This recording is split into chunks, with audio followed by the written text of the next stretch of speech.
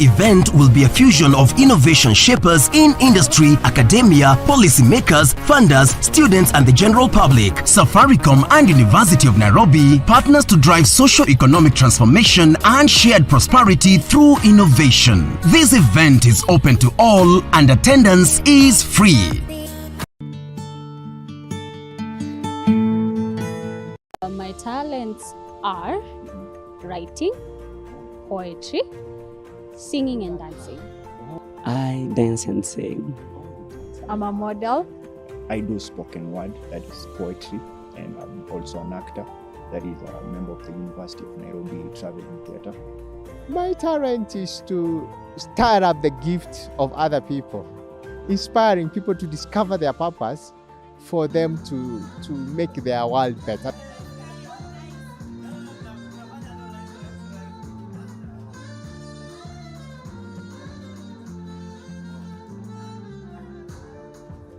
Having talent is good. However, it's not enough. For talent to be useful, it has to be developed. Talent development is a deliberate, systemic process or program by which a student's potential is supported. In the flagship Vision 2030 project, Kenya has identified talent development as a key enabler of an industrializing economy. The goal of talent development is to translate potential into actual performance so that one is able to achieve personal excellence. It's not just good to discover your talents, we have to move the next stage to develop the talents. And after we develop your talents, you have to go out there into the market, demonstrate and commercialize your talents. Most people who are talented believe that, yeah, I can sing, yeah, I can dance, but then the physical aspect of it, the mental aspect of it, that is what we want to build. We want to build resilience in them. We want to build their strength. We want to build their endurance so that they are able to face this world. I believe in leaving no one behind. We are of lots of strengths. We are different. There's somebody who is not used to working out in the morning, and the thing is leaving no one behind. So how we'll be doing it, we'll be making sure everyone participates.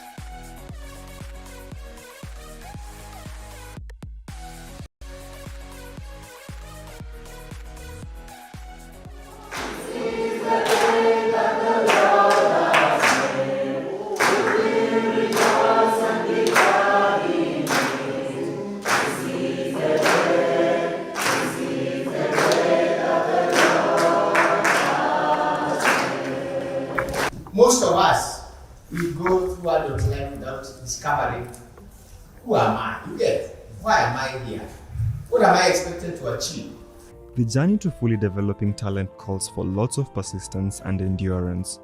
Failure to do this most often leads to undesirable situations. Be persistent. Kazi imetokea, naweza pata hii ya kesho. Kesho ninakuja, can I do this? Art or creating any piece of art is not easy. Sindio?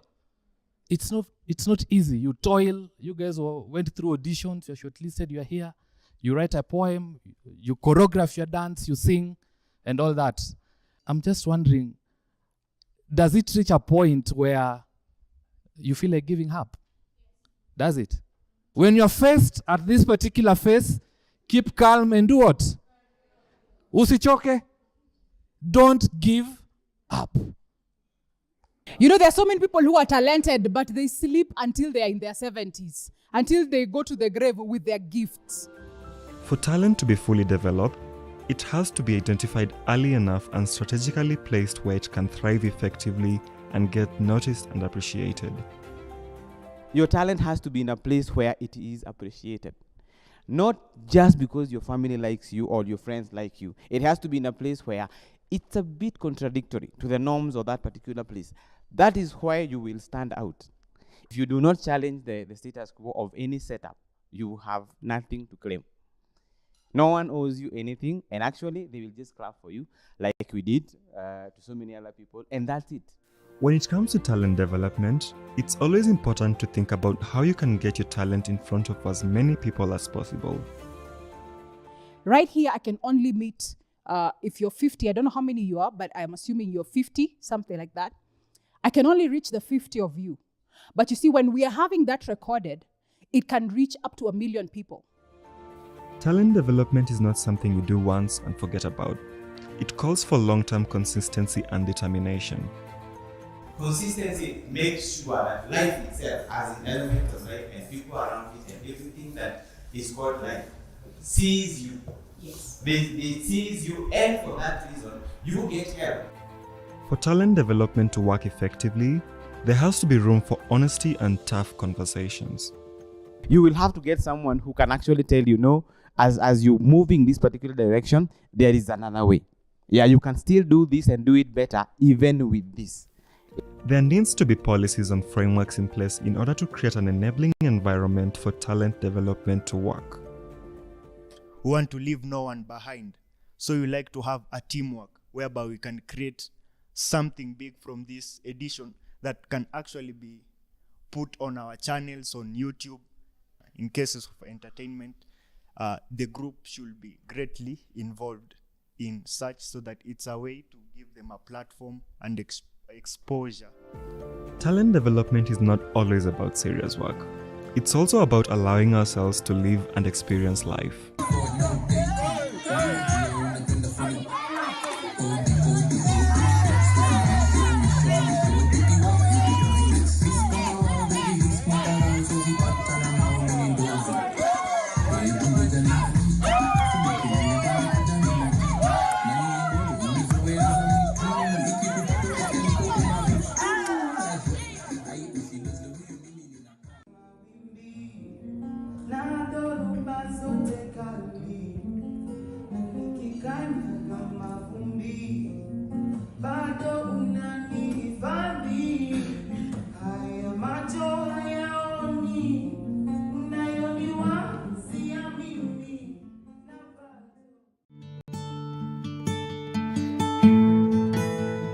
Because of the many prevailing challenges that are affecting the students, when you are idle out of the classroom, you tend up to either to focus on your mind, on the phone, chatting and all that, which may not be productive for your well-being. And therefore, we have introduced the work study program, where students, when you are not in classroom, you are working either in a hostel, in a mortuary, in a garden, in a classroom, or administrative assistant, and that way it keeps you engaged throughout the time in a more productive way.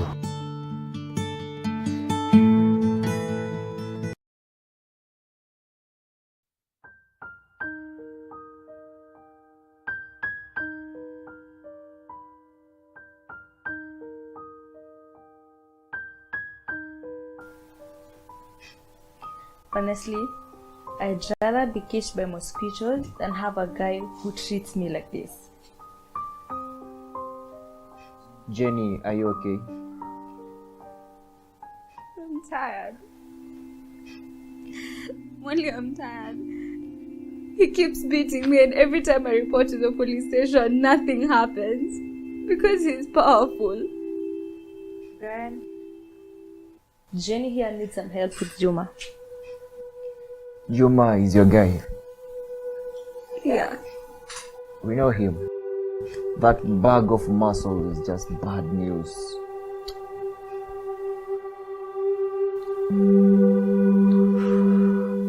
Jenny is bleeding. We need to take her to the clinic.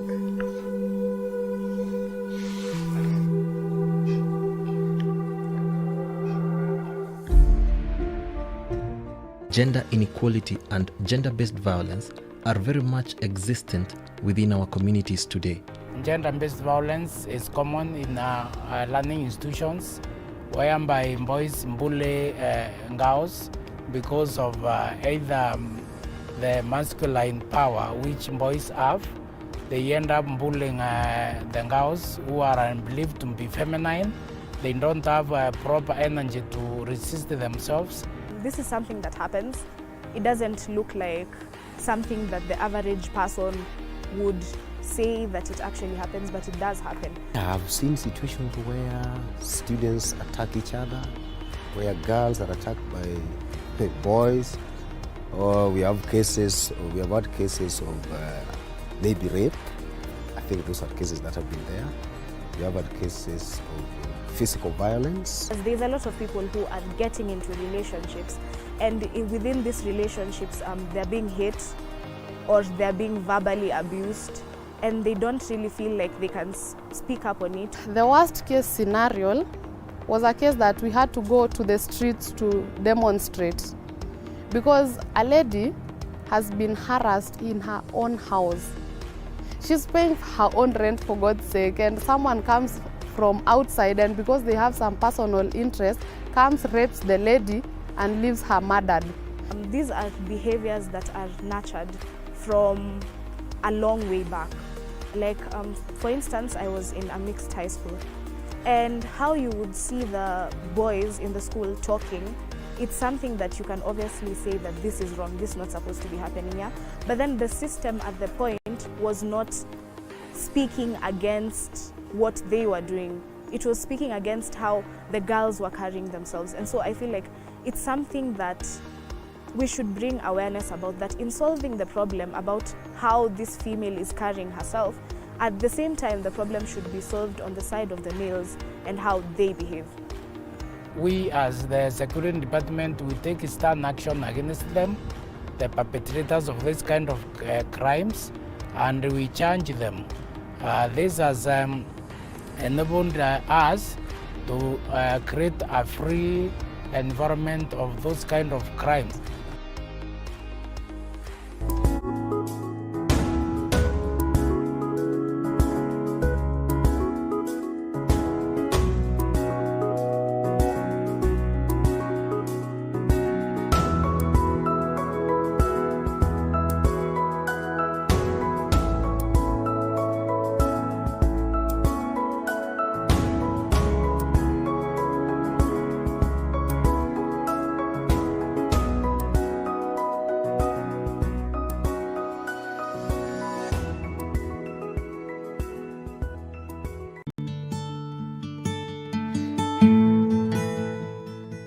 When students stay together, they share ideas.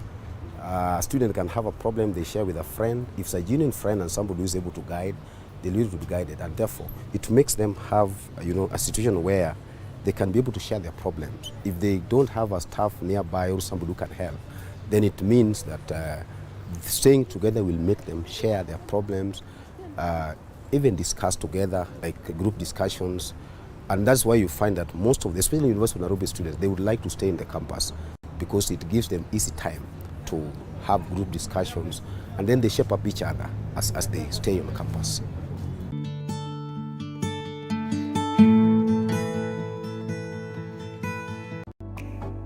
My name is Eunice Mudhoni Kumunga. I've been taking a PhD in environmental governance and management with the Institute of Wangari Maathai in the Department of Earth and Climate Sciences. My area of study was on wetland governance, and my topic was effects of governance on management of water resources. My journey throughout the study has been fine. I was awarded some supervisors who are very cooperative. I attribute my success and my first completion of my PhD to the assistance that they have accorded me, and also to my institute in general. Having studied in the University of Nairobi from undergraduate to master's level, and now I have accomplished the PhD level, I can assure everybody that the University of Nairobi is a world-class university committed to scholarly excellence.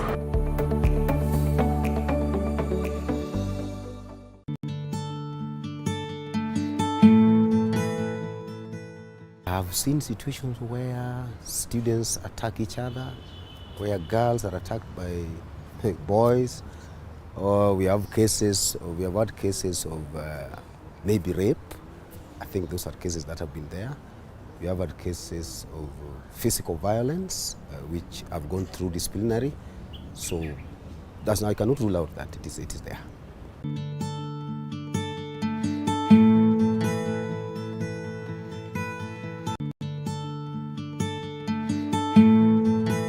We have strategies to ensure that in a more established universities, or what we call Ivy League universities in America or also in UK, there is something called graduate profile.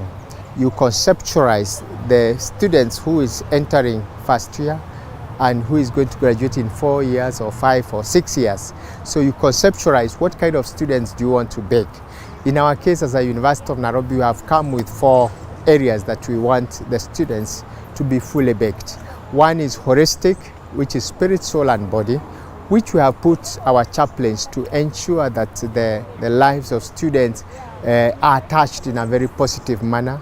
And through what we call the Christian Union, Catholic Actions, or Muslim associations.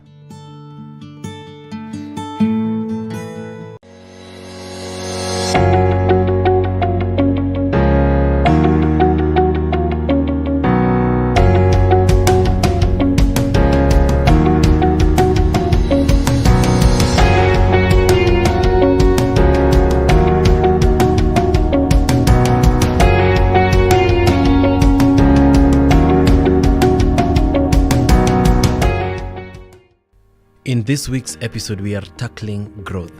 First, we look at personal growth. This refers to various techniques for improving one's habits, behaviors, actions, and reactions. Personal growth is a process. It can't be achieved overnight and can take weeks, months, or even years to fully develop. However, it's important to remember where you want to be and to stay driven and focused. Here are a few steps you can follow to help you stay on track with this goal. Understand your strengths and weaknesses. Define your goals and prioritize them. Create a personal growth plan. Implement your personal growth plan to gain new skills and knowledge. Seek support and encourage others in their own journeys.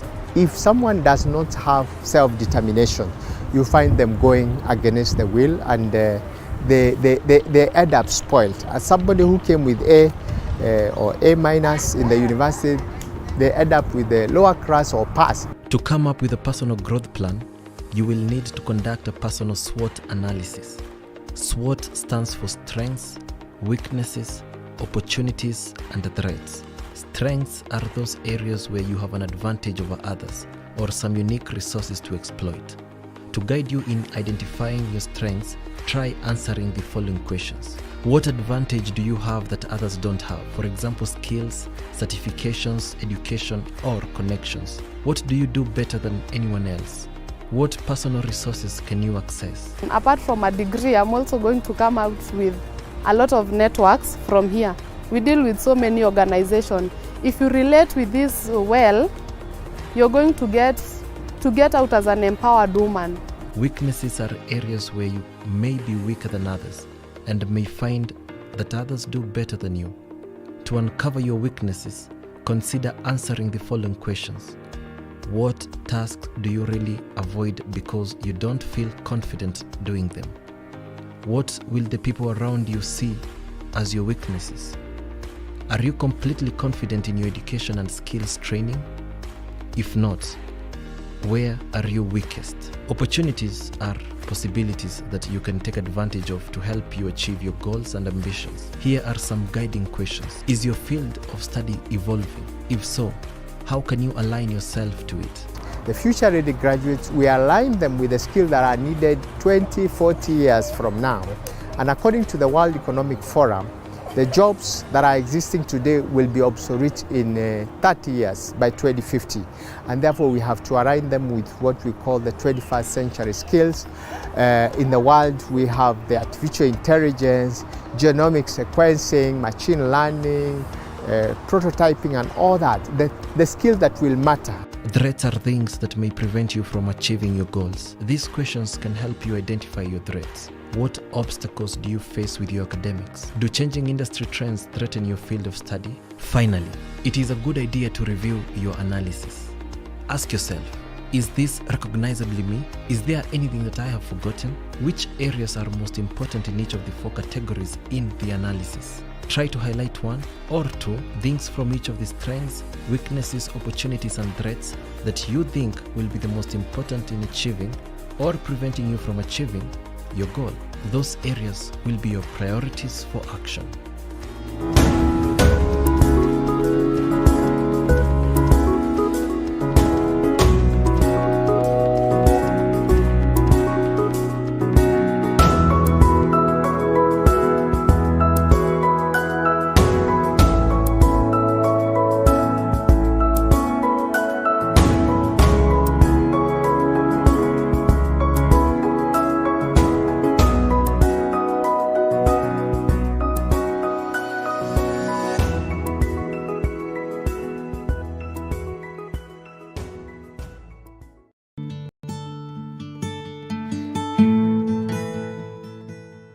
staying together makes them, meet different people from different areas of this country. In fact, this is part of the nation building, where we join together students from different perspectives, different ethnic backgrounds. They join together, they bond together, they grow up as Kenyans.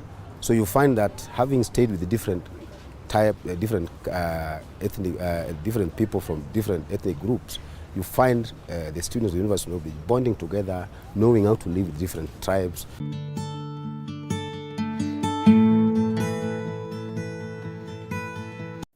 Innovations around curricular review, curricular delivery, and even the mode. So we are also innovating around mode of delivery so that we are on the cutting edge. Thank you, Professor.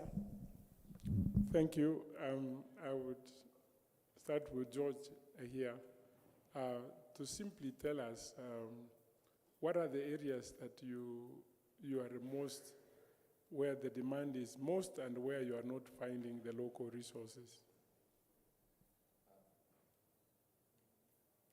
Thank you, Professor. So I think essentially, if we look at it, the IT team in Safaricom over the last 2 years has grown by 500 people. And that's in recognition that although we were a telco with a fintech, we want to be a technology company. And which are the skill sets? We're talking about data science, machine learning, software engineering at the core. I was talking to the father of a recent good KCSE student, and I said, no matter which program your son takes, you need to know how to code. And I know now we're talking about low code, but I think still coding is essential. So I think if we look at that, I think what's most important for us as a leader in the industry is to be part of the conversations, not at that point of hiring, but to come in earlier. And I like what Madam has said, that we need to be part of the curriculum conversation, because as you well know, Professor, sometimes we advertise for jobs, and our Chief Human Resource Officer, Paul, will tell you we struggle, and we advertise and advertise and advertise again. But on the other hand, you're seeing very high unemployment in Kenya. And it's a paradox. How can we have high unemployment, lots of graduates, and Safaricom is not getting talent? So I think being part of conversations like this, because I think in conversations is where problems are solved, new ideas are exchanged, but also we find a bridge between what we're looking for and what's being produced. So we want to do three things. I think one is to see those specific areas. How do we influence at a curriculum level? Two, how do we participate in such, be it hackathons? Recording in progress. Thank you. Career talks and such engagements, but also how do we provide opportunities through internships? And the projects that students are looking at, the case studies, can they tell us, hey, give us an environment with your 40 million customers, anonymized, and let the data science students come up with insights around it that help us in terms of how we serve our customers and also the products we design. So there is indeed a challenge, Professor, but I believe these conversations are the ones that are going to help us reduce that gap. Angela, be as honest as you can. Are our students industry ready? And what are the frustrations you go through when you recruit them? Okay, thank you, Professor. And yes, I'm always honest. Let me just say that what we try to look for, there is a reduction in the gap between your academic knowledge and the benefits experience brings with it. So what we have experienced over the years, for me, for instance, I was in the marketing fraternity for a very long time, then I've now switched to digital financial services. Like Peter said earlier, there is no escaping technology. You must not only have an interest, but you may need to get some level of training so you can get comfortable in that space, because it impacts everyone across every single industry. Now, I'm not expecting, of course, that someone fresh out of the university is going to have all the knowledge and expertise we require, but all we want is the right attitude and the right willingness level of, we say we hire for attitude, not aptitude, because it is critical that someone has the right attitude to learn And there is no end to learning, professors, you can attest.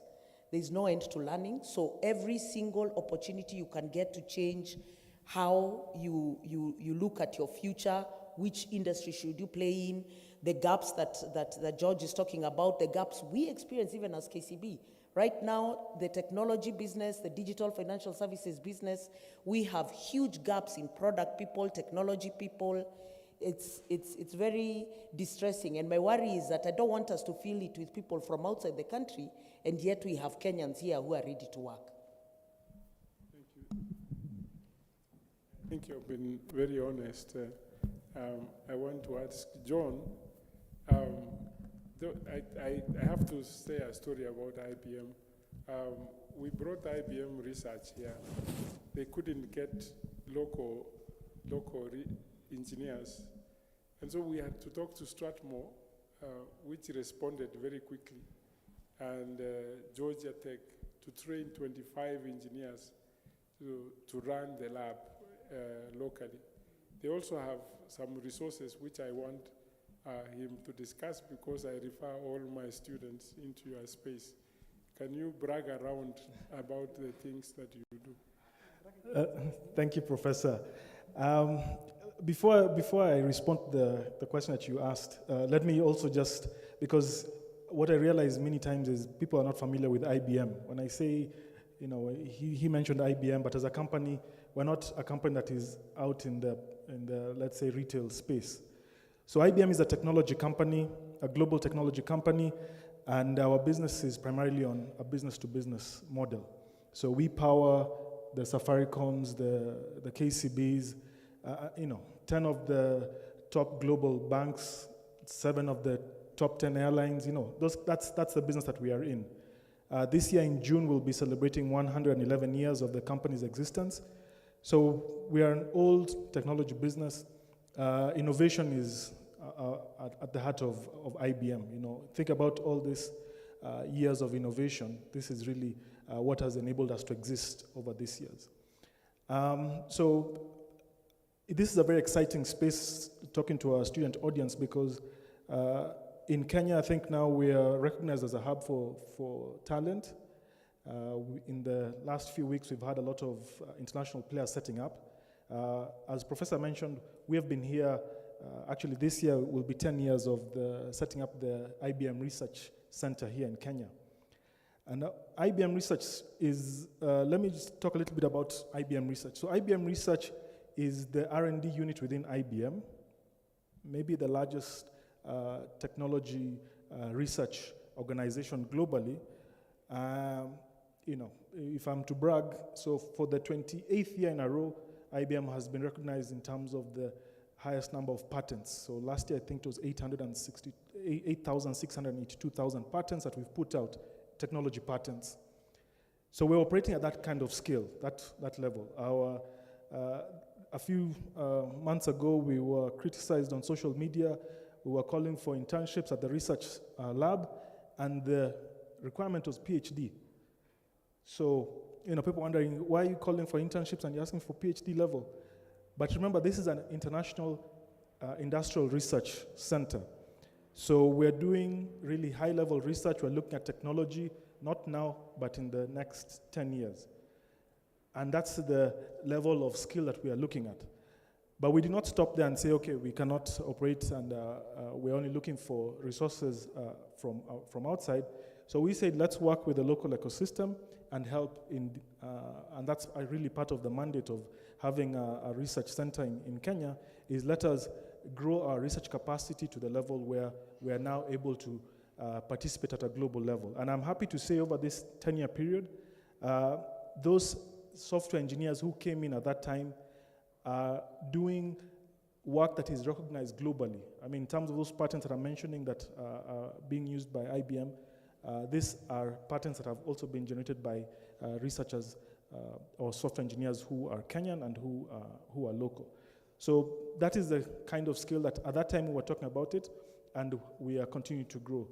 My responsibility in IBM is to work with the educational ecosystem. So, and the reason why we do this is because we believe in working with the partners to really grow that capacity. So, many times people talk about the the distinction between academia and industry, but we say, okay, let's work to bridge that gap. What do we do as IBM? We then make available all this technology that we produce and sell to all these big commercial clients and give them to the students. So all the students at University of Nairobi and any other university for that matter, we give you all this technology at no charge for you to use for your innovation and your research and skills development. And the reason why we do this, I mean, from a commercial perspective, yes, you can say from a selfish perspective, we would like to grow the pipeline that will come to work in IBM research or in the IBM business, right? But more than that, we would also like the students who graduate to go and work for our customers, the Safaricoms and KCBs and so on. And more importantly, we also want the faculty to be using the latest technologies when they are carrying out their work of research and innovation to also make use of that and to contribute.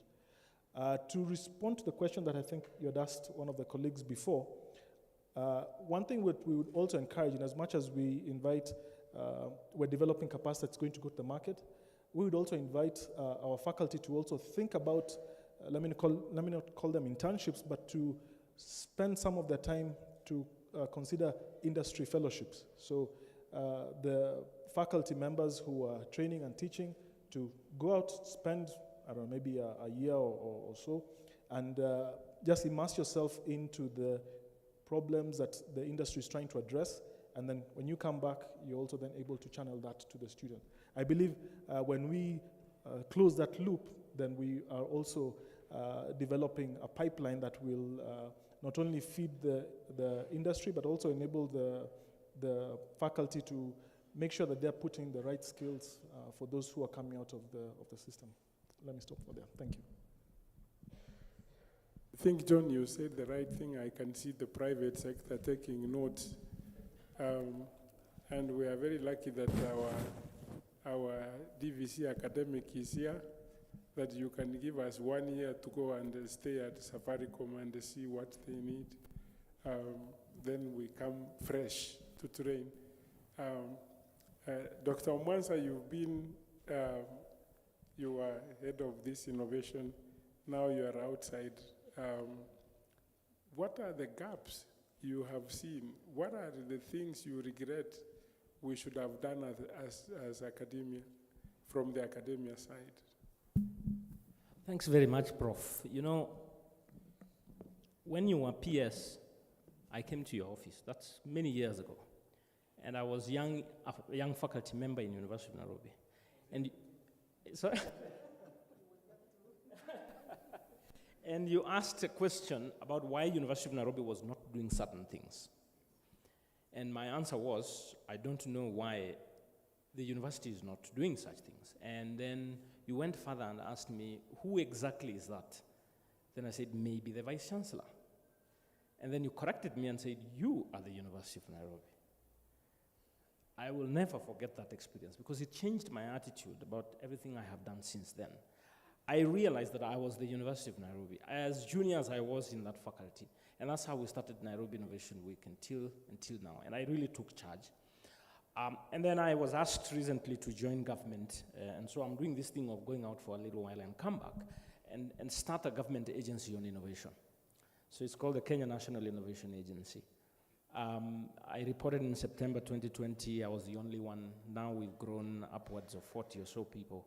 And we've prioritized 2 issues. One, strengthening the commercialization infrastructure of our institutions. I've gone to Cambridge, Calro, Isipe, universities. I've gone all over the place. There will be files and files of prototypes, but hardly a market that really impacts people. That's one issue.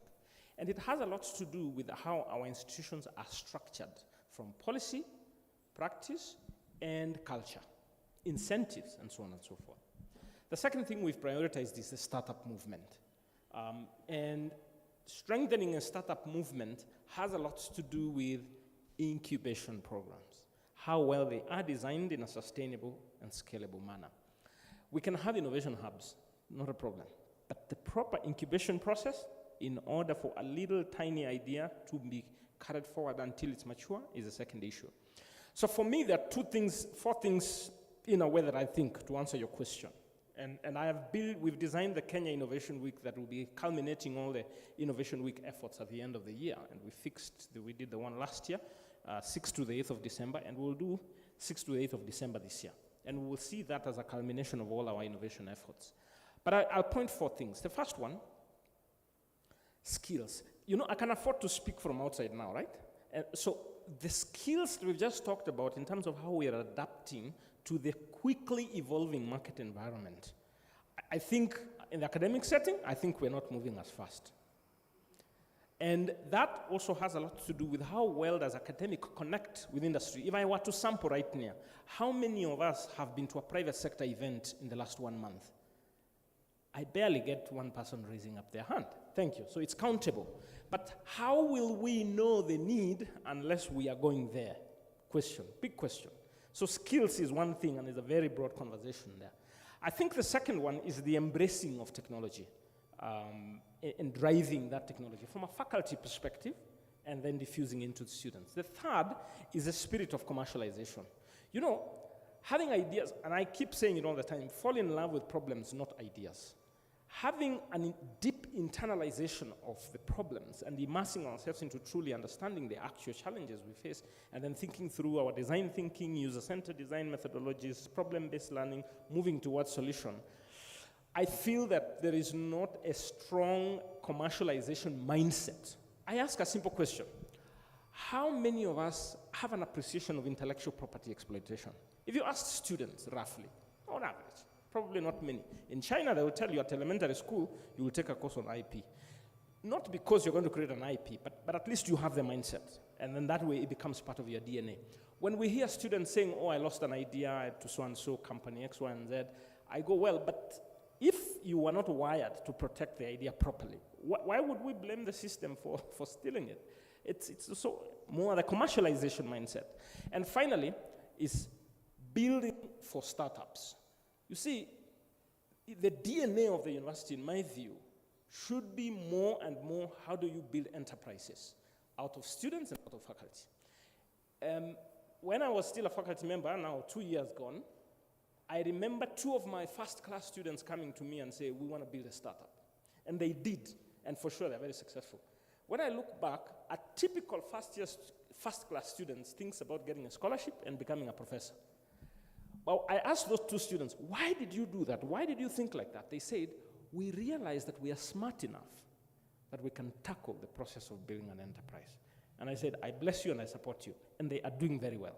So the DNA of the university needs to be strengthened more and more into build for enterprises. Just wire yourself to do that, and let's get the support you can.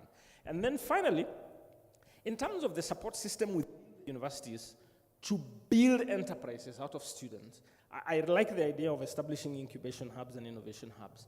And Prof, before you leave your office as DVC, make sure you have a strong incubation hub and a technology transfer program.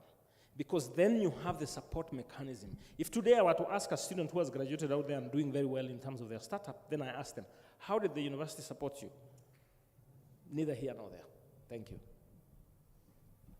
Thank you for being very honest. While they're thinking, the president of students is here. If you can't attend here to know what the industry wants, I can't see students. What can we do to get them interested?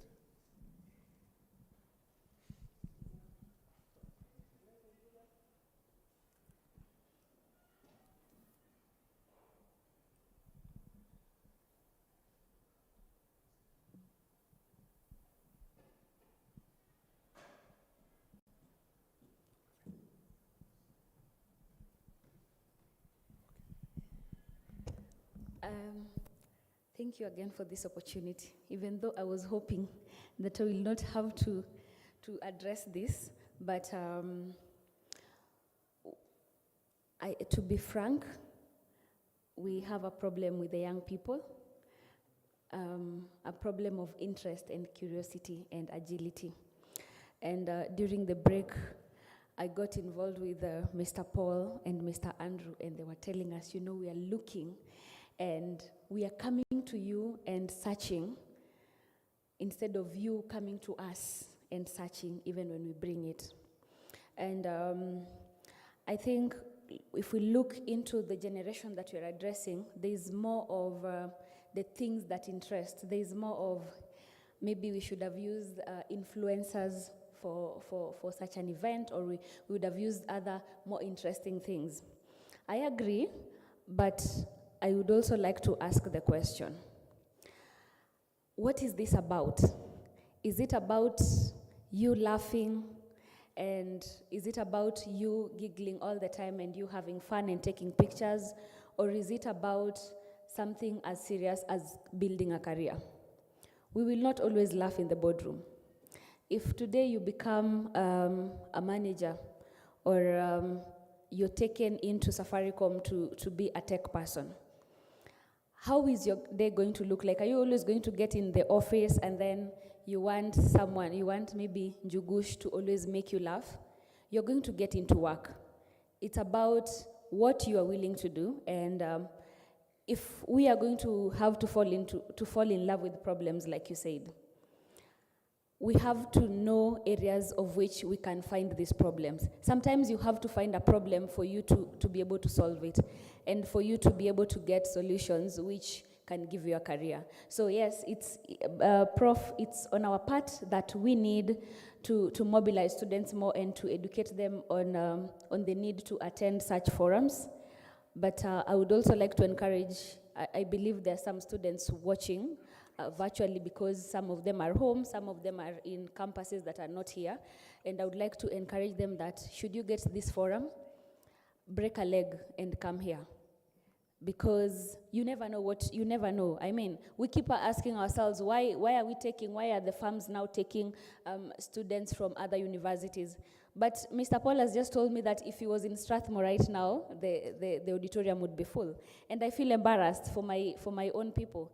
But this is not to discourage anyone. As the University of Nairobi Council, for the next 1 year, we are committed to creating agility, and we are committed to making students come back and to encourage them that these things actually do work.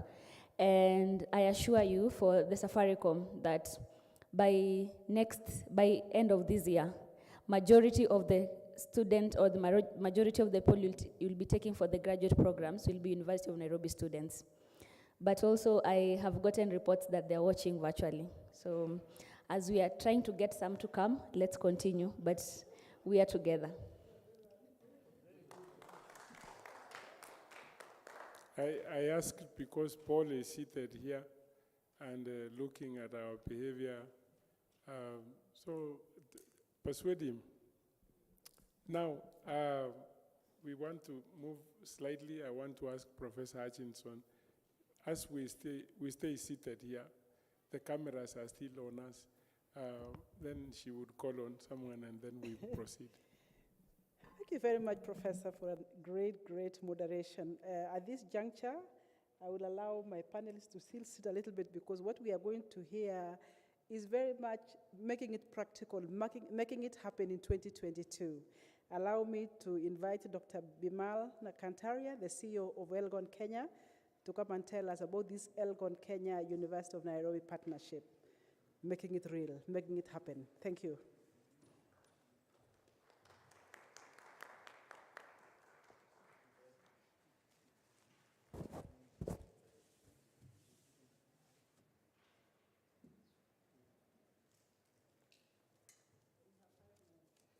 Five minutes.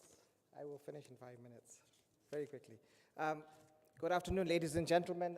Good afternoon to our peers from youth, various panelists, and chair of the session. My name is Bimal Kantaria, as Professor Hutchinson said. I'm the managing director of a company called Elgon Kenya Limited.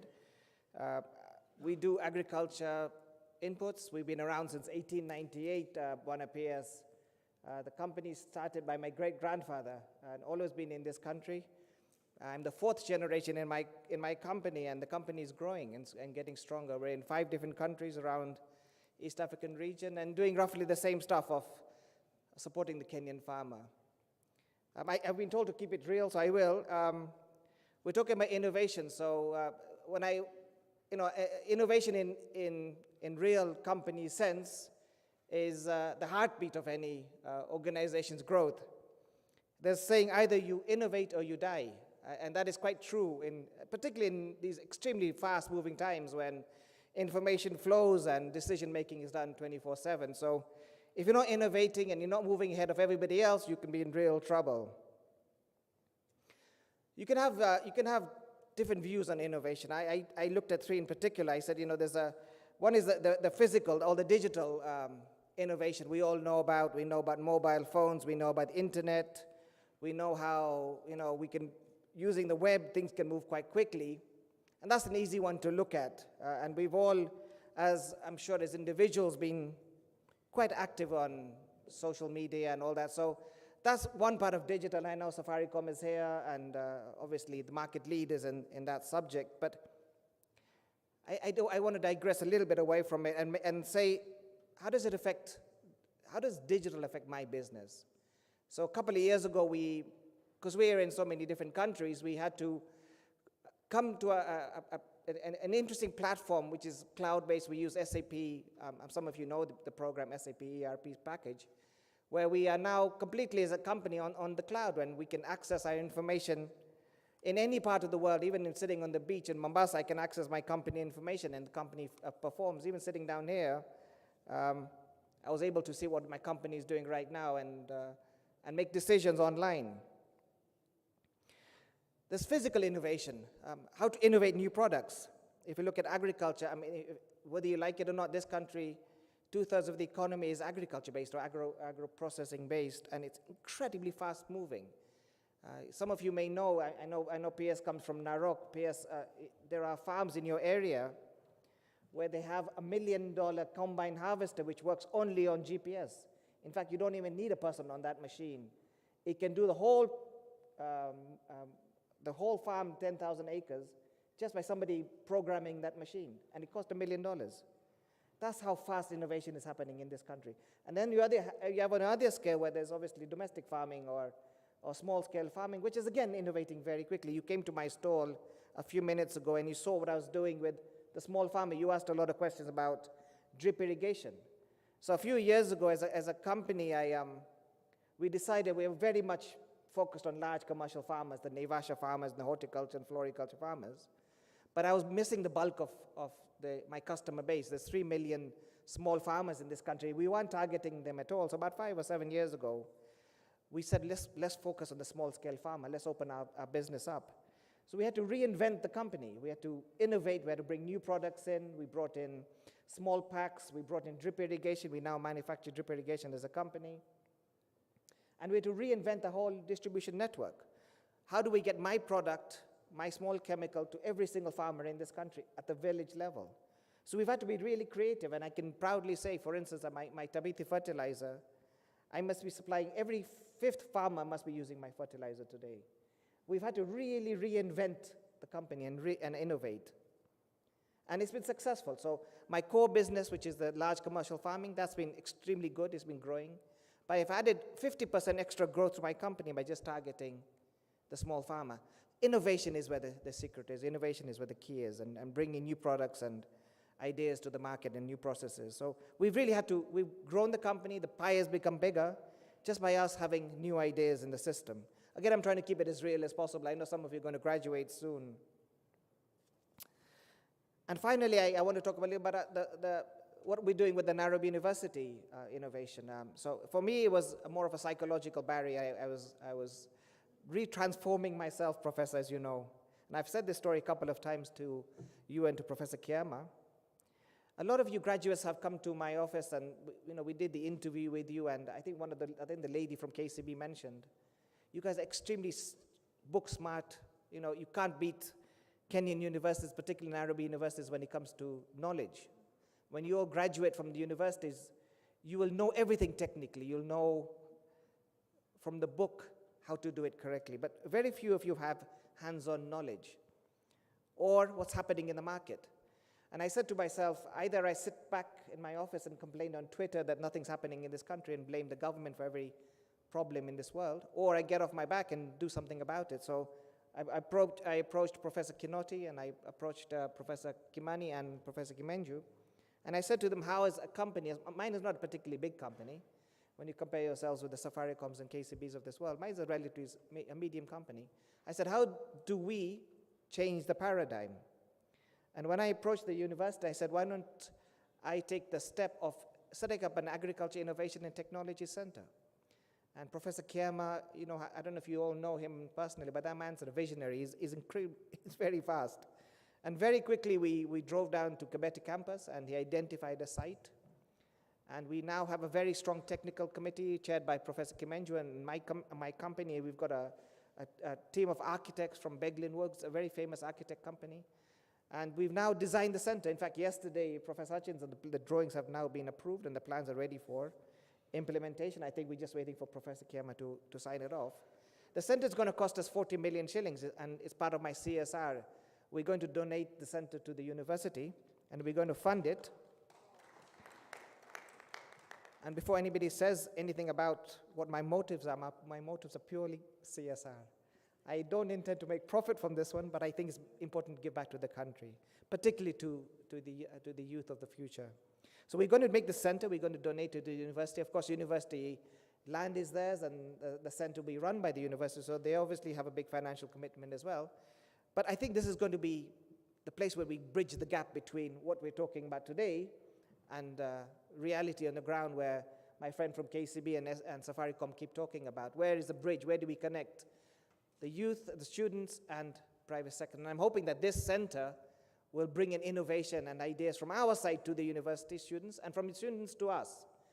You know, I keep hearing lots of stuff today as well in the morning when I was having coffee with some of you professors.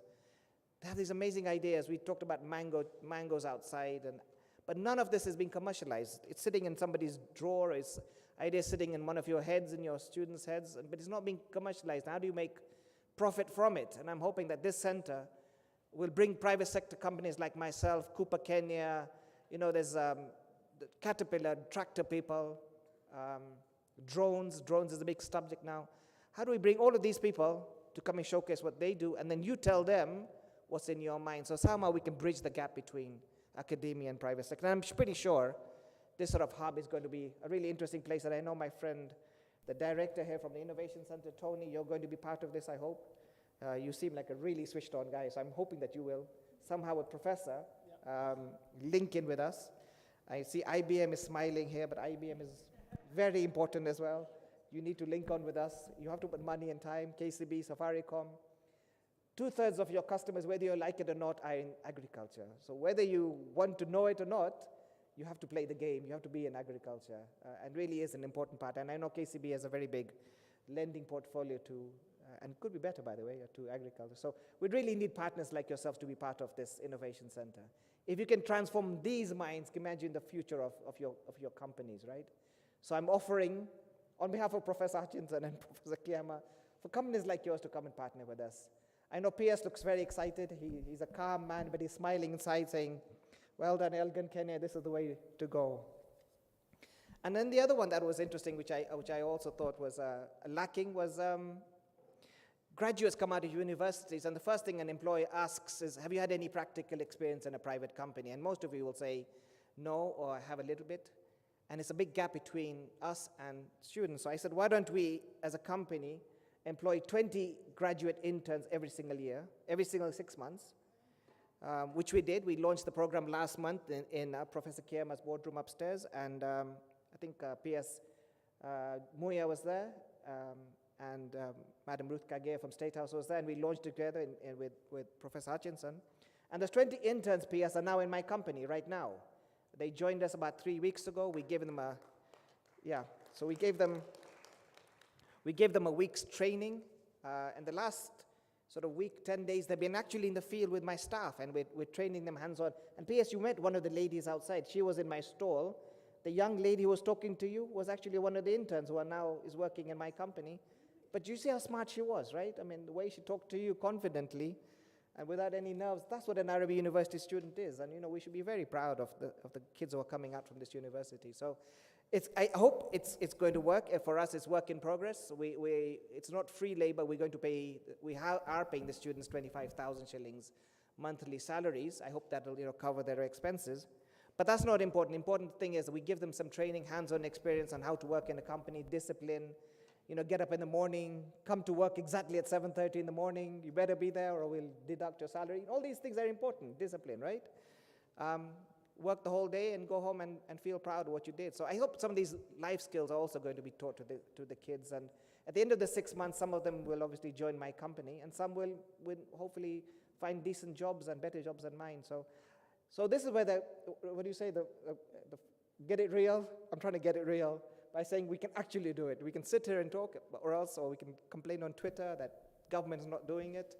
But I think companies like mine, KCB, Safaricom, IBMs of this world, you're all doing it, I know, and I think we can all do it together. So thank you very much indeed for inviting me. I really wish you much success in this Innovation Week, and good luck to all of you. Thank you very much. Thank you very much. Ebu, come and sit here with us, please. Thank you.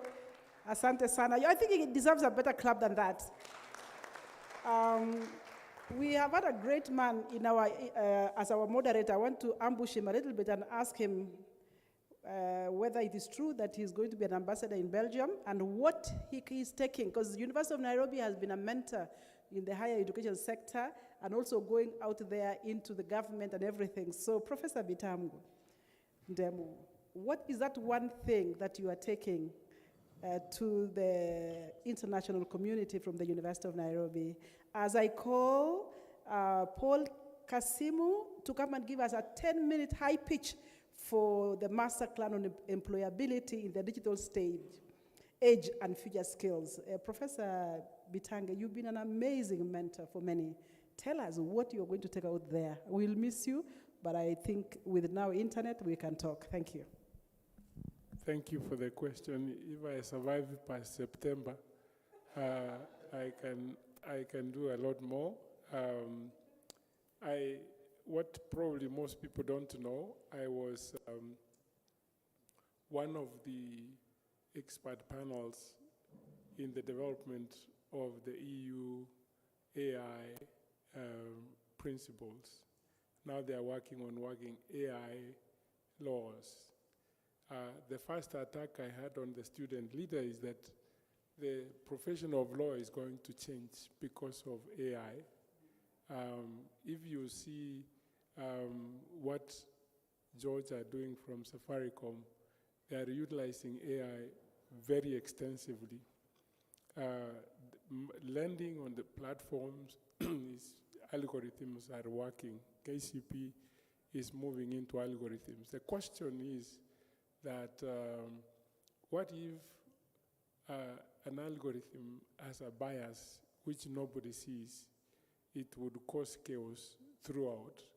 So the moment this was announced here, some of the people who are congratulating me are the people we worked with in EU. And this is, you are welcome so that we can work as a team to help Africa begin to understand the impact of these emerging technologies. So because usually when you talk to former ambassadors and ask them, what is your role? What do you do as an ambassador? There is one sentence they say, you just learn on how to lie about your country. So I am not going to follow that myself. I'm going to pick one area that would assist both the university and the country. Thank you. Thank you very much, Professor. So on behalf of this great team, I want to thank our moderator, Professor Bitange Ndemu. I want to thank George from Safaricom.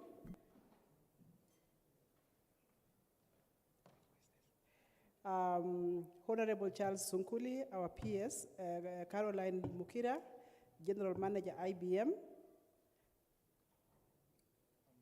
representing her, Tony Omwanza, our own CEO, who will make one statement. But I think from what I hear, my heartbeat tells me that we need to declare, you know, in the university they say publish or perish, but we are saying innovate or perish. As a University Dawn, as a student, as a Kenyan, innovate or perish. That was what I was hearing, that this is very urgent, this is the time, this is the place. So I'll allow Tony to make one statement, and then after that my panel can go down, and then we'll have just a 5-minute, 10-minute conversation from Paul Casimo as we catch up on our time. I think we are doing very well. So you will wait a little bit so that Tony can say a statement, and then you will come. Thank you very much. Do you have a mic, or I give you this one? I could use this one. Sorry to really disrupt a little bit, but you know, I spent a little bit of time in university, so I understand the university dynamics and challenges. And then I've spent a little bit of time in government, and while in university, I did a little bit of private sector kind of work. When I try to project 10 years down the road, and by virtue of the role that I serve, the mission statement of Kenya National Innovation Agency is to develop and manage a national dynamic innovation system that facilitates taking ideas to market. I sleep over that mission statement.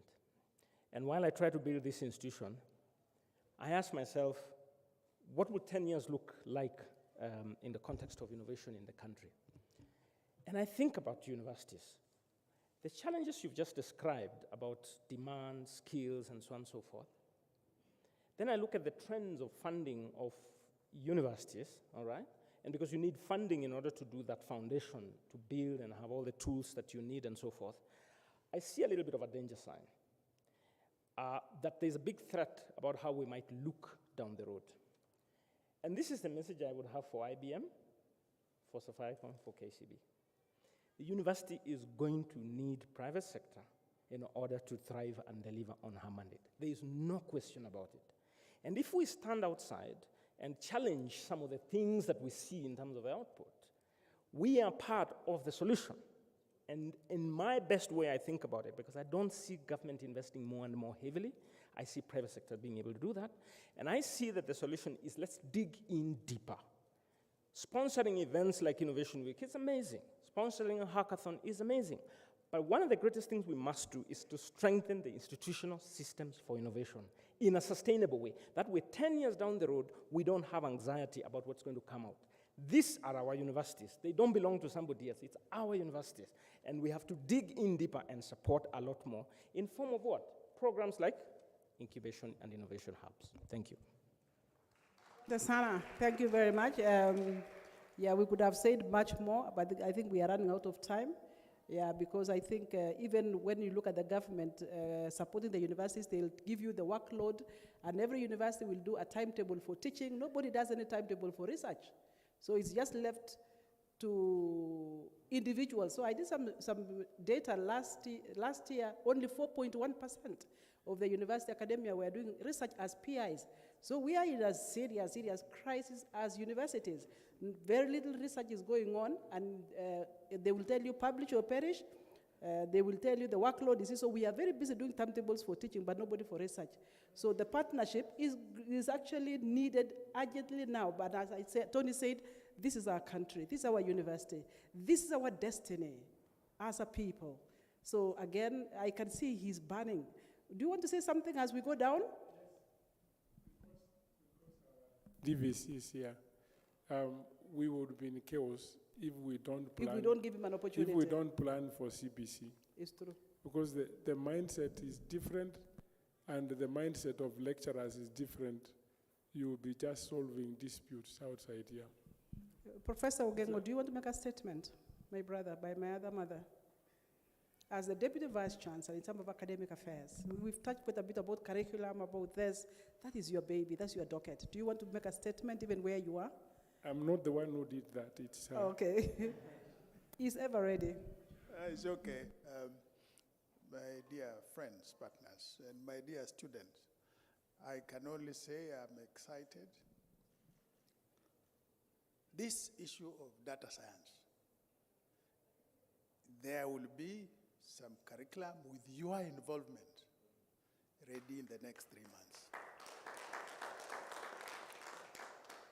And I would be calling upon you and requesting you at the same time to consider sponsoring some form of summer school on this matter, so that students can take some modular courses over 3 months or so, those who are interested, and they come out, we begin to prepare for it.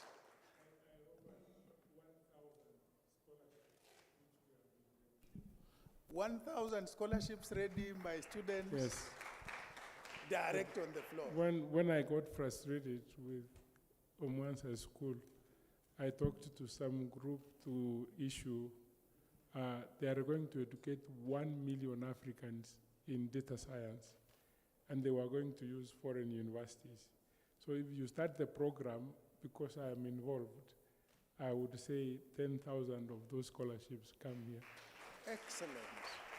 And with regard to your last comment, Professor Ndemo, CBC, I am leading a small team that commences the preparations for that CBC when he's with us in 2029. We will be ready. We have started the preparations. Thank you very much. Prof, as you, I mean, it's quite scaring to say that research take a back seat in the university.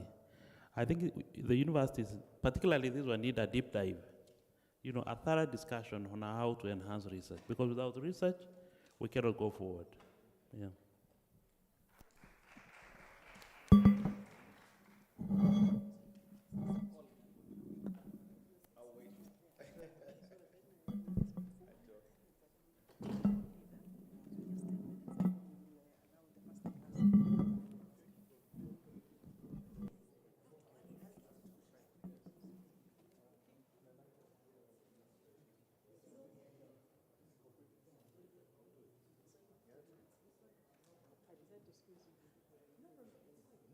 That's where we're in. All that time. Yes,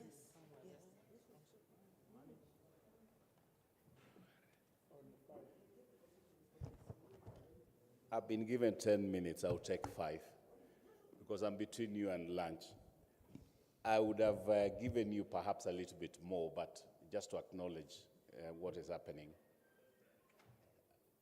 I remember several decades ago, I came here for my induction when I was joining University of Nairobi, and I was doing economics, sociology, and then obviously thereafter I left and joined actually several industries. But I was asked today to just give you a snippet on employability and future skills.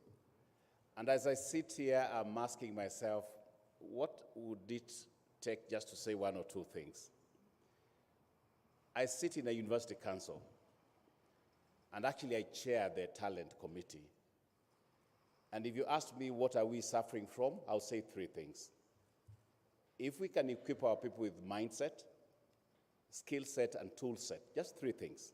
Mindset, skill set, and tool set. For those of you who are listening, and I'm told there are many listening, Melvin, that is really very diplomatic. You should join Professor in his diplomacy. One of the things that I normally remind my team, and as Peter said, first we have said we want to be a purpose-led technology company. 6,000 employees. George spoke to, so I've been there for 5 years. In the last 18 months, I've recruited over 500 graduates, technology graduates. I'll tell you, the last 2 weeks, I got the first cut of 30 discovered trainees. I'll not say how many came from University of Nairobi. But one thing is very consistent: mindset, skill set, tool sets. And the question I have for you, University First, is how much of that is being influenced at the moment? Professor Kiama spoke to 3 things: knowledge, skills, and research. And that's absolutely perfect. But one of the things, and I chaired the Institute of HR Management for like 10 years and got the act in place. And the one thing that I've seen consistently is the disconnect that exists. I think there's more talk now.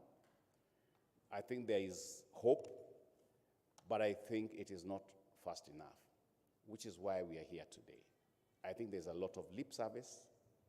I see a lot of officialdom. In the morning, this hall was full.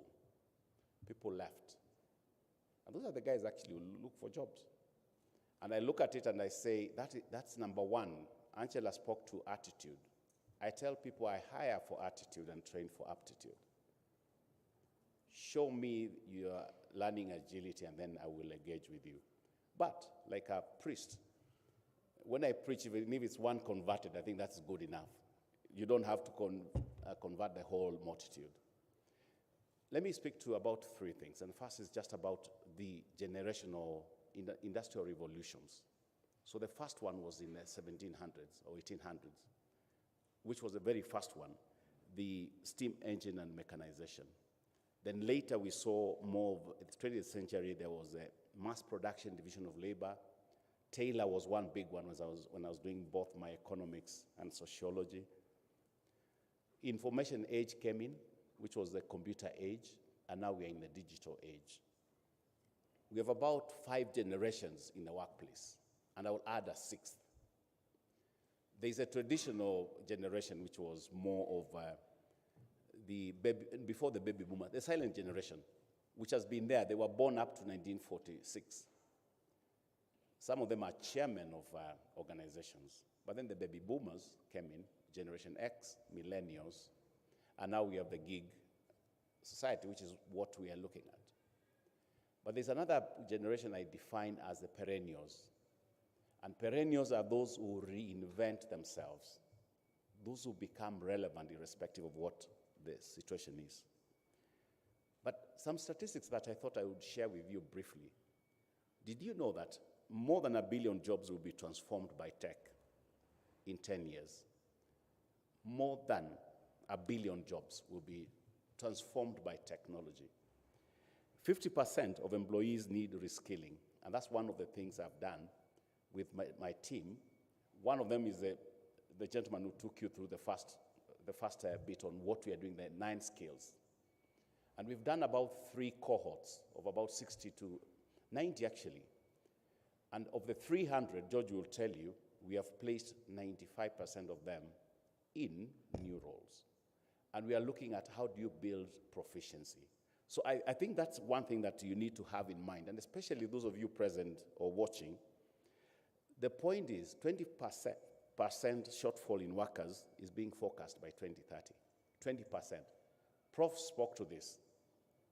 We have an unemployment in a situation where we can't fill some jobs. Chinua Achebe wrote and said, water, water everywhere, and not a drop to take. That's how I describe the current skills bit. I think the bit about the recruitment challenges, we are finding 75% of all organizations say they can't get the right people. Yet, when I go to the village, I'll meet a beeline of people saying, my son, my daughter. I think we got it wrong in a certain period, and I don't want to say when the rain started beating us. When we killed the mid-level kind of skill development technology institutes, the TVETs, I think that's a welcome piece. When you hear Elgon speaking, Mr. Kandari, I say, you don't need knowledge, you need skills in your bit. And I think that's where we lost most of it. But I'm not here to judge the system. And by the way, when you drive, you don't look back, you look forward. So it's to say, your day starts when you wake up. We've woken up, let's see whether we can deliver something in our time. And that's how the future will judge us very harshly. I think I'll speak to 2 things and then I'll sit down. What we are looking for at the moment, if you asked me, is how we can then, and I like this, in my strategy, so we've said Safaricom in the next 3 years, we want to be a purpose-led technology company. 2 things. Purpose, because we believe purpose and people before profit is our mantra, it's our DNA. And we would want to then say, how do we then look for like-minded organizations? It doesn't have to be a big organization. Prof is in the board, and we were talking about skills. I think there was a talk around, if you look at the hubs that are being set up here, we have about 3 coming in. And one of the players, and I will not say who, set up opposite my people. So it was very hard for my people not to see a brand coming in. So now, if I'm going to go into talent war, I know the war for talent was won by talent, not organizations. Talent will go. And it's not a prize war. So what we've now said is that we want to train for the industry as Safaricom, as part of our purpose. And I've put in my contract this year, I would want to have 1,000 Kenyans fully equipped to compete in the industry, which is fintech. So we will be now, and Peter did talk about that. And I don't want to preempt this, but later this month we would want to launch that and look for organizations that can provide support. And we want to do it in about 4 stages. One is partner in curriculum. I think that has been said. Professor Hutchinson said that quite heavily. 2 is about what you talked about, the internships. Actually, before internship is mentorship. I'm more than happy to provide that. Then we go to mentorships. Then we go to internships. And then hackathons, because part of what George was speaking and Andrew here is we want to provide the Innovation Week, everything we have to grow the skills beyond knowledge. And if we can partner, so we will be reaching out to all of you, including corporate, and see how we can make this a reality. You don't have to be a software engineer to do some of these things, is my bit. Let me come to the end of it, and I will say, you saw earlier on the skills that are emerging. Industry ready will mean AI and machine learning is a big thing. We are seeing more of that, rightly so, because the new resource that we have, Prof will tell us, is information. So data, you mine it, and we'll share with you later in the week. We'll share how data can start even going beyond prescriptive, descriptive, diagnostic, to more predictive and prescriptive, and obviously AI as an analytics. Internet of Things, big data and analytics, data scientists, I can't get enough. We are looking for that, and we are saying, why can't we partner? So when I hear Kenya Institute of Innovation speaking, I say, let's go for it.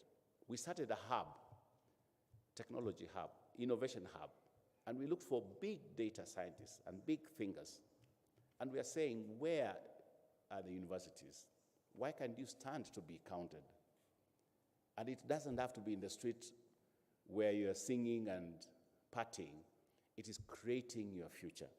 I think we're seeing cybersecurity as a big thing, cloud computing, but fintech is where we want to even look for people who can help us grow the future. Robotics and process automation. So there are big things. We'll come back and we'll engage with you. I think the big thing that I'm finding lacking, knowledge is there, but when you look at the craft levels, the skill levels, certification levels, when we call upon you to help us is beyond associate, practitioner to more professional and experts. We'll be talking to you more. But in the meantime, I will say, and I will remind you, especially the youth in the hall, mindset, skill set, tool set will differentiate you from the rest. Thank you for your attention. Just come here. There is something else for you. So let's appreciate him further. Thank you very much. I would like the technical team to give us mic here. There will be a Q&A session, and I've asked Andrew to come and take us through that Q&A briefly, and then we can go for lunch, just briefly, so that our students can actually understand when he talks about the skill set, when you talk about the mindset, the attitudes. You need to break that down to us, because we are actually packaging the youth for the industry. Thank you. Andrew, take it up, 1 or 2 questions, and then we can finish. Thank you. Thank you, Prof. So we are going to the Q&A section, and I'll just reiterate. I'd like to reiterate some of the things Paul has spoken about, especially the Industrial Revolution. When you think about, we've come from 1, 2, 3, 4. Now we are talking about 5, but I think we'll be short of numbers. So we are talking about Industry X now. Industry X just means now we are back to humanity. How does technology come and integrate seamlessly with humanity? So you might have heard something called the metaverse, which is simply, and if you're thinking about future careers, it's how you seamlessly integrate your physical and also the digital world. So at this point, I know we've had many sessions from morning until now, and we've had Paul. So we are going to take a few questions, either from online or from yourselves. And as you heard, Paul is the chief person to look for if you want to get employment at Safaricom. So please feel free to engage, and maybe I can put your chairperson on the spot. You can actually start. Please encourage your students to ask the questions. I just want you to ask one powerful question, and maybe we'll take two more from the panel. Okay, before you go, there is one question there. Yep. So tell us your name, what you're studying, perhaps what your passion is, and then ask your question. Because of proactivity, let me move close to where I can be seen. You know, you mentioned it's important to be proactive. And for agility, talk yes. As you're walking, talk. Yes. Exactly. So my name is Anduvate Jefferson. I graduated from the School of Engineering. I did a Bachelor in Science, Mechanical and Manufacturing Engineering. And I'm grateful for this opportunity to address this congregation. So my question goes to Paul. You talked about mindset, skill set, and tool set. And we've heard a lot about artificial intelligence. So we've had a lot of digital transformation.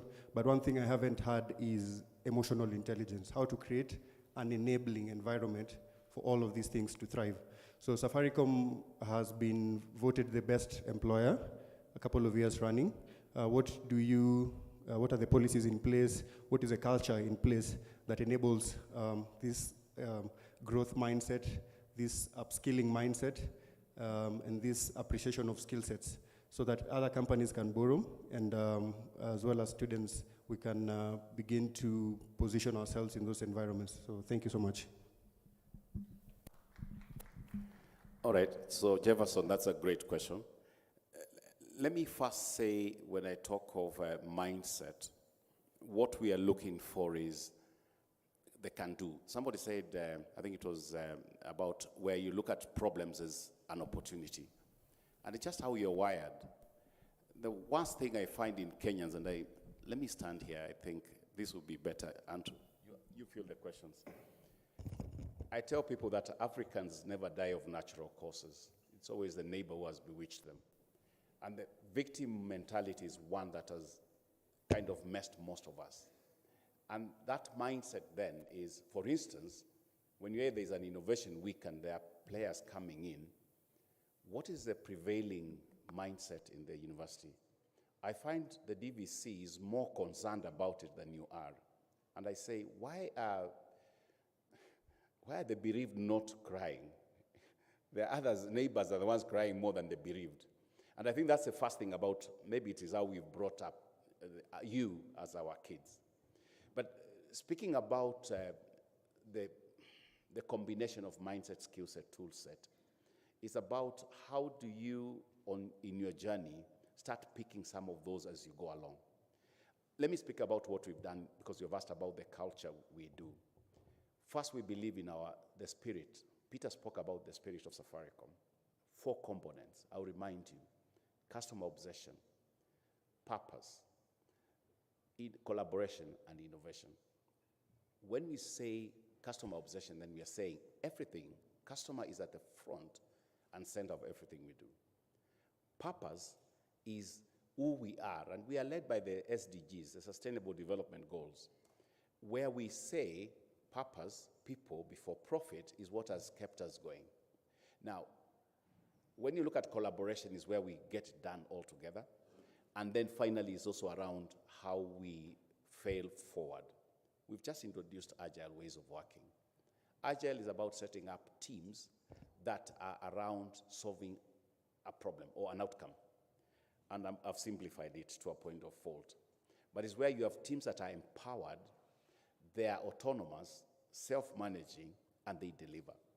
Now, that's the culture we've tried to build at Safaricom, which is why, if you asked me, I think we are setting up ourselves for future play. And you know what? Before I joined here, I had 6 years running HR at EABL. And we had about 7 markets that were there. And it was different from the 5 years I ran HR at Kenya Airways, or the many that I ran in Barclays. And what I found consistent, anybody working in any organization comes from a home. So the home is the first unit where some of us wake up, some go to the university, others go somewhere else. So the bit about mindset is a big one. And as an executive and career coach also, one of the things that I'm looking at is to say, what would it take? Let's not point fingers. The fact that you're not here, you're telling us something. So what we need to do to help you come and fit. So when you come to Safaricom, I'll tell you we hire for the DNA. And you talked about emotional intelligence, and then I'll sit down. One thing that we've now introduced is looking for potential. There are 2 ways of looking at talent, and I'll give you just 2 because I've used 2 different tool sets. One is about judgment. This is analytical rigor. Drive, where you get it from within, not externally. So your purpose should be the one driving you. And influence, how do you influence? Is it push or pull? I call it JDI. So judgment, drive, influence. But the one that has now emerged is what we are calling learning agility. And I've had learning agility used severally, but it has 5 components. The first is about mental agility. And mental agility is about curiosity. It's about what Melvin was. We were having bits, and there's a cameraman, I can't see him. And he's like, can I have a moment with you? That's curiosity. So mental curiosity is one part of learning agility. The second is results agility. And results agility is people who go over and above, deliver consistently without failing. The third is change agility. People who can survive in a VUCA world, so volatile, uncertain, complex, and ambiguous. The fourth is about people agility. People who can get along with anybody at any level. You don't have to look for my badge to engage with me. That's a problem we have. We rate people by who are you, not how do I connect with you. And that profiling is what you find most people fail miserably. Underpinning mental agility, results agility, change agility, people agility is self-awareness and self-management. That is emotional intelligence. When I give my lectures, I talk about emotional intelligence is personal competence and social competence. Personal competence is self-awareness and self-management. Social competence is knowing others and managing others. Thank you. I think you can clap for him. Maybe we'll take one more, and before... Two more. So, and... Yes, and what Paul has described, we've actually set up our booth. So after this session, please visit our booth, because that's where we're going to expound much more on what Paul has touched on. And we'd like to engage you, even including in follow-ups from here. So let's have one more. Yeah. Let's have the mic there. Where's the microphone?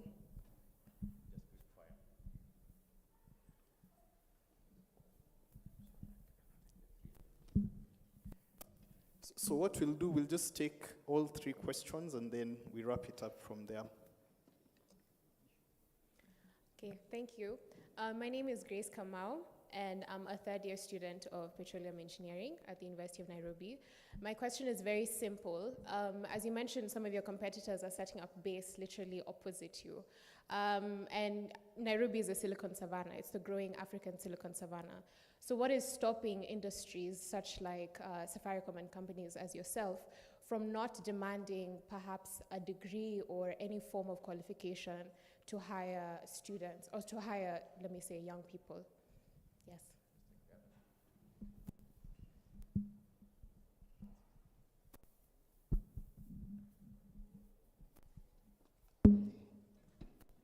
Hello everyone. My name is Teresia Karimi. I'm a geologist from Chiromo, also debate president, University of Nairobi. And my question is, how are you creating safe spaces in order to reach out to different youths out here for them to secure employment?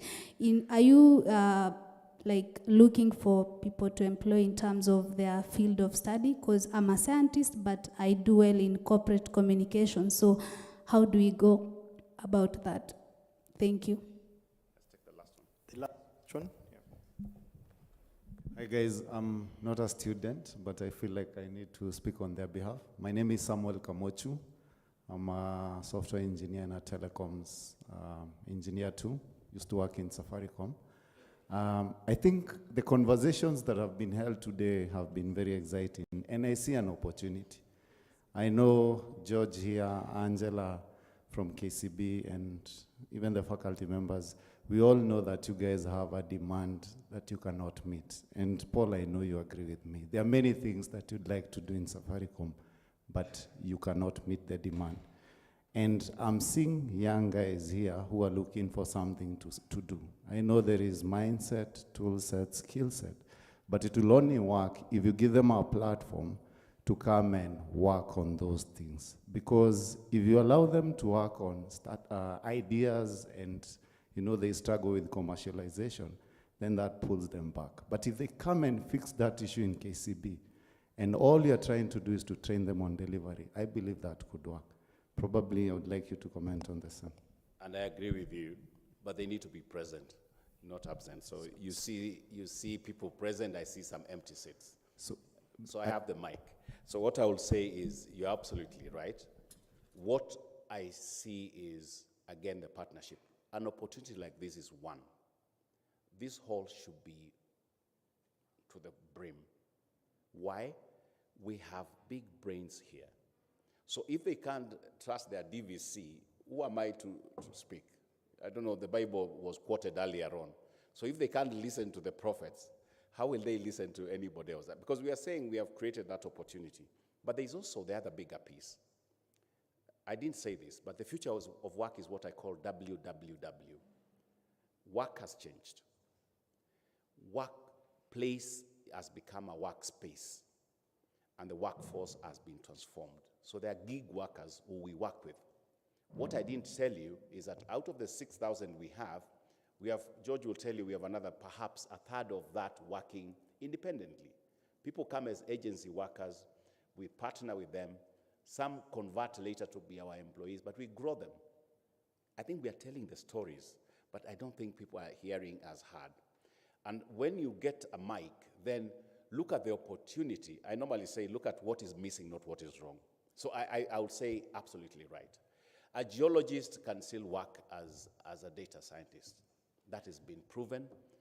I remember 30 years ago, I was managing graduate trainees at Barclays. And I got one chap who was an aeronautical engineer, master's from Cranfield.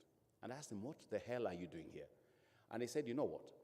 I'm passionate about banking. I want to be here. And I said, when I give people career advice, I say, follow two criteria. One, what are you passionate about?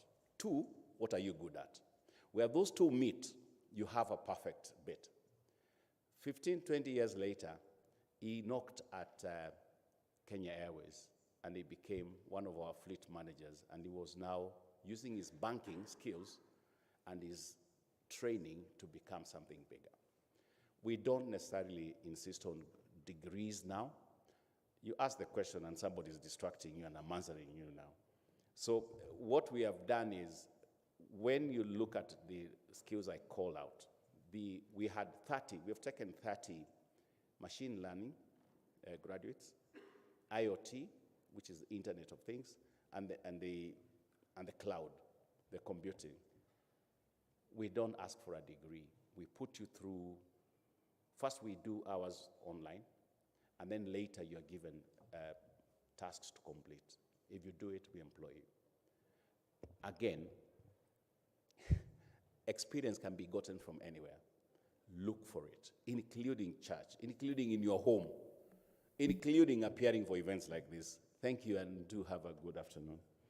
Thank you, Paul. A big hand for Paul. You can take your seat.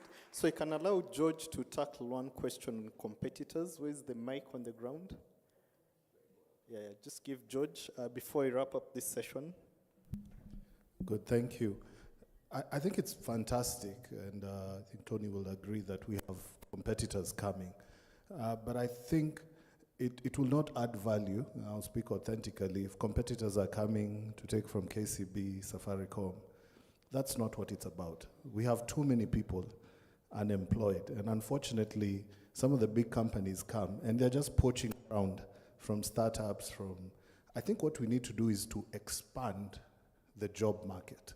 So even as competitors come, how are we working then with universities, with other institutions, as you've spoken about? And we will give, I had people making commitments, and Professor is still on our board. We will give you the environments to experiment. But as Paul said, I think it's important to be present. And we will work with your universities, with Kenya and others, to actually give you that space. We need insights on data science. It will not come from our 100 data scientists alone. It will come through research. It will come through you and how you apply. The winning team in our just completed FinTech Innovation Week was interns. And they won a trip to Dubai and some money. Some of them didn't even have a passport. But as we sat and judged with Paul and others, we're like, we need more of this. What had we given them? We had given them the platform. We had given them a broad brief of challenges. And they've come up with a product that you will be soon seeing on the Safaricom app and M-Pesa app, interns. Now, if a group of 6 interns can do that, what can we do if we talk about 100,000, 600,000 people doing it? So I think as Safaricom, we are a local company, and we are here to stay. So we are going to create the platforms, we're going to have the partnerships, and we're going to also give you the problems and the opportunities to participate in transforming lives in this country. Thank you. Thanks, George. A hand for him. So I'd like to close this morning session. It's been an engaging session right from the time we started. I think on the last piece where we are talking about the digital skills. Now, I'll connect it with innovation. Innovation, usually there's a phrase, innovation could take you where you've never been before. While I appreciate there is the organic transformation, which means, let's say if you walk barefoot, you invent a shoe, you're still walking. There's also what you call adjacencies, where you can now start doing a flying car or a drone, and you hang to it and you move to it. But there's a transformational piece, which is what you can say, what we do not know. Do we know if you could plant maize or anything in mass in the next 30 years? Now, innovation spans all those particular facets. And when you talk about skills like Internet of Things, well, what's the next thing after Internet of Things? It's something called Internet of Everything. Maybe after that, there'll be Internet of Nothing, who knows? But that space is actually up for grabs for someone who can stay behind and innovate. And that's what we are coming to do this week. I know Dr. Tony spoke a lot about commercialization. We need to take those products to the market.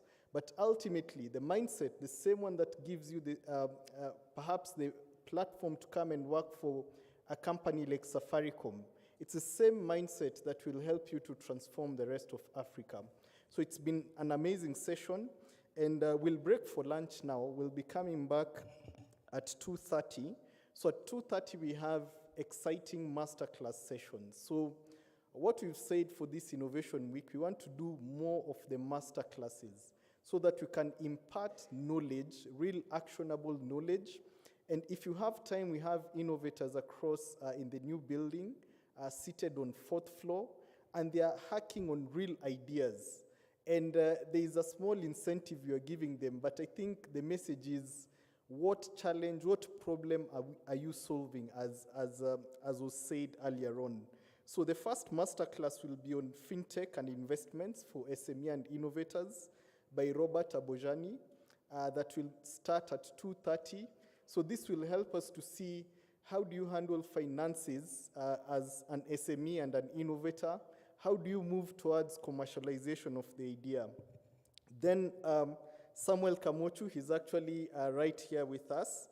He'll be talking to us from 3:30 about startups and local technology industries. We can actually start manufacturing the Internet of Everything in Kenya.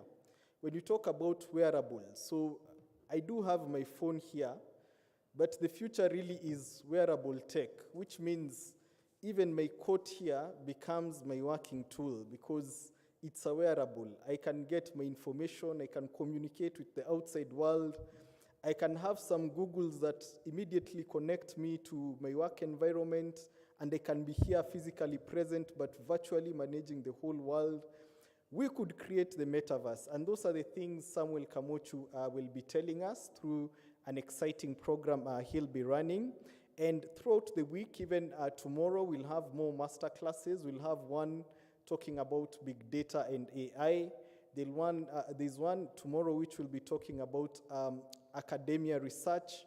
Then on the final day, we'll be celebrating the team that has been hacking. I understand there are 3 particular cohorts. That's the students, faculty, and also now the team participating in the hackathon, including external members. So exciting and looking forward. Thank you. I'll hand back to Prof. Kinoti to allow us to go for lunch. Thank you. Yeah, let's appreciate Andrew again. Yeah, I wanted him to tell us what is in the afternoon, and I want to particularly appeal to the students. The kind of guest speakers we have brought are from the industry so that they can engage academia, that is the students, with what is actually happening in the industry. So the master classes that we have actually lined up for you will be exciting, driven by the industry. What we are saying, we want to cross this gap between academia and the industry so that when we churn out our graduates, the industry have open arms to receive our graduates directly for employment without having again to go and invest a lot of money to skill them again. And that's why with Safaricom, I'll tell you, University of Nairobi is a big brand. We have partnered with another big brand, Safaricom. If I ask the young student here where they want to work in the future, I ask that always in my class, and the first corporate organization, especially in Kenya, they would like to work for is Safaricom. Other names comes up, Coca-Cola. The journey of partnering with the industry, and particularly with the big brand, have started here. We are also saying we are going to retool our curriculum. We will be collaborating with them to bring in those, those industry wisdom and nuggets, which probably academia, when we teach you straight, we may not be knowing what is happening directly in the industry, to connect ourselves with the industry. I want, it's already this afternoon, to thank you most sincerely for your patience, but you don't want to miss the master class this afternoon. As we break for lunch, let's clap for ourselves for a job well done. Thank you. And now we can go for lunch and join again here 2:30. You don't want to miss those master class from the industry. Thank you.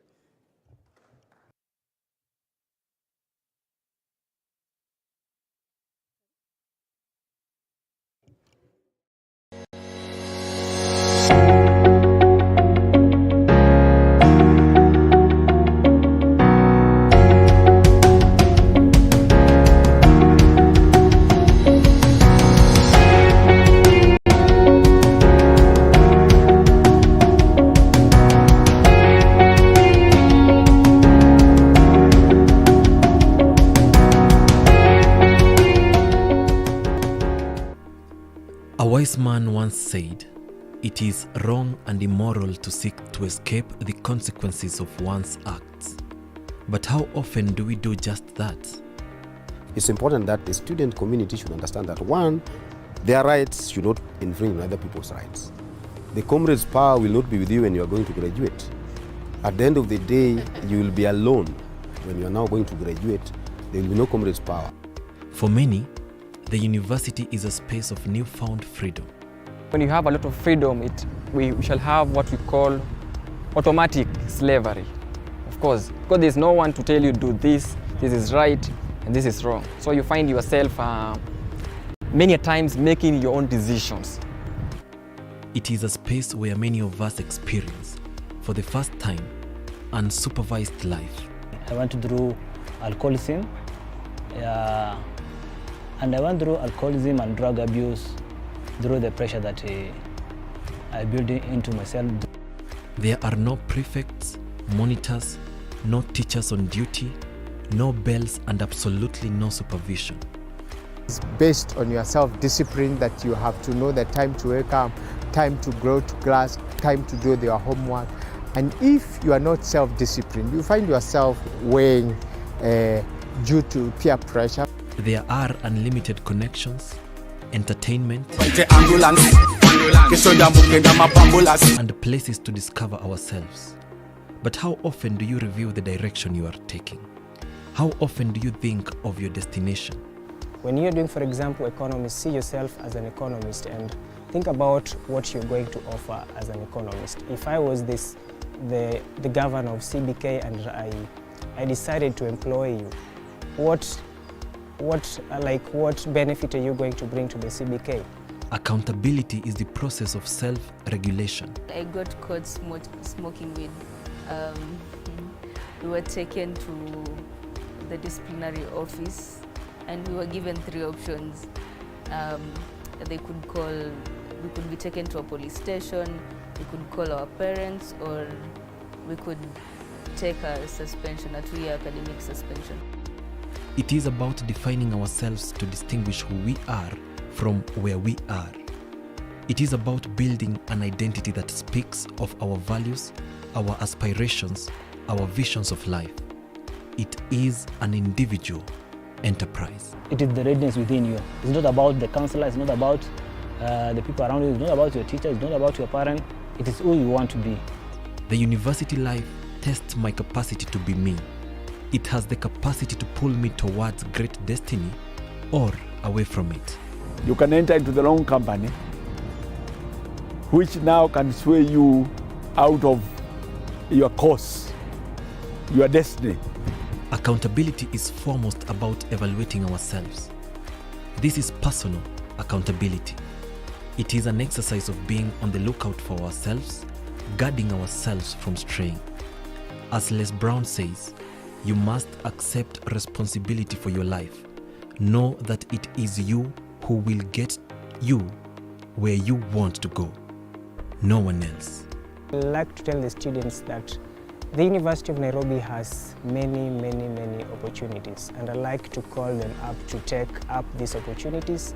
Let them not sit in their rooms and wait for the opportunities to look for them. Accountability is also about being considerate of our families who support us within and outside the university. We are all interconnected with our families.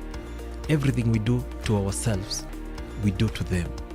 It is prudent for you to exercise your rights in such a way that it does not interfere with your well-being. Finally, it is about integrity to our goals. Success is about working towards goals. Being accountable means being aware of the direction of our lives. It means being deliberate in our decisions to face and overcome peer pressure, hardships, and fears. We must always aim higher than we want and attempt more than we fail. The successful university student must be accomplished in these 3 levels. May we think of freedom not as the right to do as we please, but as the opportunity to do what is right. I would like to encourage any student, if you find yourself in a situation where, number 1, you are confused, you need somebody to talk to in confidence, you need to explore your issue in a safe environment, then the counselors are there. and we would like to assure them of what we call unconditional positive regard. It doesn't matter what you have been through. It doesn't matter what has happened.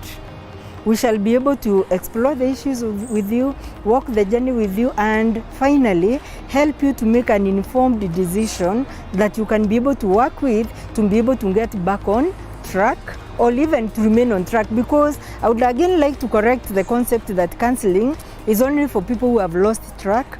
No, counseling is for anyone who requires an opportunity to explore an issue in their life.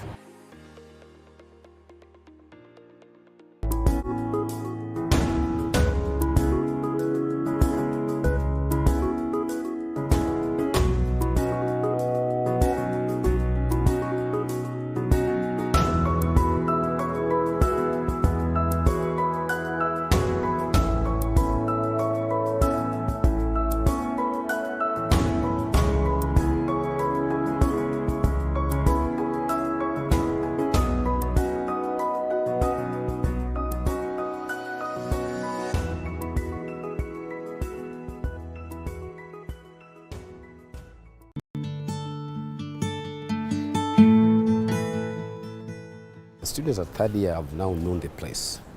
The good ones will always remain good, and you will have no problem with them. But the bad ones will be able to do a lot of things. There will be a lot of challenges at that time where there will be relationship problems, there will be financial problems. Some of them at the end of the day might end up either deferring or committing certain misconducts in the hostels. But the good ones will continue and there will be no problem. You cannot even see the difference because some of them are very serious with their work.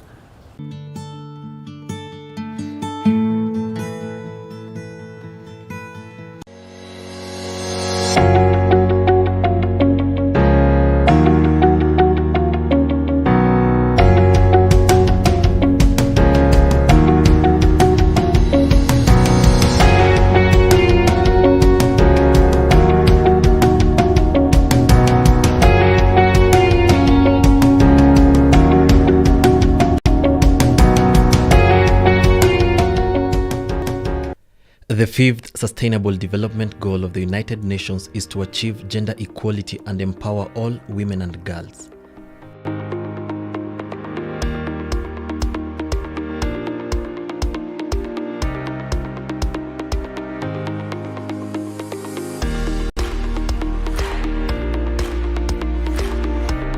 This goal frames gender equality as a fundamental human right and a necessary foundation for a peaceful, prosperous, and sustainable world.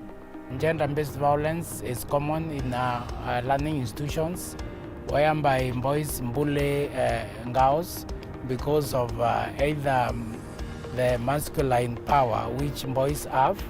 They end up bullying the girls who are believed to be feminine. They don't have proper energy to resist themselves. This is something that happens.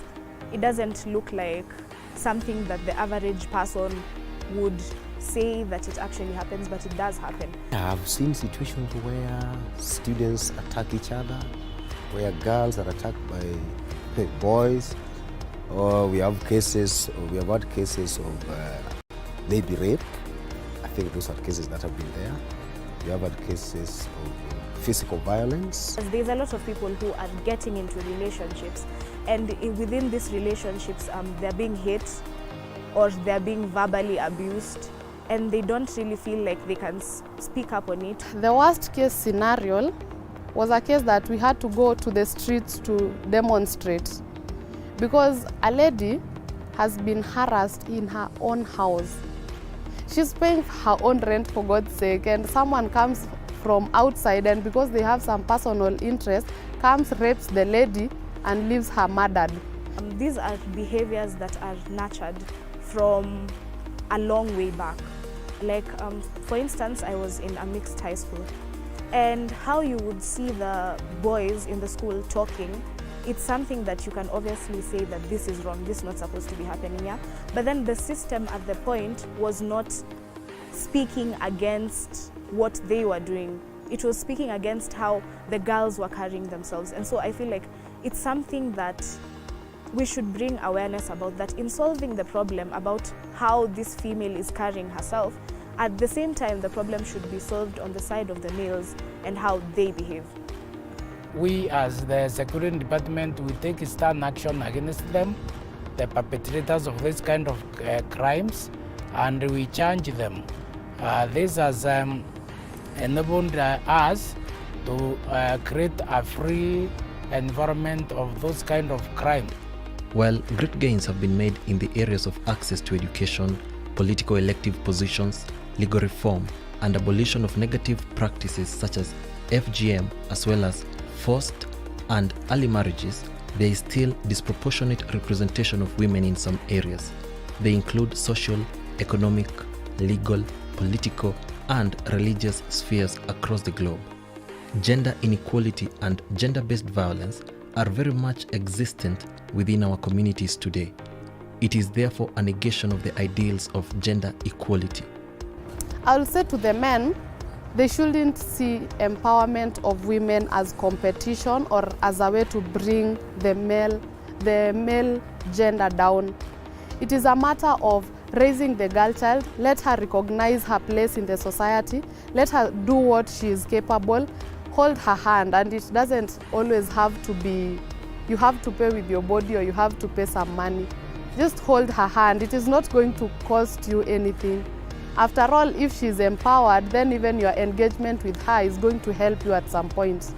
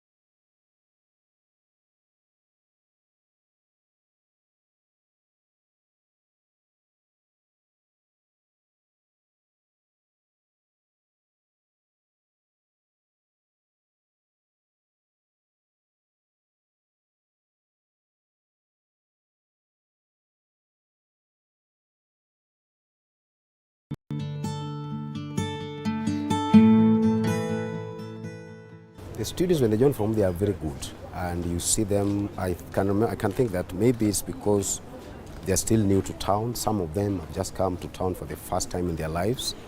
They look good. They just sometimes they're just so peaceful.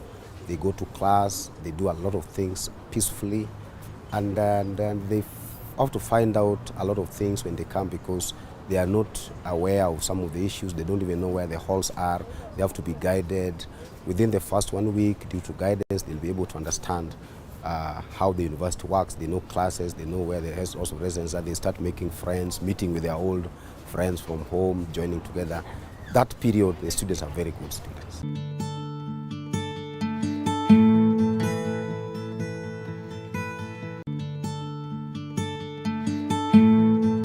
Globally competitive. I don't want our students to look at the job market in Kenya as the only place where they can get jobs. Africa is ripe for Kenyan graduates. Canada is ripe for Kenyan graduates, and therefore we have to be globally competitive. And for you to be globally competitive, you have to acquaint yourself what is needed for the Africa to rise, what is needed for America to rise, and Canada, Japan, and the whole world.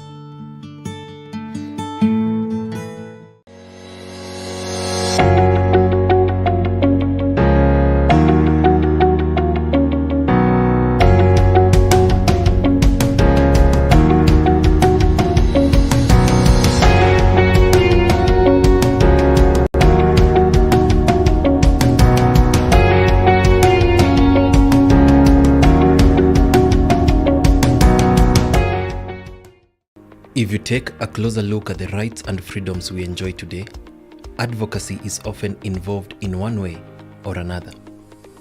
Advocacy is an activity by an individual or group that aims to influence decisions within political, economic, and social institutions. Advocacy in all its forms seeks to ensure people have their voices heard on issues that are important to them. Advocacy affords people the opportunity to have their views and wishes considered when decisions are being made about their lives. Advocacy can mean many things, but in general, it refers to taking action. There are many types of advocacy, each with different objective and end goals. Here are 3 common types of advocacy. Self-advocacy. When you stand up for yourself, defend your rights, or represent your own views and interests, you are being a self-advocate. Talk. The moment you speak, something comes out from you. The burden within you, the guiltiness, the failure you feel like you are, the self-doubt. It gives you an opportunity to be happy again. Individual advocacy. This type of advocacy involves acting on behalf of others, an individual or a group to advance their goals. A parent might advocate on behalf of their child.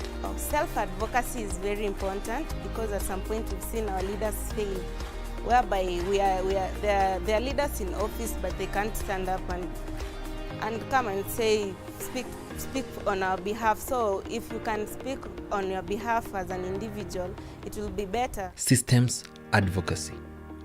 The goal of system advocacy is to change policy, rules, or laws on a particular issue. This can happen at the local, state, or national level. These types of advocacy are like tools. They can be used separately or in conjunction with each other. The type of advocacy best suited for your situation depends on the goals you want to achieve and the resources you have at hand. When you present in front of professionals, in front of different leaders, you get the fear is overcome.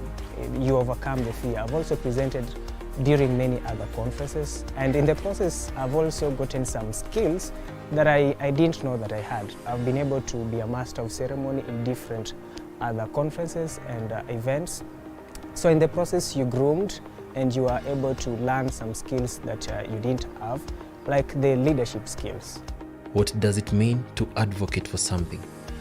Just like there are several different types of advocacy, there are many different activities that you can do to advocate for your issue.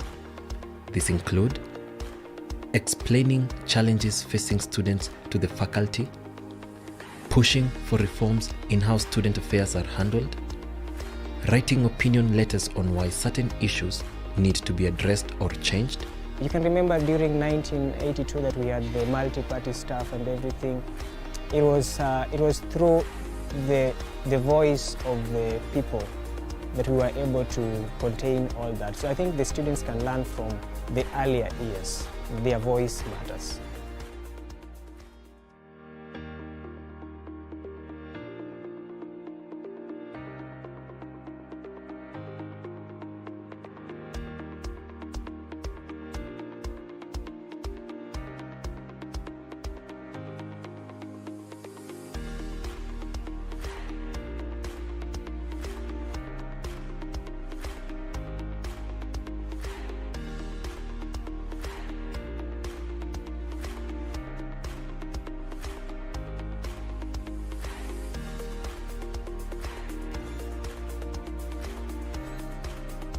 Advocacy is important for many reasons. We've highlighted just a few below.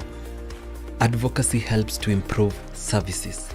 In this type of advocacy, it is a system that is being challenged or advocated for rather than an individual.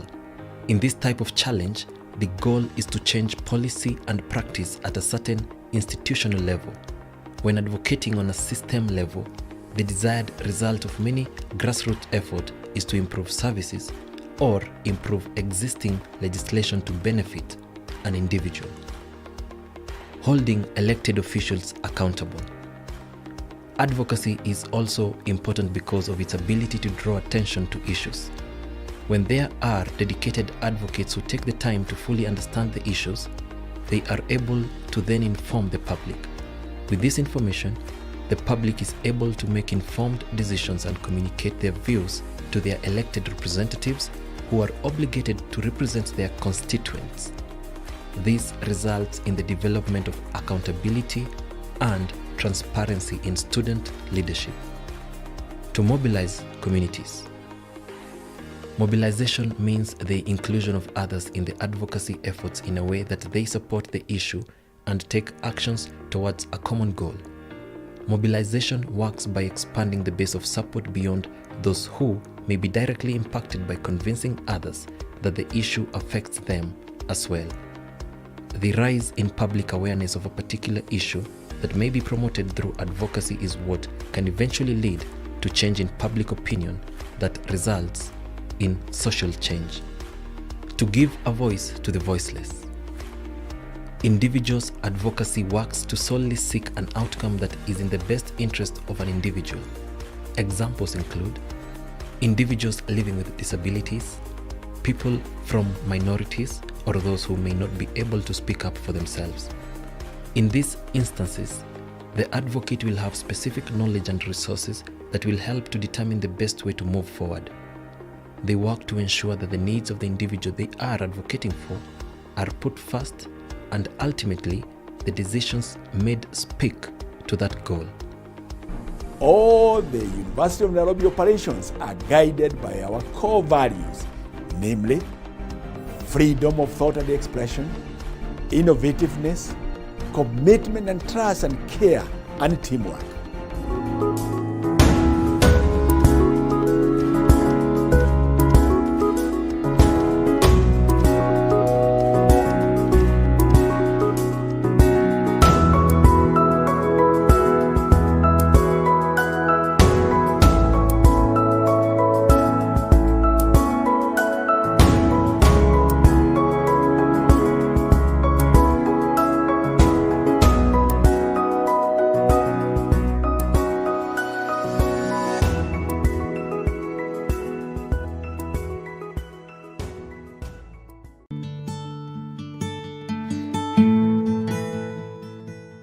I think matters relationship are matters personal. It will be a bit difficult, but with the guidance from the Dean of Students Office and from our staff, some of them who are trained on counseling, we've been able to talk to some of the students to be able to, guide them on what they can do.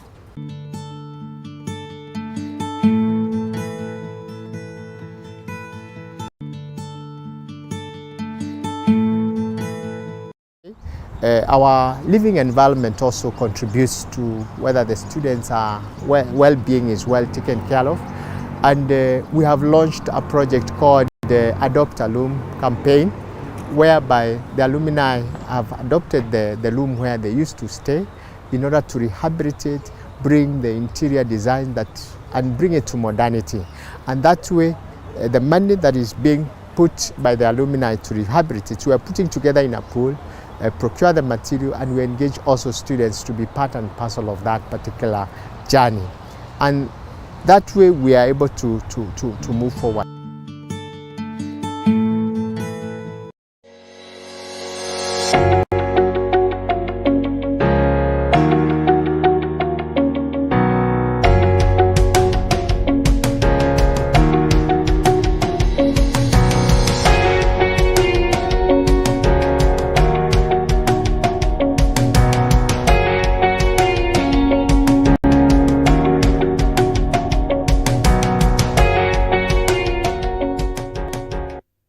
The use of vigorous campaigning to bring about political or social change has made possible many outcomes previously considered impossible. You can remember during 1982 that we had the multi-party stuff and everything. It was through the voice of the people that we were able to contain all that. So I think the students can learn from the earlier years. Their voice matters. Through actions, many decisive moments have been birthed. Yet, when activism is replaced with fear or indiscipline, this makes many endure that which they must not. I can remember there was a case where there are some students who were charged of robbery violence. They went to student center and took some sausages and chapatis by force, and they were arrested and taken. The guy took about 2 years outside. I don't think if the strikes should be violent, because it will be of no help, because eventually they will be bringing more expenses to their parents, because their parents will be forced to come and cater for the damages that the students have done. In our university today, activism is more than a collective action. It is very much about the individual being decisive in matters key to their well-being. If one aspect of your mental health is hurting, then you cannot have equilibrium. You cannot have the balance to be able to sit and study as a student. It is about seeking justice, not only from outside but also from within ourselves. For if dulled by the expectations that only external issues are the problem, we can easily become victims of our own mistakes. Realistically, we are not going to bury our heads on the sand thinking that things are light with our students. Every month we are losing close to 1 or 2 students per month because of various issues. One is mental health, others committing suicide because of various issues that they are going through. And as the Dean of Students, we have a team of counselors that sits down, analyze issues and help students to cope up. In respect to our well-being and our future, activism means guarding 2 frontiers. Foremost, we must be activists for those issues around us, whether gender-based violence or injustices or exploitation. I've seen situations where students attack each other, where girls are attacked by boys, or we have had cases of maybe rape. I think those are cases that have been there. We have had cases of physical violence. This requires us to be vigilant of how issues affect not just us, but also fellow students, as all of us are a community. When a student is not well mentally, then definitely that calls for a lot of concern. And here we don't just talk about numbers, because the individual counts, even if it is 1 out of 100. For us, that's very important because we care about each individual at the university. We must also see activism as a self-regulating issue. We must be alert to our internal flaws and the mistakes that this enable.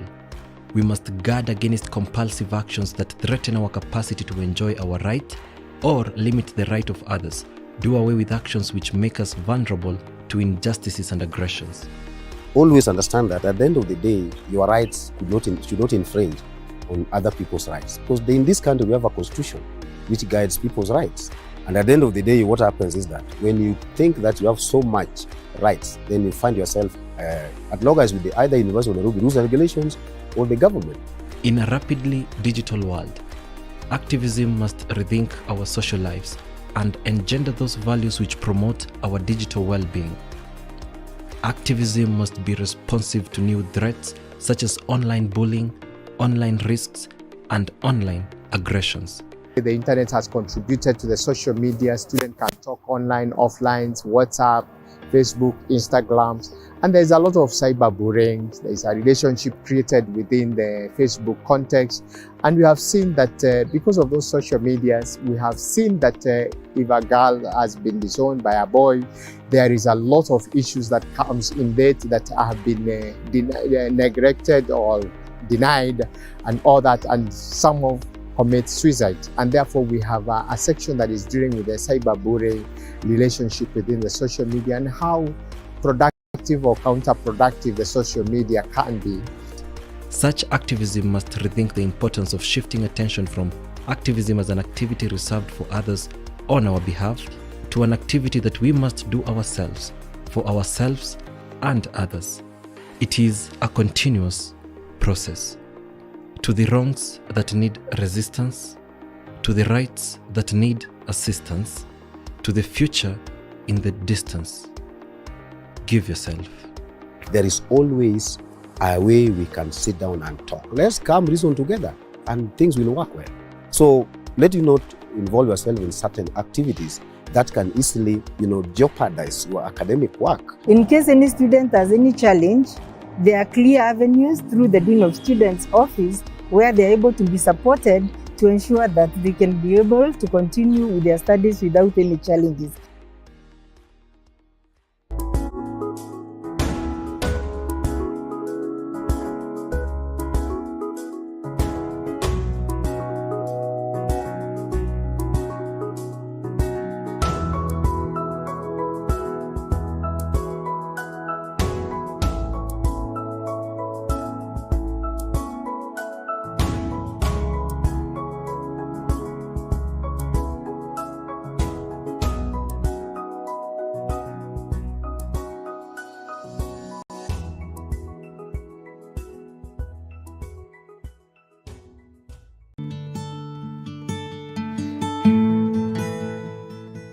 We have students who are very serious with their future.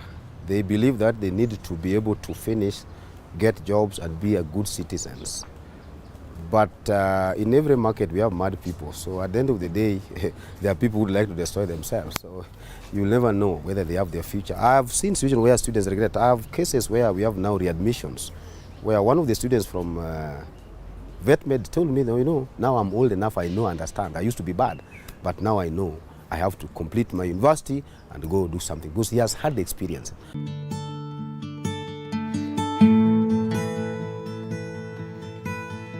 Will offer a platform where quality research by women to address development issues meet advocacy, innovation, and initiative to support the advancement of women in STEM. The first day, on the 28th, we will have panel session to create awareness on barriers that girls and women continue to encounter in their participation in STEM.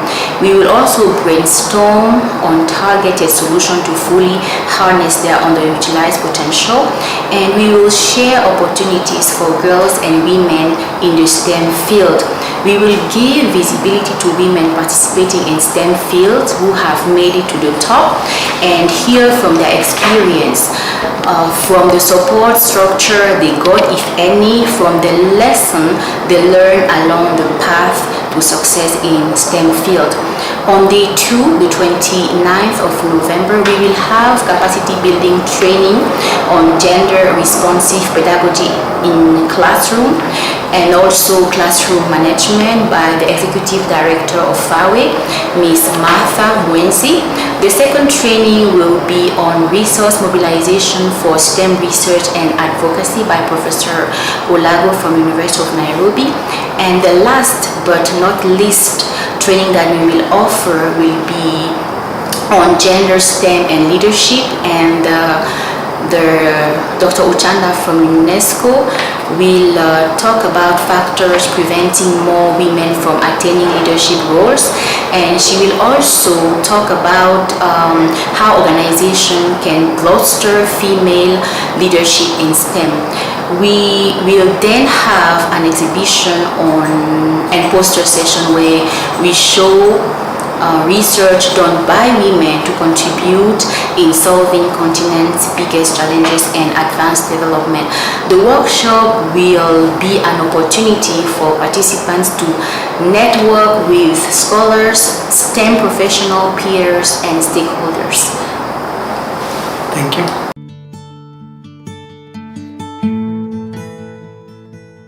A decent woman, I'll define her as a woman who knows what she wants and follows her path.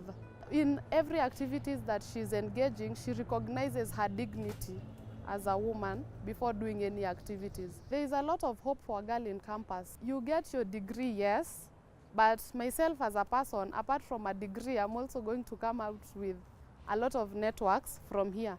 We deal with so many organizations. If you relate with this well, you're going to get out as an empowered woman. Your network out there, I always say that my network is my net worth. So by the time I come out of this place, apart from my degree, I know some organizations that I can work with. I know what I am interested in as a person and what I'd like to indulge in after campus.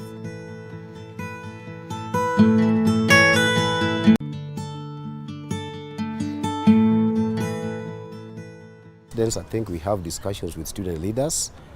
Currently, the University of Nairobi has posted a Dean of Students in the halls of residence to be able to guide students on such issues. And we sometimes share with students when they are caught with drugs and discuss with them and dissuade them from using drugs.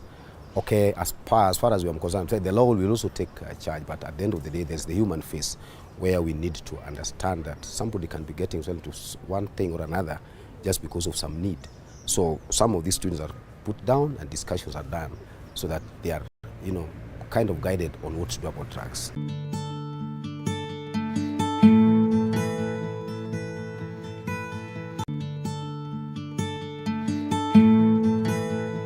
The worst case scenario was a case that we had to go to the streets to demonstrate because a lady has been harassed in her own house.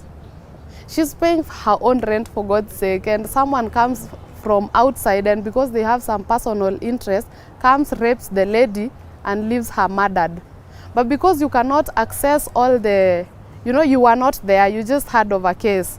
As a woman, I feel really bad because it shouldn't happen to anybody, to be raped and worse, to be murdered. But then I do not have all the evidences to victimize this guy, take them to court. Maybe the resources can sometimes be limited.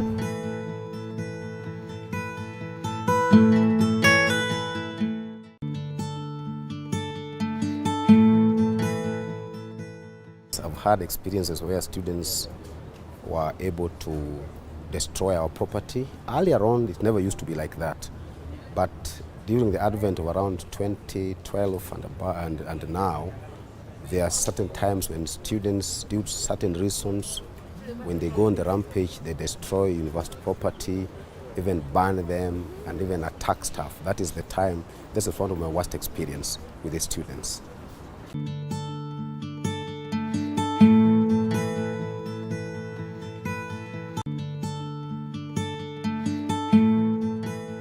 A lady has the power to see the intention of a man before it actually happens. I can say there are a lot of red lights. This guy has been harassing you.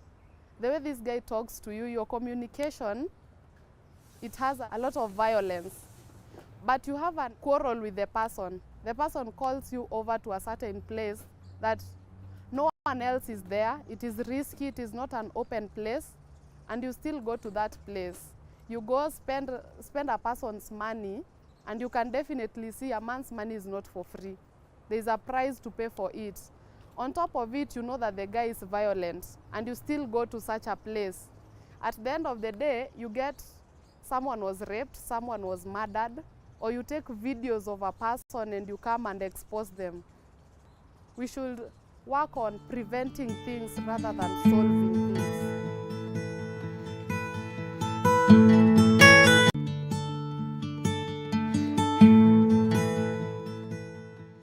For the last 20 years that I've worked with students, I've had very nice experiences with the students. Sometimes we've had serious experiences with students when they have issues with our department. But all in all, we've been able to manage, and we've blended together with the students, working with them, with the student leaders, sorting out issues that are the halls of residence.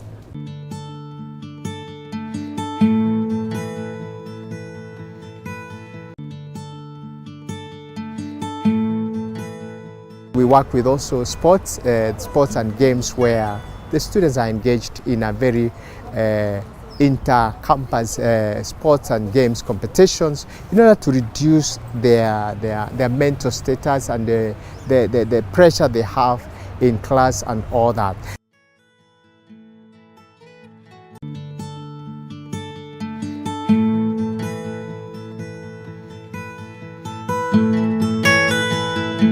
Group advocacy is very important because as an individual, you may have so many expectations and you fail to manage your expectation and you feel like it's too much pressure on you and you want to fall back. So, but when it's in a group, you can come as a group. When you are tired and you feel frustrated, the other party can come in and help you so that you can achieve the common goal that you have. But as an individual, it may be difficult. So as a group, you will work well as a group.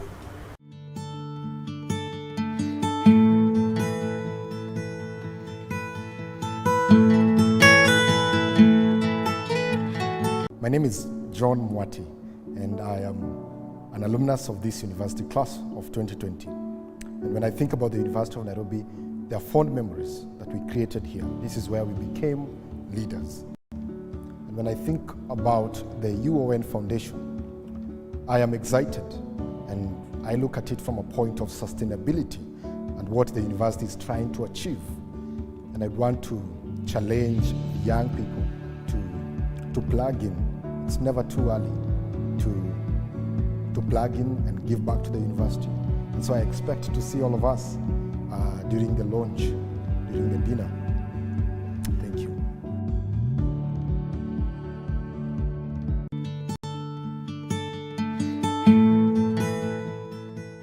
I've seen cases. You see, given the fact that we don't have enough accommodation space, I've seen such situations. We've been able to help where possible.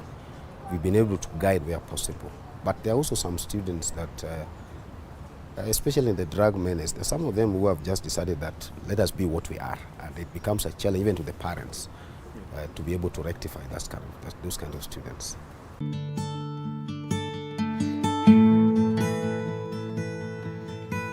My talents are writing, poetry, singing and dancing. I dance and sing. I'm a model. I do spoken word, that is poetry, and I'm also an actor, that is a member of the University of Nairobi Traveling Theatre.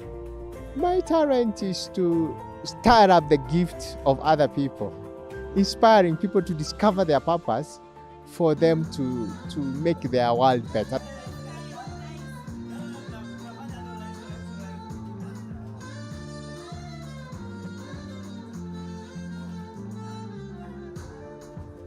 Having talent is good. However, it's not enough. For talent to be useful, it has to be developed. Talent development is a deliberate, systemic process or program by which a student's potential is supported. In the flagship Vision 2030 project, Kenya has identified talent development as a key enabler of an industrializing economy. The goal of talent development is to translate potential into actual performance so that one is able to achieve personal excellence. It's not just good to discover your talents, we have to move the next stage to develop the talents. And after we develop your talents, you have to go out there into the market, demonstrate, and commercialize your talents. Most people who are talented believe that, yeah, I can sing, yeah, I can dance, but then the physical aspect of it, the mental aspect of it, that is what we want to build. We want to build resilience in them. We want to build their strength. We want to build their endurance so that they are able to face this world.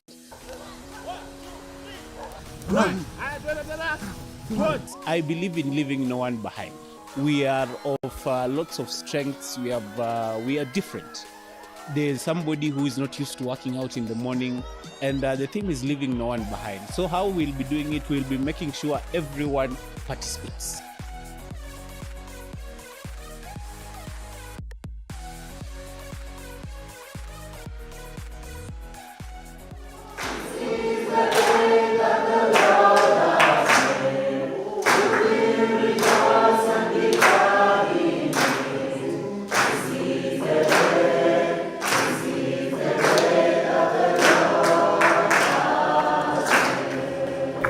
Most of us, we go through adult life without discovering, who am I? You get, why am I here? What am I expected to achieve? The journey to fully developing talent calls for lots of persistence and endurance. Failure to do this most often leads to undesirable situations. Be persistent. Persistent. Kazi imetokea, naweza pata hii ya kesho. Kesho ninakuja, can I do this? Art or creating any piece of art is not easy. Sindio? It's not easy. You toil. You guys went through auditions. You're shortlisted. You're here. You write a poem. You choreograph your dance. You sing, and all that. I'm just wondering, does it reach a point where you feel like giving up? Does it? When you're faced at this particular phase, keep calm and do what? Usichoke. Don't give up. You know, there are so many people who are talented, but they sleep until they are in their 70s, until they go to the grave with their gifts. For talent to be fully developed, it has to be identified early enough and strategically placed where it can thrive effectively and get noticed and appreciated. Your talent has to be in a place where it is appreciated. Not just because your family likes you or your friends like you. It has to be in a place where it's a bit contradictory to the norms of that particular place. That is why you will stand out. If you do not challenge the status quo of any setup, you have nothing to claim.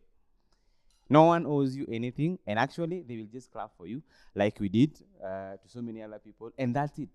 When it comes to talent development, it's always important to think about how you can get your talent in front of as many people as possible. Right here, I can only meet, if you're 50, I don't know how many you are, but I'm assuming you're 50, something like that. I can only reach the 50 of you. But you see, when we are having that recorded, it can reach up to 1 million people. Talent development is not something you do once and forget about. It calls for long-term consistency and determination. Consistency makes sure that life itself has an element of life and people around it and everything that is called life sees you. Yes. They sees you, and for that reason, you get help. For talent development to work effectively, there has to be room for honesty and tough conversations. You will have to get someone who can actually tell you, no, as you move in this particular direction, there is another way. Yeah, you can still do this and do it better even with this. There needs to be policies and frameworks in place in order to create an enabling environment for talent development to work. We want to leave no one behind.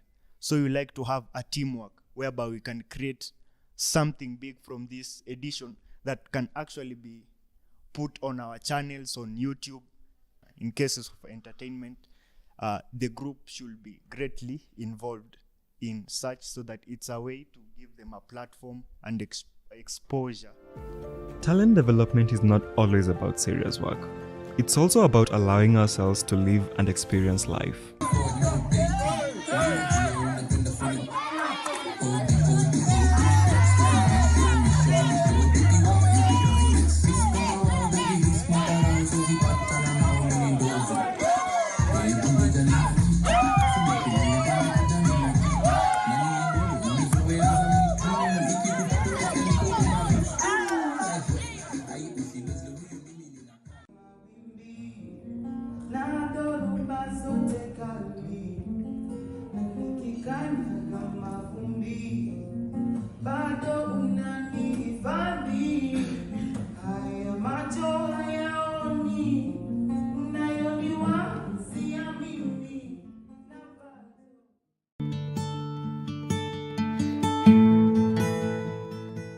In 2017, when the Nakada group came in to clean up all 9, which was considered as a hotbed of drug abuse and drug peddling, and it is something that is a challenge to the university, even not even University of Nairobi, to other universities, and anywhere else. Even in secondary schools, we do see students coming in with drugs. Even after being checked, at the end of the day, you realize that it's so it's a challenge to this university and to any other university. So the drug menace is such a very bad situation because it's a cartel that needs to be broken, and the management should be able to. We've had discussions in other fora where we have to consider what the University of Nairobi can do, especially on drug menace on campus.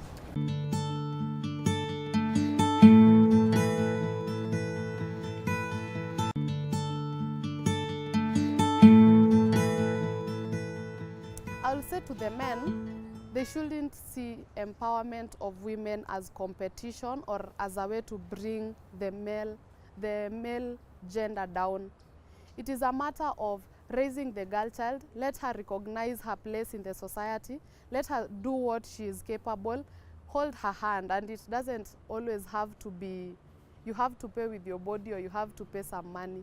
Just hold her hand. It is not going to cost you anything.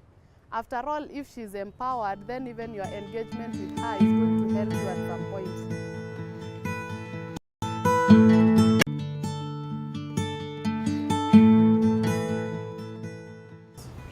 I think what the student community should understand is that there are people, there are staff who are concerned, and that's why they are here to provide services. In case of any challenges, you are free to see them. We have dean of students, we have the hall staff, we have the academic affairs, the vice chancellor is there for all of them. So at the end of the day, let them not struggle with some problems in solitary. Because if you struggle with your problems, at least a problem shared is half solved. So the best thing that you can do is to consult. I've seen situations where students even defer because they think they cannot be able to be helped, only to realize that when they come and you talk to them, they say, I didn't know about this. I've seen students that we've guided and placed them on work study program. I've seen students we have guided and given them even opportunity to serve in our department as custodians and so on, and it has helped them.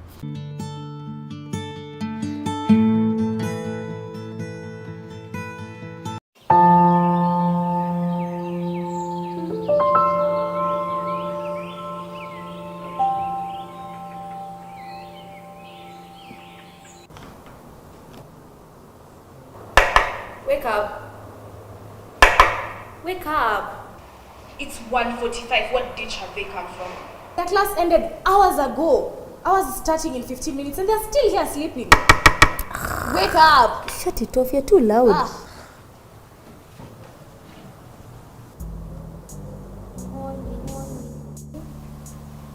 Darling. Good. What is that you gave me last night's party? It was vodka and Molly. Molly is a drug. You're so dumb.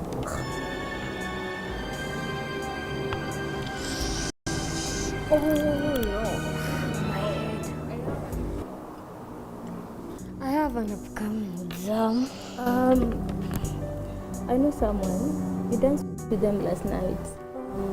They can hire for you someone to do your exam. But you'll have to sit with them. Or give them money, or which you don't have, so.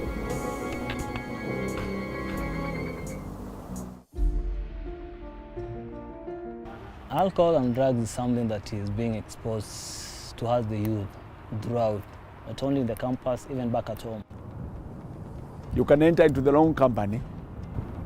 Like, for example, you may join a team that is taking drugs. Getting into this alcoholism and the drug abuse, I would say is through the company that I used to work with, through the people I associated myself with. Therefore, you might find that some students, others are misled, others no longer focus on their academic work. Most students will end up not concentrating on their studies, and they end up not performing well, and they suffer from what we call stress, academic stress. They miss classes, they sometimes don't eat well, sometimes they engage in fights, you know, the few of them who do that. So they end up maybe indulging in drugs, just to confuse their mind that they're okay, but it didn't say they're not okay. When things started going back, things didn't go well in my studies. I felt like now I relied more on alcoholism. They want to engage in drug abuse, they want to engage in relationships with sponsors. But remember, they're doing this not knowing that they're endangering their lives, maybe into even death cases, and also maybe exposure to STIs, like, you know? Experience. Well, I got caught smoking weed. We were taken to the disciplinary office and we were given 3 options. We could be taken to a police station, we could call our parents, or we could take a suspension, a 2-year academic suspension. We all have one thing in common: 24-hour days. It is widely accepted wisdom that how you spend your time shapes who you become and what you get in life. Sports can be used and can be actually one of the key interventions to reducing and helping students who are having challenges in issues with the drugs, issues of alcohol. We have a very well-elaborated department for sports and games, where we expect students to develop their physical and their teamwork spirit. It helps them much because somebody will go and play and come back, it's more tired, you just take shower and sleep. And they cannot have any time to go and engage in either alcohol or on drugs. Support from family, friends, partners, and other people you trust can also be very helpful. But at the end of the day, only you know what's right for you.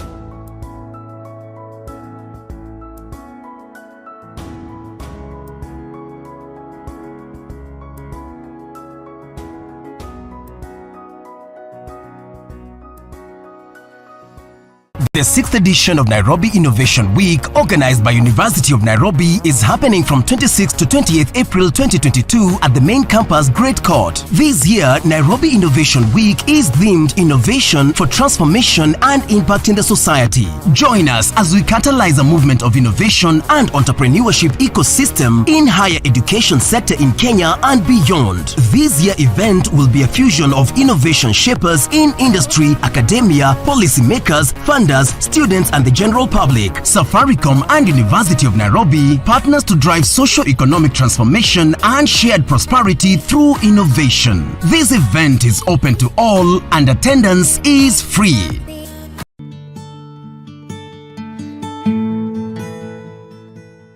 It's important that the student community should understand that, one, their rights should not infringe on other people's rights. The comrade's power will not be with you when you are going to graduate. At the end of the day, you will be alone. When you are now going to graduate, there will be no comrade's power. I do see students when they come to clearance and they have issues of misconduct, and you see now they're alone and nobody is coming to push them. By the time they're committing the misconduct, they were together.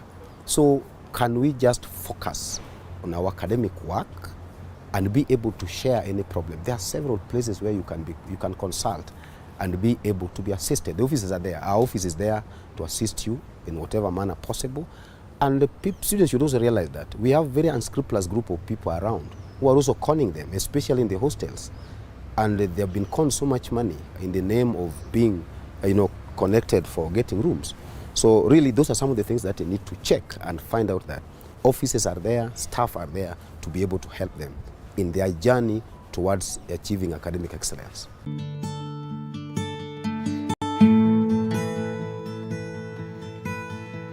I am Professor Kiama Gitahi.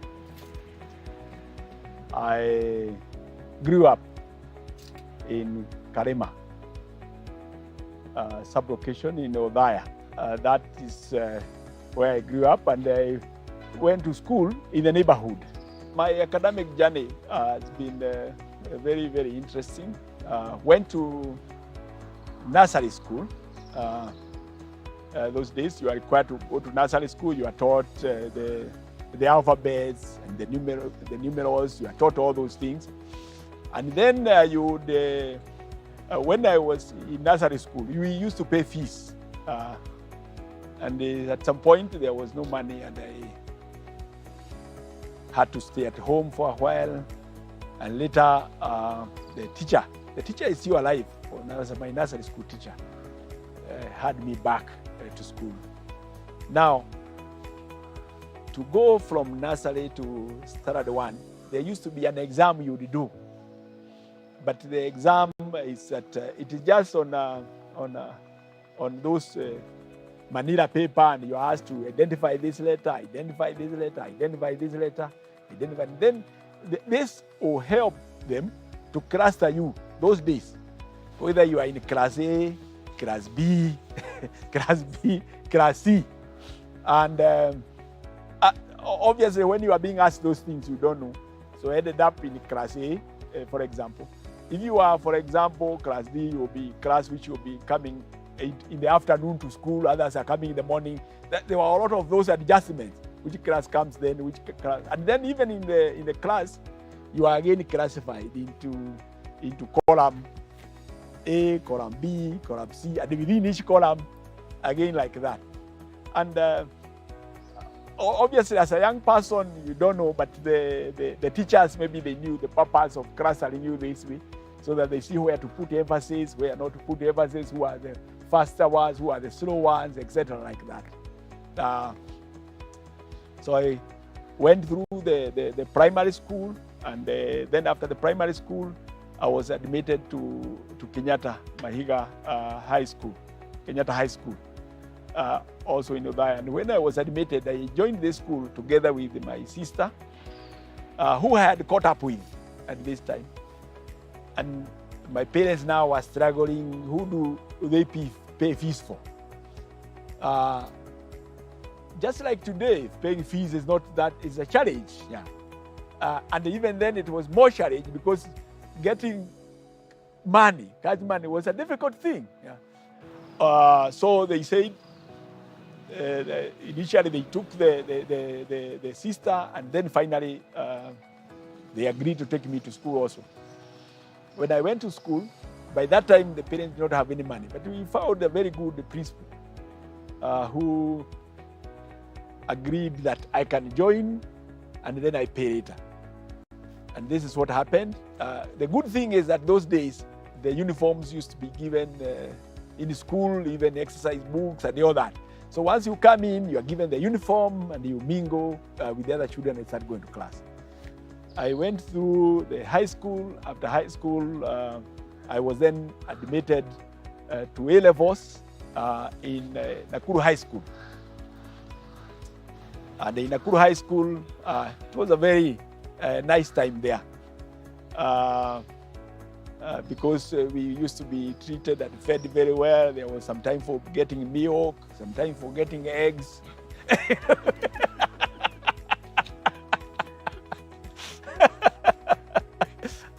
And then sleeping in a cubicle, you are wearing this nice jacket, trouser, as opposed to wearing this short kanyada. You know, and it was very, very, very, very nice place. And after I finished, then I came to the University of Nairobi to do the Bachelor's of Veterinary Medicine.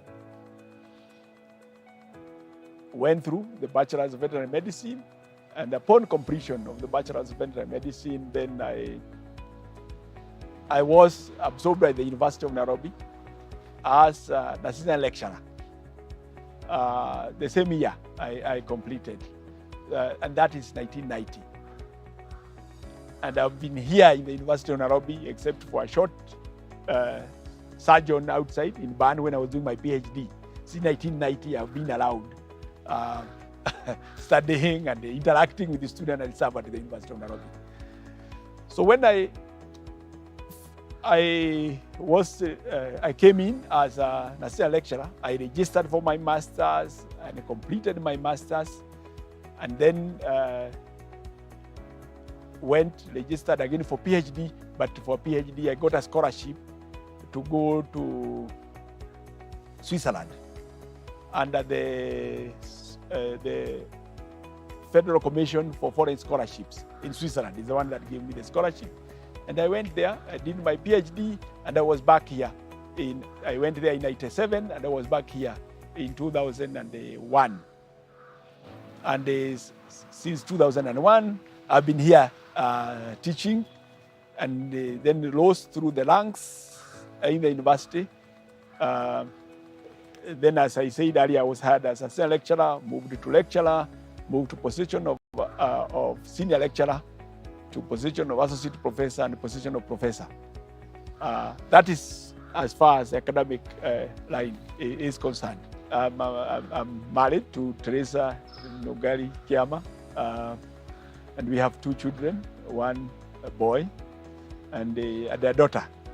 And both of them are, one of them is in the university, the other one is doing his own errands to make some money, in some business, yes. Sex and sexuality education or information is not a male or female issue alone. It affects both the male and female, both gender. And why am I saying this? I'm saying this because as counselors, it is one of the main issues that we deal with in our interaction with the students.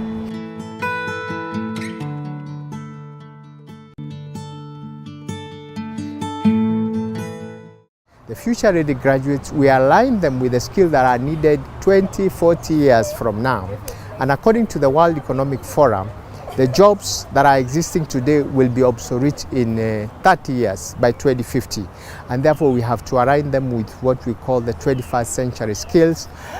In the world, we have the artificial intelligence, genomic sequencing, machine learning, prototyping and all that, the skills that will matter, that will replace the current skills where you don't need a secretary, you don't need a cook, because the robotic will take over. And therefore we have to orient them that as much as you are doing this program in the university, these are other skills that will be in high demand in 10, 20, 30 years' time. And if you don't acquaint yourself with the 21st century, you'll be left out.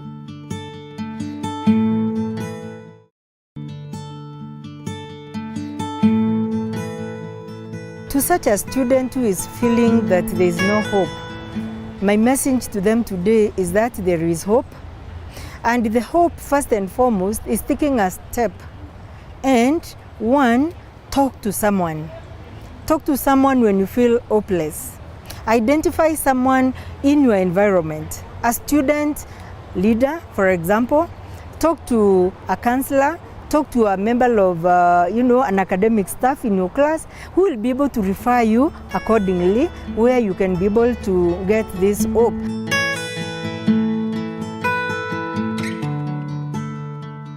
Being a member of the executive board of the Alumni Association and also the newsletter editor, I want to appeal to all the alumni members to give their contributions and support the alma mater. This is the most important thing that you can do to your alma mater, supporting the foundation, because we owe it our success, and we owe what we have to the foundation that was laid here at the university. So I appeal to all the alumni that we support the university so that the future generations can be able to prosper due to the efforts that we have made today. So I call upon the alumni, join the team and support the foundation.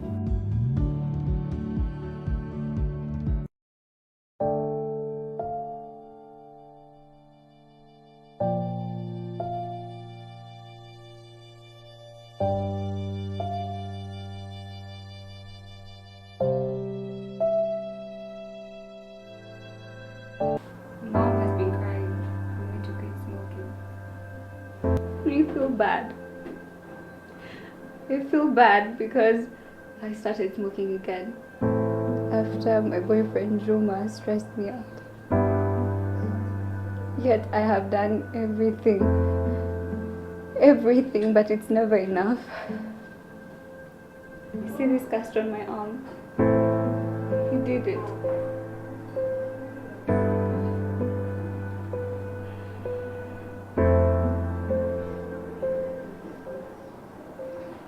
You've risked a lot for this boy already. Why do you keep going back? He has already broken your arm. An exam is like what? 5 days? Yes, 5 days.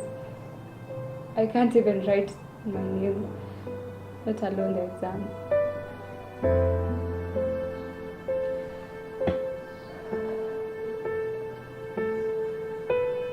Is that love? My dear, would you consider focusing on your study first? Secure your future. Do you think it's too early to win a relationship right now?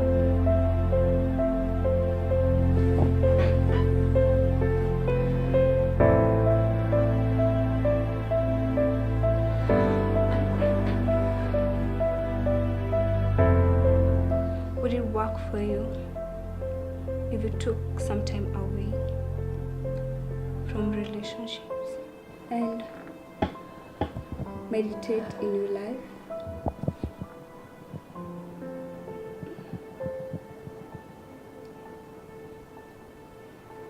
Thank you.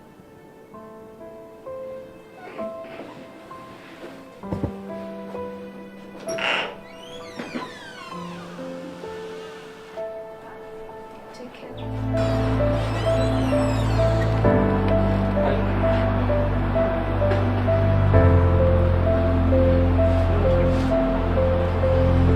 So,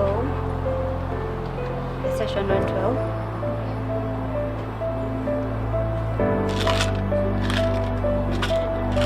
What is this? Thank you for taking those and for bringing me here. You saved my life.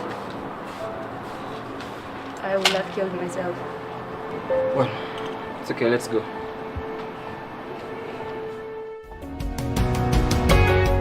In Kenya, the tendency to have suicidal thoughts among university students is pegged at 16.4%.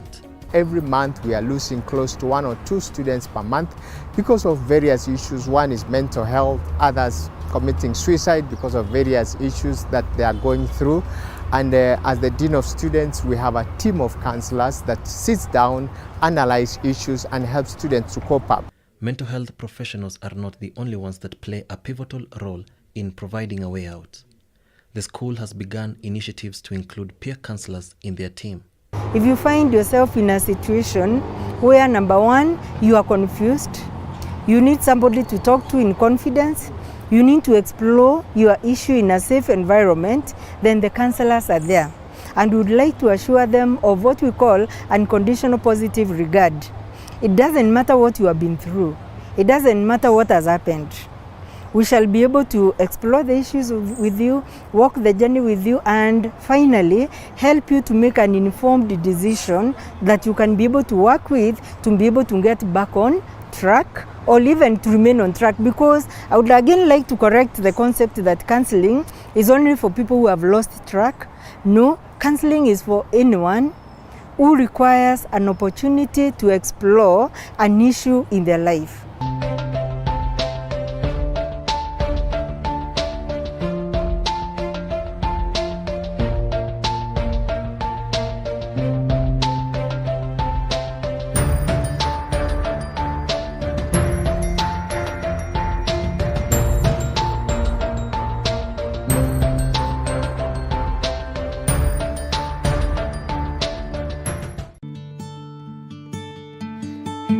Mental well-being is a state of psychological, mental, emotional, and social well-being. Yes, if you can, all those 3 aspects, I'm talking about psychological, social, and emotional. Those are the 3 components that if a student is okay and they're able to feel that they have dealt with any issues affecting these 3 areas, then we can say that they are mentally okay to be able to settle down and concentrate on their studies.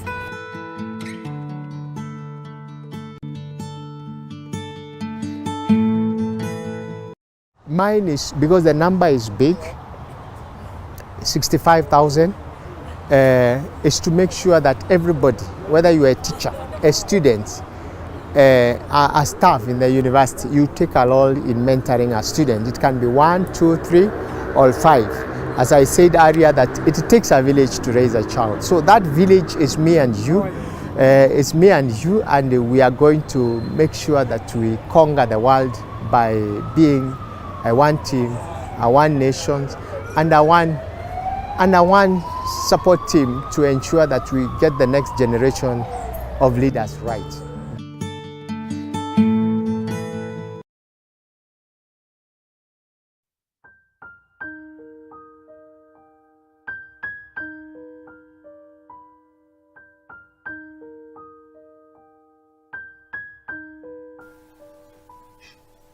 Honestly, I'd rather be kissed by mosquitoes than have a guy who treats me like this. Jenny, are you okay? I'm tired. Only I'm tired.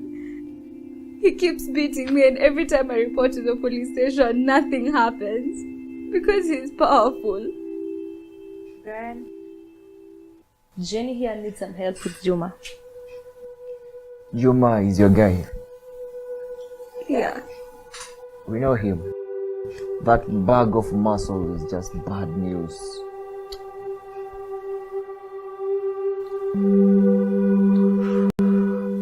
Jenny is bleeding. We need to take her to the clinic.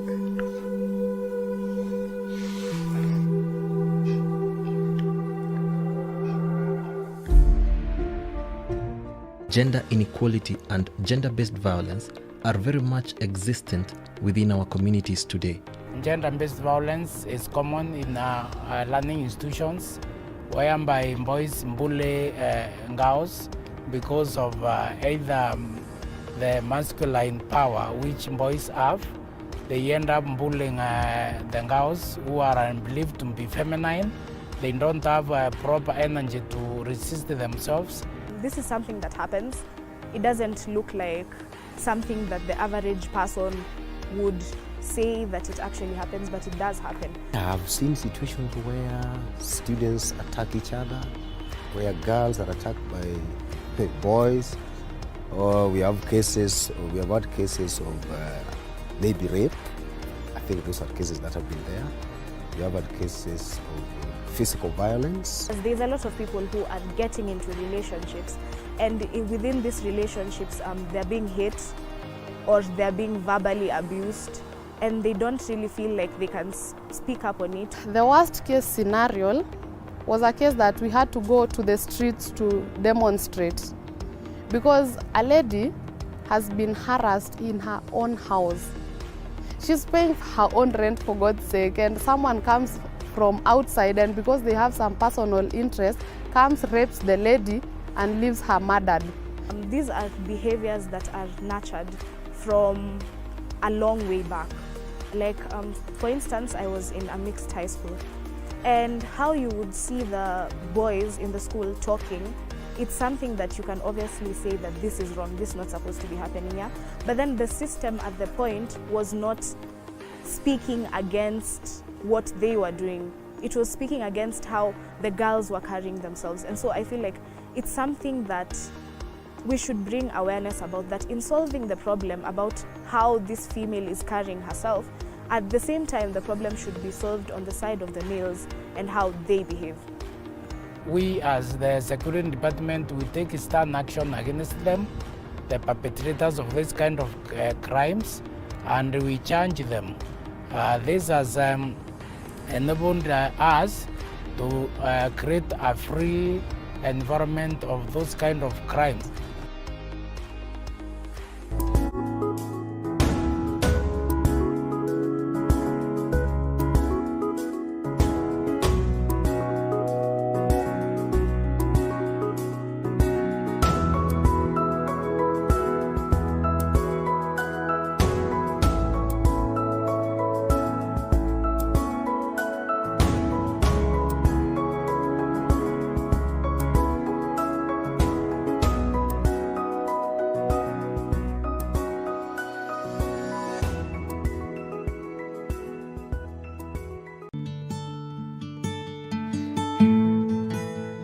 Hi, my name is Johnson Ireri Kinywa. I'm the Dean of Students, University of Nairobi. I'm here to talk about the issues affecting our students in higher learning, particularly in the University of Nairobi, where students are faced with myriad of challenges ranging from drugs, alcohol, addiction to pornography, mental health, and so many others.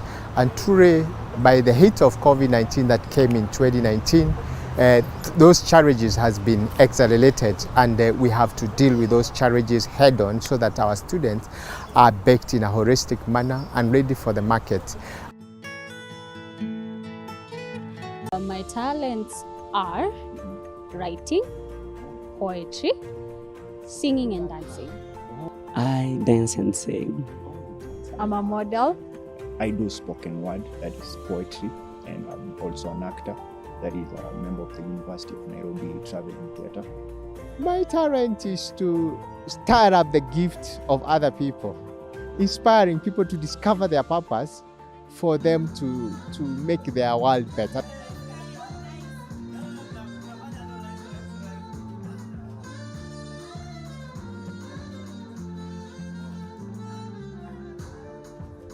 Having talent is good. However, it's not enough. For talent to be useful, it has to be developed. Talent development is a deliberate, systemic process or program by which a student's potential is supported. In the flagship Vision 2030 project, Kenya has identified talent development as a key enabler of an industrializing economy. The goal of talent development is to translate potential into actual performance so that one is able to achieve personal excellence. It's not just good to discover your talents, we have to move the next stage to develop the talents. And after we develop your talents, you have to go out there into the market, demonstrate, and commercialize your talents. Most people who are talented believe that, yeah, I can sing, yeah, I can dance, but then the physical aspect of it, the mental aspect of it, that is what we want to build. We want to build resilience in them. We want to build their strength. We want to build their endurance so that they are able to face this world. I believe in leaving no one behind. We are of lots of strengths. We are different. There's somebody who is not used to working out in the morning, and the theme is leaving no one behind. So how we'll be doing it, we'll be making sure everyone participates.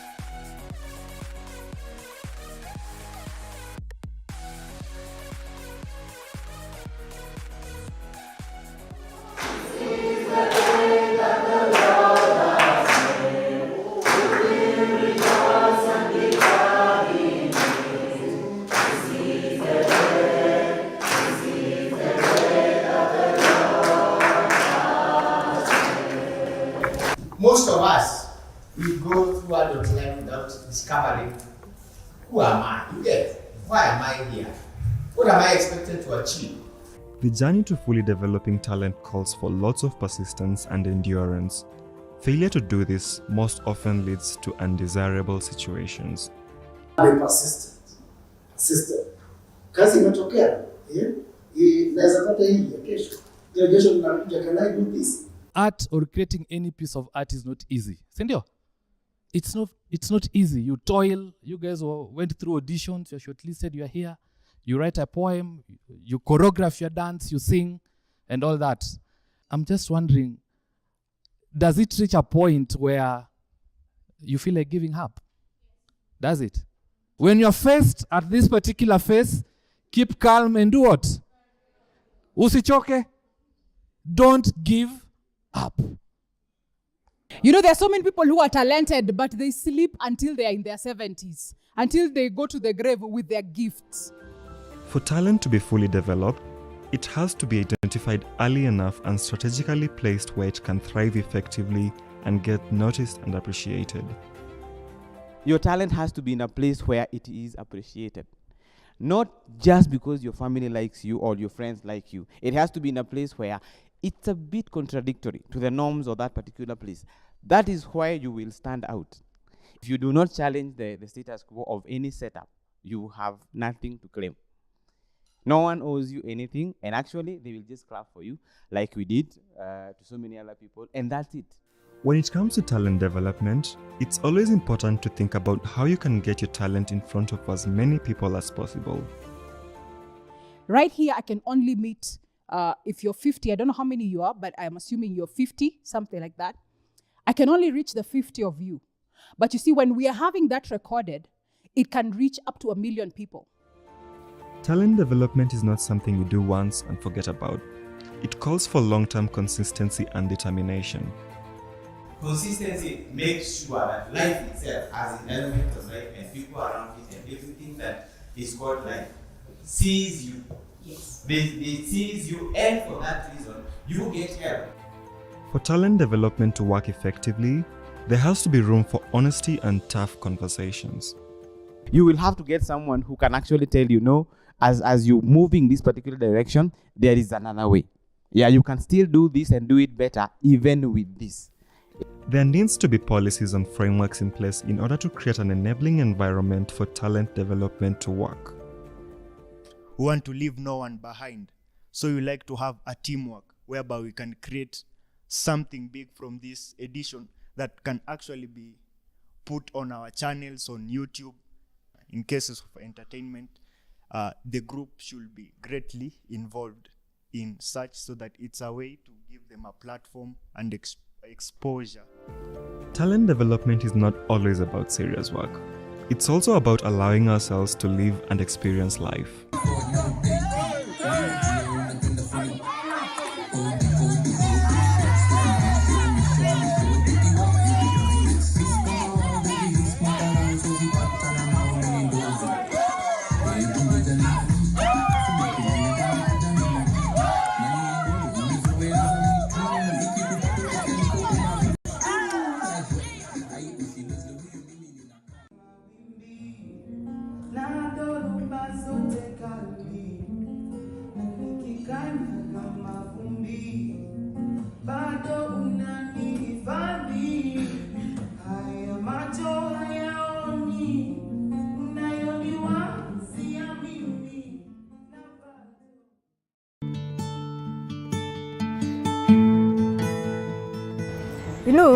denial is actually a defense mechanism, a psychological defense mechanism, where you are in an issue that is affecting you, but you are not able to accept that you are having that challenge, and so you deny it, hoping that you'll be able to still deal with the problem.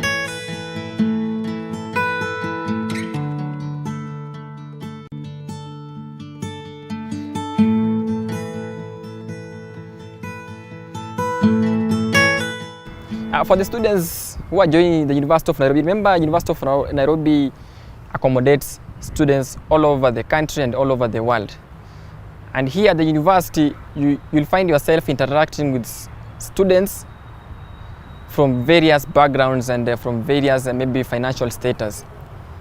So what we are advising our freshers of the University of Nairobi is that they should be able to know their main reason as to why they were called to come and pursue their studies in the University of Nairobi. Here we don't have people whereby people will be following up you, no, a fresher, don't do this, do this. No, it's up to you to be incensed always, and you should not fall victims of very obvious issues that happens to most students who are joining the university. Maybe from your village you are the first person to come to the University of Nairobi, so there's that overwhelmingness that comes about it.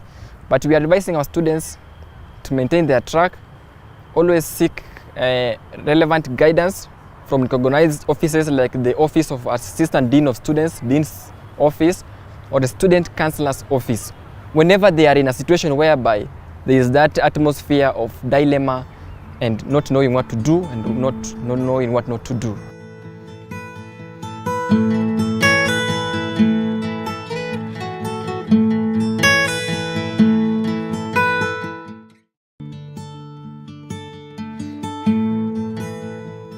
There is an opportunity for you to go through rehabilitation and counseling, and by doing that, then you can get out of it. And we have seen so many students who have gone down that path of drugs and substance abuse, and they've come up very well through the support of the counselors, the university health services. And when we work together as a team, we're able to rehabilitate these students to be able to pursue their studies without much challenges after that, because we walk the journey with them, supporting them, listening to them without judging them. So I would like to tell them that there is help at hand.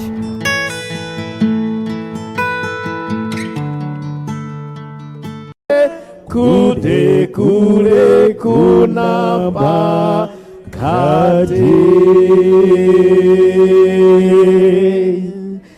God bless Africa.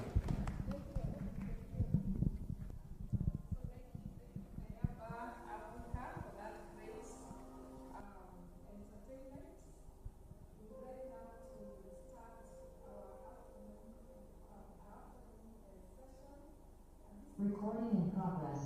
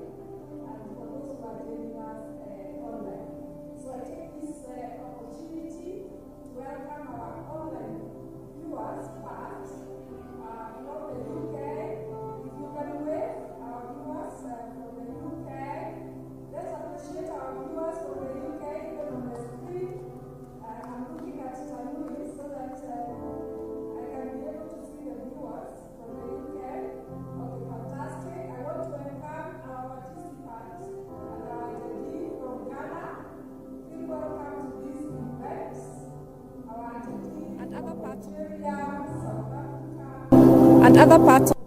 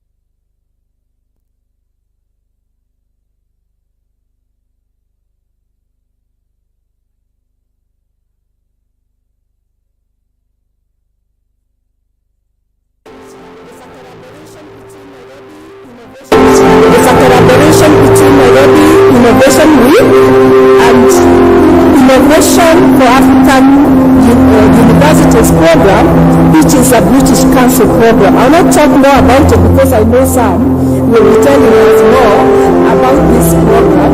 But what I can only say, this is a program which is actually spread in 5 countries. The UK, then we have Kenya here, we have South Africa, we have Ghana and Nigeria.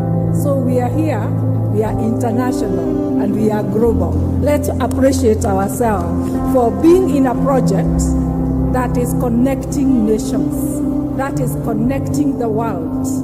And you see the program is known as Innovation for African Universities. You'll be hearing stories of what the UK universities in partnership with the universities in sub-Saharan Africa are actually doing to innovate and to create the solutions that can actually solve youth unemployment and make youth more employable. So for the students also joining us online, it is very, very critical you follow this session, because you learn what we are doing across 5 countries to come up with the solutions that will solve that big problem of unemployability of the youth. So without further ado, I want to welcome my guests. I'll start with Andrew. Please be up on the stage. Join me here. It's a nice place to be. Let's appreciate him as he comes. Okay, fantastic. I want also to welcome Professor Sam. Yes, this is a nice place. You know, I'm just here alone. I need, just come. Take.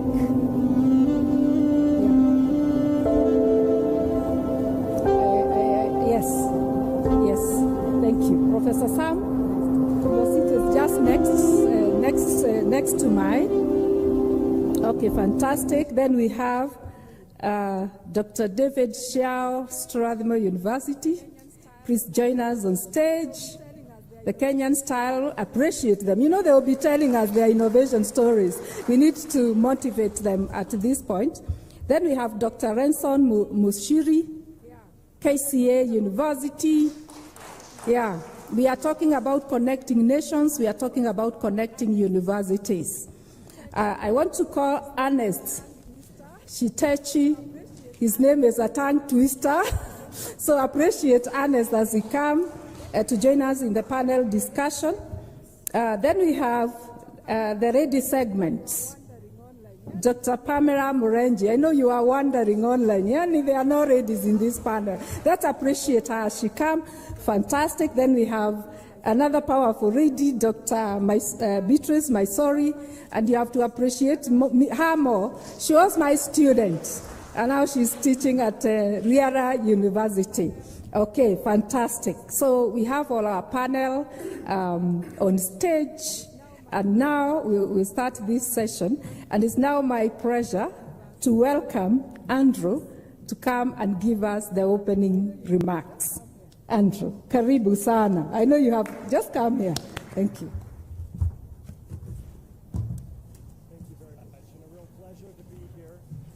Thank you very much, and a real pleasure to be here. Thank you, Professor Kanoti, for inviting me and to be on this distinguished panel with all of you. So, why are we here? We're here because Africa matters to the world. In fact, 60% of the African population is under 25. This will double in the next 30 years. The future of the world's youth is African, and that's why Africa matters so much to the future of the world. But we are missing a huge opportunity right now. The opportunity that's being lost is that over 2/3 of African youth who are not students are unemployed. Youth who do leave the education system end up in a situation where often they're not living to their life's potential and not able to achieve the livelihood or career opportunities that they seek. We need to do a lot more for them. So what can be done? Well, engaging that energy, that innovative spirit of African youth is really the big opportunity that we want to discuss with all of you today. And universities are uniquely placed for us to achieve that. What do universities need to do? Well, Innovation for African Universities program is looking at lots of opportunities that we can do to improve the university system so that it creates graduates who have the opportunities that they should have to have the livelihoods and launch the businesses that they want to launch. We need to break down old approaches to teaching and education. We need to teach entrepreneurial skills across all classrooms, not just those in a business course. We need to better connect the demand in the economy to the skills that are actually being taught in universities. Now, our program, which, as Professor Kanoti said, is a partnership between us, the University of Nairobi, the Change School, and London City University, works with over 90 universities across the 4 countries and the UK to really build that ecosystem of entrepreneurship. We're testing ideas, and we're making innovative changes in universities. And many of you are part of that here today, so thanks, and thanks for showing me a lot of your work today. Now, in this session, we're going to go through a lot of the different projects and give you some examples, and afterwards, I'd really welcome anybody's thoughts on what we can do even more to support that. We have a really big opportunity here to change the world for a better place through university innovation. And I look forward to hearing everybody's questions and talking with you later. Thanks, panel. Okay, thank you, Andrew. Yeah, let's do it the Kenyan way. Let's appreciate him. The Kenyan way. Thank you. So fantastic. It's now my pleasure to welcome Professor Sam to come also and give us more details about this program, Innovation for African University. Professor Sam, welcome. And you know the Kenyan way, appreciate it. Good afternoon, ladies and gentlemen. Habari. Thank you. Thank you, Mary, for inviting us and for your distinguished leadership of the Nairobi Innovation Week, as well as your input into the IAU program. In observing all protocols, I would like to recognize the University of Nairobi leadership that is present, that have supported and gave us a home when we came knocking to invite the University of Nairobi to be part of the IAU program. I also want to recognize any government officials that are present, because I know that some of our ecosystem players are actually government bodies that are involved in youth funding and youth entrepreneurship. And of course, I want to recognize the British Council, without whom we would not be here. I want to recognize the leadership of Andrew Zezan in providing not just the funding, but the program leadership and program vision that we are now celebrating. So it was the British Council's idea to link entrepreneurship and the solving of the problems that Andrew alluded to, youth and unemployment. That if we capacitate the ability to be more entrepreneurial in the university ecosystems, that can eventually help us to resolve the unemployment situation in Africa. And their vision was to do that in a community of practice of like-minded professionals within universities and ecosystem partnerships around the 4 countries we're talking about, including UK, the 5th country, so that as they interact, they could exchange knowledge and skills in a mutually beneficial way and share insights using local evidence from the African landscape, and then capacitate their ecosystems by coming up with the relevant solutions to the contexts that are all too different across the 4 countries, and then be able to teach our students better, to support them better, and allow them eventually not just to be employable themselves, but to be able to create companies that can actually employ other people, other youth, and that was the vision. So today I'm representing the Center of Excellence, who took on board that vision, and all we're doing is to implement this vision and bringing it to life. We are an entity called the Center of Excellence that was set up by the British Council to run this program. And just by way of introducing ourselves, we are a consortium of 3 entities who all bring complementary capabilities to the consortium. I represent Bayes Business School, City University of London, which in collaboration with Change School, a young, innovative ecosystem player based in London, and obviously the University of Nairobi, represented by Professor Mary. We form a Center of Excellence that has designed and delivered the IAU program. So the leadership team is drawn from these entities, and there's Neil and Viren from Change School, Sarah and myself from City University, and Professor Mary. Now, obviously, I just want to say, because I've met a lot of my colleagues who are part of the Center of Excellence for the first time this week. I've only seen them in virtual meetings. I just want to recognize the excellent Center of Excellence staff, without whom this program would not be a vibrant community. So we have Julie Siege, our program manager. Is she in the room somewhere? Yes, there's Julie. Hi, Julie. Nice to see you face to face. And then there's Lydia Zachary, our program officer. And then there's Eva. I don't know whether Eva is here. Kamau, our community and marketing manager, because we have quite a lot of things to do in terms of keeping the community vibrant. And lastly, but not least, Rebecca, who also provides us with marketing support. So this is the team that we have at the Center of Excellence. And we have managed to develop a vibrant community over the last 6 to 7 months.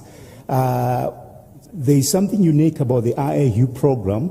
It's an approach that uses a lot of facilitated leadership to get a community going by allowing the community members to deepen their understanding of their context, and then after they've done that, understand the solution space, choose an optimal solution to implement in their university programs, and then entering a phase 2 where they implement that particular solution. So this is where we are at now. We have a vibrant community of over 300 individuals in 80 entities across the 5 countries that are now 3 months into implementing their unique solutions in their universities, particularly the 24 focal universities, African universities that are part of the program. And so we are here because I believe that we have something to shout about, right? We have something that is happening on a weekly basis, January this year, where in every university there is an event, in any one of our universities that are part of the partnerships, there is an event or an activity whereby the following things are happening. It's either the lecturers, just like myself, are being trained, train the trainer workshops. Curriculums are being changed or adapted or created to be far much more relevant to teaching entrepreneurship. The content of this is being deployed into digital platforms so that that content can be easily accessible, and other delivery channels are being created. And as this is happening, we are onboarding students in all these 24 universities, students that want to be entrepreneurial or that are entrepreneurial but that are potential entrepreneurs, and they are being better trained, better prepared, better supported, better mentored, and so forth and so on. So you can imagine across Africa, in the next 3 to 4 months, this is what is happening in every one of those universities. And this is all due to them being part of this platform, being part of the IAU program.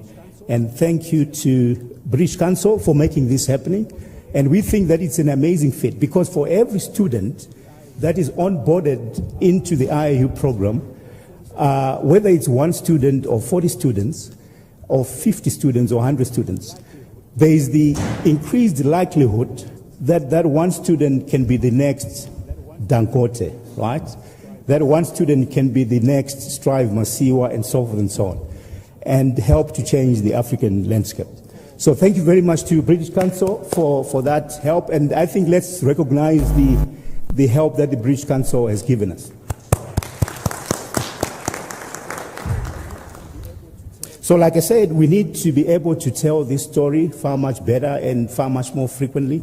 And when Professor Mary came up with the proposal that we should be here at the Nairobi Innovation Week, and she insisted, justifiably so, because we have a story to tell. And because we're in Kenya, we are focused on the 5 project areas that are focused on Kenya. And we have here an excellent panel that I will now take the opportunity to introduce and tell you more about their backgrounds before we sit down and get them to tell their innovation stories, which I'm sure you'll be excited about. Now, to my immediate left and your right, we have David Chiao. He's a senior lecturer and dean of the School of Tourism and Hospitality at Strathmore University. He's a zoologist and has extensive experience in the development sector. Welcome, David. We're looking forward to hearing your story. Next to David, there is Renson Muchiri. He's the Director of Quality Assurance and a Senior Lecturer of Business Research and Methods and Entrepreneurship at KCA University in the School of Business, and he is the project lead on the African side for his project. Welcome, Renson. Looking forward to hearing your story.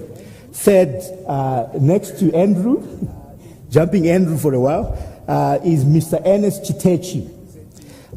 He's actually representing our ecosystem partner of his project partnership as the project lead. He's the corporate services manager, Kenya Climate Innovation Center, that is housed at the Strathmore Business School.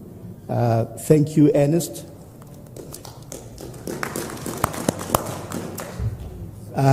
Next to Ernest is Dr. Pamela Mureji. Pamela is a lecturer and innovation champion at the Technical University of Kenya and also an adjunct faculty at Strathmore Business School, where she teaches innovation, strategy, and entrepreneurship. Right now, I understand she's a research fellow with the university in Joburg, right? Welcome, Pamela. Last but not least, we've got Dr. Beatrice Matiri Maisori. So she's multi-talented, so she brings forth over 20 years of experience. I know that in my interaction with her, she's an expert in China-Africa relations, and she's done a lot of research on that. Now moving into tech transfer in universities.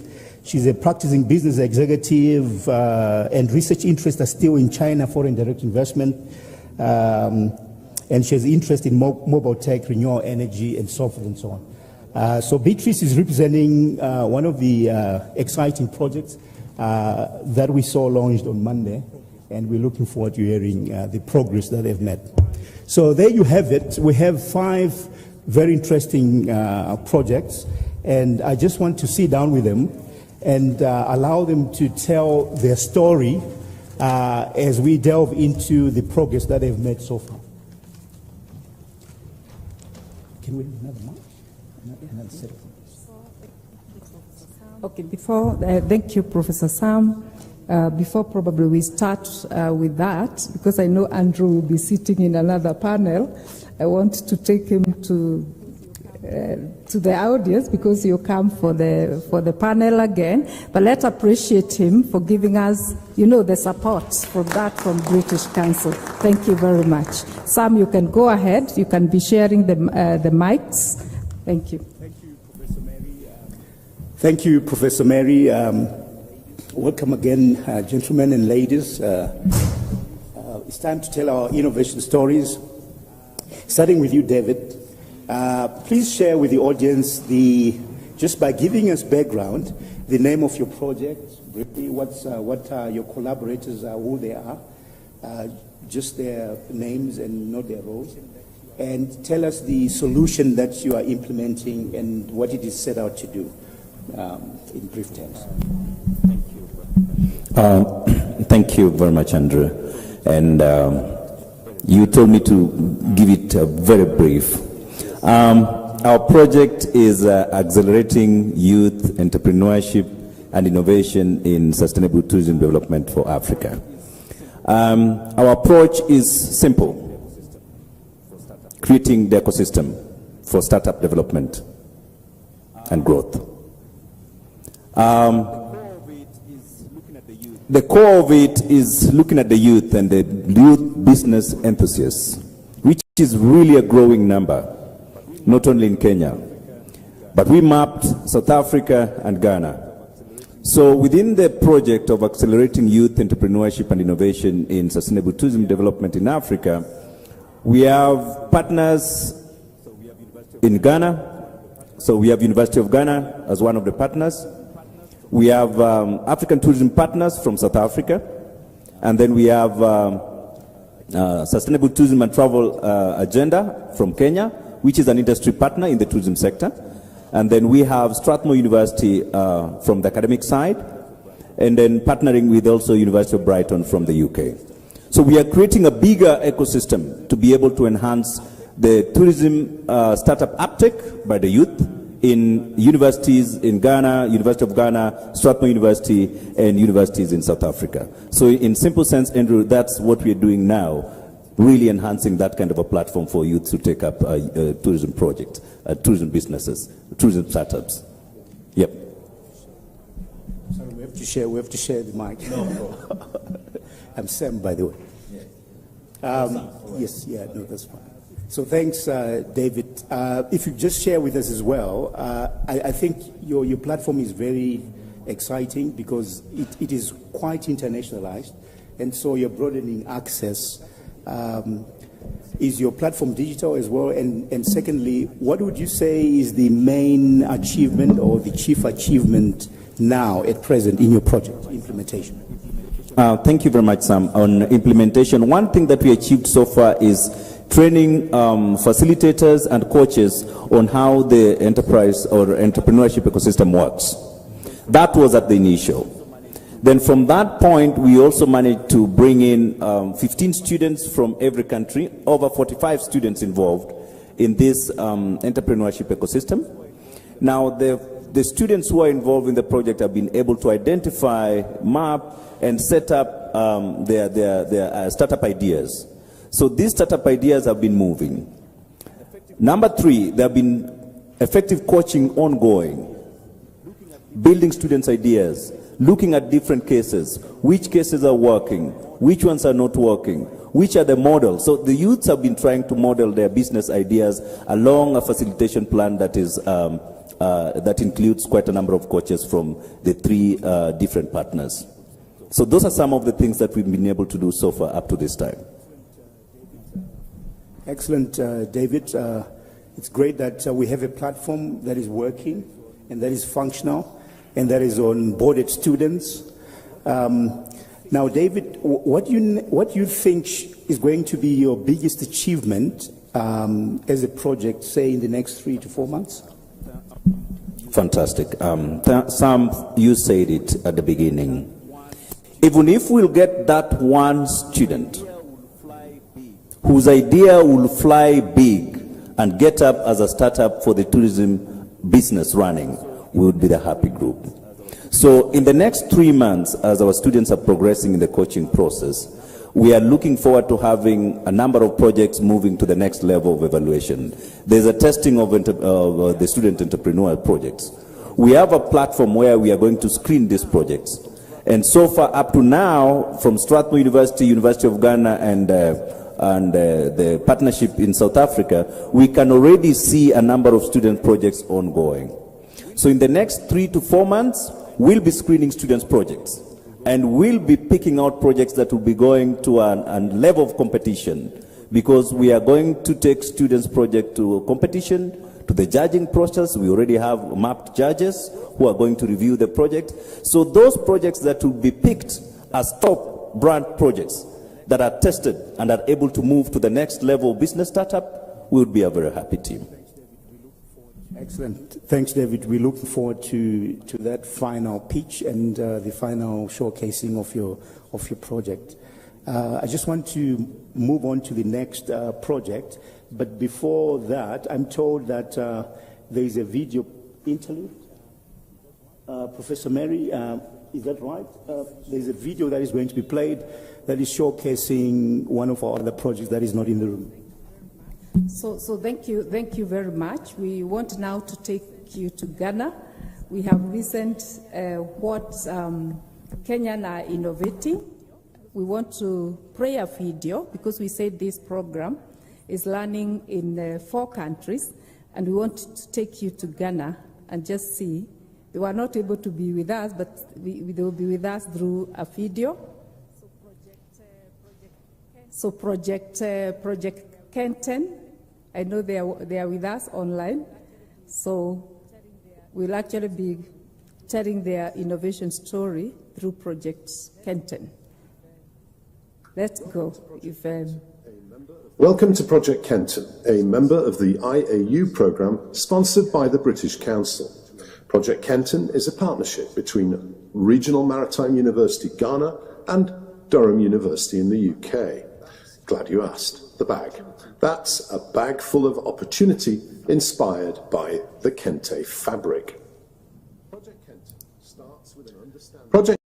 starts with an understanding of the significance of unemployment and underemployment in Ghana.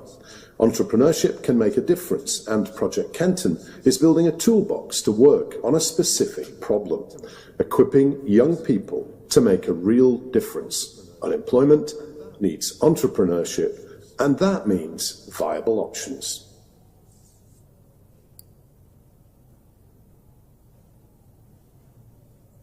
Thank you very much. That's So thank you very much. That's, you know, we just did a taster. So we were in Ghana, just understanding what they are doing. It's called Project Kenton. And now I'll give it back to Professor Sam to go ahead and let the Kenyan project continue telling us their innovation stories. Professor Sam. Thank you, Professor Mary. Project Kenton was very exciting for us because it introduced some excitement on the platform. There was a recipe competition which they introduced around how we can best use certain ingredients in Africa that will help us reduce post-harvest losses. So it's a great project about how a university can be thinking about engaging their ecosystem in a different manner, but in a way that enhances entrepreneurship. Our next innovation story here in Kenya is represented by Renson. And Renson, I just want, if you could please give a background for your project, just the name of the project, who the project partners are, and a brief description just for our background of the solution you are implementing. Thank you, Prof. Our project is co-production for entrepreneurship, youth entrepreneurship in Kenya. And we are partnering with the University of Nottingham in the UK, then KCA University where I work, and also with the Youth Enterprise Fund, which excuse me, most of us here know the Youth Enterprise Fund is one of our major government parastatal or wing that deals with youth employment to support their employment. Now, our main thrust in our project is, first of all, and when we started, first of all, our main concern is the inability of our students, having gone through our education system, to connect the learning that takes place in the class to the practice that is out there in the field. And that is the question we were asking ourselves, why? And and that is what we are dealing with, and our solutions are rotating around that area of bridging that gap between the theory and the practice of entrepreneurship. Thanks, Renson. And how exactly are you doing that, and what has been your greatest achievement so far? The first thing that we're doing, and we first of all went to the field in the first place. We got data. We talked to the university graduates who are doing some businesses, small businesses. And we sought to understand from them what exactly they were applying that they had learned. And majority of them is like, yes, we did go to school. It has helped us to be able to gain general knowledge, but we are not able, if I'm doing marketing for my project, the marketing I learned in school is not working in the field when I come to do my small business. And so we wanted to understand why, and they told us practical. There is a gap between the practice of marketing, for example, and what we are learning in class. And having that knowledge in our mind, we sought out to come up with some solutions. And one of the solutions we have come up with is a youth enterprise resource hub. It is going to be online, where the youth, for example, we realized that some youth will take some programs. You are doing, let's say, a Bachelor of Commerce or a Bachelor of Zoology or something like that. But in between, you realize you want to start a business. But you realize you don't have much knowledge on marketing. So you can grow some flowers, but you don't know how to sell them. You need some knowledge also of some technical knowledge on doing some kind of accounting.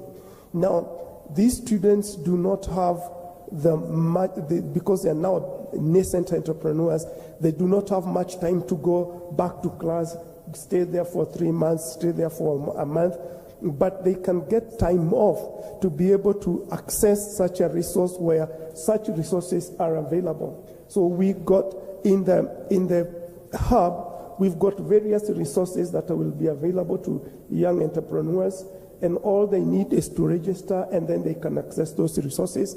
They are able even to be connected to mentors, because we will also be registering mentors, so online, and they can have a chat with them. We will also be having some interviews and some recording, some stories, narratives of successful youth entrepreneurs who can tell their story, how they began and how they have gone through. And they are able now to give them, to help them understand the journey of entrepreneurship. That is number one. And there is much more to that. I can't say all of it to the resource hub. No, thanks, Renson. I just wanted to find out, by June, July, when would be this resource hub be at? What do you expect to have done by June, July? We expect the resource hub to be running by end of July. So by the time we close in July. Excellent.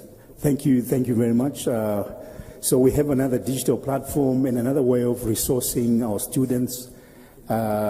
It seems that we can do much more things digitally and access far much more resources digitally, which is one key theme of the program and the mandate that we're given.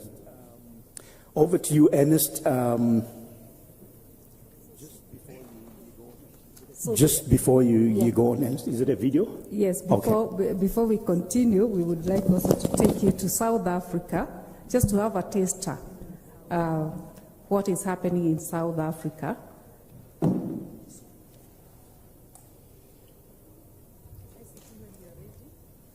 ICT when you're ready.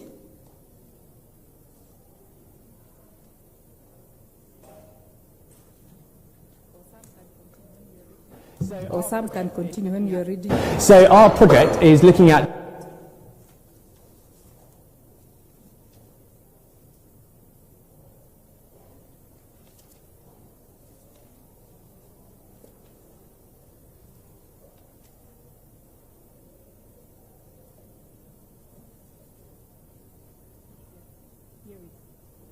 Yeah, here we go. So our project is looking at wheelchair design in South Africa. We're focusing on people with disabilities, and what we're looking at is how can we support them with both manufacturing technology skills as well as entrepreneurial skills. What we found is that lots of people in South Africa who have a disability can't actually get a regular job, and often are self-employed. So what we want to do is we want to give them the skills they need to start their own businesses. What we found in our initial study is that lots of people with disabilities are taught kind of manual skills. So it might be basket weaving, those sorts of things. But actually young people of today with disabilities don't necessarily want to have those skills. They're really interested in skills such as CAD, advanced manufacturing techniques, something that is really a high level of skill, and that's what they want to develop in, and that's what hopefully this project will do, is support them, giving them those skills, but also the entrepreneurship skills to actually enable them to sell their products that they make.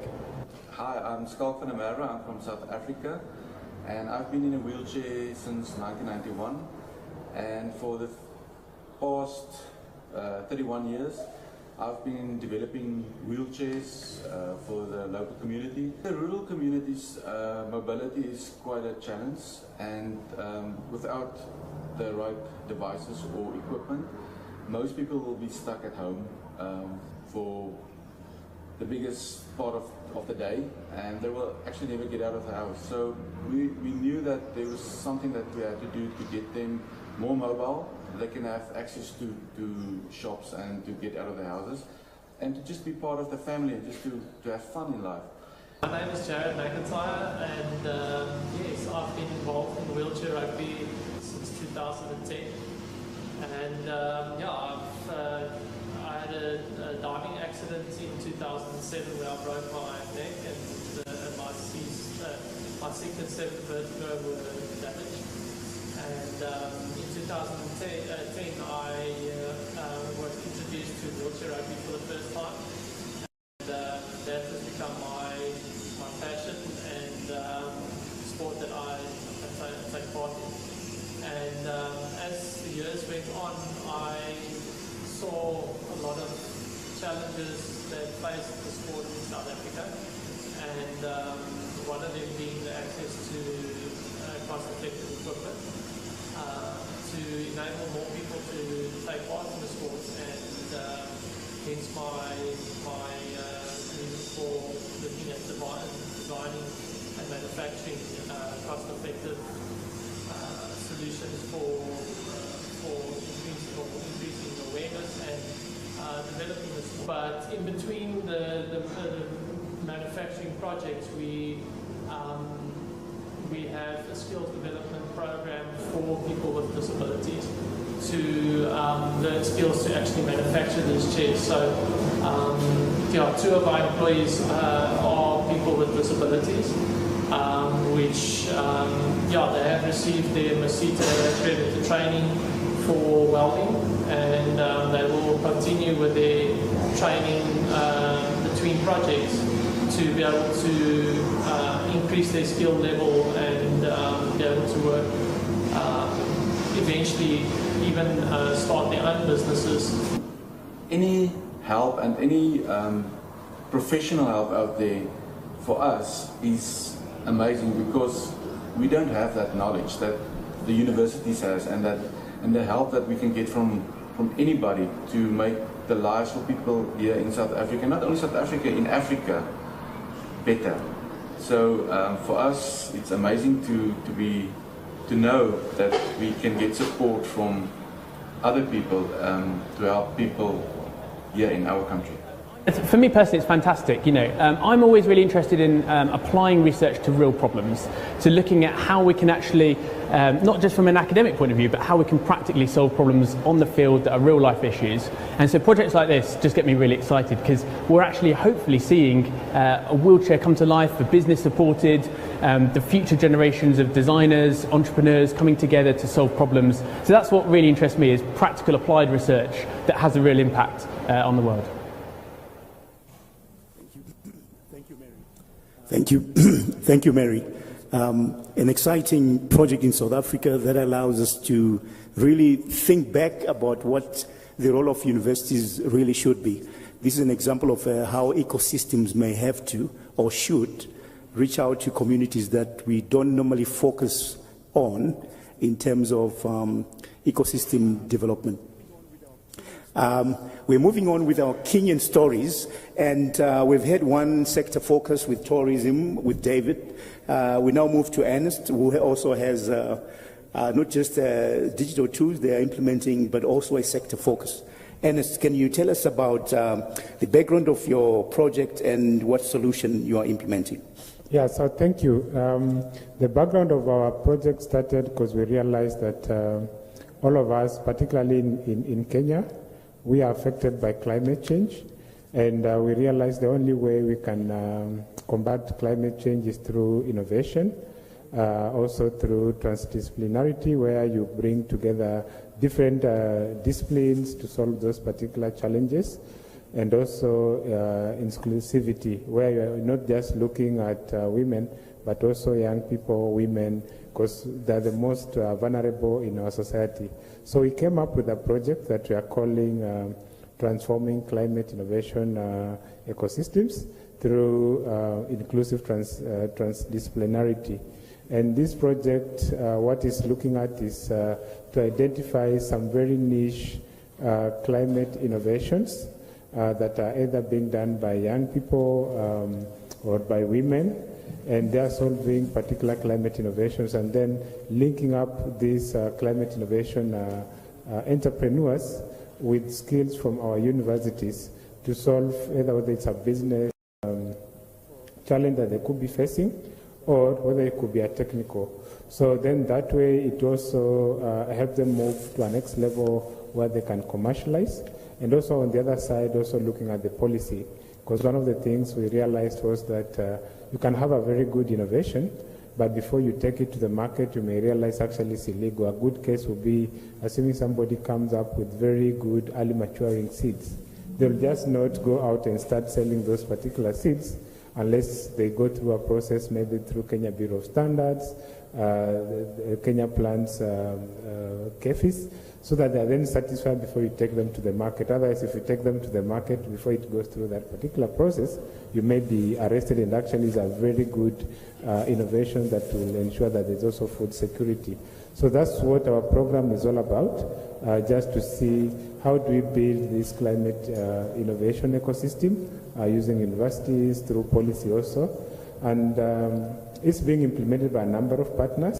So it's being led by University of Sussex in the UK, University of Johannesburg in South Africa. In Kenya, we have Jaramogi Oginga Odinga University that is providing with us the students. We also have the African Center for Technology Studies that also helps us in areas around research. And finally, my organization where I work in, Kenya Climate Innovation Center, where we work with these innovations in climate technology, and we are the ones identifying these innovations. Thanks, Ernest. A beautiful story. I like the idea that we need to give our students access to real-life companies to work in and to work with as a way of their own development as well. So that's a unique angle of your project. And university needs to be able to do that, and it's not a trivial task. I just wanted to also find out from you, because I think we're running out of time, where are you with your implementation, and what do you expect to have done by June, July? Yeah, in terms of implementation, we held 2 workshops. One of the workshops was with the entrepreneurs, just to try and identify what are their needs. Are there needs that can be met through partnership with the universities? Then we also held another one with the entire stakeholders, including policymakers, just to understand what would be their input in ensuring that the climate innovation ecosystem actually is enabled to move to the next level. Then with that, we move to the next level, where then we've identified the entrepreneurs, about 15 of them, and then we've worked with our university, that's Jaramogi Oginga Odinga, to then identify some students based on the needs from the 15 entrepreneurs. So we are planning to have a physical matchmaking event, whereby then these students and these entrepreneurs will meet, try and match them with the ones with different skills. But in addition to that, we are also developing a digital platform. And what this digital platform will then do will be, if there's any climate innovation entrepreneur anywhere in Kenya, you can actually access that platform. You can log in, upload your need, whether it is business or whether it is technical, and then we'll also open it up to other universities, so that there could be students, whether they're University of Nairobi, even in the UK or anywhere in the world.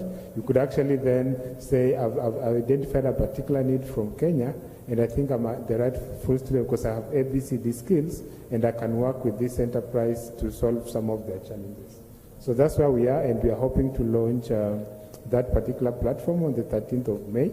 And all now are matchmaking, and we'll be sharing the success stories thereafter. Thank you. Thanks, Ernest. I hope you can reuse your matchmaking software in other sectors. Thank you. It's exciting development. We look forward to that. Once we pilot this one, we can see how that can be used, maybe even to help David in his tourism. Yeah. Okay. So we thank you. Thank you so much. Looking forward to your events in the coming months. Pamela, you are next. If you could please tell us your partners, the name of your project, and the solution you are implementing. Okay,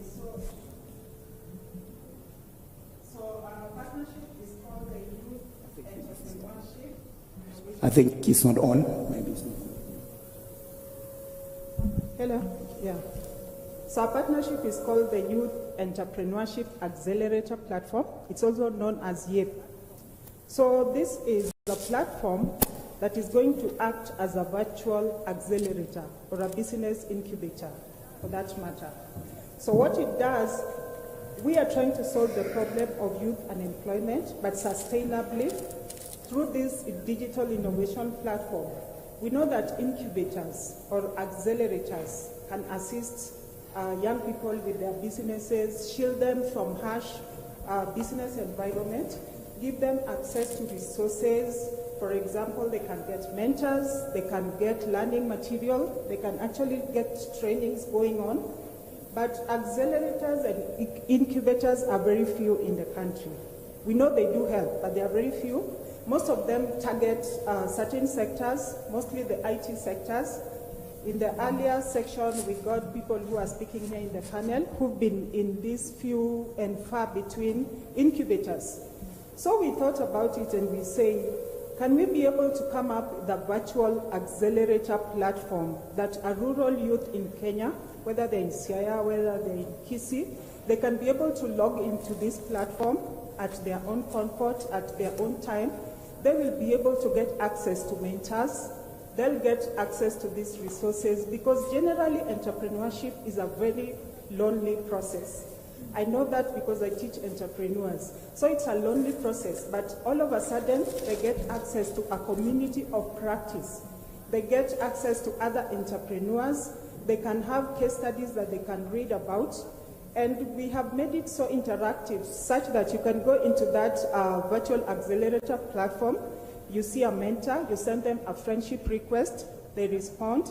Then you could start a conversation, explain what your business is about, and in that way, you can be able to actually get access to a mentor who's in Nairobi. And later, we are hoping this will go out to the wider East African region. So, what were we trying to solve? The fact that in sub-Saharan Africa, the youth do open businesses. We have a lot of early-stage entrepreneurial activity happening, but most of them do not scale and become sustainable. So we are hoping through this skills development, through this platform, a lot of the youth who start those enterprises can be able to learn, to get the skills, the capacity building, the mentorship, and even funding.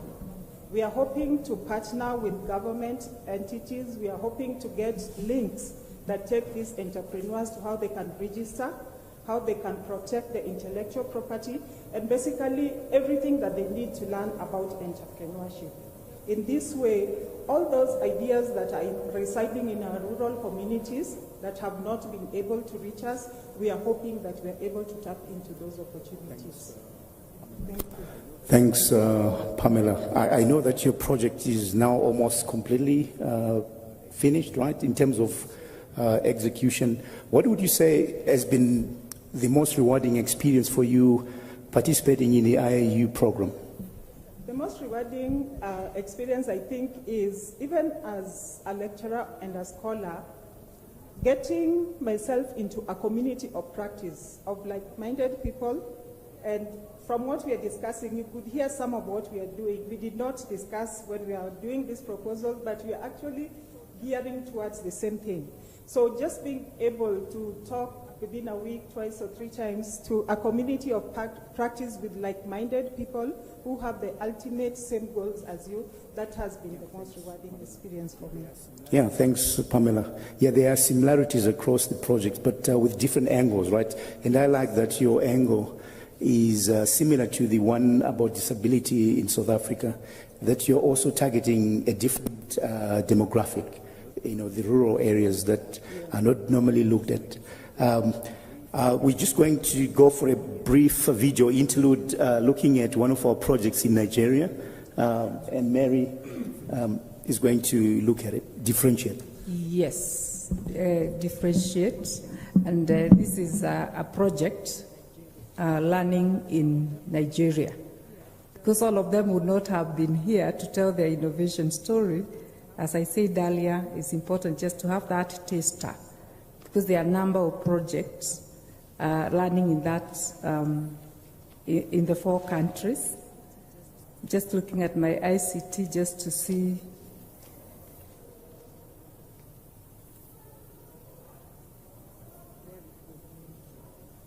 There we go. Thank you.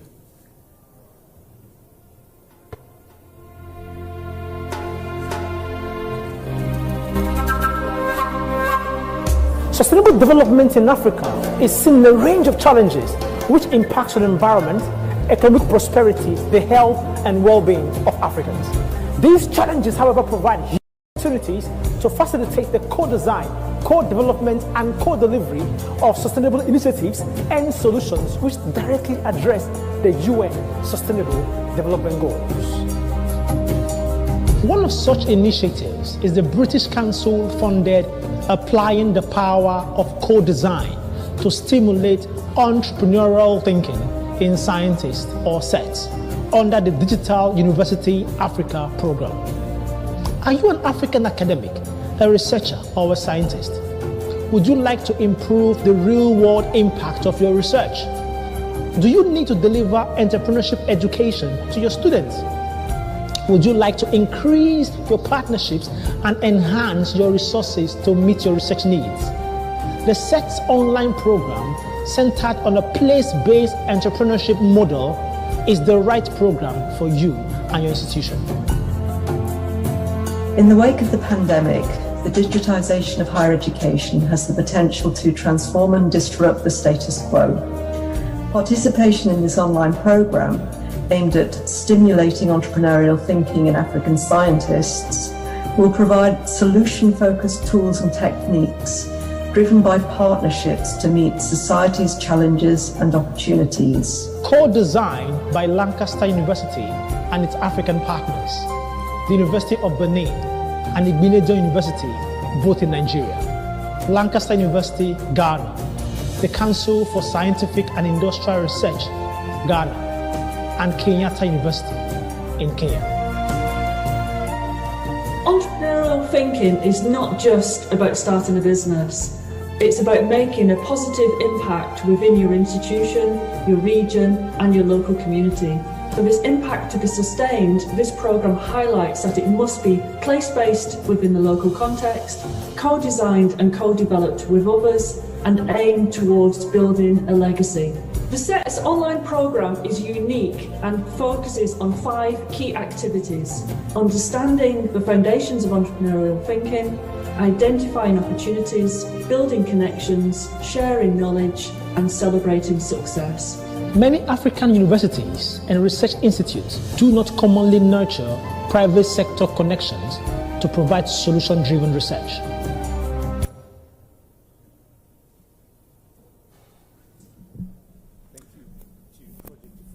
Thank you to Project Differentiate, the guys who are championing place-based entrepreneurship, just highlighting the importance of contextualizing our teaching, and they have a huge task ahead of them, and we're looking forward to the solutions that they have in their curriculum development, but also in the way that ecosystems should be shaped differently according to the context. So that's an exciting ambition. And last but not least, in our Kenyan stories, we have Dr. Beatrice, and please tell us the name of your project, the partners, and give us a brief background of the solution you are implementing. Thank you very much. So maybe before I should bring our goodwill messages from our our Vice Chancellor, Riara University, Professor Gateru, and our DVC, Academic and Finance, Dr. Mureidi, and of course the technical lead of this project, Professor Abel. All of them are following online, and for us at Riara University, it's been a pleasure and a joy to actually take part in this particular project. So the ISU, which is Accelerating Entrepreneurship Support for Universities in Kenya, is a partnership, education partnership project between the Open University, UK, led by Dr. Michael Ngoasong, and Riara University, led by Professor Abel, and then an ecosystem partner, Ashoka East Africa, led by Vincent Odhiambo. I think among everybody that has spoken, we were the only one that have officially launched our project. And I think those of us who attended the official launch at Riara University on Monday can actually really attest to the excitement, to the enthusiasm, to the, the joy from, all stakeholders, the students, the faculty, the stakeholders who are taking part in this project, who are all in attendance, and of course, British Council who attended the official opening session on Monday. You can actually really feel the enthusiasm, even from the testimonials that were given by the participating cohort, learning cohort. So what are we doing with the ISU project? So just really to give a background about the same, at Riara University we nurture innovators. And we have two main foundational courses that allow students to actually get the entrepreneurial skills, but also one unit that allows students to understand our context, our indigeneity as Africans, and the kind of social problems that we face in Africa. Now, this is the 12 weeks program, and we are able to, of course, bring in knowledge and skills about the entrepreneurship, but you realize that 12 weeks is honestly a very, very short time to actually engage a student and to allow them to learn by doing. I think one of the earlier speakers in the morning talked about the 70-20, 70-20-10 theory about learning, and 70% of learning really happens as you do, as you actually put on hands-in, practice into what you're doing. I think one of the other speakers in the morning also talked about the Chinese proverb, right? Tell me, I may forget. Show me, I may actually not get it to know, but allow me to practice, allow me to participate in my learning journey.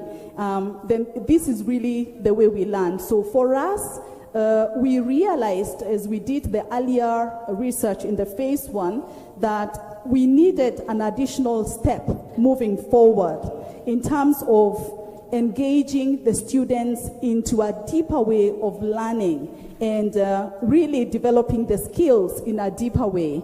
And one of our ecosystem partners, Ashoka Foundation, who has been in this journey for the last 40 years, was very instrumental in terms of letting us understand what exactly is the change-making journey, right? And allowing students, allowing young people, right? Some of them really as young as 12, 13, 18, to actually really bring in change and really contribute to bringing solutions to societal programs. So for us, we thought then it was very beautiful to come in and engage on this journey, which is a 6 months virtual accelerator program, which is really more hands-on, allowing the students to be able to take a part in not just redefining their problems, but also solving them and really as well validating and taking these solutions into the market. How are we doing this? We are engaging in a virtual accelerator. It's a virtual platform. And one of our key partners, Open Learning, is really an expert on open access learning. And we're doing quite a lot of journey in terms of learning. How do we create the virtual platforms, the virtual accelerator, but also how do we engage in more blended format kind of learning? Thank you. Thanks, Dr. Beatrice. I was there on Monday and I saw the excitement and students. I spoke to a student who is a creative, and he said that even though he's passionate about radio, he would not have considered it as a business until he heard about the virtual accelerator. So we have these talented students that are not necessarily our business school graduates who have talent and capabilities, but they actually have never thought about entrepreneurship until they come across it, right? So this speaks to the next session, I think, about how we need to think about what the role of universities should be. How do we mainstream entrepreneurship within universities and across universities into the society?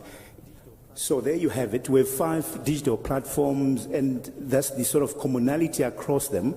But they're all different in that they either have a sector focus or a demographic focus or some other focus that is different, maybe in terms of the way they look at entrepreneurship, such as place-based entrepreneurship. But all in all, whether it's a sector focus or a discipline focus. The digitalization of these platforms allows better scalability. It allows, into the future, it allows better sustainability, because these are digital resources and they're probably fungible. And it allows better access, to reach those communities that Pamela is talking about, the rural communities or communities that are not normally connected physically to the universities. And so we have a story to tell, and we're continuing all these stories in the coming few months with country-focused events. Thank you very much, distinguished panelists. Well done, and I hope to be seeing you in our platforms in the next few months. Okay, fantastic. Another round of applause. Thank you, thank you, thank you. Thank you, Professor Sam, for moderating this session. And I want to call you once again distinguished panelists. Asanteni sana. Can our online participant join another hand of a clap to appreciate these innovation stories? When I got into this program, it's a program I have learned a lot, because it's a program which is learning in different contexts. Some are in low context, others are in high contexts. So I'll tell you, if you want to innovate, you need to collaborate with the people from all different walk of life, and people with from different disciplines. Multidisciplinary is the way to go when you talk about innovation. I'll tell you, I have learned skill sets, behavior sets, mindsets, tool sets, and recently I learned something, hard sets. You can have everything you have, and I'm speaking to us young students. You can have all the knowledge you have in your mind, but if you don't translate that into your hard set, I will tell you, that's why we are told that when we graduate, we have the knowledge, but you don't have the hard sets. So I learned that, and I said, wow. So I want to tell the young students watching us or following us online, it's very, very critical to translate the knowledge set into hard set. And I always tell a story of my mother. What I know, I learned by doing. She would just sit me next to her and tell me, this is how you cook. This is how you peel potatoes. And many, many years after, in this program, I learned the story of hard sets. We must innovate by translating our knowledge into doing. So we must be ready to soil our hands, because the doing is not the easy part. If you are a farmer, and we have projects here which are talking about agriculture, you must be willing to use your hands to bring innovation around agriculture.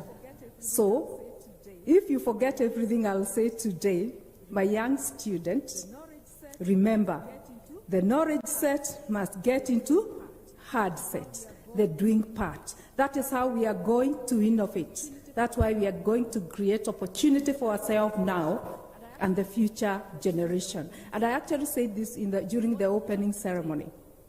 What we are today is because somebody else who went before us created things that we are enjoying today. So my challenge, as you have heard the innovation stories from Nigeria, from Ghana, South Africa, and Kenya, in collaboration with the UK University, I'm leaving each one of us with a challenge. What are you creating for the generation now in terms of innovation? What are you creating in terms of innovation and entrepreneurship for the future generation?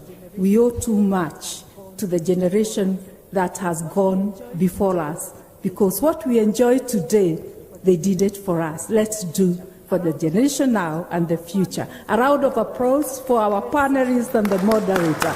Great session. Thank you very much. I'll now allow you to take the audience part, because we have another panel discussion. Asanteni sana, and I'll call the next speaker of the day, who has actually flown all the way from the UK. And as he come to the podium, because I'm being left here alone to join me. I want to introduce him as he come. He's Firen Lal, Anjak Professor and Managing Director of Change School, UK. And actually his organization is the partner in this project where we are formed Center of Excellence. Firen is an international executive educator, and he's an expert in that area. And as I talk that, you can go to Change School website. You validate what I'm saying. Has delivered program in entrepreneurship, innovation and design for change to faculties from 129 international higher, let me go through that one, higher education institution. And I want to repeat for the emphasis, 129 international higher education institution. He is the managing director once again of Change School, which runs program for executive and university faculty in 28 countries.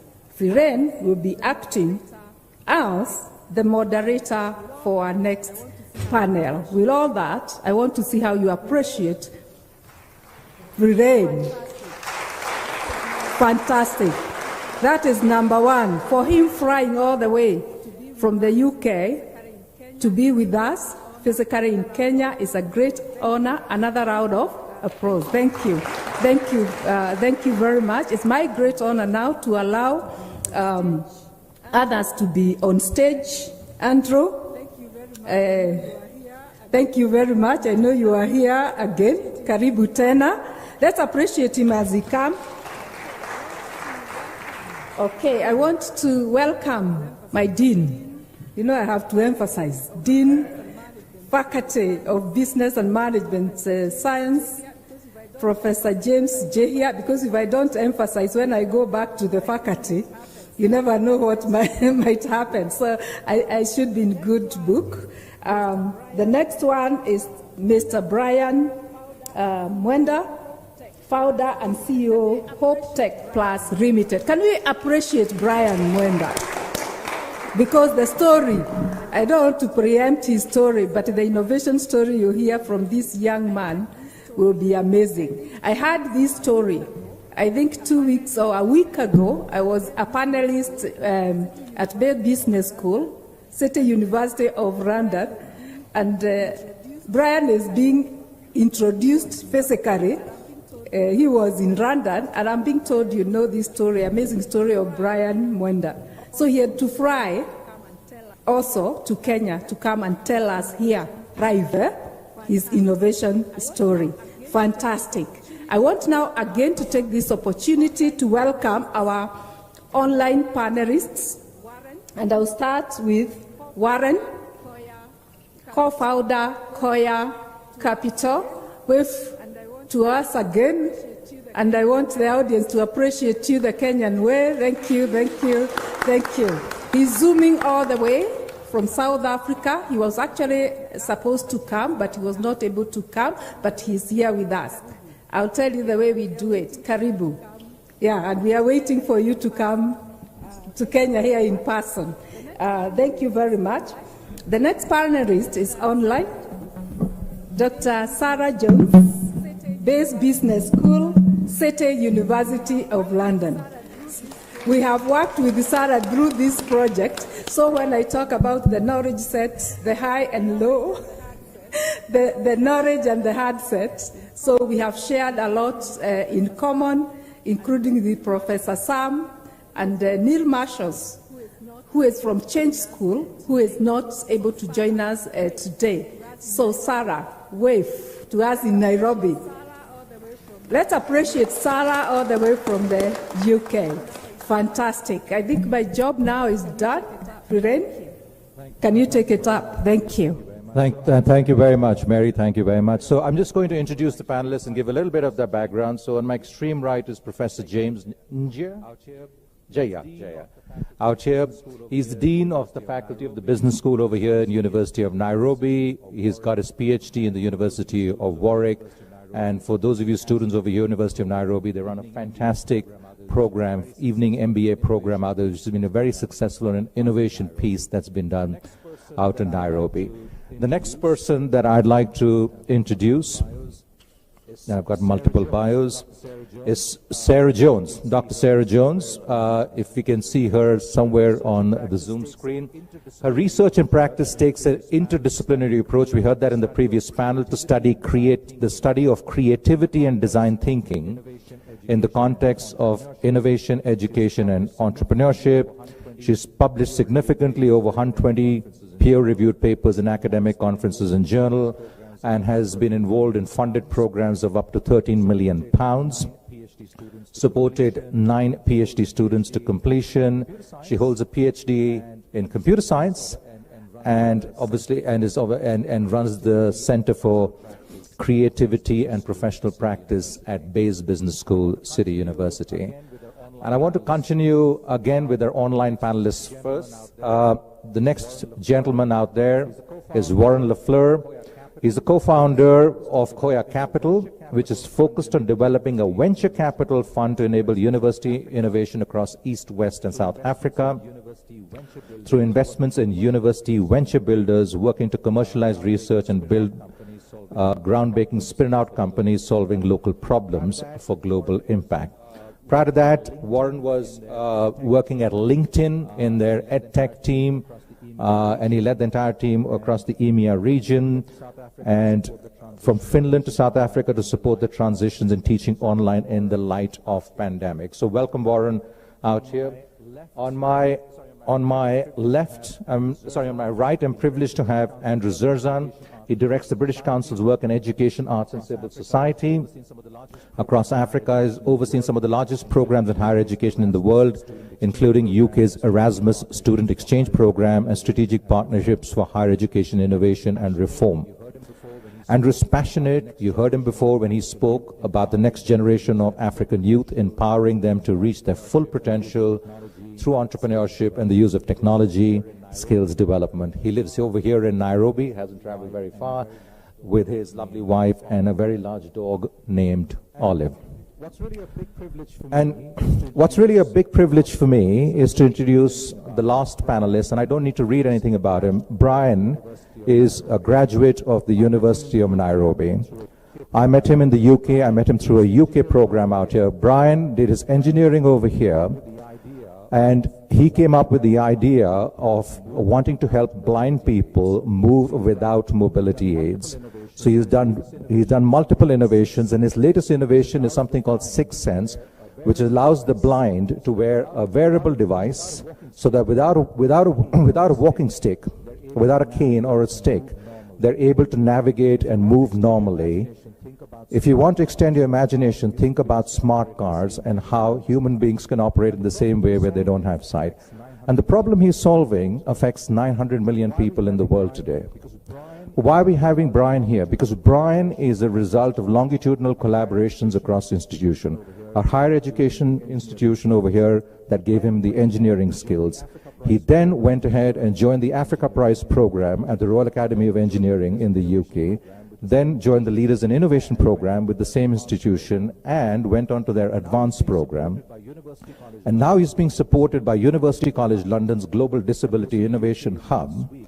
And he was in the UK last week where he's launching his company in Bristol, or Brighton, is it Bristol?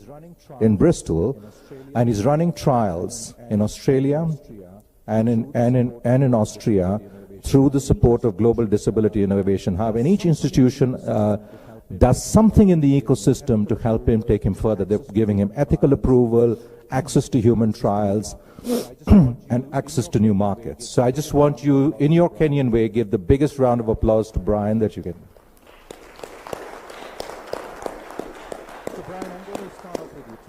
So Brian, I'm going to start off with you. Tell us about your journey as an entrepreneur from your graduate days. Thanks a lot, Viren. Thanks a lot, Viren, for that warm introduction. And I think I'm very, very happy, first of all, to be back here at the University of Nairobi. not as a student anymore. And I'm just so happy to see a lot of students participating in a session like this one. And I think in terms of research and innovation, the university has really improved in terms of opportunities for students. And I'd say the best place to start an innovation, if someone has an innovation idea, will be at the university right now. There are way more support opportunities, like such kind of programs that were not there when I was a student. And I think for me, most of the channels that I have had to go out and actively look for them. I'd say right now they are more accessible as a student at the university. So I started up with an innovation to help my friends who are visually impaired, and then there was a lot of engineering knowledge required, and my foundation in electrical and electronics engineering came in handy to help me to come up with the first prototypes. But beyond that, there is a lot that goes into coming up from an idea stage, developing this into a product that can be used by someone outside there in the world, and that's where partnerships come in. I think I couldn't have been able to do half of the work without partnerships, because something as simple as just going out and testing a prototype with someone who's visually impaired, you need to do a plan for that study, you need ethical approvals, you need to recruit these visually impaired people, and when you have some good partners around that, and universities are the best place to start, I think for us that has really worked in terms of the engineering, getting to the users, because that's one of the most important parts in our work. We are a user-centered company, meaning our users participate in all the development process. Thank you, Brian. And I'm just going to take this discussion now over to Warren. Warren, you've heard Brian's journey out here. Can you tell us, can a single institution play a role in the development of an individual like Brian?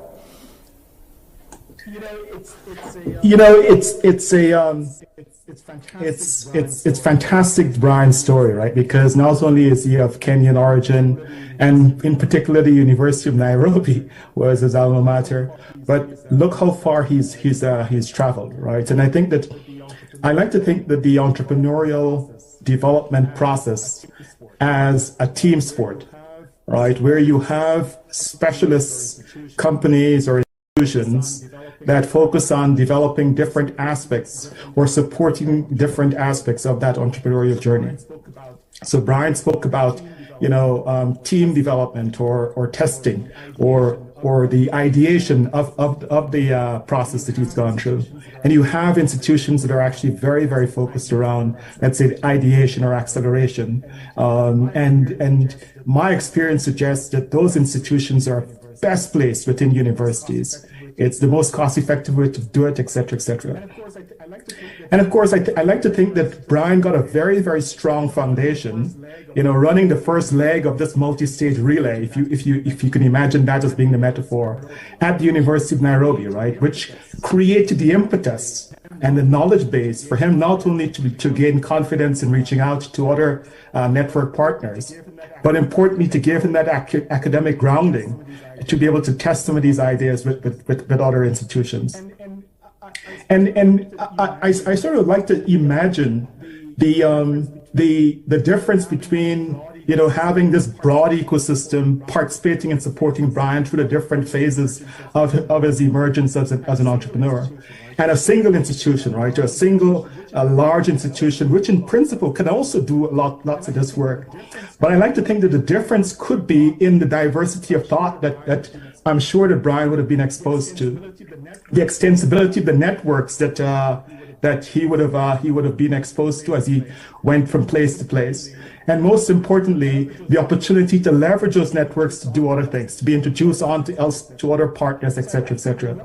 So I love the Brian story. I think it's fantastic to see his emergence from, his alma mater, and now, working pretty much across the world, right? And I think that the ecosystem, would have enabled those types of outcomes. Thank you very much, Warren. Sarah, your views on that, please. So in terms of I'm just kind of making notes on messages emerging. I love the theme of teamship, if you like, connections, community, collaboration across disciplines. So I certainly believe there are things that institutions can do on their own in leading by example. And we heard some great examples earlier on in the first panel of how universities are doing just that in their specific areas of experience and expertise.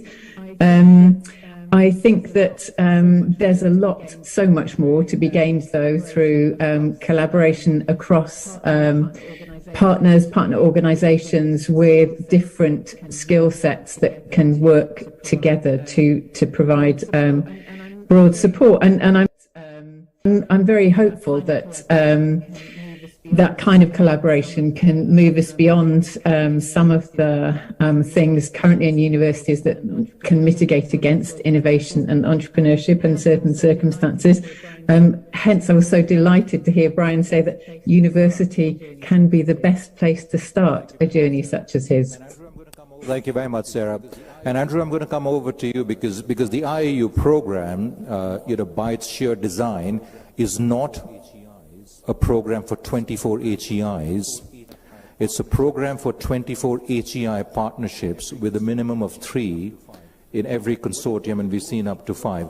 So what is your thinking about the fact that it's not a single institution, but multiple institutions need to sort of lockstep together to make this entrepreneurial journey for the youth happen? Thanks for inviting me. Thanks, and thanks for inviting me. When we were designing this program, we were looking at lots of different opportunities, lots of different ways to do it. And one thing that I felt really passionately about myself, because I've worked in other higher education or university programs, is the power behind partnership. The British Council set up to promote partnerships in the UK and other countries. And in higher education, that's exactly what we're trying to do. And this program, we designed to include both a UK partner, an African partner, and then somebody from the broader ecosystem. And we did that because we know that in higher education, there is often a barrier between the university and maybe the job market or other players in that broader entrepreneurial ecosystem. So we wanted to really push universities out there to get more connected, and some do that really well. And that's also why we wanted to make sure that it wasn't just one-off universities, that it was that partnership, because we want those learnings to be spread across all partners in it. We find that no university has all of it down 100%, but by building partnerships, working together, they quickly learn together what their strengths are and what they can replicate in themselves. Thank you so much. So this is like really the first part that ecosystems are really critical, and although a single institution can provide a lot, there is so much complementarity that a partnership brings together. As we've just learned, engineering skills, entrepreneurship skills, access to market, ethics approval. Not one institution could do it, and I think that's really a part of Brian's journey.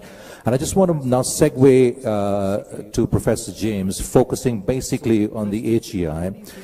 So, Professor James, what do you think is the role of higher education, and we spoke about it when we were speaking with Warren last week, in developing an entrepreneurial mindset both in staff and students? Thank you very much, Viren. Thank you very much, Viren. Well, higher education basically means universities, basically. And in my view, universities are in a very privileged position because they are the last institution are basically being prepared. So when students join university, they are coming to learn from high school. They are basically acquiring basic knowledge. But the university is the last place where they have someone to teach them anything. After that, they are on their own. Therefore, traditionally, we've always trained for jobs, getting a job. However, the idea of entrepreneurship is new to the traditional university. Therefore, we are uniquely positioned, therefore, to rethink our programs and our mindset, our purpose even. Why are we existing as a university? Traditionally, we've thought of ourselves as teachers to teach you some skills, you go out and get a job, and if you want to go into business or entrepreneurship, you will learn somewhere outside there. However, now, it has come to the level of even younger people. Therefore, universities, role would be therefore to change their reason for existence. They need to factor in the idea that they are preparing people who can go and be self-employed. Number two, emphasize skills of entrepreneurship within their program curricula. And most importantly, change how they teach. There was a program today on program-based learning. Basically, the pedagogical approach we use need to be refined towards orientation, towards creating people who have an entrepreneurial mindset. Thank you very much, Professor James. And Sarah, I'd love to get your views from Bayes Business School, picking up from one of the points that Professor James mentioned about the new pedagogical approach. I think some of the programs you run are quite different in the way they're taught. Would love to hear that, and also about the role of HEIs in developing this mindset. Yes, thank you. Reflecting last night in preparation for the panel, I was thinking almost more important than the content is the process, the ways we do our teaching, the methods we use, our pedagogical approach, which can then be applicable across across disciplines, across schools, across departments, across whole universities. So at Bayes, we're lucky that or delighted that our MBA is rated first in the world first in the UK for entrepreneurship. We have a master's in entrepreneurship. We have a master's program in innovation, creativity and leadership, which is the one that I'm responsible for, which is an interdisciplinary program where we definitely emphasize the idea that Mary spoke about of not just knowing and saying, but doing. So learning through practice as being a very powerful way of developing students' skills around innovation and entrepreneurship. And that kind of sits within a context where the university as a whole is able to provide support for extracurricular activity in an incubator space, a pop-up university for the local community and so on. So there's a range of kind of functions, ways that we approach things that we're delighted to say feel very supportive of future entrepreneurs and innovators. That's right. I think that's run out of battery. Thank you very much, Sarah. Thank you very much, Sarah. So, Brian, what would you say, because you've been a recipient at a university and supported through a number of institutions, what would you say should be the role of higher education in developing the entrepreneurial mindset in students? Thank you. So I think right now most universities are catching up in terms of the skills required to run a business, and businesses have really evolved. It's good to see that the University of Nairobi is very innovative and accepting. I think previously universities have been very rigid in terms of accepting new curriculum or a new way of doing things. So I'd say that one of the things that maybe was not taught enough when I was in university was, I think, communication and presentation skills, especially in engineering. So it was when you have an idea, when you start presenting a business, you have to do a lot of presentations. And as an engineer, I just taught how to calculate things and just to make things. So it's really good to, I think, for any course in university to have that communication skills embedded in it. I know there is a common unit at the university that deals with that, but it may be something that maybe needs to be expanded in terms of how long it's taught. And also, I'd say I think now we have a lot of hubs within the university. There are hubs if you want to create software. I think we have C4D Lab for most software innovations.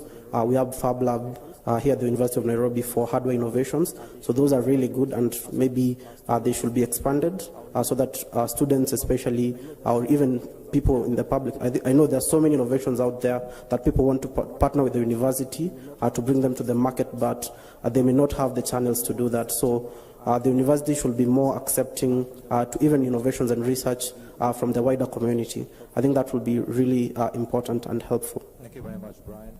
And now I'm going to Thank you very much, Brian. And now I'm going to go actually to the audience. Students, take a minute. Think about the question you want to ask any of the panelists out here.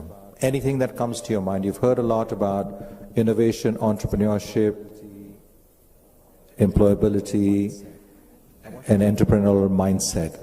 I want you to take a minute and think about any question you might want to ask, write it down. I will try and fit it in the time, and then just make sure that you can bring it up to Mary and get it across. And we, as much time as we have, we will try and address it to the panels out there. So I'm actually going to pause for a minute to give you a chance to think about a question you might want to ask.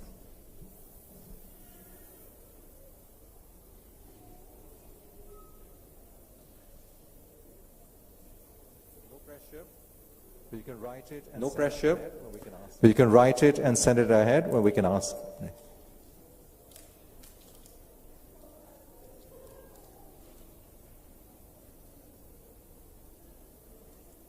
Yes.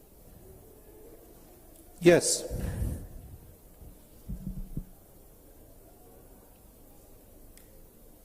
Can we give her a mic, please? Can we give her a mic, please? Do you want to ask a question? Sorry.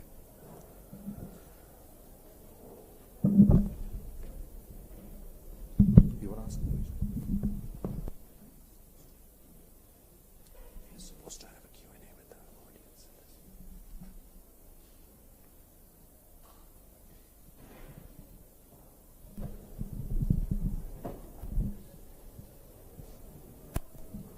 Good afternoon, all. Good afternoon, all. My question I've been asking since morning because I come from the communications department, and that is the journalism. And mainly, we both know, or probably most of those people who have been in that department or faculty know, that ideas are stolen. So when it comes to innovation, how do you protect, or how, apart from the trademarks and the patenting, that takes some time? If I come, this question majorly probably could also have been answered by IAU, whereby you can say, or you can give your idea, your innovation as a startup without having to protect it under the government protocols. So how do you protect your innovation in case you want to bring it out, so that at least we are living in a world where people want to steal ideas? We have less innovators and more photocopiers, if I may say. Thank you very much. It's a really important question, and we face this all the time. I'll take the opportunity to respond to this. There are three aspects to it. There is the idea, there's the innovation, and there is the individual. I'm going to break this myth. Ideas are cheap. We can run a design session together with Sarah and I, and we can create 80 ideas to solve a problem. If you do any course in design thinking, ideas are really cheap. What's really important in business is the execution. You may be married to your idea, right? You may be married to your idea out there, and we can run a session together and we can look at 10 different ways of solving the same problem. And there are techniques to doing that, and that's the creativity aspect of it. So that's about idea. What's really important is that if your idea is so easy to copy, then it would be copied. But you need to be the person passionate behind it, because you are the one who's going to see it through when the going gets tough. Entrepreneurs like Brian run out of money. They've hit the valley of death, as they say in entrepreneur. But it's because of their persistence and their being committed to the idea and the execution that sees us through. So that's the difference between just an idea and a committed individual doing that. It's the same thing about Elon Musk. When he started with firing rockets, they would go down. Everybody else would have given up. He continued. The third aspect is innovation. If you've got an IP-based innovation, you have a number of options. Mary heads the tech transfer office here. So you can protect IP.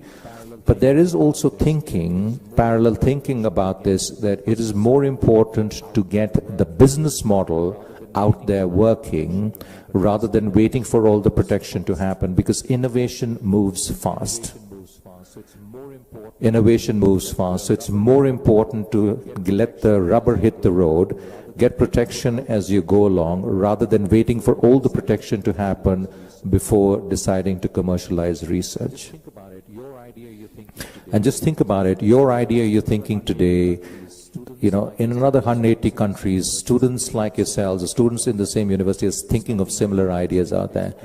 It's not the ideas, it's the execution and the business. Anybody else wants to add? A really great question. I'm reflecting on my previous career, and I'll reveal maybe my age to you guys, but I, a long time worked in mobile money. So all of you know in Kenya how big of a deal M-Pesa is. We all use it here. For those online who aren't in Kenya, it's very much a cashless society. We use M-Pesa, this mobile money on our phone. Back then, all over the world, everybody was talking about mobile money, but nobody was able to make it work. And I remember even in Kenya, I visited, and they were sort of talking about launching this new thing. They were deciding what they call it. Eventually it was M-Pesa. And people were so worried about this idea. We can transfer money on our phone. Nobody knows this secret idea we have. Little did they know, people in the Philippines, Malaysia, the US, Europe, everybody was talking about and thought they had some unique idea. But what Kenya did, to Varen's really great point, was Kenya really thought about the execution. And it went ahead and made it happen. And that's why today Kenya is the world leader in mobile money, because it was the first mover in that, and nobody else has been able to perfect that execution, just like Varen just said.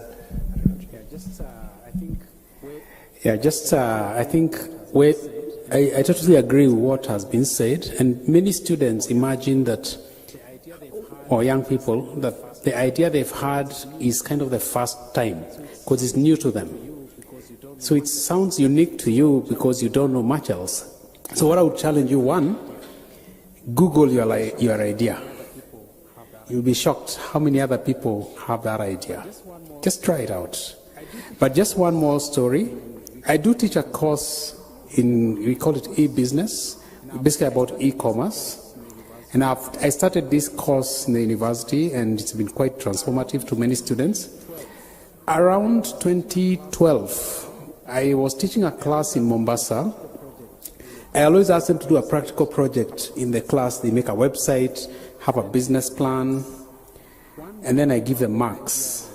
One group came up with the idea of having some sort of online menus, whereby any restaurant could put their menu there, and then they could now have a delivery service. You could order food from any restaurant. And I thought, this is brilliant. So I told these students, they actually got very good marks, but I told them, please go and make this idea work. It's brilliant. But they were, after the course, they disappeared. I never saw them again. Some got A's. 2-3 years later, we saw Eat Out in Kenya. There's another one called Mama Something. They do the same thing. So, and I thought, wow, this is what these students had in mind. But me, I had no interest. But I realized they were onto something, but they didn't actualize it. So I think that's the same point, that what matters is execution. Don't worry somebody stealing your idea. What do they do with it? What are you doing with it? That's what you should ask yourself. Students, questions. Yes. Students, questions. Can we get a mic? Yes, please. Can we get a mic over there, please? Or can you shout it out?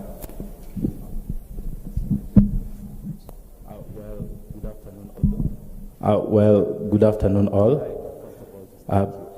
I'd like, first of all, to thank you all because of this great session. My name is Emmanuel Ngendo. I pursue a Bachelor of Arts in Anthropology here at the University of Nairobi. And I wanted to ask a very brief question. Speaking of developing an entrepreneurial mindset, I'd like to ask which is the best way to come up with a business idea. I mean, like, is it supposed to be geared by your passions, your interests, your dreams and ambitions and stuff? Because, like, for example, my course, it doesn't really focus on stuff to do with business and entrepreneurship. And I was wondering if you could answer that question. Yeah, or maybe you could do research or go outside there, get some exposure. Which is the best way to come up with a business idea? Thank you. Thank you very much. Brian. Thank you for that question. I'd say the best way to come up with a business idea will be to identify a problem, because the best businesses are those that solve problems. And unless you're solving a problem, I don't know how you will create value. So I'd say just identify a problem, and it can be in any space. When that problem deals with something that you're passionate about, I think for me it was easier because I identified a problem that I was really passionate about solving, and I was in a position where I had some knowledge in that field. So for me it was something that aligned, but it's not always the case. Once you identify the problem and you are sure that this is something that you want to solve, I think from there you can start creating solutions with those people that the problem affects. And you come up with so many ideas and test them, and then eventually you'll always end up with the best one. So that, for me, will be the best way to approach starting a business. Thank you very much, Brian. So, I mean, simply put, you know, it's the intersection of what you're passionate about solving, that it's a real problem worth solving, you know, that, you know, somebody is going to pay you for it, and you bring a certain amount of skills and expertise or discipline to doing that. You know, that's usually a good mix. Just to give you a statistic, you know, almost sort of 50% of the companies, startup companies that are existing 5 years or beyond, were started by entrepreneurs who were solving a problem they were facing themselves. So, for example, Dropbox is one example. The person used to keep losing memory sticks, the CEO of Dropbox. He said there must be a better way out there. So don't disregard the fact if there's something that annoys you and you can find enough of a population and you can test that annoys other people too, and it's a problem worth solving, that is also a good way of doing that. So I'm going to move on to the panelists, and I'll come back to the students one last time to do that. I just want to come back to you, Andrew. What role do you see British Council playing as a catalyst in empowering HEIs and ecosystem players out there? Because you've obviously got a strategic role as a funder, but you know, what's the bigger vision in this whole sort of apparatus playing together? Thank you. Thanks very much for that question. So one of the things that really makes us special is thank you. Thanks for the question. Something that makes the British Council unusual, and the reason why we want to play in this space, is we're in most African countries, and of course we're across the UK. So we have insights on the ground and a network on the ground across all these countries, you know, with many of the universities in these countries, and we're regularly dealing with African youth. So we know you, and we're really excited about your potential. And something that we regularly hear from African youth is, you are entrepreneurial. You want a job after graduation, but you have a lot of ideas. And this is something, frankly, that is really outstanding on this continent.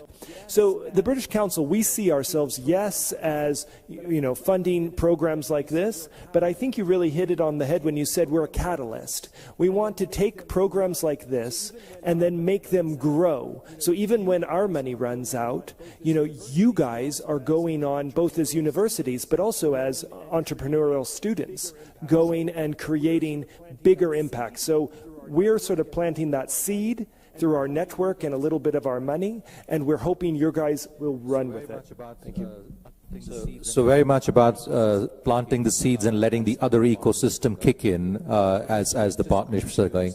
Professor James, just coming to you and saying your institution in some sense is a recipient of a program like this and many, many other programs over here in Africa. What role do you think institutions like the British Council, US, and and other institutions sort of help do which universities can't do on their own?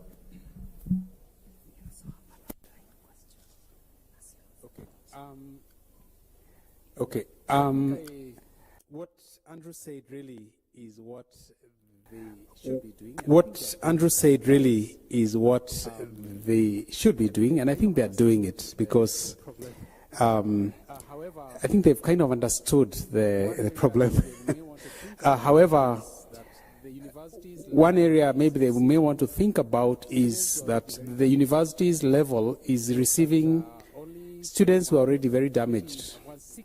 Note that only, say, maybe 1/6 of the students qualify for university.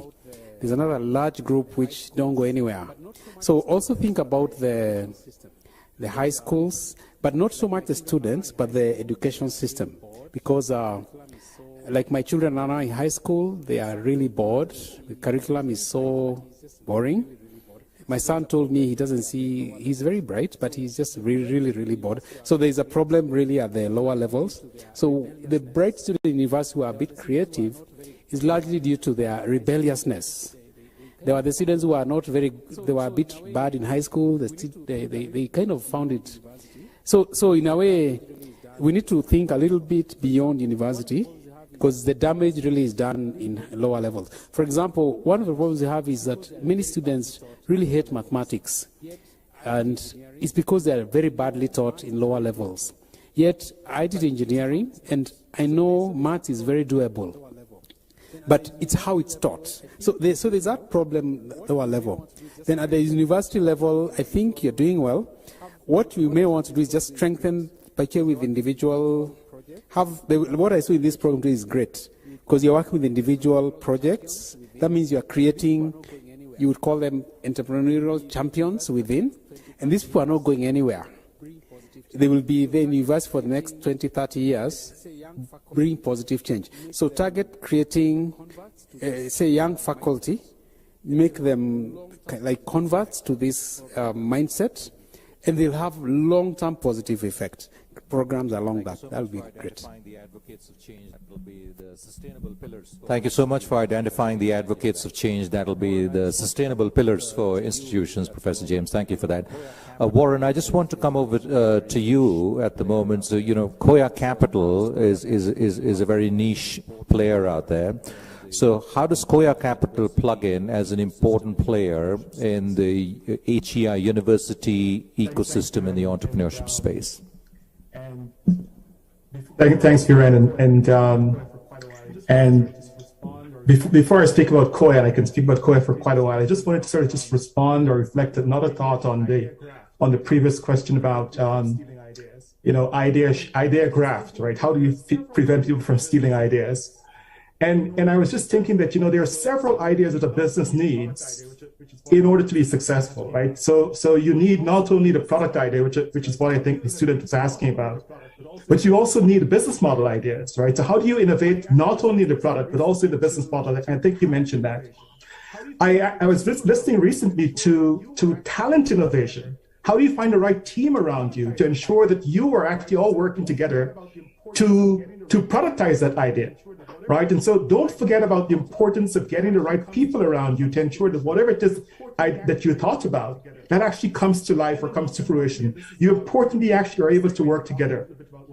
And then most importantly, and this is now maybe the segue into talking a little bit about what we do, is don't forget about capital. You absolutely need capital to fuel, your innovation and your energy. And I think it's the realization that we saw, both from my experience of working at LinkedIn and prior to that at Microsoft, that you have within universities this fantastic opportunity of bringing together different resources. Professor was just talking about the academic side and all of the fantastic knowledge that you have within universities and the opportunity to create IP and research that you have within universities. In addition to that, you then have the fantastic energy of the students. We obviously saw some of the energy from the students and the agitation that they have, right, to move on and to do things, right? And so you have not only the guidance and the knowledge extension that academics could provide, but you have this energy that students bring. And of course, then you have infrastructure that the university has, Wi-Fi access and buildings and fab labs and C4D labs and all of the fantastic infrastructure that the University of Nairobi would have built over the years.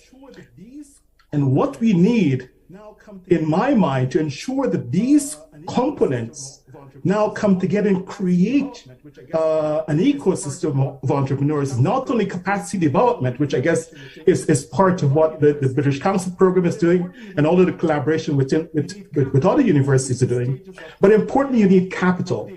You need capital in multiple stages of the entrepreneurial process. At a very, very early stage, as Viren said, to ensure that you span the value of debt, but importantly, growth capital as these ideas now form products and products form go-to-market strategies and minimum viable products and things like that. You need capital to fuel those ideas and to ensure that the growth becomes sustainable over time.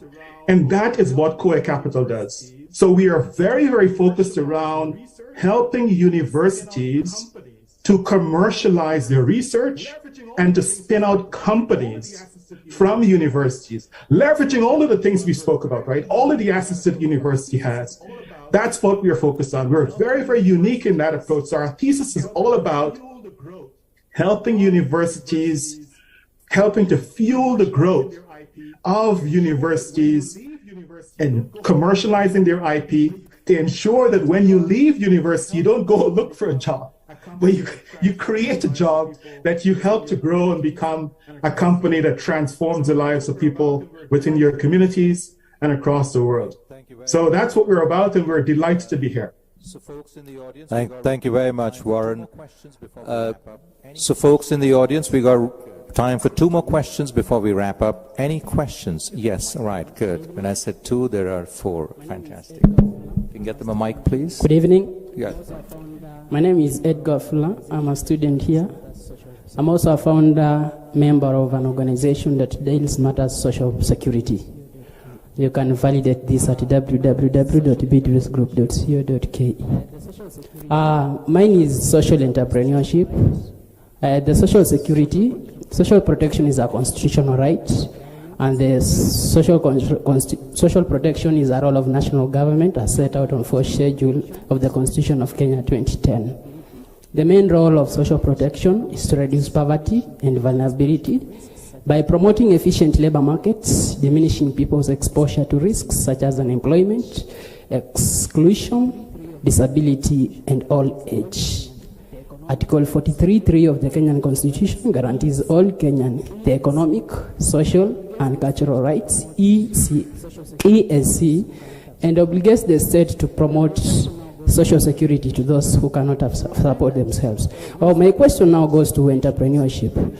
You will find that, well, yes, we are talking about innovations, entrepreneurship, and businesses, but you will find that when a startup business comes up, maybe, for example, you are operating Nairobi CBD, there are high chances that there is a payment of taxes, payment of levies, rentals, and all those.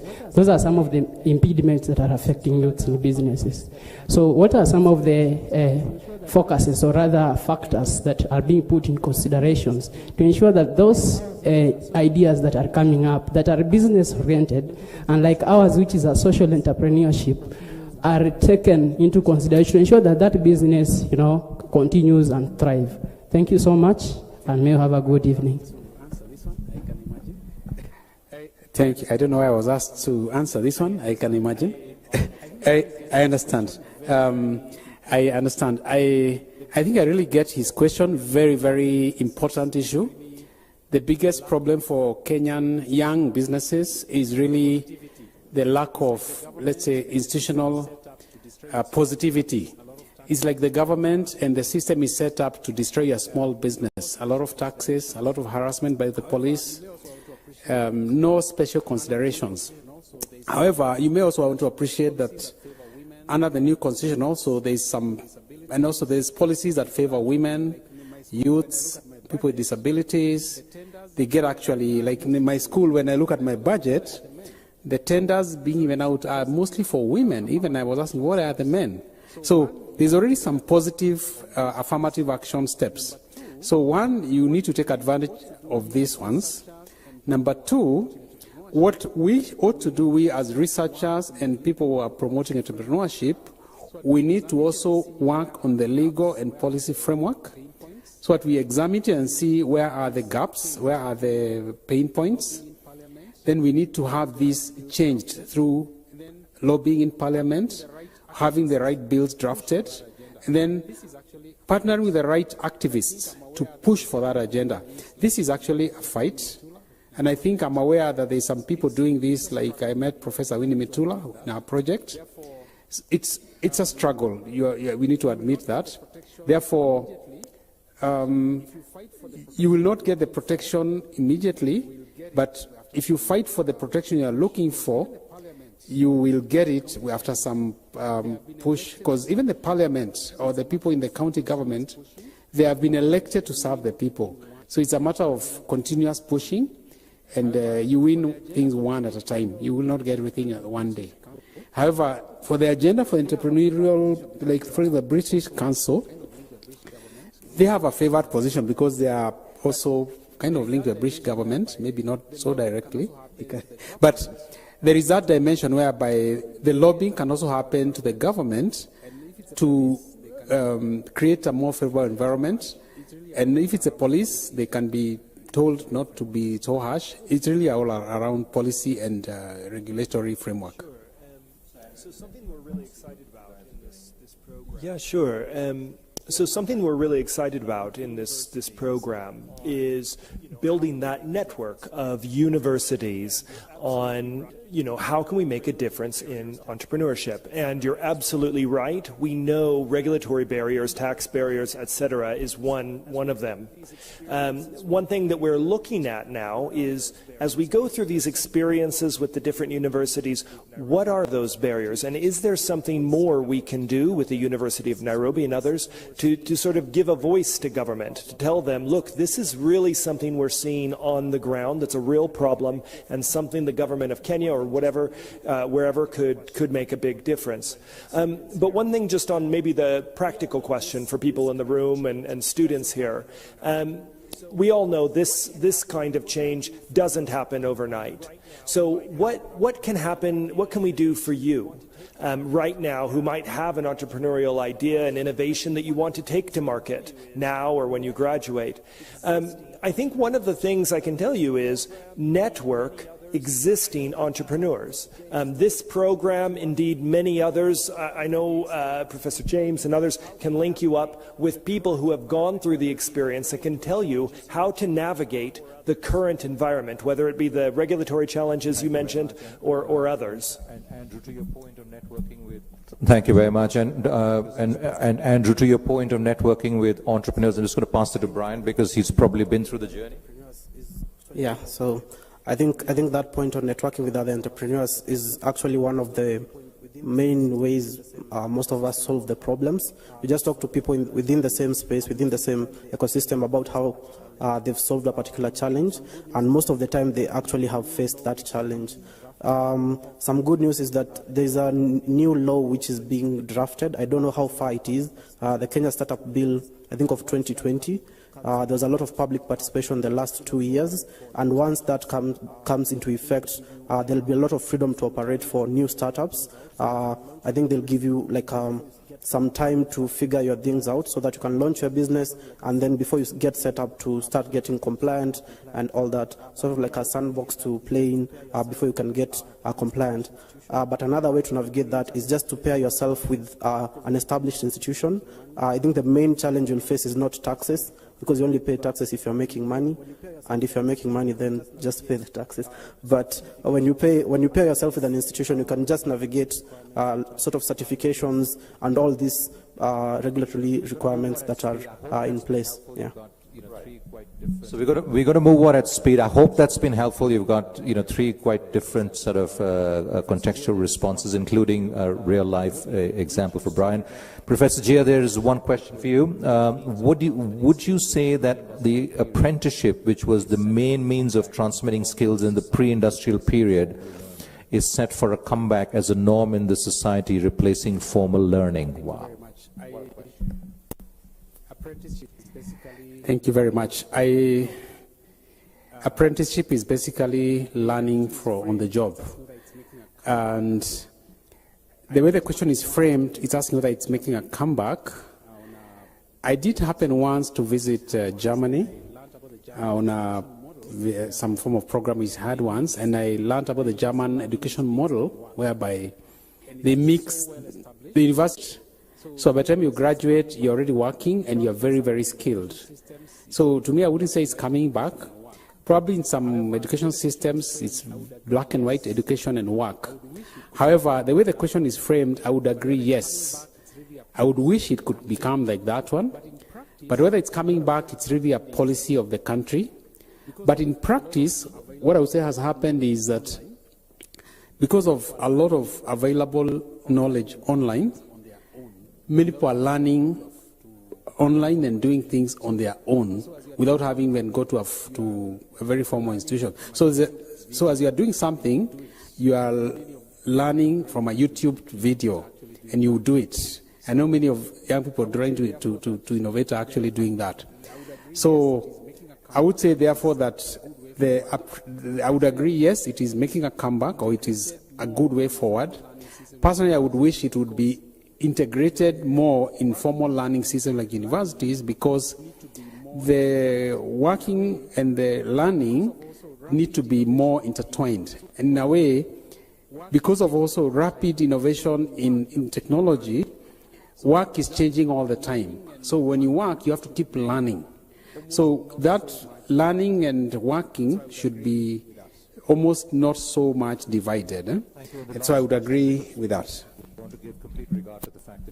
Thank you. And the last question, because I want to give complete regard to the fact that you've taught and written questions and send them up. So the last question is, how do you copyright your information project or content while you're just a junior?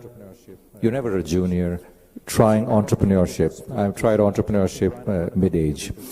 There's a lot of negative exploitation out here. I think, Brian, I'm going to come to you, because we know that software you can't patent, technology you can, business models are not patentable. So how did you go about sort of copywriting or protecting yourself? Yeah. So I think that's very important, because especially people feel robbed when you share an idea with someone and then you see it out there on the market. So for us, we have like a huge IP strategy where we have patents, we have trademarks, and I think the most important part that we have is called the trade secrets. So trade secrets is where you identify something which is very valuable to you and it is only known to yourself. I think most businesses that can't patent should take advantage of this, so that when you go to negotiate with maybe the new partner and you're going to do a presentation, you have a list of your trade secrets, and they really have to, there's a guideline on what qualifies as a trade secret. So it has to be something which brings value, it has to be something that you've really worked on, so that once you negotiate with a partner, they sign an NDA, and then you share this trade secret with them, and they acknowledge that this is a trade secret, and this is something they didn't have before, and it's well documented who you've shared with. So if this partner goes ahead and launches a similar idea, you have something to come back on, and still it's a trade secret, meaning it's not in the public domain, so you prevent competition from coming and directly copying you. So when doing presentations, when sharing your idea, just be careful not to share these very detailed things about the business. Thank you very much. And you also have, headed by Mary, Technology Transfer Office out here, and you can probably get advice. It's a wide field, can't be done in a session. It's got everything from design, patents, trademarks, copyright, registered trademarks. Yeah, it's a whole field out there. I'm just going to bring this to a close. Can I just ask the panelists the one thing that you would want to leave your audience with? And I want to, Sarah, start with you.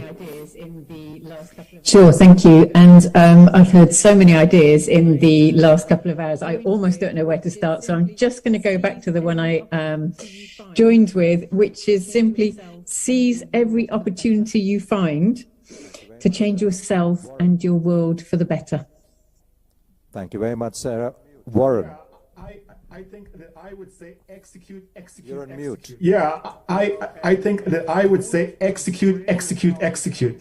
You know, and don't constrain yourself into thinking only about the original idea that you've come upon. But remember that there are a number of other ideas and innovations that you would have to put together in order to become a successful entrepreneur. And of course, we as a partner, as an ecosystem partner, would love to support you in bringing those ideas to life.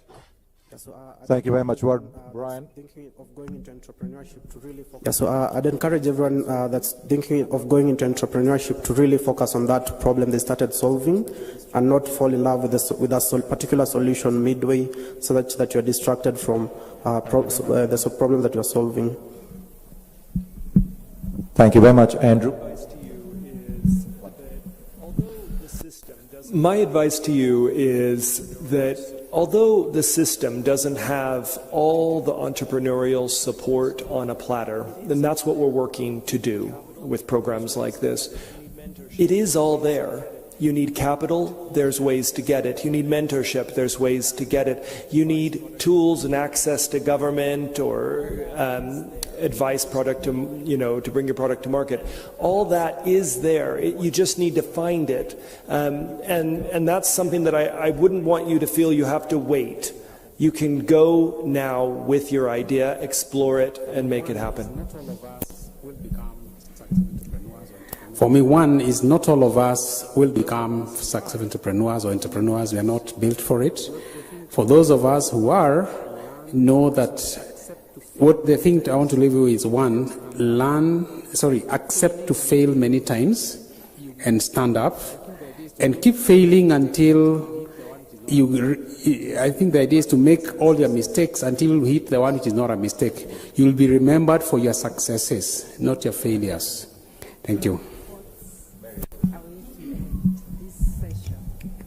What's a way to end this session? Can we appreciate them? Fantastic, fantastic.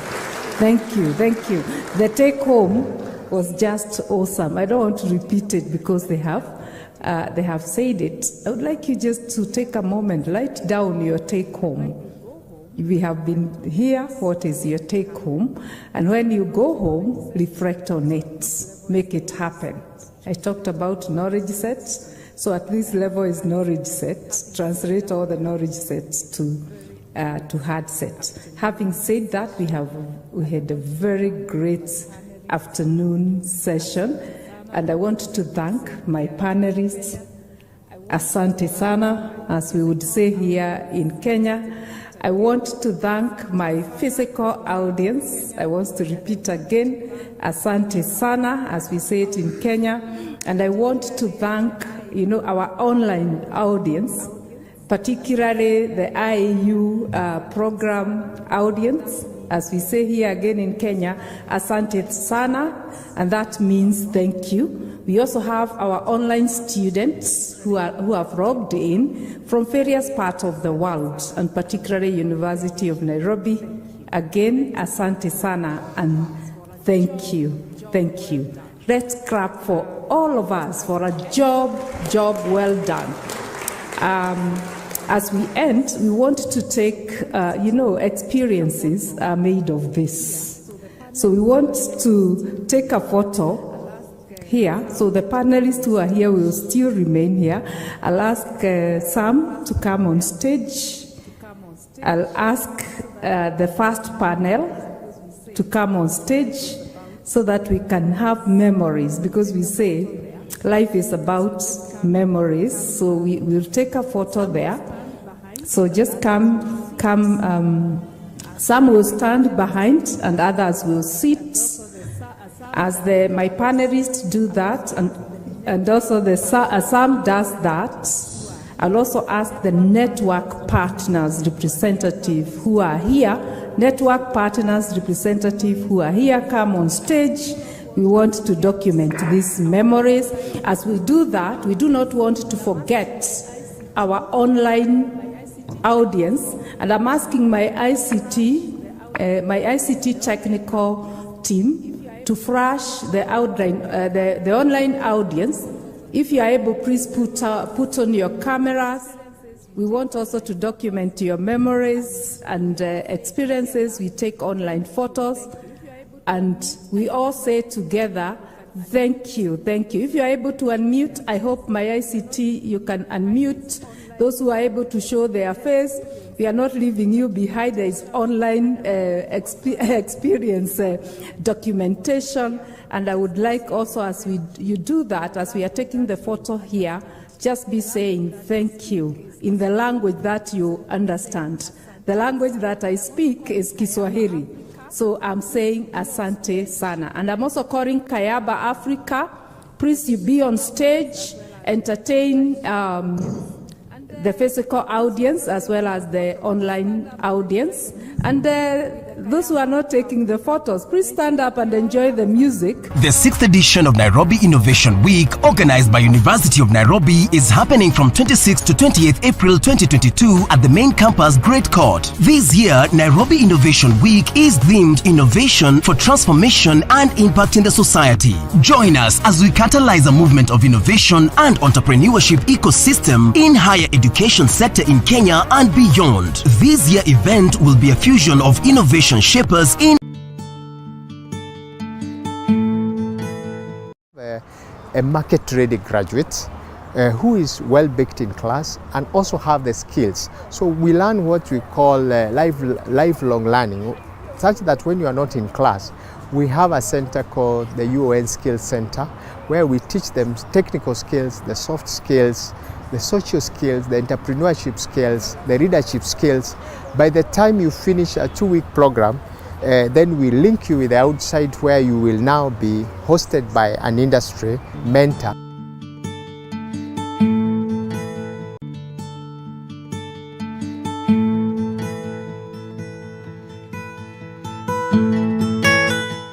You may find that students are so lazy, they don't want to work smart in the academics, and they will wish to excel exemplary well in the academics without working smart, and they will wish to maybe to get engagement with the lecturers, and you see, in the process we have sexually transmitted excellent grades which are not authentic. Who God has ordained you to marry, you'll have that psychological torture. Why was I doing this?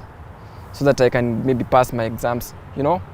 So people, actually our fellow students, should just be mature enough, make sound decisions in each and every circumstance they find themselves in.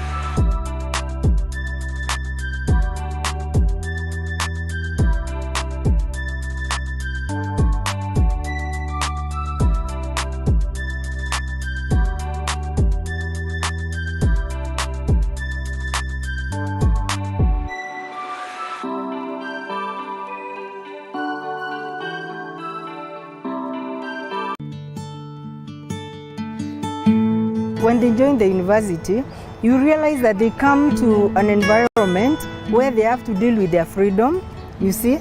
Out there in high school, they were used to a situation where their life was well regulated. They were told to do this, to do that. But then when they come to the university, there isn't that kind of structured kind of guideline where they must do this at this particular time. And of course, when that happens, many of them, as they test the waters, you see, some of them are likely to get into social relationships that affect their emotional and psychological well-being.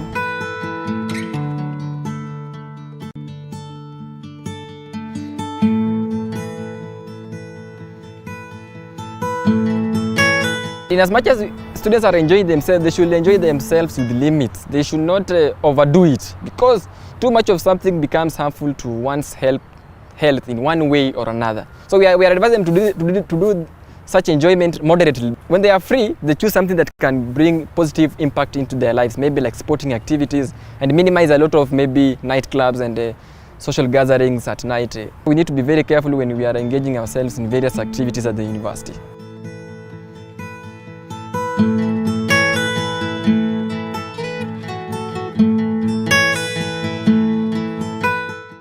My name is Fernando Manyala, the fastest man in Africa and the African champion and the 8th fastest man in the world ever in the history of 100 meters.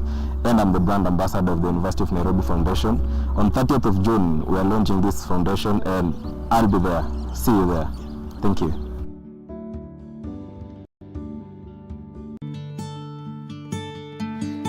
And for those who are physically at the university, for any information, please visit the Dean of Students' office, main campus, and the Assistant Dean of Students' offices in the faculties. Thank you so much.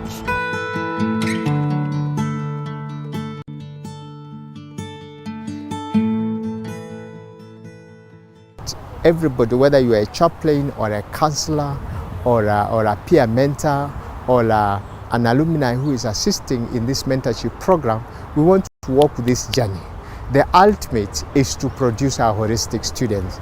There's a proverb says in the African that it takes a village to raise a child. And that village is consisting of the teacher in classroom, the dean of students here, the counselor, the peer mentor, the alumni, the industry, the employer, all of them. We are all working as a team to ensure that the students are attended to in a very clear way, such that their life matters to us, and not life in classroom, but also life outside the classroom.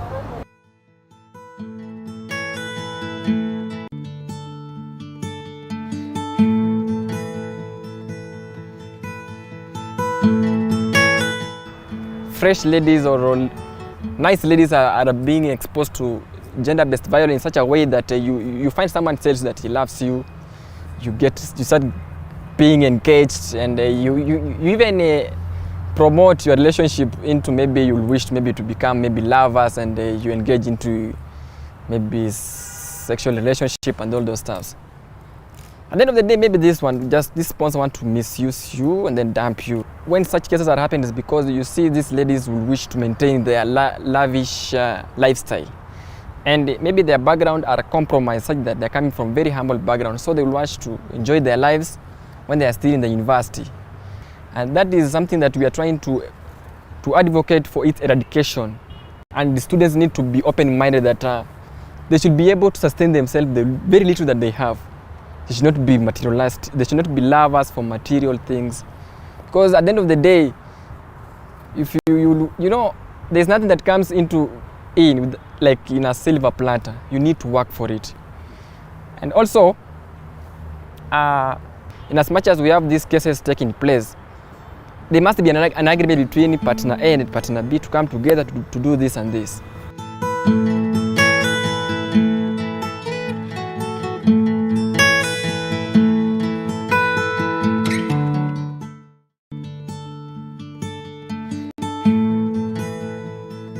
But unfortunately, like I said, even when you talk about 1 out of 10, the individual, is likely to get influenced, for example, to get into issues of drugs and substance abuse.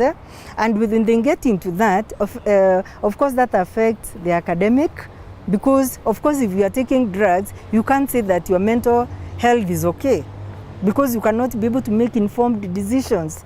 They miss classes, they sometimes don't eat well, sometimes they engage in fights, you know, the few of them who do that. And that is where we say that the social aspect of the mental health affects a student very much, because it also affects the other parameters of mental health. My talents are writing, poetry, singing and dancing. I dance and sing. I'm a model. I do spoken word, that is poetry, and I'm also an actor, that is a member of the University of Nairobi Traveling Theatre. My talent is to stir up the gift of other people, inspiring people to discover their purpose for them to make their world better.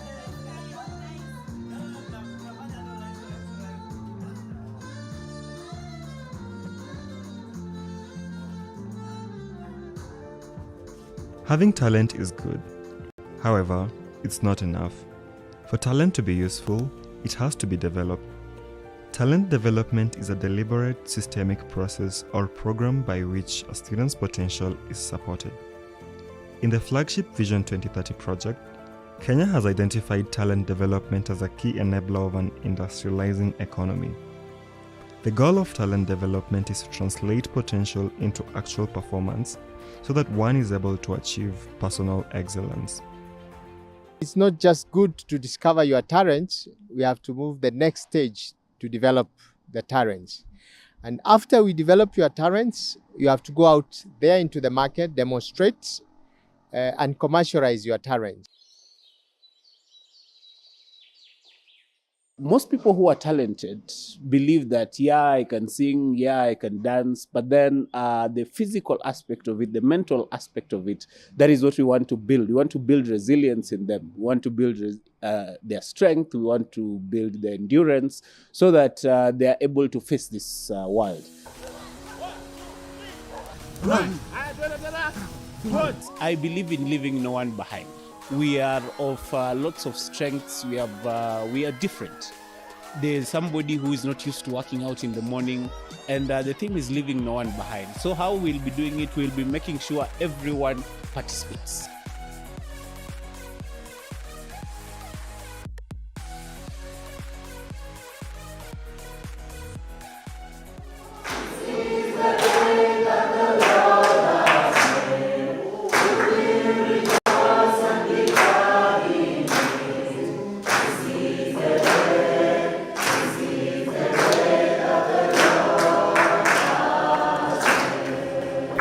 Most of us, we go through adult life without discovering, who am I? You get, why am I here? What am I expected to achieve? The journey to fully developing talent calls for lots of persistence and endurance. Failure to do this most often leads to undesirable situations. Be persistent. Persistent. Kazi inatokea, naweza pata hii ya kesho. Ya kesho ninakuja, can I do this? Art or creating any piece of art is not easy. Sindio? It's not easy. You toil. You guys went through auditions. You're shortlisted. You're here. You write a poem. You choreograph your dance. You sing, and all that. I'm just wondering, does it reach a point where you feel like giving up? Does it? When you're faced at this particular phase, keep calm and do what? Usichoke. Don't give up. You know, there are so many people who are talented, but they sleep until they are in their 70s, until they go to the grave with their gifts. For talent to be fully developed, it has to be identified early enough and strategically placed where it can thrive effectively and get noticed and appreciated. Your talent has to be in a place where it is appreciated. Not just because your family likes you or your friends like you. It has to be in a place where it's a bit contradictory to the norms of that particular place. That is where you will stand out. If you do not challenge the status quo of any setup, you have nothing to claim. No one owes you anything, and actually they will just clap for you like we did to so many other people, and that's it. When it comes to talent development, it's always important to think about how you can get your talent in front of as many people as possible. Right here, I can only meet, if you're 50, I don't know how many you are, but I'm assuming you're 50, something like that. I can only reach the 50 of you. But you see, when we are having that recorded, it can reach up to 1 million people. Talent development is not something you do once and forget about. It calls for long-term consistency and determination. Consistency makes sure that life itself as an element of life and people around it and everything that is called life sees you. Yes. They sees you, and for that reason, you get help. For talent development to work effectively, there has to be room for honesty and tough conversations. You will have to get someone who can actually tell you, no, as you move in this particular direction, there is another way. Yeah, you can still do this and do it better even with this. There needs to be policies and frameworks in place in order to create an enabling environment for talent development to work. We want to leave no one behind. So we like to have a teamwork whereby we can create something big from this edition that can actually be put on our channels on YouTube. In cases of entertainment, the group should be greatly involved in such so that it's a way to give them a platform and exposure. Talent development is not always about serious work. It's also about allowing ourselves to live and experience life.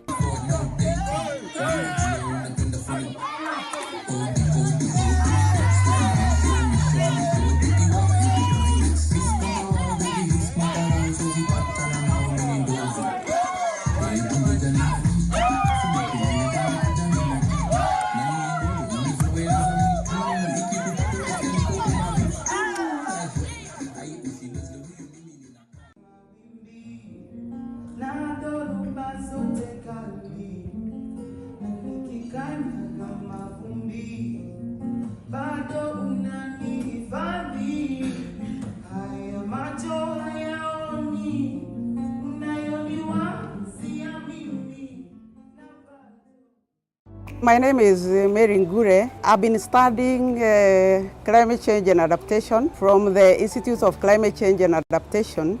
And the institute is in the Department of Earth and Climate Sciences. My area of specialization has been climate change and food security. I was working with smallholder farmers in Murang'a County, a place called Kimandi, Wanyaga. My aim was to help the farmers or work with the farmers to diversify their livelihoods and their crops for food security.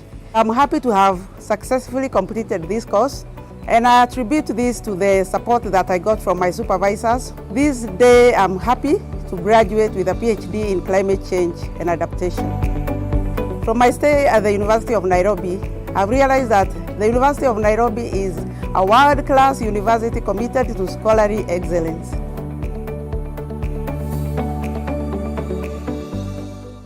The 6th edition of Nairobi Innovation Week, organized by University of Nairobi, is happening from 26th to 28th April 2022 at the main campus, Great Court. This year, Nairobi Innovation Week is themed Innovation for Transformation and Impact in the Society. Join us as we catalyze a movement of innovation and entrepreneurship ecosystem in higher education sector in Kenya and beyond. This year event will be a fusion of innovation shapers in industry, academia, policymakers, funders, students and the general public. Safaricom and University of Nairobi partners to drive socio-economic transformation and shared prosperity through innovation. This event is open to all and attendance is free.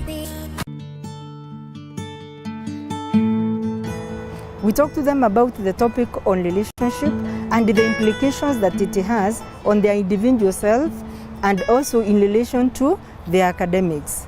So we tell them that here you can choose if you wish to have a boyfriend or a girlfriend, but we also talk about the consequences of, for example, engaging in unprotected sex or sex that you have not negotiated. So we talk to them about negotiating negotiated sex between a young man and a young lady, so that at the end of it all, they can also be able to know the consequences and expect what is likely to happen and how it can affect their studies. So that's one thing that we do.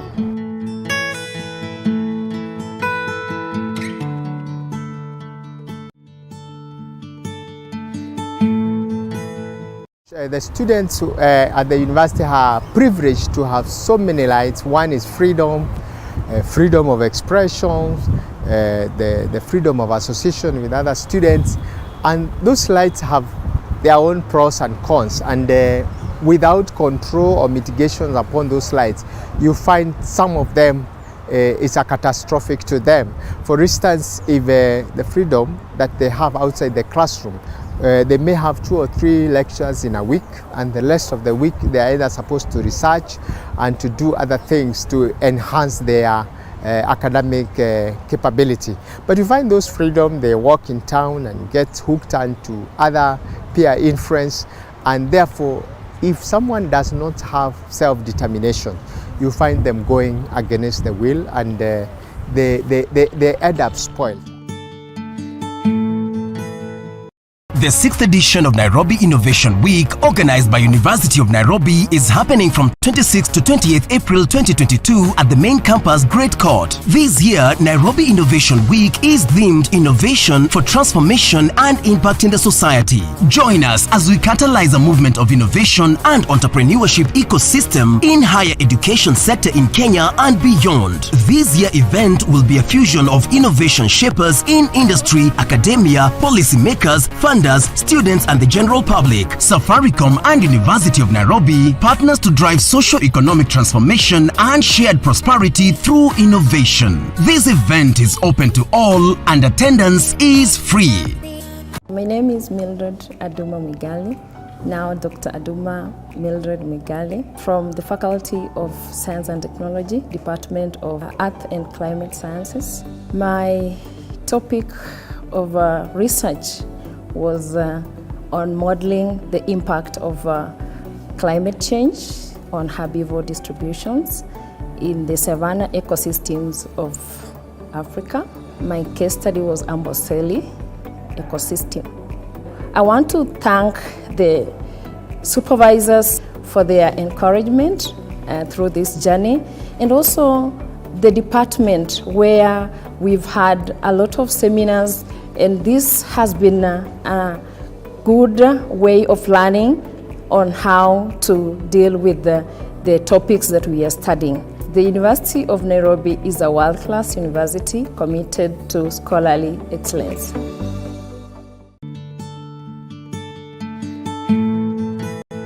One of the things that we do as the Dean of Students Office is talk about sexuality issues right from the beginning when they join the university, and we talk about where can they, for example, get where can they get this reproductive health information on a daily basis. And we work very closely with the University Health Services to ensure that this information is availed to them.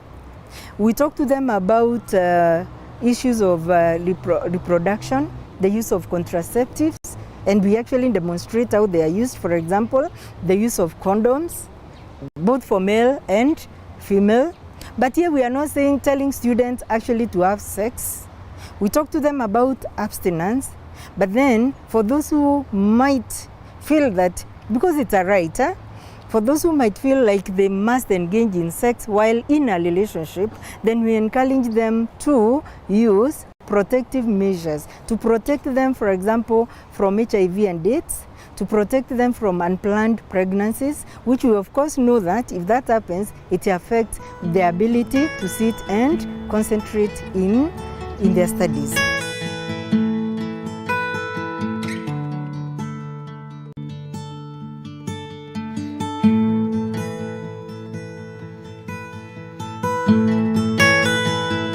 As an individual or a group, you may fail to have the qualification, but you can approach other institutions like the NGOs, like we have the Siasa Place, they are very good, and the Katiba Institute.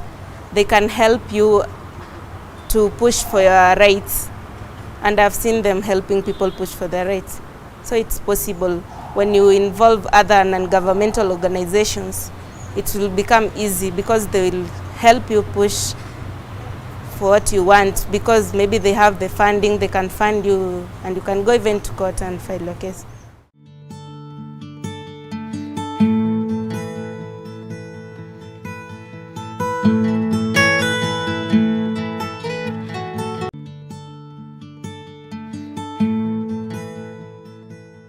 One thing as counselors, we do not assume that we know. We only deal with what the client has brought on board. When you come and you tell me, you don't know what I'm dealing with, for me is to tell you, help me understand then your situation, and then we can work through it. The 6th edition of Nairobi Innovation Week, organized by University of Nairobi, is happening from 26th to 28th April 2022 at the main campus, Great Court. This year, Nairobi Innovation Week is themed Innovation for Transformation and Impact in the Society. Join us as we catalyze a movement of innovation and entrepreneurship ecosystem in higher education sector in Kenya and beyond. This year event will be a fusion of innovation shapers in industry, academia, policymakers, funders, students and the general public. Safaricom and University of Nairobi partners to drive socio-economic transformation and shared prosperity through innovation. This event is open to all and attendance is free. My name is Ombui Edward, and today I'm very excited to graduate with a PhD in computer science from the School of Computing and Informatics. It's not been an easy journey. It's been really an uphill trying to balance life and work and family. I don't have enough words to thank God and my family for all the support that they've given me throughout the journey. And I'm very, very thankful to my faculty and to my professors, my supervisors, and generally to the university for giving us that opportunity to be able to explore the depths of knowledge and being able to contribute to humanity in terms of knowledge, and again, just making sure that this world is a better world with the kind of knowledge that we're generating from universities. To the rest of my colleagues, I say hongera sana, and let's work together to make Kenya a better country. The University of Nairobi is a world-class university committed to scholarly excellence.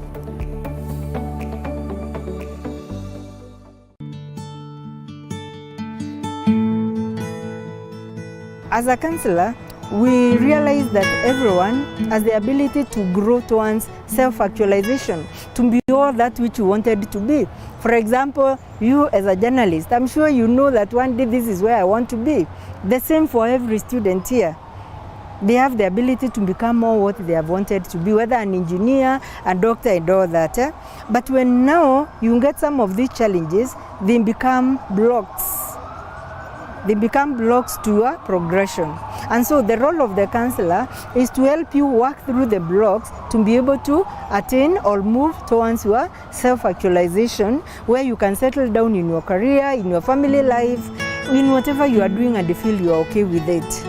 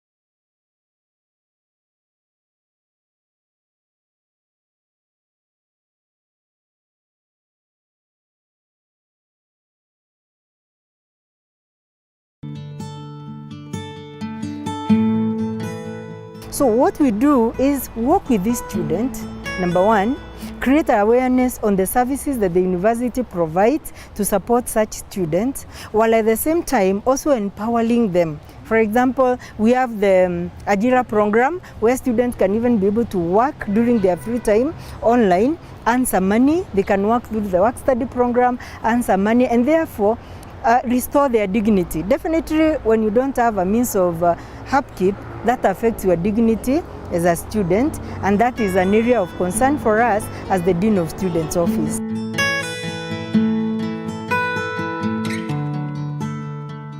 My name is Priska Oluoch, and I am a director at the Kenya School of Government in charge of linkages, collaborations, and partnerships. This is a very exciting day for me, and I really thank God that it has come to pass. I am graduating in a PhD from the Faculty of Education, my topic being the influence of vignette instructional method in business education for specifically ethics and integrity.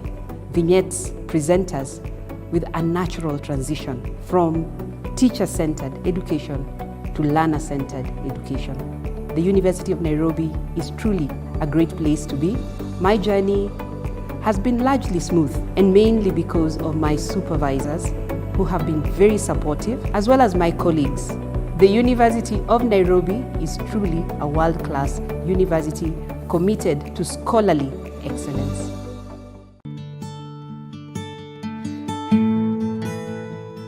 The university has put in place mechanisms to be able to support them as they interact. For example, the counselors in all the faculties and even at the Dean of Students Office in main campus will engage them right from the word go through sensitizations, where we talk about issues that affect the students. For example, HIV/AIDS. We'll talk about drugs and substance abuse. We'll talk about gender-based violence and the issues in the society, because again, the youth are part of the society. We'll sensitize them on all that and inform them where they can get help just in case they have any problem or a challenge. My name is Viju Ratansi, and I'm the Chancellor of the University of Nairobi and Chair of our new foundation, the University of Nairobi Foundation.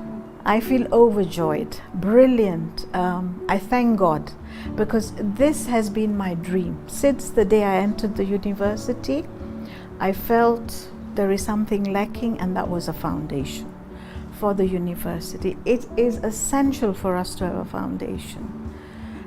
foundation with an endowment. So tomorrow, if our children cannot pay their fees, the foundation can do it for them.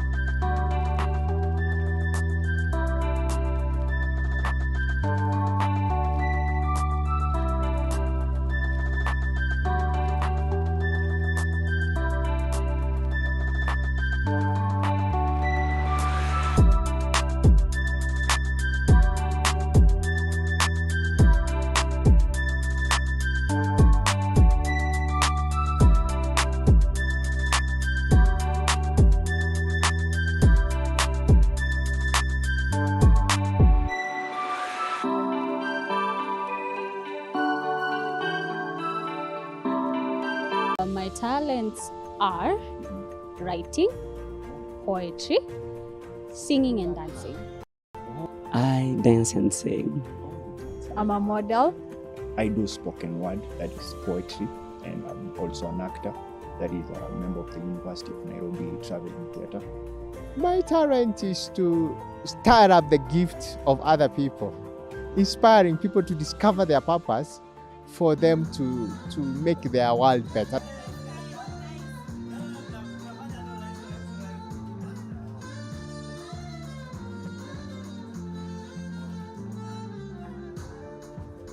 Having talent is good. However, it's not enough. For talent to be useful, it has to be developed. Talent development is a deliberate, systemic process or program by which a student's potential is supported. In the flagship Vision 2030 project, Kenya has identified talent development as a key enabler of an industrializing economy. The goal of talent development is to translate potential into actual performance so that one is able to achieve personal excellence. It's not just good to discover your talents, we have to move the next stage to develop the talents. And after we develop your talents, you have to go out there into the market, demonstrate, and commercialize your talents. Most people who are talented believe that, yeah, I can sing, yeah, I can dance, but then the physical aspect of it, the mental aspect of it, that is what we want to build. We want to build resilience in them. We want to build their strength. We want to build their endurance so that they are able to face this world. I believe in leaving no one behind.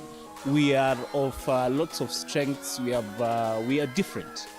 There's somebody who is not used to working out in the morning, and the thing is leaving no one behind. So how we'll be doing it, we'll be making sure everyone participates.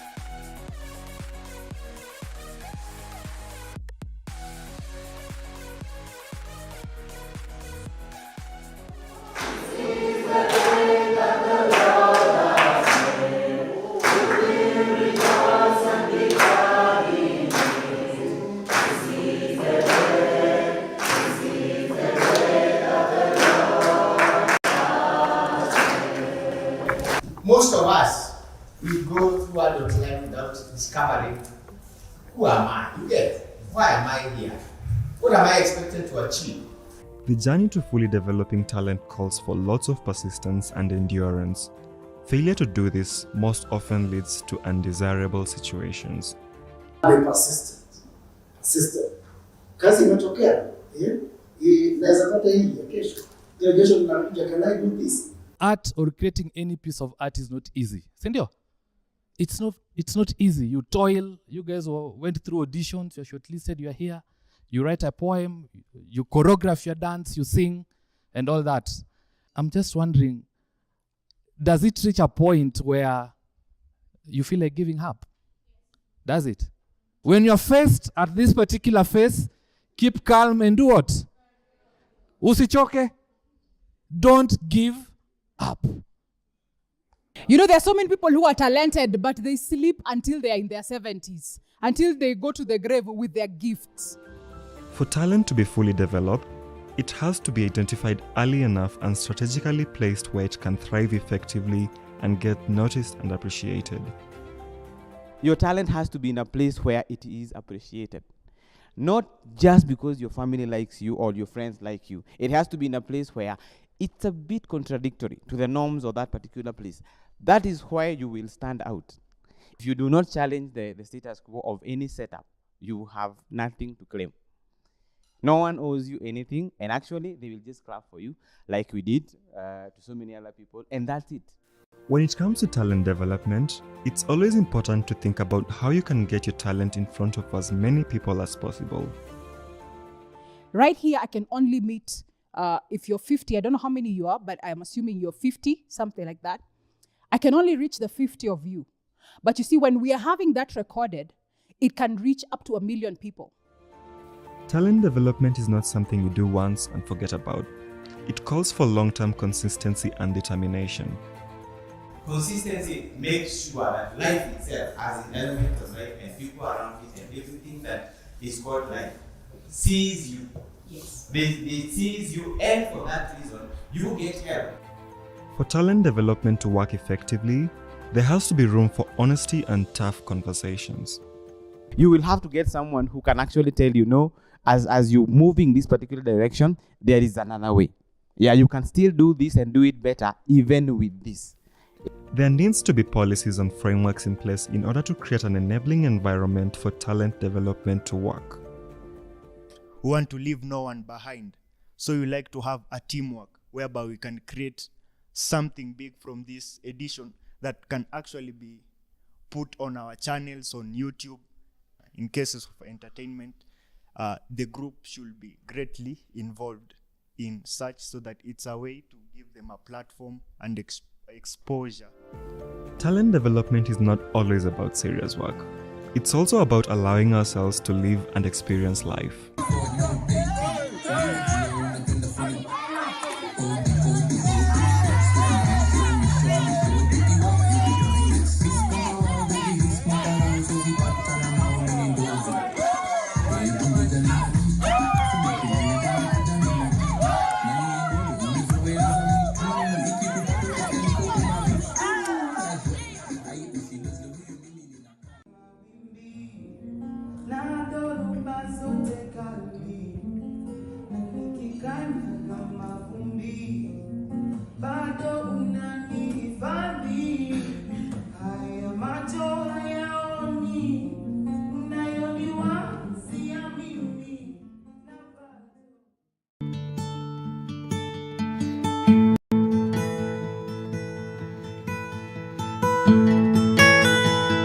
Self-advocacy is very important because at some point we've seen our leaders fail, whereby there are leaders in office but they can't stand up and come and say, speak on our behalf. So if you can speak on your behalf as an individual, it will be better. It's not a must for you to have a high rank or you be in office so that you can stand up for yourself. Because the leaders have failed. We have seen that leaders have failed. So it's important to have self-advocacy.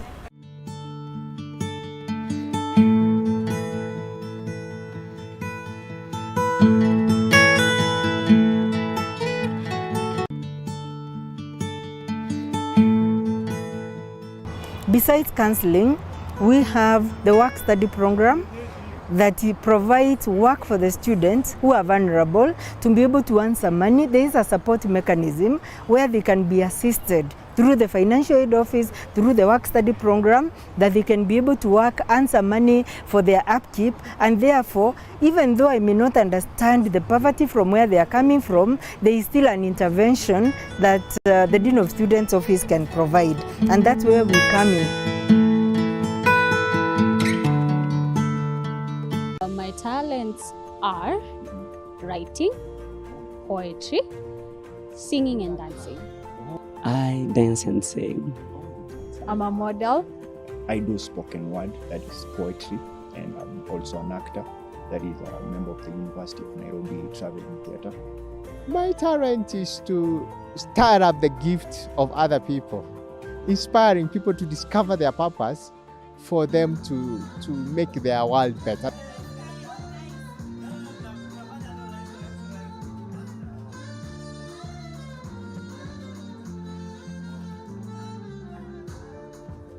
Having talent is good. However, it's not enough. For talent to be useful, it has to be developed. Talent development is a deliberate, systemic process or program by which a student's potential is supported. In the flagship Vision 2030 project, Kenya has identified talent development as a key enabler of an industrializing economy. The goal of talent development is to translate potential into actual performance so that one is able to achieve personal excellence. It's not just good to discover your talents, we have to move the next stage to develop the talents. And after we develop your talents, you have to go out there into the market, demonstrate and commercialize your talents. Most people who are talented believe that, yeah, I can sing, yeah, I can dance, but then the physical aspect of it, the mental aspect of it, that is what we want to build. We want to build resilience in them. We want to build their strength. We want to build their endurance so that they are able to face this world. I believe in leaving no one behind. We are of lots of strengths. We are different. There's somebody who is not used to working out in the morning, and the theme is leaving no one behind. So how we'll be doing it, we'll be making sure everyone participates.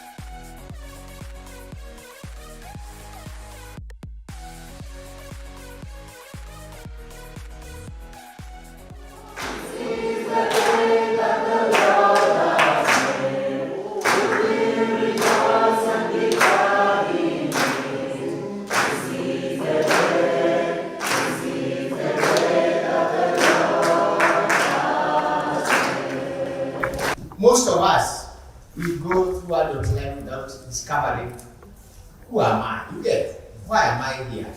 What am I expected to achieve? The journey to fully developing talent calls for lots of persistence and endurance. Failure to do this most often leads to undesirable situations. Be persistent. Kazi imetokea, naweza pata hii kesho. Kesho ninakuja, can I do this? Art or creating any piece of art is not easy. Sindio? It's not easy. You toil. You guys went through auditions. You're shortlisted. You're here. You write a poem. You choreograph your dance. You sing, and all that. I'm just wondering, does it reach a point where you feel like giving up? Does it? When you're faced at this particular phase, keep calm and do what? Usichoke. Don't give up. You know, there are so many people who are talented, but they sleep until they are in their 70s, until they go to the grave with their gifts. For talent to be fully developed, it has to be identified early enough and strategically placed where it can thrive effectively and get noticed and appreciated. Your talent has to be in a place where it is appreciated. Not just because your family likes you or your friends like you. It has to be in a place where it's a bit contradictory to the norms of that particular place. That is why you will stand out. If you do not challenge the status quo of any setup, you have nothing to claim.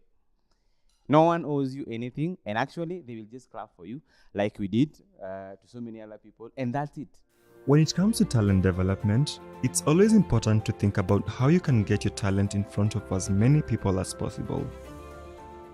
Right here, I can only meet, if you're 50, I don't know how many you are, but I'm assuming you're 50, something like that. I can only reach the 50 of you. But you see, when we are having that recorded, it can reach up to 1 million people. Talent development is not something you do once and forget about. It calls for long-term consistency and determination. Consistency makes sure that life itself has an element of life and people around it and everything that is called life sees you. Yes. They sees you, and for that reason, you get help. For talent development to work effectively, there has to be room for honesty and tough conversations.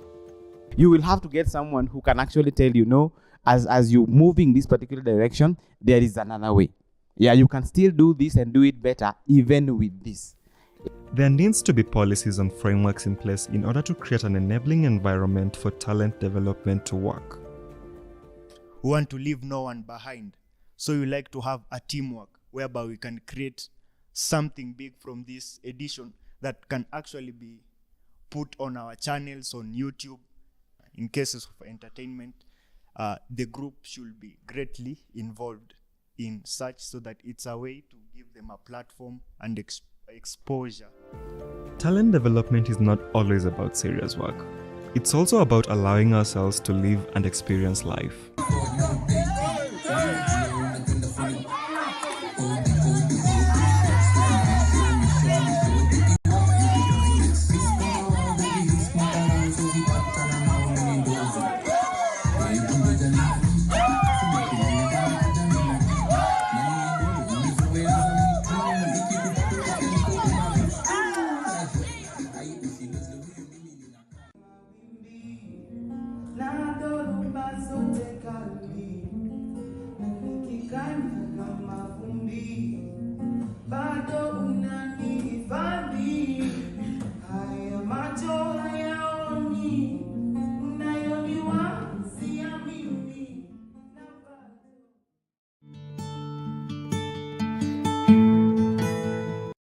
the Ajira program, which was launched by the Ministry of ICT, Youth and Innovation, that students can work online.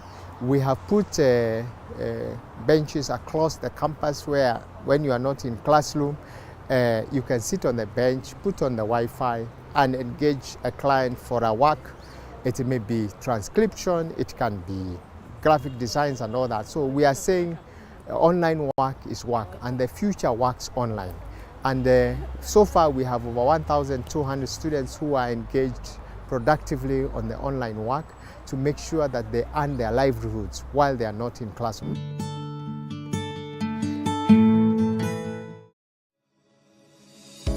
First of all, I want to congratulate the Professor Stephen Gitai Kiama on his appointment as the Vice Chancellor of this great institution.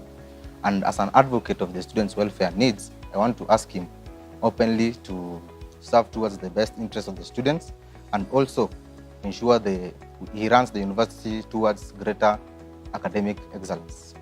I want also to take this opportunity to congratulate him on his installation in the University of Nairobi, and we as the students' fraternity are ready to work with him to ensure we raise the status quo of the university. The current student leaders need to be more fierce, more aggressive. They need to know what they want. They need to show that they want to serve students. And if you remember about how former student leaders, that is the defunct, who used to actually perform or work for students, it was a good work. So I expect the current student leaders to be more aggressive because that is what they are missing, that is what they don't have, and to show that indeed they are ready to deliver services that they promised the students when they were elected. If you look at former student leaders at the University of Nairobi, they were very, very tough people. They used to deliver for students, they used to comment, and they used to have a say about both domestic and international issues. They used to have a say and a stake on the national issues. Compared to the current student leaders, you do realize that majority of them are not taking this seriously. They are not coming out clear or aggressive to actually show that they want to serve students and they would want to move forward in future to maybe become potential leaders. Like, for example, we see a number of members of parliament, a number of people in corporate world that are shining from this institution. So according to me, I think that whatever they are supposed to be doing as we speak is to rejuvenate what we used to have as a student union, work with the current VC in an amicable way, and above all, bring that spirit so that we want to see in future James Orengo, a new Kipchumba Murkomen. We'd want to see very, very consistent people in the leadership of this country. Above all, that is what they're supposed to be doing, because this institution, apart from offering academic excellence, they're supposed to offer a scope of ideas and a range of actually capabilities, like in leadership and other areas like business. Like every other human being have their right. For example, students have a right to correct information so that they can be able to make informed decisions and choices while at the university. And as the Dean of Students Office, we actually ensure that right from the beginning, we sensitize them on this right.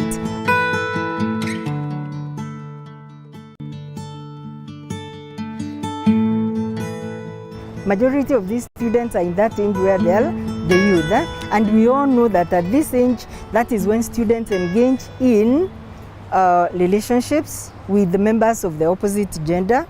And therefore, when this one happens, for example, and a student is frustrated in a relationship, they are not able to deal with it well. If, for example, you have a boyfriend and you are frustrated, or even a girlfriend, that will affect your psychological and even emotional well-being. And if that is happening as a result of the relationship, that we can comfortably say that your mental health is not okay, and therefore you need an intervention or a counselor. The 6th edition of Nairobi Innovation Week, organized by University of Nairobi, is happening from 26th to 28th April 2022 at the main campus, Great Court. This year, Nairobi Innovation Week is themed Innovation for Transformation and Impact in the Society. Join us as we catalyze a movement of innovation and entrepreneurship ecosystem in higher education sector in Kenya and beyond. This year event will be a fusion of innovation shapers in industry, academia, policymakers, funders, students and the general public. Safaricom and University of Nairobi partners to drive socio-economic transformation and shared prosperity through innovation. This event is open to all and attendance is free. I am Viju Ratansi, the Chancellor of the University of Nairobi, and I will be there on the 30th for the function.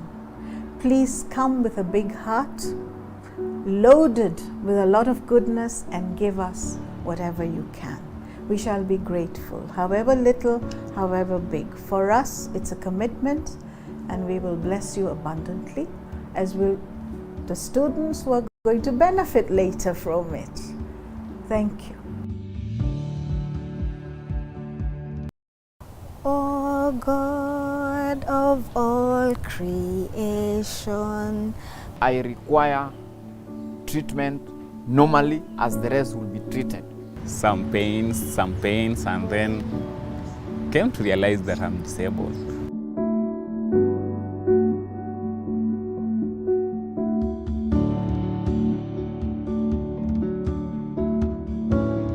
An inclusive world is a better world. An enabling environment that is fostered by all for all. Oliver Sacks once said, "I wish for a world that views disability, not as a hindrance, but as unique attributes that can be seen as powerful assets if given the right opportunities." This is exactly what the University of Nairobi seeks to achieve through the Disability Mainstreaming Committee, an entity that is charged with the training, policy review, and monitoring of the implementation of inclusivity strategies and policy across the entire university. That as we make all our decisions, we take into account the particularities of persons with disability, they get included, and they get to get the same kind of services that the other people who are otherwise able,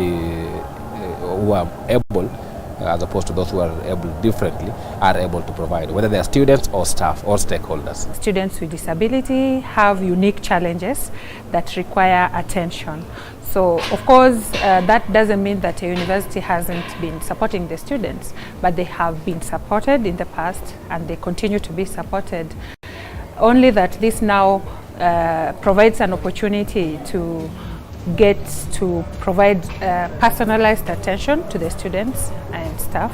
And the matters are handled very fast. So, I mean, all the problems that you just encounter and it's sorted. Disability is not inability.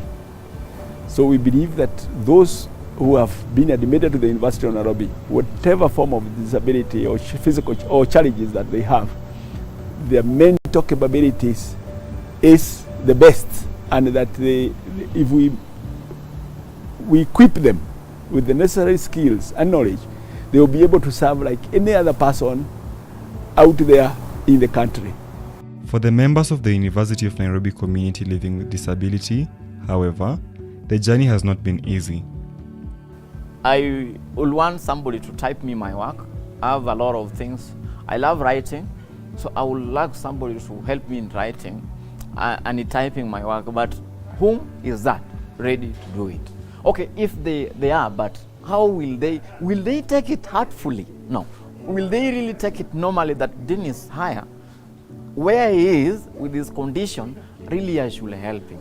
First of all, accessing a book in Braille, it's, I think, there are very little books, of which even some of them don't relate to my course at all. So, at such a cases, I have to have a friend maybe to read for me what it's entailed in the other books. With the technology, sometimes you'll go to libraries and you find that with the computers, they don't have the screen readers, which I'm supposed to use to navigate to operate the computer. So maybe I'll have to organize on how a computer maybe will be fixed to it, a screen reader like JAWS or NVDA to help me use it. So it's quite challenging. specifically at the University of Nairobi, students who are deaf go through a lot because we have the need on accessibility most of the time, which are not met by the university on time. What I try to mean by that, when I joined in with my first degree, that time it was good. Then when I started to do my master's in sociology, I didn't get to complete because of lacking the interpreter, because they didn't have full-time interpreters. For me, as a person with physical disabilities, mobility challenges, I think our institution, hasn't really met the mobility requirements. That is, good. Like some of our buildings are still inaccessible. There are no lifts, there are no ramps. If I wanted to, go to my hostel from the main campus, sometimes it become a challenge to get transportation. So I'd need to wheel myself to the hostel, which is quite a distance. So I think that's one of the greatest challenges that I've faced. The journey has been consistent as key university stakeholders are inducted into the historic process of leveling the infrastructural, academic, and support ground for all to thrive. We have said that everybody must be brought on board, and in that policy we identified a person with disability as staff from each and every faculty to represent the issues of the student welfare in that. Then the next layer in that policy is to have an academic staff who is also in the Senate, representing the students at each and every faculty level. Support in terms of mobility, moving from halls of residence to lecture theaters. It could be requests towards like reasonable accommodation for extra time in examination, and of course the faculties do this, but it makes it a bit easier for the students to have a central point where they can simply call or email or even show up and get all these things done with little effort, because it can be crazy to navigate the complex university structure to seek support for anyone, but for people with disability it's even more complicated. Because you might be sympathizing with them, but to them it is normal. So we have had to learn to be able to understand how they behave, so that we do not make them appear as if they really need help, because sometimes there are certain things they can do which we might not do. So due to disability ministry in the University of Nairobi, we've been able to learn a lot to be able to handle them. I think the best thing that has happened so far is the inclusion of the persons with disability in student leadership. That has been great for us, so that the student leadership now cuts across board. As we engage with them as student leaders in the various campuses, we are able to talk even to the students with disability, and their needs are brought on board and they are addressed amongst the rest of the student population, both security needs, safety needs, and even other needs that come up. The ramps have been built, okay? You are able to easily access our facilities. If you come to the students' clinic, you are able to use your wheelchair and easily access the facility. If you go to staff clinic, we have an entry which allows you to use the wheelchair and also be able to access it. Ideal scenario for me is when we will have a facility, a very elaborate facility, what we call an elaborate resource center for persons with disability, that will be headed by a person with a disability who lives in this world, who can understand those kind of things, so that when you go there, you are able to go, this is the office where the issues of deaf are, and what are the things you need to be equipped with there. You go for the issue of the speaking and what need to be done. You go to another office where it's a issue for physical challenge, and you can get everything that you require in that office. So that's what we look forward to. In the recognition that limitations only go so far, the university has over time partnered with various industry stakeholders so as to accelerate and scale up inclusivity within its infrastructure and systems of operation. We have one lecturer who can do Braille, Dr. Abdur, but of course he doesn't teach everything. So for his own course, he's able to handle that. But for the others, we need we get special help in order to be able to read the answers and therefore to be able to assign marks for the questions.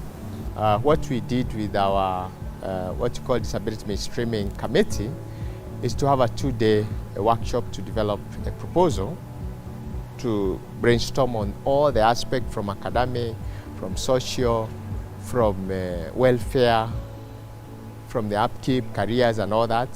And we have come up with a very comprehensive need kit, whereby we are now presenting like a catalog of needs to each corporate. There is short-term, there is medium-term needs, and there is long-term needs. So even as we say that there's still a journey to be held, the glass is half full, not half empty. And that is thanks to the sensitivity, thanks to the support, and thanks to the recognition that all members of this university have been able to realize on persons matters inclusion. The responsibility we have is not ours alone, of nurturing and mentoring these young people to be able to do that what they need to do or what need to be done. We believe that we require partnership. And partners from the industry, partners from the academia, other institutions of higher learning, as well as even the general community where our campuses are.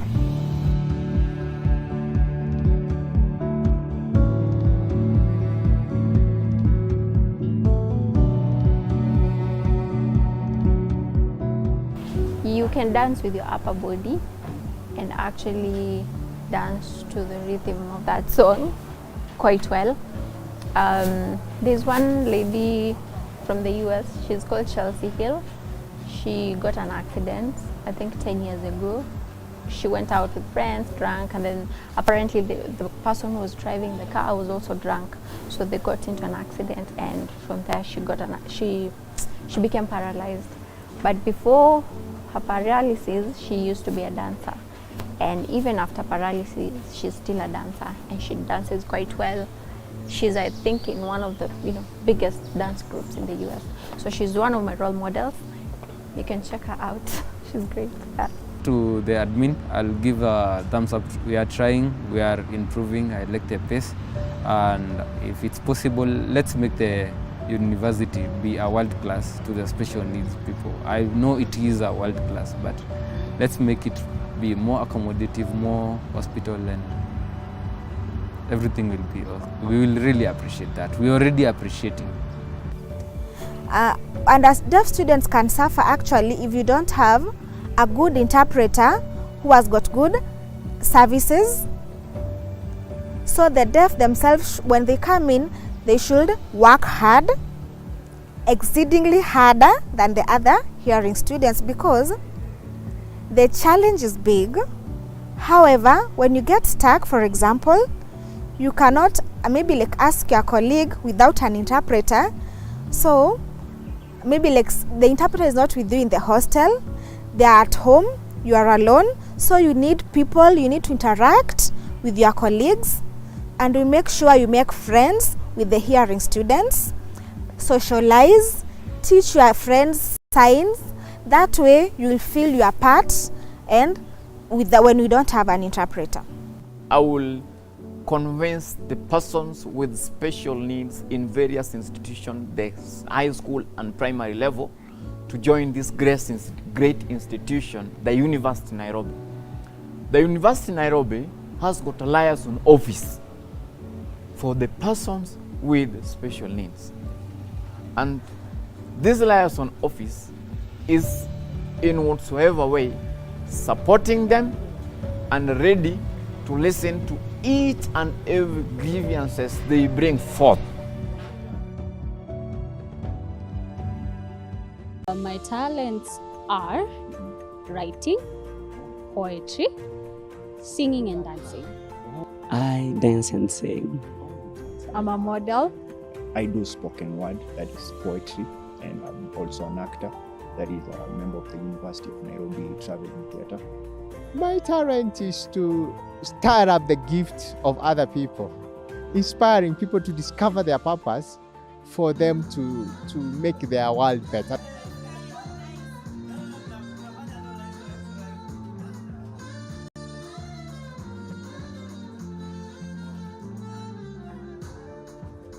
Having talent is good. However, it's not enough. For talent to be useful, it has to be developed. Talent development is a deliberate, systemic process or program by which a student's potential is supported. In the flagship Vision 2030 project, Kenya has identified talent development as a key enabler of an industrializing economy. The goal of talent development is to translate potential into actual performance so that one is able to achieve personal excellence. It's not just good to discover your talents, we have to move the next stage to develop the talents. And after we develop your talents, you have to go out there into the market, demonstrate, and commercialize your talents. Most people who are talented believe that, yeah, I can sing, yeah, I can dance, but then the physical aspect of it, the mental aspect of it, that is what we want to build. We want to build resilience in them. We want to build their strength. We want to build their endurance so that they are able to face this world. I believe in leaving no one behind. We are of lots of strengths. We are different. There's somebody who is not used to working out in the morning, and the thing is leaving no one behind. So how we'll be doing it, we'll be making sure everyone participates.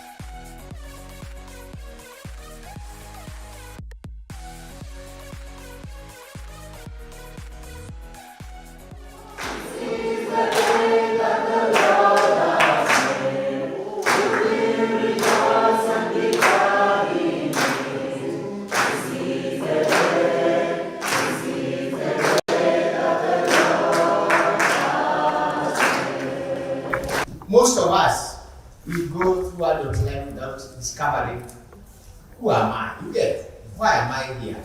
What am I expected to achieve? The journey to fully developing talent calls for lots of persistence and endurance. Failure to do this most often leads to undesirable situations. Be persistent. Persistent. Kazi imetokea, naweza pata hii kesho. Kesho ninakuja, can I do this? Art or creating any piece of art is not easy. Sindio? It's not easy. You toil. You guys went through auditions. You're shortlisted. You're here. You write a poem. You choreograph your dance. You sing, and all that. I'm just wondering, does it reach a point where you feel like giving up? Does it? When you're faced at this particular phase, keep calm and do what? Usichoke. Don't give up. You know, there are so many people who are talented, but they sleep until they are in their 70s, until they go to the grave with their gifts.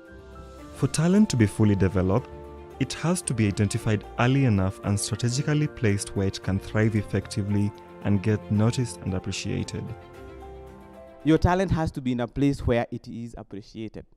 Not just because your family likes you or your friends like you. It has to be in a place where it's a bit contradictory to the norms of that particular place. That is why you will stand out. If you do not challenge the status quo of any setup, you have nothing to claim. No one owes you anything, and actually they will just clap for you like we did to so many other people, and that's it. When it comes to talent development, it's always important to think about how you can get your talent in front of as many people as possible.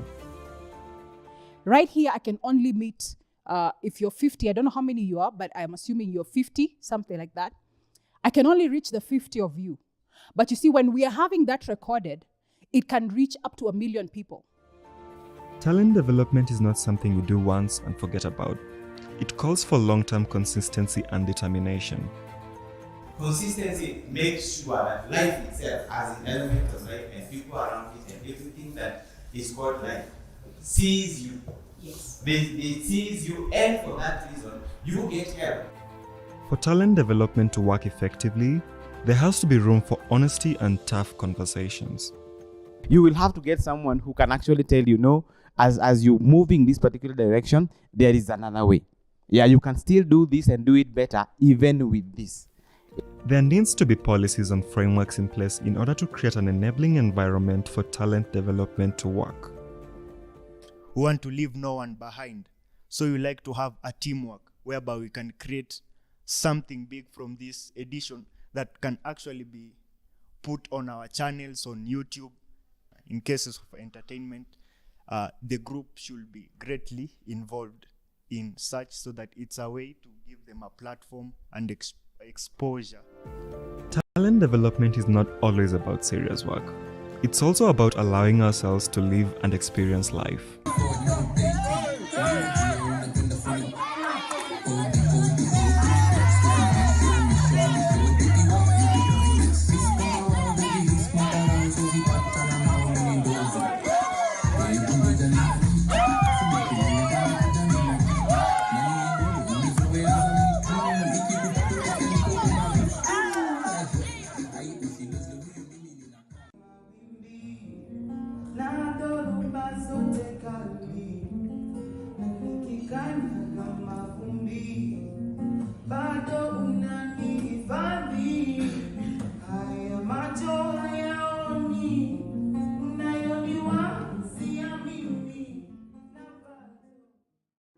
Achievers are resolute in their goals and driven by determination.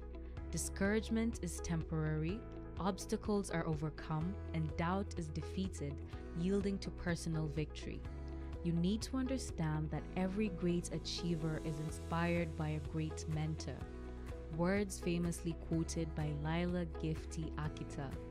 This is the University of Nairobi Prize Giving Day ceremony for the 2019-2020 and 2020-2021 academic years, held on the 6th of May 2022. We are a world-class university. That is the kind of giving excellent education to citizens, to even people from the region. So part of that journey is to celebrate those who excel very well. And we don't do this on our own. We actually partner with the industry, with private sector, with individuals. So what we try to do is to inculcate that culture of excellence. I know it's a very highly competitive scenario, but what we want to say is that to say thank you to those who have done very well, and also to say thank you to the donors. This is the reward of the hard work in academics, and we normally say it's promoting scholarly excellence by rewarding those who have put extra effort in the academics. And several companies have acknowledged that our students are really working hard, and they have come in to support the students. So it helps you to put more efforts and more faith that your effort has been recognized, and not only recognized, has been rewarded. I was among them to give the prizes, to award those who have done well, those who have worked hard, and give them the gold medal for the best student, a lady and a gentleman. So I'm very happy, and I pray that God to be with them and guide them in the future. By recognizing students' achievements, they're encouraged to continue working hard and being productive while in school and even after their graduation in the more competitive workspace. When students are awarded, they naturally feel appreciated and gratified. Recognizing achievement is clearly significant based on what some of the top achievers have to say. I'm really humbled because I never expected it. I'm just in shock generally, but I'm grateful that the hard work wasn't in vain, because there are a lot of sleepless nights and tears, but somehow it's paid off, and I'm grateful. There's no scheme. I can't tell people there's a way you can work, or this is the way you should follow, or the things you should do in order to become the best. But just, put God first and just do what you can, and what you can't do, you pray about it and you move. Uni is fun. I had fun, but good fun. Also, keep working and trying to improve yourself. Also, don't just stick to schoolwork, try and explore other options, because at the end of the day, after school, there's more to life than just school. I work with 3 principles. God first, work hard, be honest. You need to encourage yourself every day. You need to believe in yourself. The award is here for you to win if you put in the work. Even if I won't tell you to strive to get the best students, but just do your best. Number 1 is there's no excuse. Okay? Number 2, just believe in yourself. Do what you're supposed to do. when you're supposed to do it and how you're supposed to do it. And when you're studying at University of Nairobi, of course you will have your surprises. You can have your cats pushed on earlier or something like that. So you need to be ready. Do your best, give your best, and let God do the rest. And it's such an honor to be recognized by the University of Nairobi. Now that we've been let into the big secret of becoming top achievers, what is stopping us? Remember, identifying as a top achiever is not only academic, but all round. Visualize it, work on it, and live it.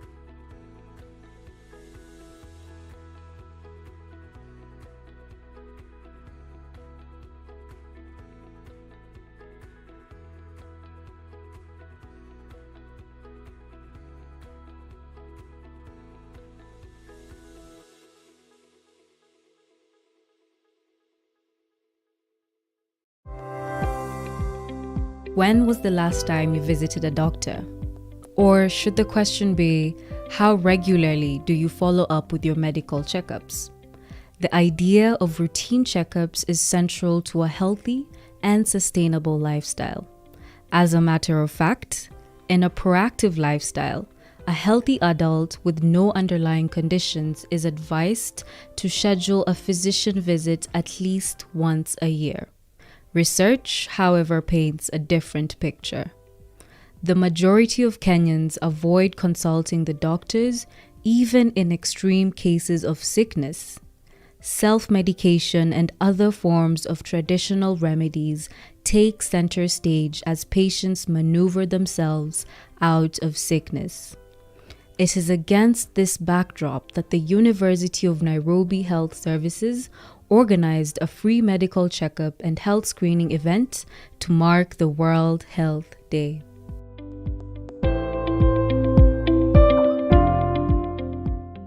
Today's function, what we are hoping to achieve is to have screening so that we can get the baseline of patients.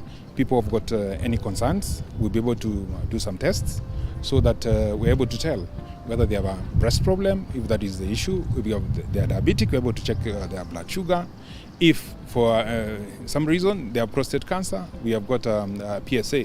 It's a lab test which looks at the antibodies, which is a blood test to do that. In addition to that, we're also looking at people's eyes. You know, these are a university setup where people are either teachers or they are students. They require to optimal use of their eyes. So we have got partners. Who are, for example, Lions Hostel and Baus, they're also looking at what kind of baseline we have. Do they have issues and what are the kind of treatment or what kind of management do they require in the long run? So that is basically what we are doing today. Today we are here to celebrate the World Health Day, and we have our own health program referred to as the University of Nairobi Health Day, corresponding to the World Health Day, and we try to make healthcare accessible to all our students, staff, our staff dependents, and members of the general public. So we have several services that are usually not easily accessible on a day-to-day basis for free so that people can come and access healthcare. Underlying the planning and the execution of the medical checkup by the University Health Services is the need to influence the societal attitude and approaches to health and diseases. Most of them lack basic information or operate with inaccurate information, are held back by culture and beliefs, are victims of lack of access to Medicare, or are oftentimes held back by the prohibitive doctor consultation and drug costs. When the University of Nairobi Senate approved that we need to conduct Health Week, it is because we had considered it important, because the issues of prevention of disease and the promotion of health are at the forefront of our activities, because our students and our staff would easily be vulnerable, and we are many. student population round about 50,000, staff population 4,500 thereabout. These are rich community, and the range of conditions that can afflict them is also wide. So this occasion matters to us. Today being the World Health Day, the university has decided to celebrate it in a better way of bringing up all these various hospitals to this school, basically to offer medical checkup, free medical checkup, that is, to the students around here and the community at large. So that's why I came here, so that I could also witness how the process is going on and actually get a chance to go through this entire process as well. The University of Nairobi, through the University Health Services, continues to play its key role as an industry leader in health service provision. Through research and information dissemination, funding on core areas, community partnerships, corporate social responsibility, and building partnerships, the University Health Services is well within their mission of being a leading preferred healthcare provider. All of us, we believe we need to know our health status, and I'm also going for screening and to be checked in the different stands. We want to encourage our students so that we can all build a healthy university. I'd encourage other students to come for such events. Health is wealth. Yeah, health is wealth.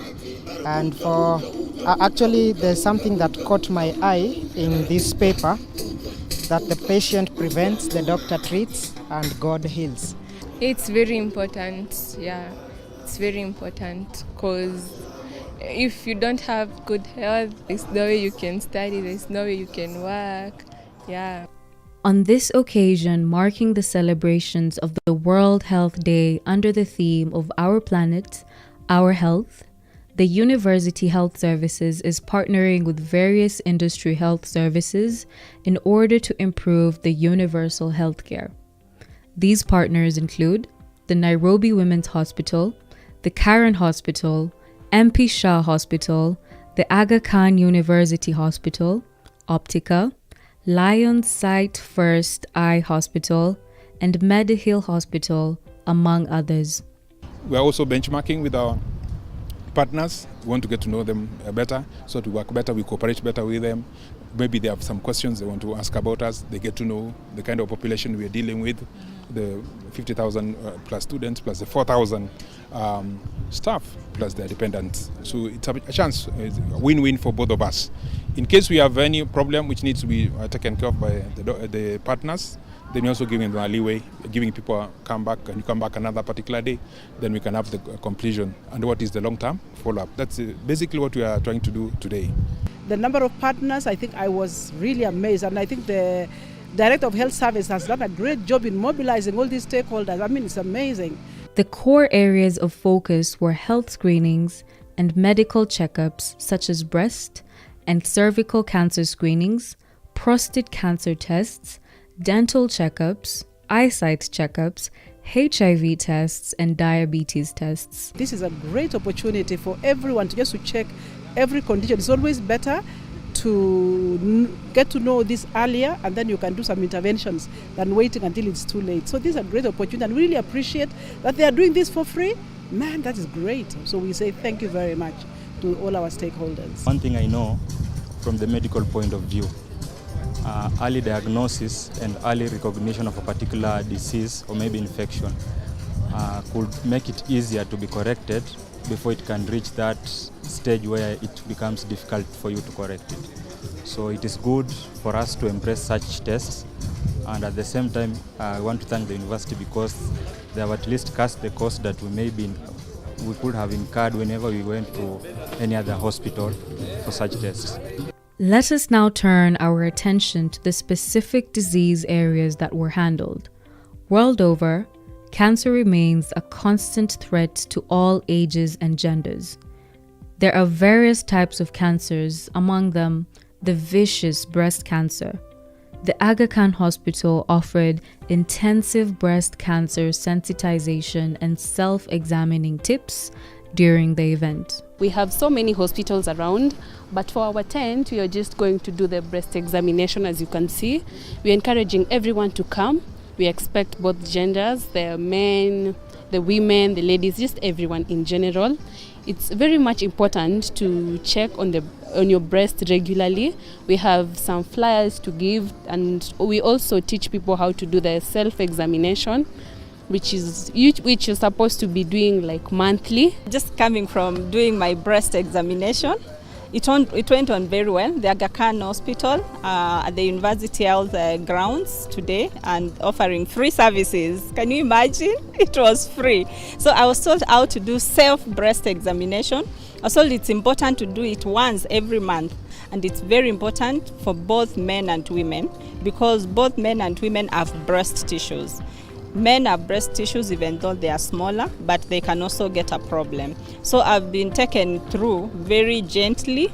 There are some very nice and welcoming personnel there who have taken me through the whole process. I've been reminded how the breast looks like and what can go wrong and how to identify that. So I'm happy about it, and I thank the Aga Khan Hospital and the University of Nairobi for creating this opportunity. It has saved me a lot of time. Yeah, now I don't need to go to the hospital, and if I went, I would have paid. Can you imagine? It was free. I didn't pay a penny, and now I know my status. Other forms of cancers, such as prostate cancer, were also screened. So I'm here to get tested. I'm feeling a little bit nervous getting the prostate screening, but yes, I believe it is important, and I really thank the University of Nairobi for organizing such events. Those in attendance equally benefited from heart checkups. The Karen Hospital provided an opportunity for advanced checkup through their advanced technologies and techniques. We came as a team from the Karen Hospital because, as you know, that the Karen Hospital has a niche in the cardiac part of it.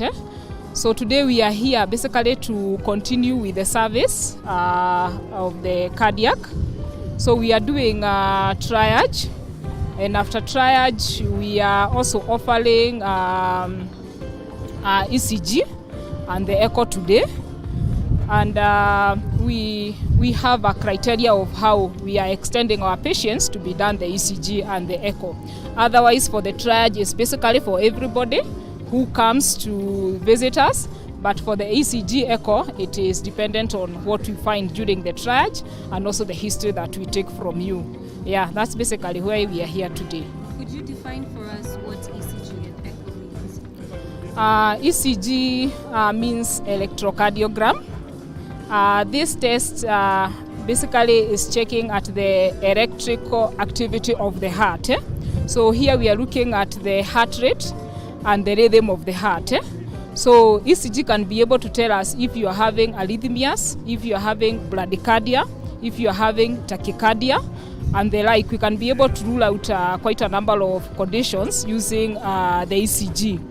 After the ECG, we might find the need to refer you for the echocardiogram. That is the echo. We are in full, it's called the echocardiogram.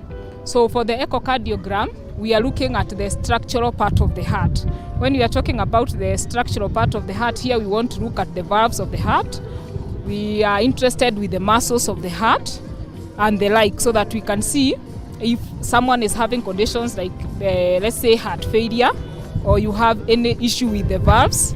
Yeah, basically that is about now the ECG and the echo. So we are further evaluating your heart using the echo. It's like an ultrasound of the heart. The way you'll be going for any other ultrasound, this is basically an ultrasound of the heart. Further, those in attendance were presented with an opportunity to either find out or confirm their HIV status. The need for constant testing stems from the realization that nearly 40% of new HIV infections are transmitted by people who do not know they have the virus. For this group, therefore, testing emerges as the first step in maintaining a healthy life and preventing HIV transmission. We're doing HIV testing. Okay, we want people to know their status, you could well not be engaged in any activity that may would expose you to HIV, but it's important to just know this HIV because it empowers you, and makes you feel confident even about yourself, knowing that yes, I'm negative and this is what I need to do to remain negative. But if you come and you get tested and you're positive, then you know also what to do. I'm positive. What do I need to do? It empowers you. It gives you knowledge. It gives you information. You get information from the counselors around here. They're able to just tell you what to do. And we're also giving condoms for those people who may want to use condoms as a way of prevention, because they may not be able to get them wherever they are, but they may be able to get them here. We have condoms that we are distributing. At the other desk, individuals were provided with an eye care opportunity.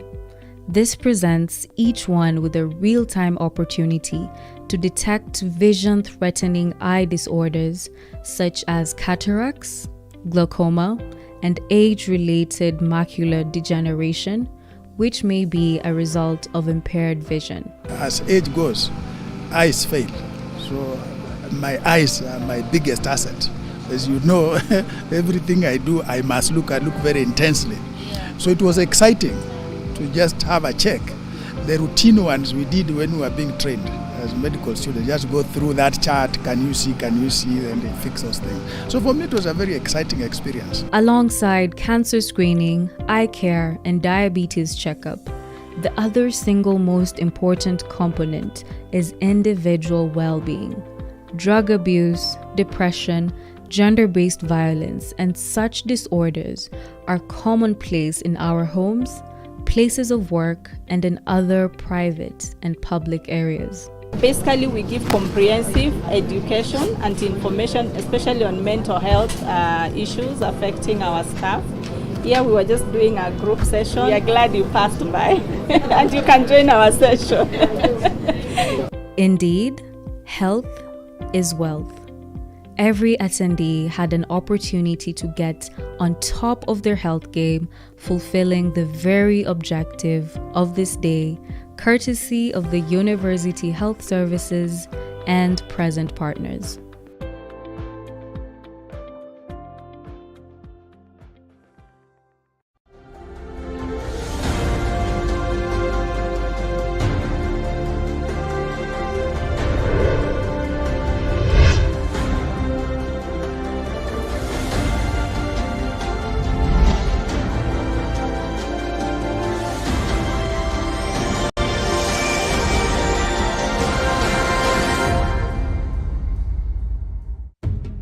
Kenya has made significant strides in the improvement of its infrastructure to support the growing economy and its population.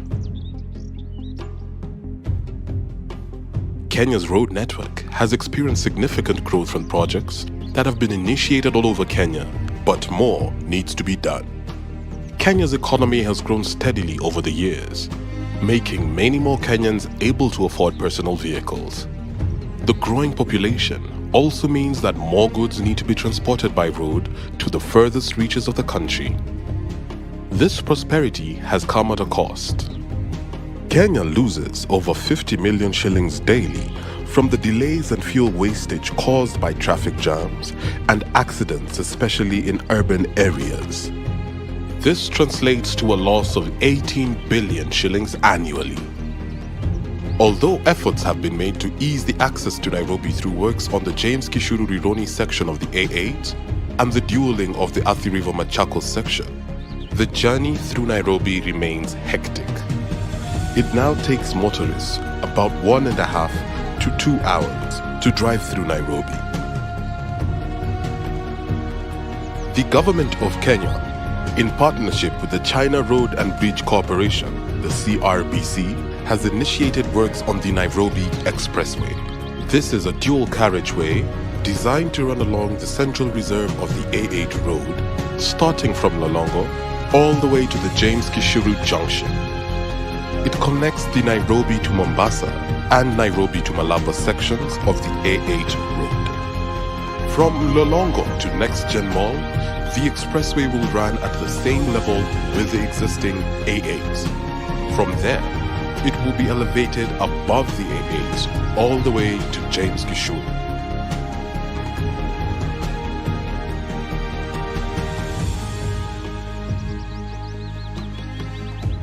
The works for these projects, which include earthworks, culverts, bridges, and pavements, are projected to take 3 years to complete. Completion of this road section of the A8 will ease movement of people and goods through Nairobi significantly, reducing travel time from Mombasa to Malaba. The Nairobi Expressway will have 10 interchanges that allow smooth exit and entry at major points along the road.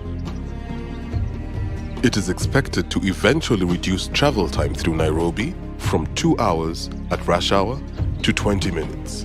This project is expected to create about 3,000 jobs during construction and 500 jobs during operation. Both phases will ensure that the skills transfer takes place. Other service providers will also benefit during the implementation of the project.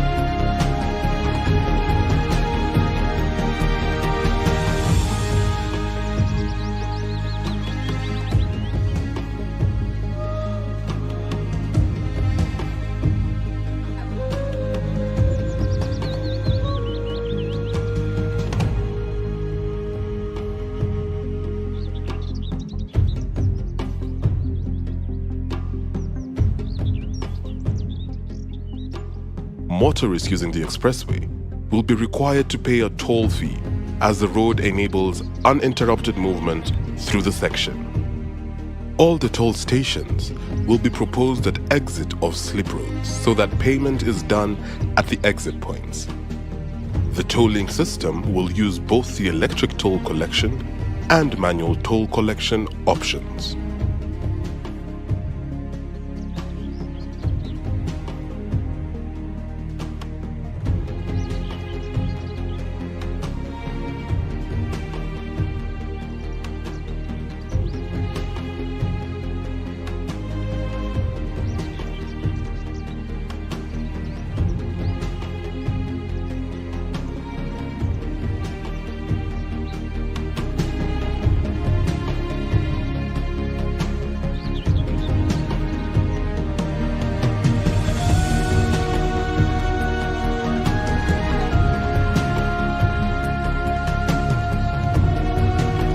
This project, the first of its kind in Kenya, will considerably decongest traffic on the Mlolongo to James Gishuru A8 section. The Nairobi Expressway will play an instrumental role in the journey to attain the aspirations of the Kenya Vision 2030.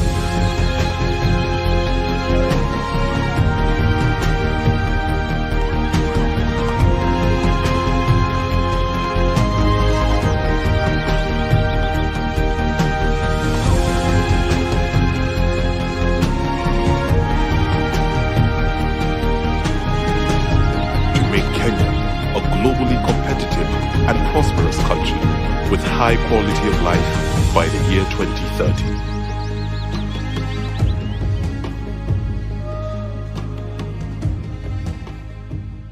When God has given you a bit too much, a little much of something, share it. Don't just keep it with yourself, whether it's education, whether it's talent or money. You must share it with everyone because you can't take it with you. So the best thing is share it. So I appeal to all the alumni, and I'll keep appealing. Please give as much as you can. You don't have to give in millions or billions. 500 shillings, 100 a month, make a pledge, it'll go far.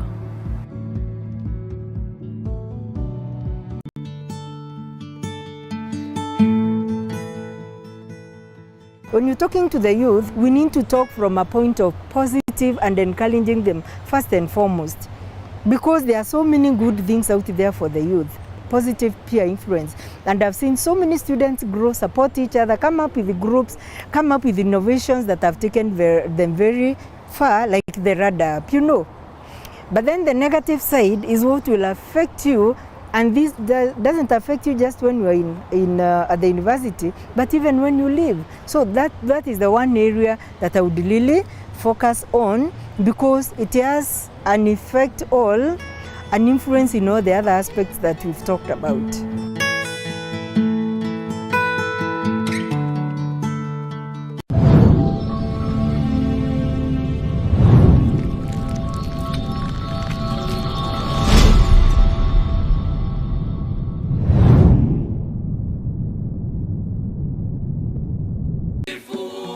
Bara letu Afrika, Mungu Baba ulibariki wewe mwenye uwezo, Mungu wangu tunakusifu. Bara letu Afrika, Mungu Baba ulibariki wewe mwenye uwezo, Mungu wangu tunakusifu.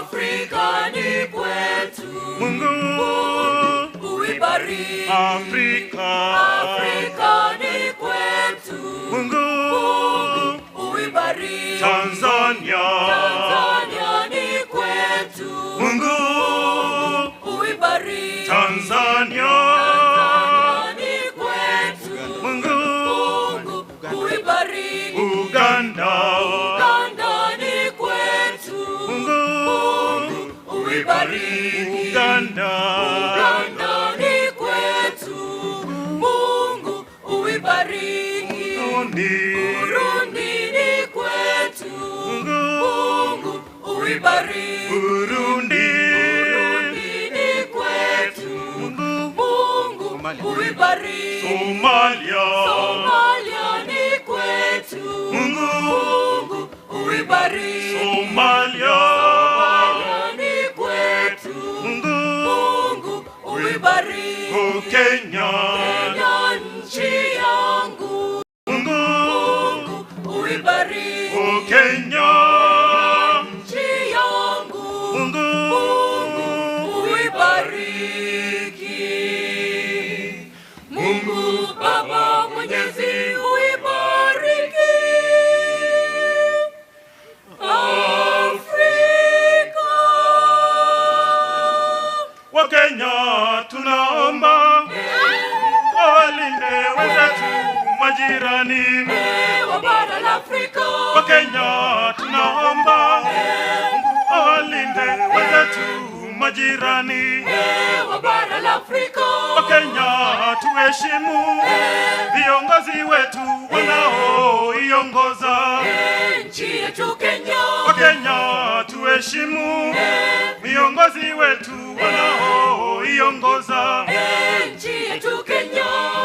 Nchi yetu Kenya. Mungu Muumba, bariki Afrika.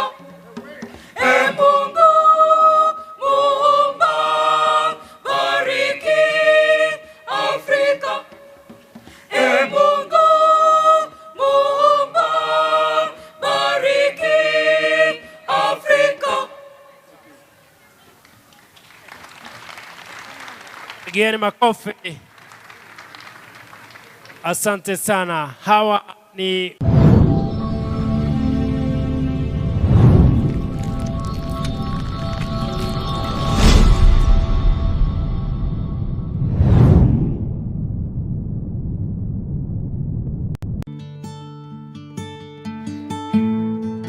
We are lucky as a Dean of Students, we have the Integrated Center for Education and Counseling under the University of Nairobi Health Services, which has a team of 4 or 5 counselors who are taking the student through a psychosocial healing clinical psychologists, those who are suffering psychiatric cases, they are actually all treated there. And this program will be rolled out in all our 10 campuses in Kisumu, Mombasa, Upper Kabete, Kikuyu, Lower Kabete, Parkland, Chiromo, Main Campus, KNH and Kenya Science, to ensure that no student is left behind in issue of the well-being and health, mental health, as far as their stay in campus is concerned.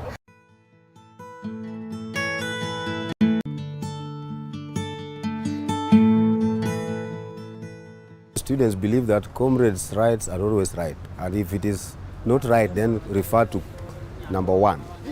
So I have known that, and this has been my area of discussion with students. Sometimes they think that there are certain things that should happen now, and therefore it's not something that you think they want to listen to you. I've had cases of DSTVs where you have to follow through with the service providers, and the students want it today, and it is something that can take even a week or so to be done. So the rights sometimes bring challenges to students, where they believe that the comrades' power can be able to move things. So some of them end up, destroying their academic programs, and it becomes a challenge. We've sat down with some of them and told them, you see, there are certain rights, but let your right not go and infringe on other people's rights, or even staff. There are statutes, there are rules and regulations that must be followed. So some of the rights that students think they have might misguide them to, getting out of control.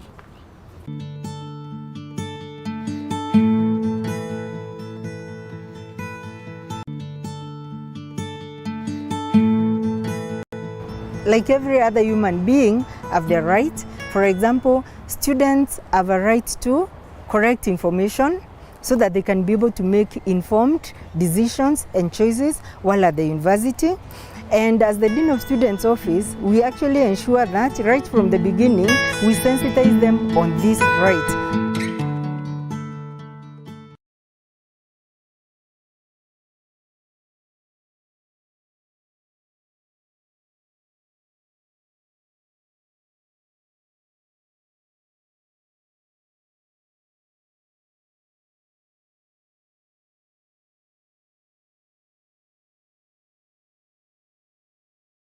Next on stage, we have Cristiano Mutua.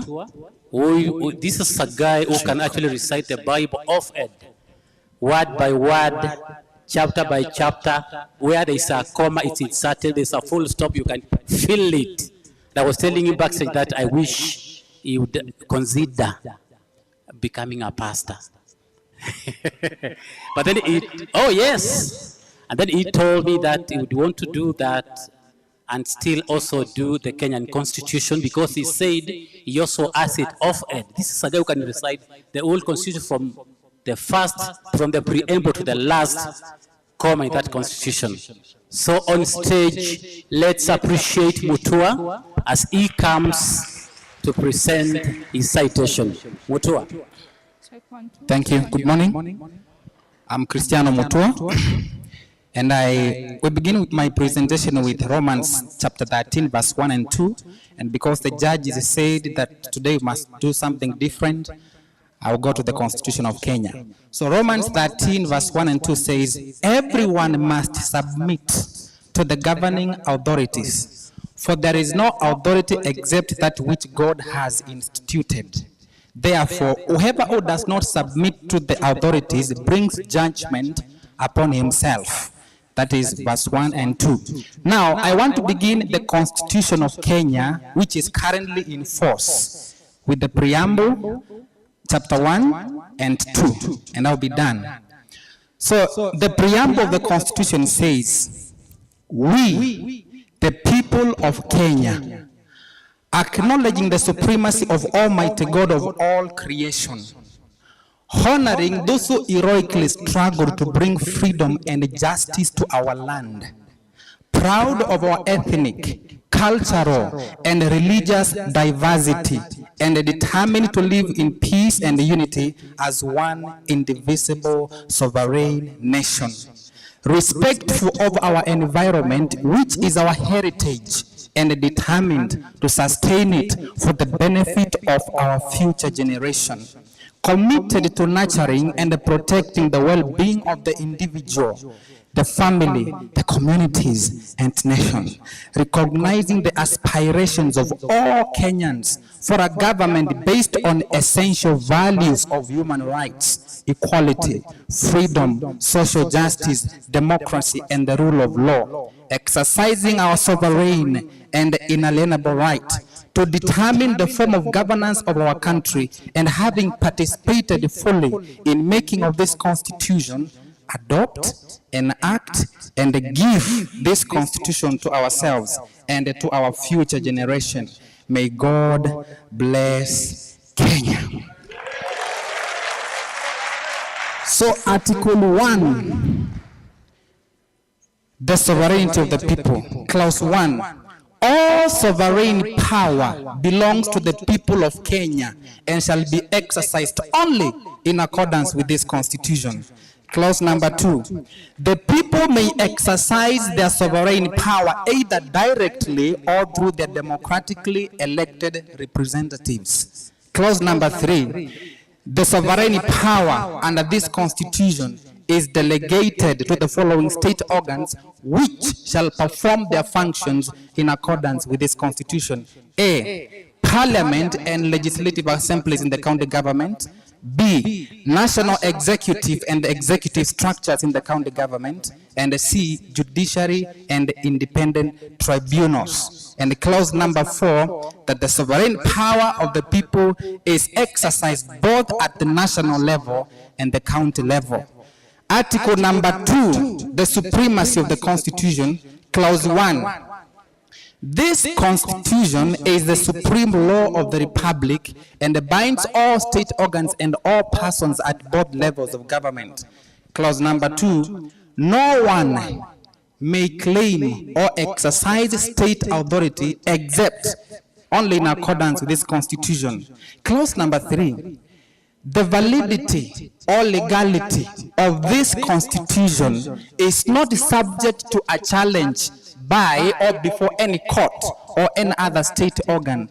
Clause number 4, any law, including customary law, that is inconsistent with this Constitution is void to the extent of inconsistency, and any act or omission in contravention of this Constitution is invalid.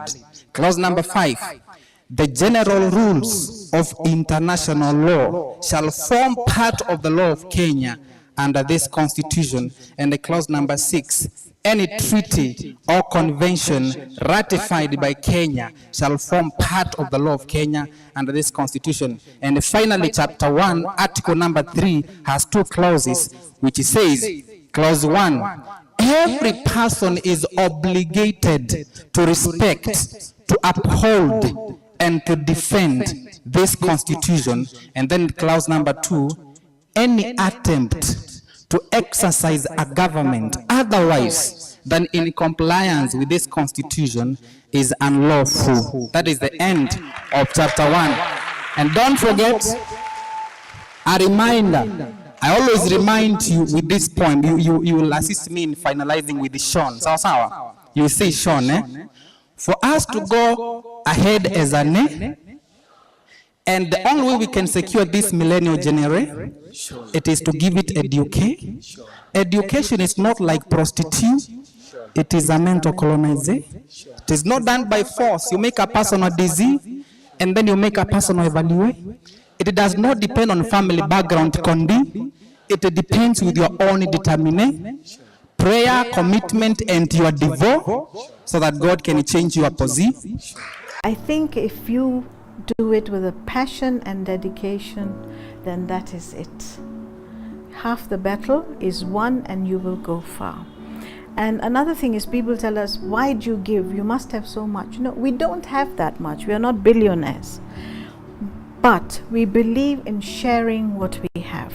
We give what we can because it brings us an abundance of joy from within, which one doesn't get very easily. So the university must do the same. Give with a lot of abandonment so that the joy comes into the foundation And we will find that the work we are doing at the foundation, the University of Nairobi, will attract more people to want to give because they will see the good work happening.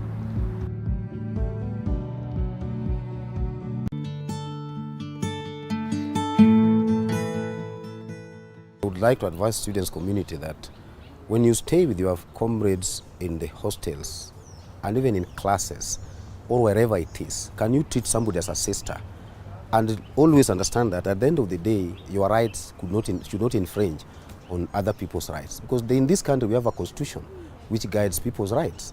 And at the end of the day, what happens is that when you think that you have so much rights, then you find yourself at loggerheads with either University of Nairobi rules and regulations or the government. Because you cannot go around just beating people left, right, and center because you have the right. It's not possible.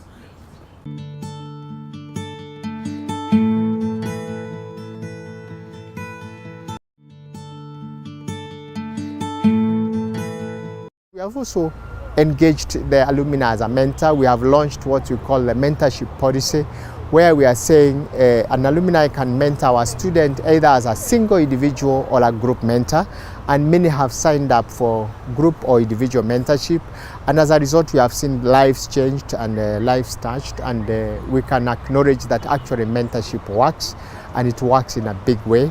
Even our parliaments, cabinet secretaries, PS, and so many other in the judiciary are also taking charge of that.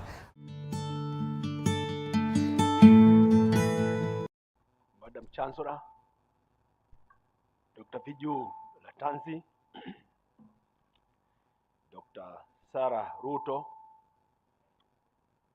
CAS Education representing the Cabinet Secretary Education, Professor George Magoha, Engineer Kariuki Muchemi,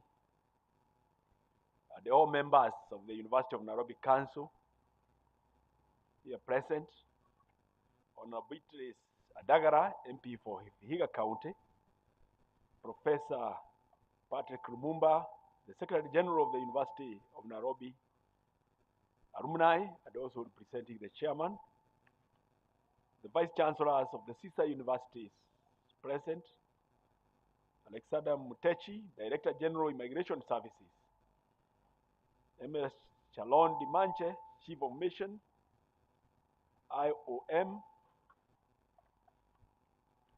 Mr. Frederick Dabuki, Secretary Administration representing PS University Education, India Kariuki Muchemi, I've said that, Cynthia Macharia, Program Advisor, GTZ. Distinguished ladies and gentlemen, I welcome you to this 66th graduation of University of Nairobi. Madam Chancellor, as we gather here today, we acknowledge the great work that has been done by the graduates, the faculty that taught them, the guardians, as well as all those who gave them scholarships to study at this great university, including the government of Kenya. We have come to celebrate the fruits of this great work, and they usher these graduates to the world of work, having acquired the necessary knowledge, skills, and behavior that will give them a competitive advantage as they participate in nation building and serve the community with honor. Madam Chancellor, the class of 2021 comprises 10,672 students. 6,467 graduating today in the 66th graduation ceremony, and 4,205 who graduated in the 65th graduation ceremony in September. I congratulate the entire class of 2021.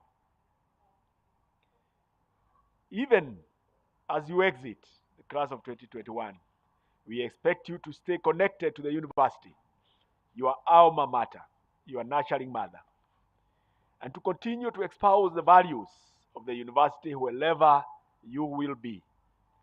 Learning at the University of Nairobi is such a great experience. You learn with the best and also learn from the best scholars as you interact with the industry as well.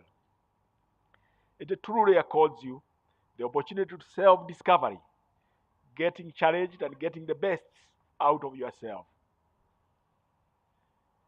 I want to thank the Chancellor, Dr. Vijura Tansi, for being a strong pillar to the University of Nairobi. Without her unwavering support, the University of Nairobi would not be where it is today. She has ensured that we remain focused on our mission. I thank you, Madam Chancellor, for this and the entire Ratansi Education Trust for giving financial support to well over 250 needed students from the University of Nairobi. I also want to appreciate Professor Julia Ojiambo-led Council for spearheading transformative reforms that have put the university on a path to recovery, on a trajectory for sustainable, vibrant, and relevant university. The Council, Madam Chancellor, has served us with honor and given us distinguished and dedicated service. Madam Chancellor, speaking at the first graduation ceremony of the University of Nairobi in this great court on Thursday, 10th December 1970, at about 3 p.m., the founding president of the Republic of Kenya, Mr. Jomo Kenyatta, stated as follows: to those who are graduating from this university, I would say this: never forget the opportunity that has been created by your fellow citizens. Practice the act of modesty and recognize your limitations. Exert your efforts to help your country and your people, and let your work bring honor to this university. I echo this message today. The University of Nairobi graduates who have graduated since then have not let the University of Nairobi down, and we congratulate them. Madam Chancellor, the university has continued to make great strides due to the support from its stakeholders, the support from the Alumni Association, the support from the students, the support from the teaching and non-teaching staff, the support from government and collaborators. This support has given us courage, hope, and strength to overcome the challenges that continue to confront us every day. Madam Chancellor, as we celebrate this occasion of the 60th graduation ceremony, it is important to reflect on the achievements that we have made since the time we embarked on the transformation journey. Allow me, Madam Chancellor, to touch on a few milestones that we have accomplished in the last 2 years. On finances, through financial discipline and prudent management of the finances, the university has managed to achieve the critical balance between the revenue and the expenditure. We have eliminated wastages and sealed loopholes for leakages, eliminated all cash transactions in the university, and transitioned to e-banking, and put all our transactions online for enhanced efficiency, effectiveness, and traceability of our transactions. I'm proud, Madam Chancellor, therefore, to report that because of these measures, among others, the university has, in this calendar year, achieved 100% compliance on remittance of statutory deductions, which would have appeared a mileage, including the remittances of SACCOs, NHIF, NSSF, KRA, pension funds, as well as creditors, whenever they fall due. This has been done in the context of what we term as the people reform. We want the university staff, and by extension the university blood, to be a trusted blood. We want to ensure that our employees receive their pension promptly as soon as they retire. We do not want our staff to be on Furisa or on CRB register.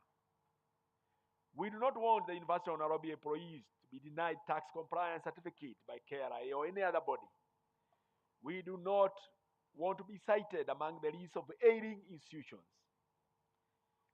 We have the capacity, Madam Chancellor. We shall surely rise. We must rise. We continue to request government to support us to clear the accumulated arrears as we continue to address the current demands. Madam Chancellor, we enhance our revenue collection. This year alone, we have attracted research grants worth 602 billion Kenya shillings to finance projects that are spread over a number of years in accordance with the various collaborative agreements. Fees collection has also gone up from the Kenya shilling about 1.5 billion to Kenya shillings about 2.3 billion for the half year. Madam Chancellor, in addition to these measures, we have eliminated wastages and made savings. We have terminated leases for external teaching spaces that used to consume annual rent of about Kenya shillings 30 million. These external spaces, by the beginning of last year, the university had accumulated a debt of about 57 million, which, Madam Chancellor, we have seen settled. We have frozen hiring of new employees except on critical areas to contain the wage bill. Further, we have also ceased rehiring, Madam Chancellor, of those who have retired from the university. Overall, we have progressively reduced our staff complement through natural attrition, and we expect this trend to continue until we have a number of staff that we can comfortably pay and that can carry out the university work efficiently. Madam Chancellor, on curricular delivery, the university reduced its academic programs from 575 to just 325 and reorganized these programs along 11 faculties where staff have been deployed to support those programs. This, Madam Chancellor, will bring synergy in curricular delivery, optimize staff management and workload rationalization. We have also suspended most of diploma programs and only retained 12 flagship programs where we have competitive advantage. Furthermore, we have reviewed the curricula of 104 programs in the last 1 year in order to address the changing needs and demands for the training. Madam Chancellor, in order to comply with the law, eliminate redundancies, enhance efficiency and effectiveness in carrying out university business, we have rationalized the number of administrative units and optimized our human resources and finances, resulting in general reduced expenditure. Deans of faculties are now more empowered with the human and financial resources to make critical decisions within the shortest turnaround time. Madam Chancellor, your visitation report indicated that data deficiency at this university is impeding the performance of the University of Nairobi. Consequently, we have initiated a number of targeted initiatives to deal with the issue of data, what we are terming as data reforms. We recently completed cleaning of the student progression records. We have cleaned student data and records. We can now plan and budget accurately for our about 50,000 students instead of the initial number of about 84,000 students that was not verified. The 50,000 students, Madam Chancellor, comprise both government-sponsored and self-sponsored students. that are enrolled at this university for undergraduate and postgraduate programs. The University of Nairobi, Madam Chancellor, is increasingly becoming a university of choice for postgraduate studies, and we want to continue to focus our energy in creating a niche in postgraduate training. Madam Chancellor, in order to strengthen data management and institutionalize the use of data in making decisions, we have refurbished our education data center. Earlier this week, I commissioned the refurbished University Education Data Center at ICT. The Education Data Center will act as the nerve center in which all business processes will be anchored, including teaching, learning, procurement, human resource management, maintenance of facilities, as well as financial management. Madam Chancellor, on people reforms, we have continued to engage staff and students to find effective ways of addressing their issues and grievances in a caring and compassionate manner. Through consultations with the staff unions, we were able earlier this year to finalize the implementation of the CBA 2017-2021 by placing all staff in their correct notches. Furthermore, Madam Chancellor, 177 students who had been previously expelled from the University of Nairobi have been pardoned. I'm glad to note that 11 of those who have been pardoned have since completed their studies and graduated and gone to serve the country and help their families.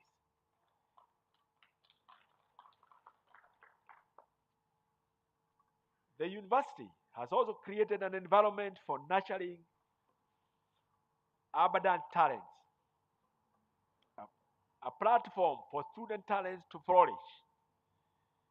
This calendar year, Madam Chancellor, we have held 2 talent days in March earlier this year and December, at the beginning of December.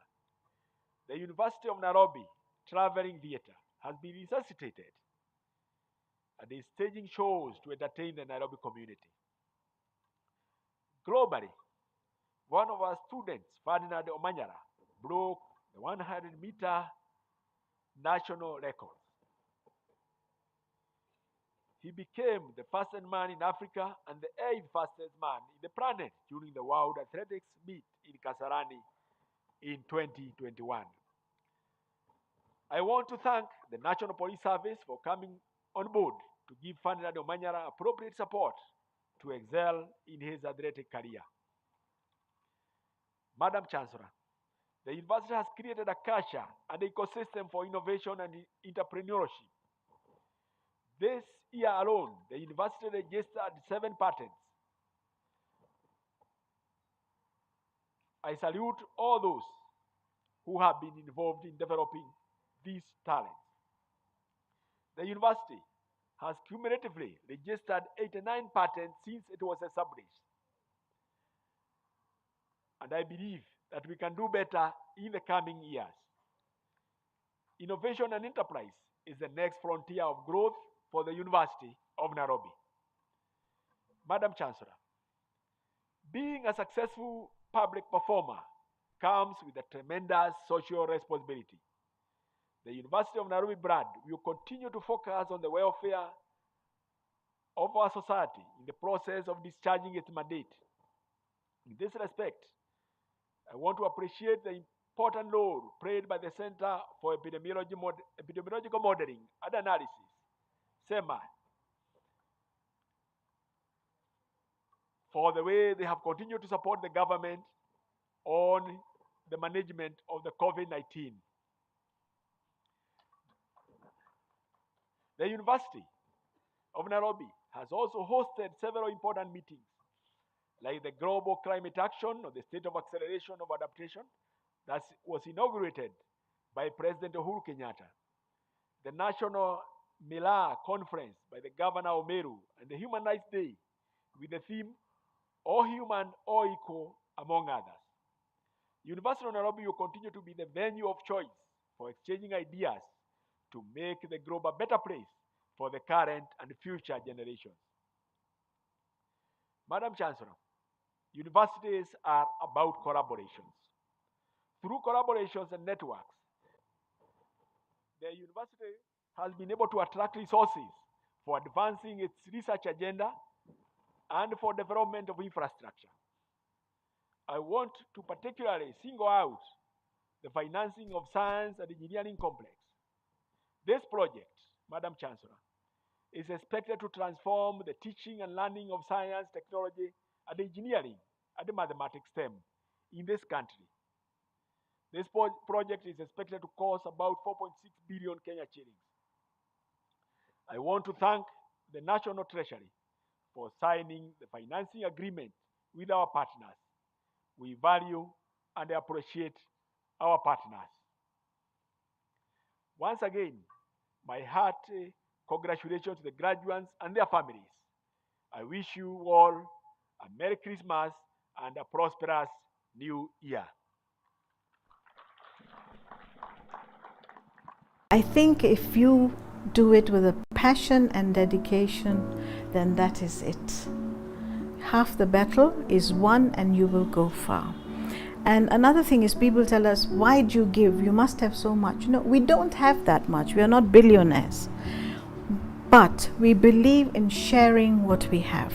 We give what we can because it brings us an abundance of joy from within, which one doesn't get very easily.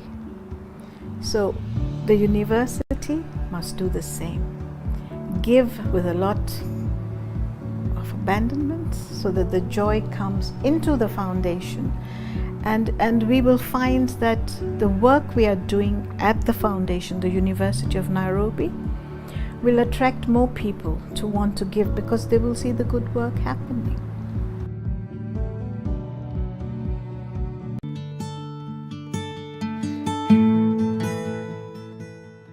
I would tell the University of Nairobi students that their lives matter, their rights matter, their future matter.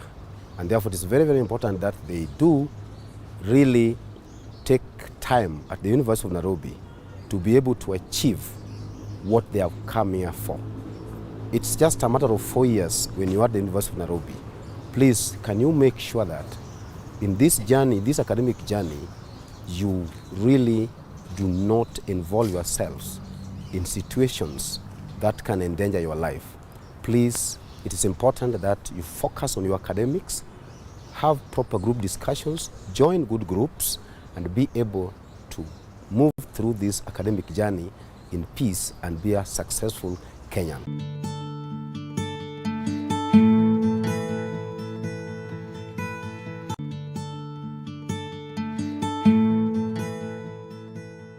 We have a chaplaincy that is so vibrant, and our three chaplains, the Catholic, the Protestants, the Muslims, they are actually sitting down with the students from various denominations and religions to make sure that the issue of spiritual, which also is a strategy that helps the people, the students to wide up what is actually affecting in their mental status. And as a result, we have seen a lot of changes, a lot of health improved and all that.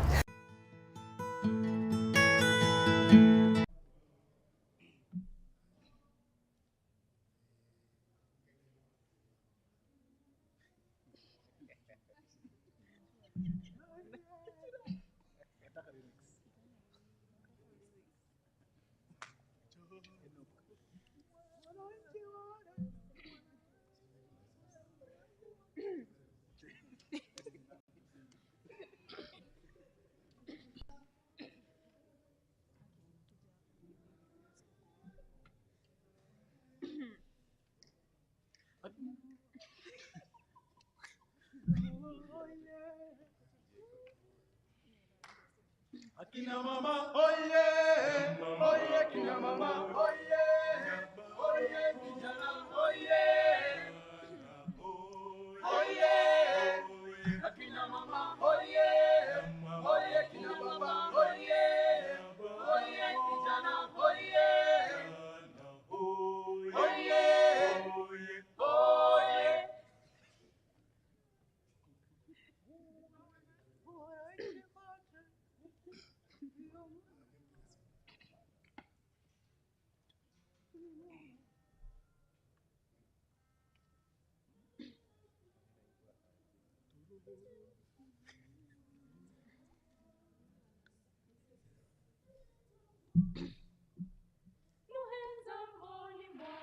Nowenza moni, usangani wengine. Nowenza moni mwa Yesu, nowenza moni, usangani wengine. Nowenza mikono ja Yesu, nowenza mikono, misumari jenyine. Nowenza mikono ja Yesu, nowenza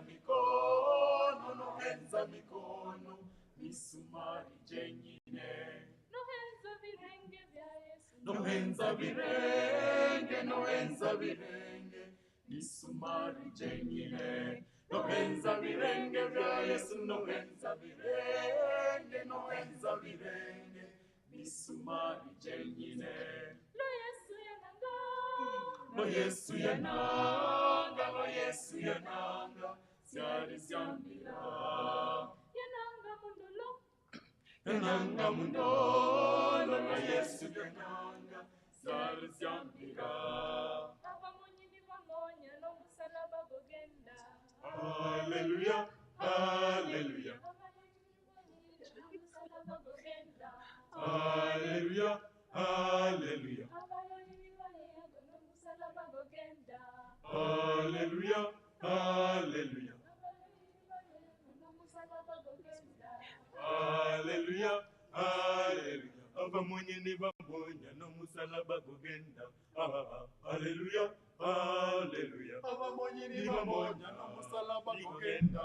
Hallelujah, hallelujah, hallelujah. Ibamonya no musalaba gogenda. Hallelujah, hallelujah. Hallelujah, hallelujah, hallelujah. Abamonye ni bamonya. Hallelujah, hallelujah. Abamonye ni bamonya. Hallelujah, hallelujah.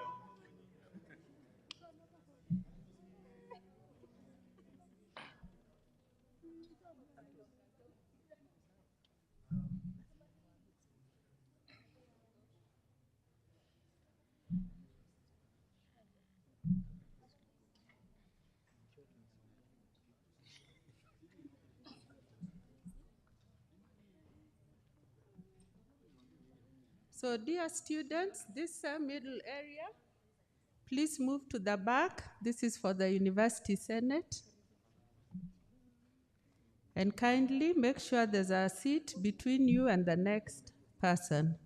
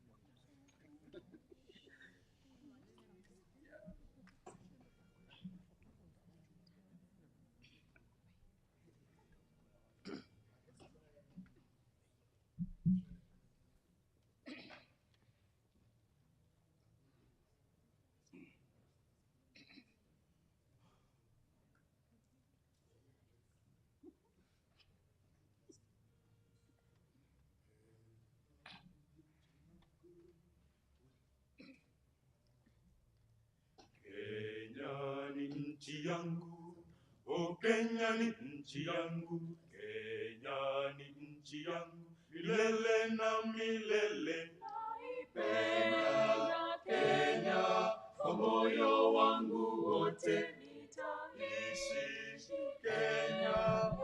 maisha yangu yote. Naipenda Kenya kwa moyo wangu wote, nitaishi Kenya maisha yangu yote. Mimi ni mwana Kenya, mimi ni mzalendo, naona fahari kuishi kwetu Kenya. Mimi ni mwana Kenya, nina furaha kuona maendeleo ya nchi yangu Kenya, kuona maendeleo ya nchi yangu Kenya. Amani, umoja, ndugu ulio hapa Kenya. Nitaijenga, nitaitukuza, weka tayari kuilinda. Ni wajibu wa kila mwananchi kuitafuta amani kila siku. Hivyo ndivyo maendeleo yetu yatapanda vizazi na vizazi. Ni wajibu wa kila mwananchi kuitafuta amani kila siku. Hivyo ndivyo maendeleo yetu yatapanda vizazi na vizazi. Ni muhimu tulinde juhudi zetu pamoja, zionyeshe uzalendo wetu. Mimi ni mwana Kenya, mimi ni mzalendo, naona fahari kuishi kwetu Kenya. Mimi ni mwana Kenya, nina furaha kuona maendeleo ya nchi yangu Kenya, kuona maendeleo ya nchi yangu Kenya, kuona maendeleo ya nchi yangu Kenya, kuona maendeleo ya nchi yangu Kenya.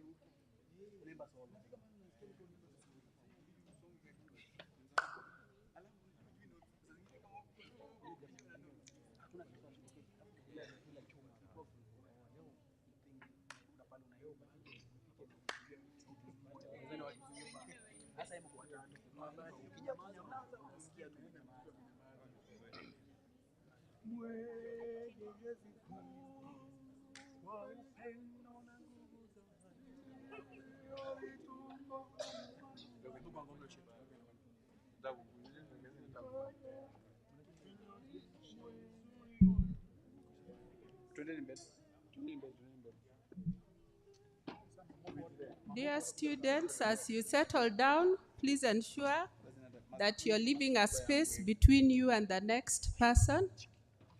And student leaders who are supporting their students, please ensure that those rules are observed.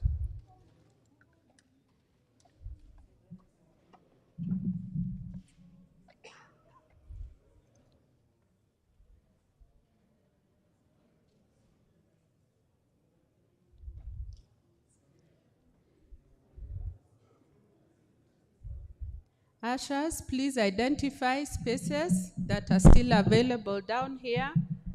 And if the place is full, the students can be directed to the upper level.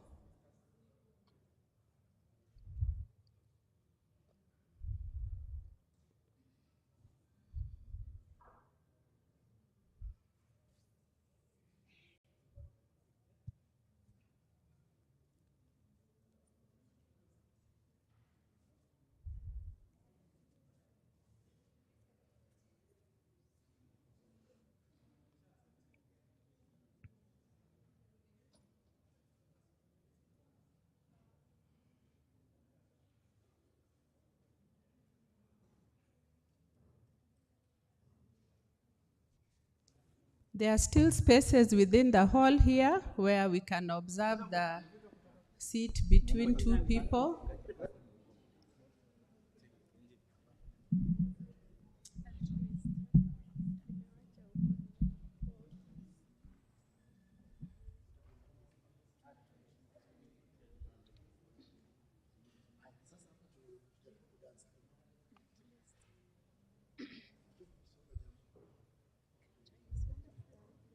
And as we wait for the event to start, our university choir is entertaining us.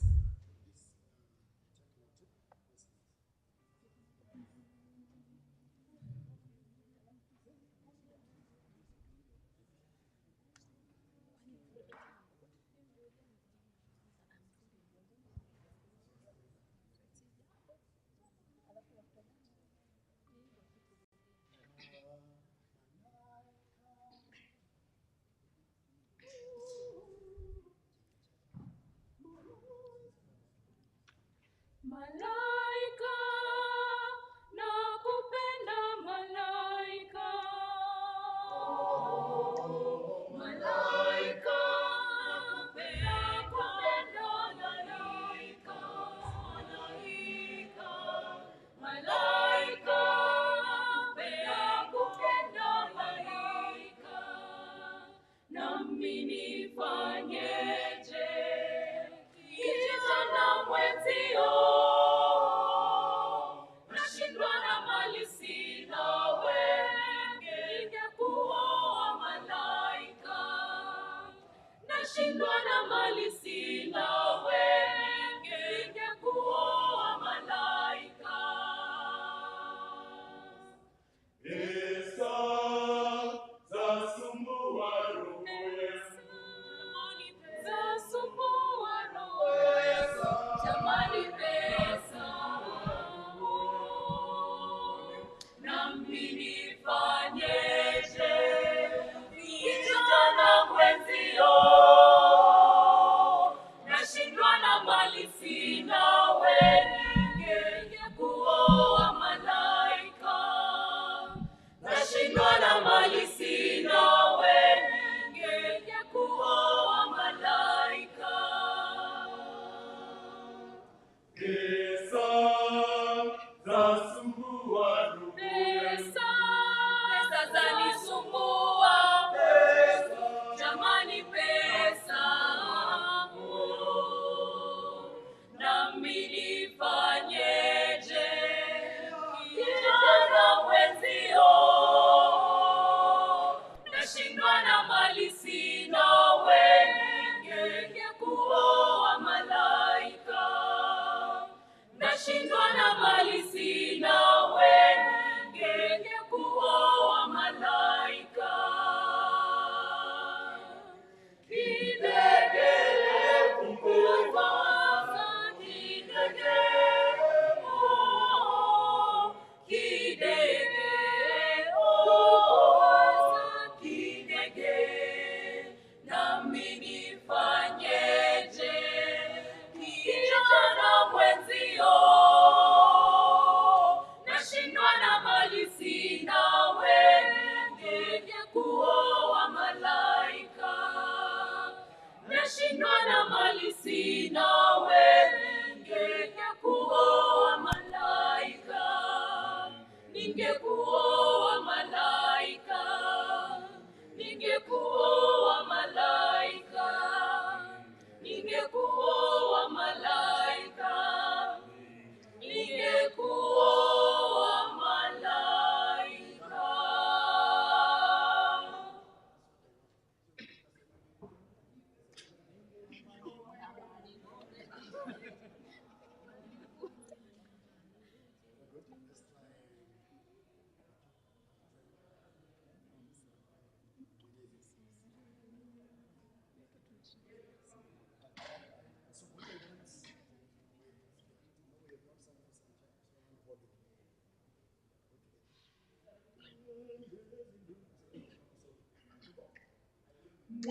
Mwenyezi Mungu mwenye pendo, ndiye alituumba na akatuweka Kenya, nchi nzuri ya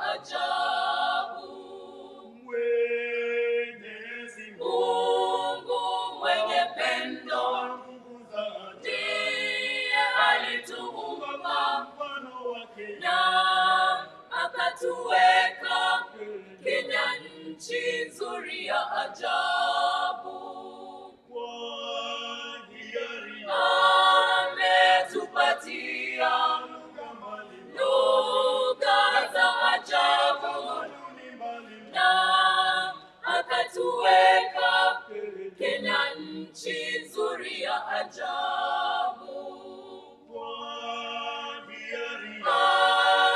Ametupatia lugha za ajabu na akatuweka Kenya nchi nzuri ya ajabu. Amkeni watu wote tuijenge Kenya tuipendayo, na bidii tuijenge Kenya tuipendayo, ni kulinda maisha ya wana Kenya tuipendayo, ni kuboresha hali ya wana Kenya tuipendayo. Mwenyezi Mungu mwenye pendo ndiye alituumba na akatuweka Kenya nchi nzuri ya ajabu. Ametupatia lugha za ajabu na akatuweka Kenya nchi nzuri ya ajabu. Mwenyezi Mungu mwenye pendo ndiye alituumba kwa mfano wake na akatuweka Kenya nchi nzuri ya ajabu. Ametupatia lugha za ajabu na akatuweka Kenya nchi nzuri ya ajabu.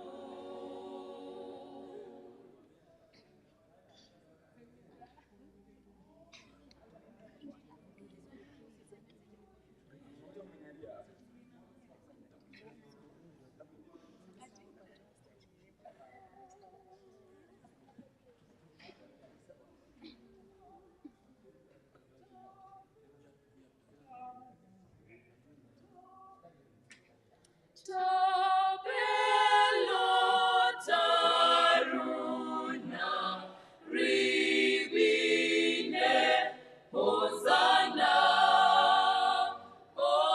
Hosanna odimo, odimo ontante.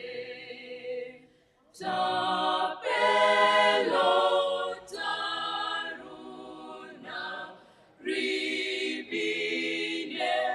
Hosanna, Hosanna odimo, odimo ontante. Tabelo taruna ribine Hosanna, Hosanna odimo, odimo ontante. Odimo ontante, odimo ontante, odimo ontante, odimo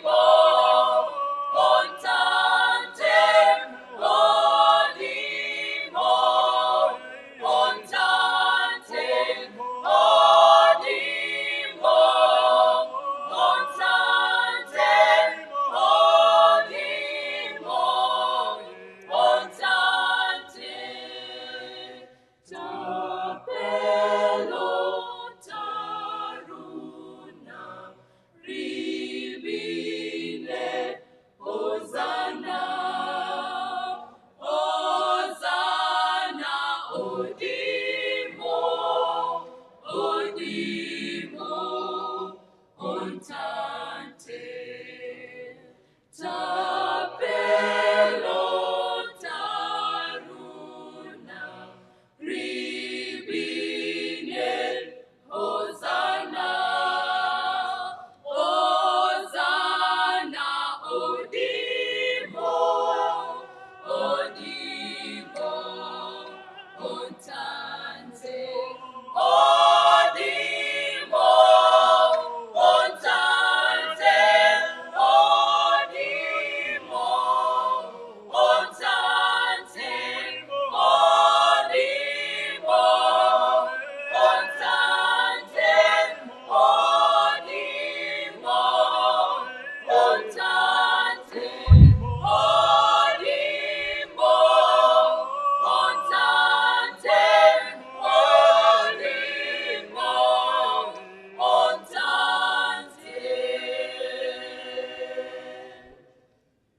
thank you very much, choir.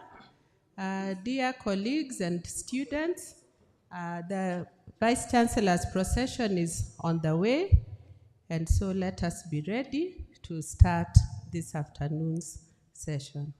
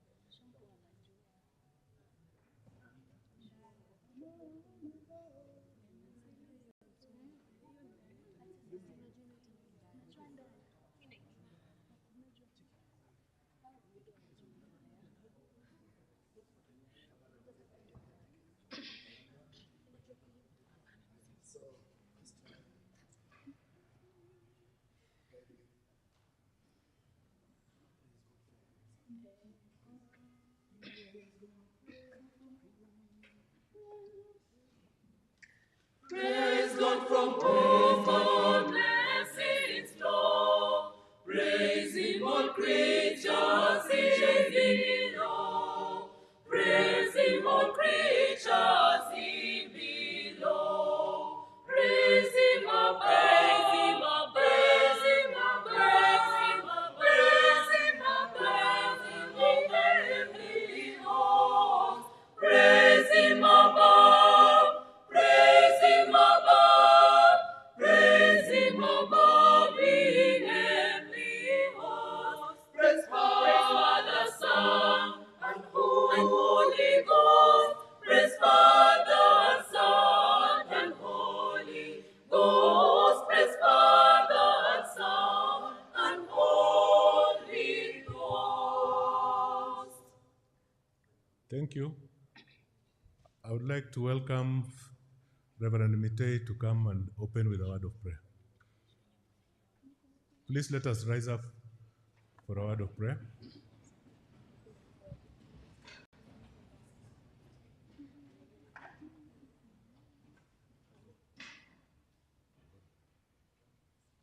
Then let the anthems come first, then we'll have a word of prayer.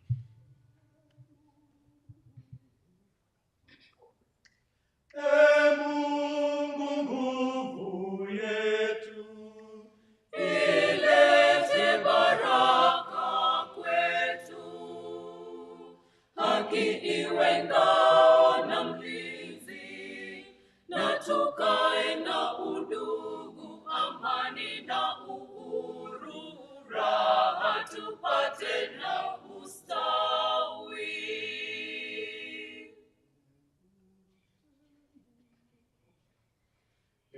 Mungu twaomba uilinde Jumuiya Afrika Mashariki, tuwezeshe kuishi kwa amani, tutimize na malengo yetu. Jumuiya yetu sote tuilinde, tuajibike, tuimarike, umoja wetu ni nguzo yetu, idumu jumuiya yetu.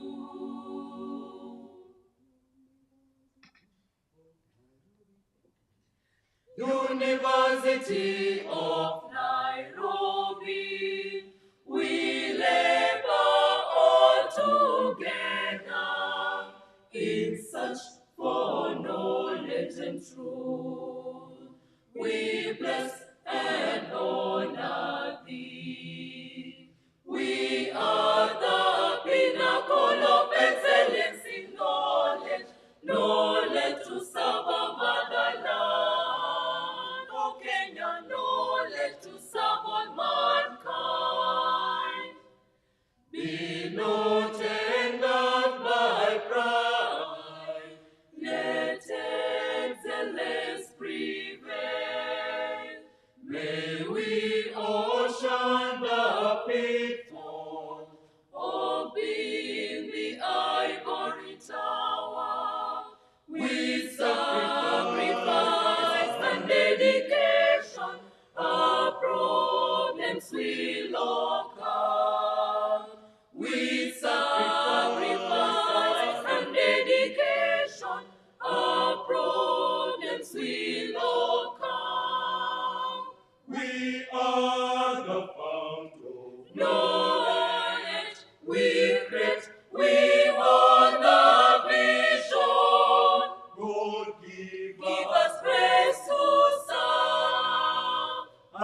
you. And the future is bright. And the children shall drink from the fount of knowledge. Knowledge shall surely set them free. Understand. Knowledge shall surely set them free. Let's bow down our heads for a word of prayer. Heavenly Father, in whose presence we are gathered this afternoon with thanksgiving in our hearts. You are the God who is a giver of all good things. And we look up to you with thanksgiving for the many things that you have done to us. The things that we have prayed for, and you have graciously answered our prayers. Even the things that we never thought about, but you still were so gracious to answer our needs and to meet our needs. This afternoon, we are gathered to thank you for bringing the first years to University of Nairobi. We've prayed for them, we've prepared for their coming, and we thank you that they are here with us to join this great university and to begin a great journey in their pursuit of excellence in life, to serve humanity even as they seek to glorify you. Dear Lord, we thank you for University of Nairobi leadership. We thank you for our Vice Chancellor, Professor Gitai Kiama. We thank you for DVC Academics. We thank you for AVC Research. We thank you for the deans. We thank you for the leadership, the entire leadership of University of Nairobi, plus the teaching and the non-teaching staff and students. We thank you that by your divine mercies and grace, you have been so gracious, watching over us, protecting us, and keeping us safe under your arms. And as we come together to give thanks and to receive the first years, we also thank you for the other activities that are coming, as we trust you that you're going to give us and grant us success. As we thank you for these first years, we pray also for them as they settle in this university, that you will guide each one of them, that we will be a source of blessing to them as we guide them around, and as we receive them and help them settle, that, Lord, you would use us to be channels of blessings to them. We also pray for the entire university community, those continuing students who are still out studying online and are preparing and trusting you for a time when they can come back physically. We pray, dear Lord, that you will lift up this burden of COVID-19 in our country, that we can walk the path of healing and be back to our programs with ease. So we thank you for the time that you've given to us this afternoon as we fellowship together and listen to the Vice Chancellor address to the first years. We pray that our time will be blessed of you. This is our prayer with thanksgiving through Christ our Lord. Amen. Okay, you may be seated. The Vice Chancellor, Deputy Vice Chancellor, Academic Affairs, Associate Vice Chancellor in charge of Research, Innovation and Enterprise, Deans of Faculties, distinguished guests, our students, ladies and gentlemen. I would like to welcome you to this function, which is a very, very important event for this university. And as we start the program, I will request the choir to give us 2 songs before we can proceed with our program. Thank you. Karibuni siku ya leo wageni wetu. Chuo Nairobi tunakaribisha wageni wote. Karibuni siku ya leo wageni wetu. Chuo Nairobi tunakaribisha wageni wote. Tuungane sisi sote tuwe jamii moja, ili tujenge nchi yetu Kenya iende mbele. Tuungane sisi sote tuwe jamii moja, ili tujenge nchi yetu Kenya iende mbele. Dunia nzima inatutambua. Hayaye chuo Nairobi hakuna matata. Hayaye nzima inatutambua. Hayaye chuo Nairobi hakuna matata. Hayaye wetu twawapenda sana. hakuna matata. Hayaye, Wetu twawapenda sana. hayaye, chuo Nairobi, hakuna matata. Hayaye, Bora tumezingatia. hayaye, chuo Nairobi, hakuna matata. Hayaye, Bora tumezingatia. hayaye, chuo Nairobi, hakuna matata. Hayaye, Wamefuzu kutoka chuo cha Nairobi. madaktari, walimu na wahandisi, Mawakili wengi na wachoraji ramani. chuo Nairobi ni chemichemi ya akili. Wamefuzu kutoka chuo cha Nairobi. Madaktari, walimu na wahandisi, Mawakili wengi na wachoraji ramani. chuo Nairobi ni chemichemi ya akili. University twasonga mbele, University haturudi nyuma. University twasonga mbele, University haturudi nyuma. Mlango wazi, wananchi wasome. Chuo Nairobi nayo masomo ya ziada. Malipo ya kiasi mtapata elimu. Hakuna haja kwenda kusomea ng'ambo. Mlango wazi, wananchi wasome. Chuo Nairobi tunayo masomo ya ziada. Malipo ya kiasi mtapata elimu. Hakuna haja kwenda kusomea ng'ambo. University twasonga mbele, University haturudi nyuma. University twasonga mbele, University haturudi nyuma.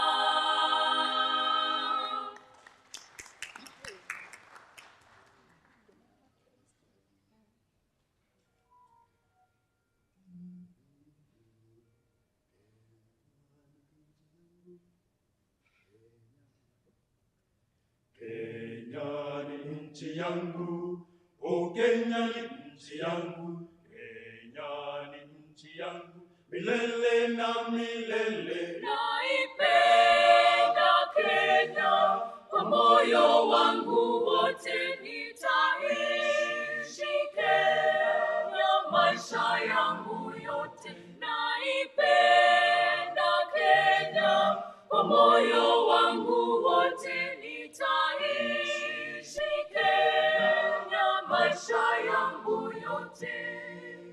Mimi ni mwana Kenya, mimi ni mzalendo, naona fahari kuishi kwetu Kenya.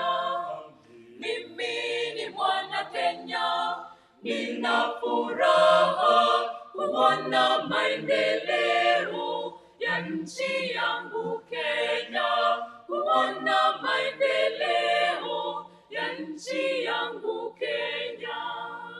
Napenda amani, umoja, udugu ulio hapa Kenya.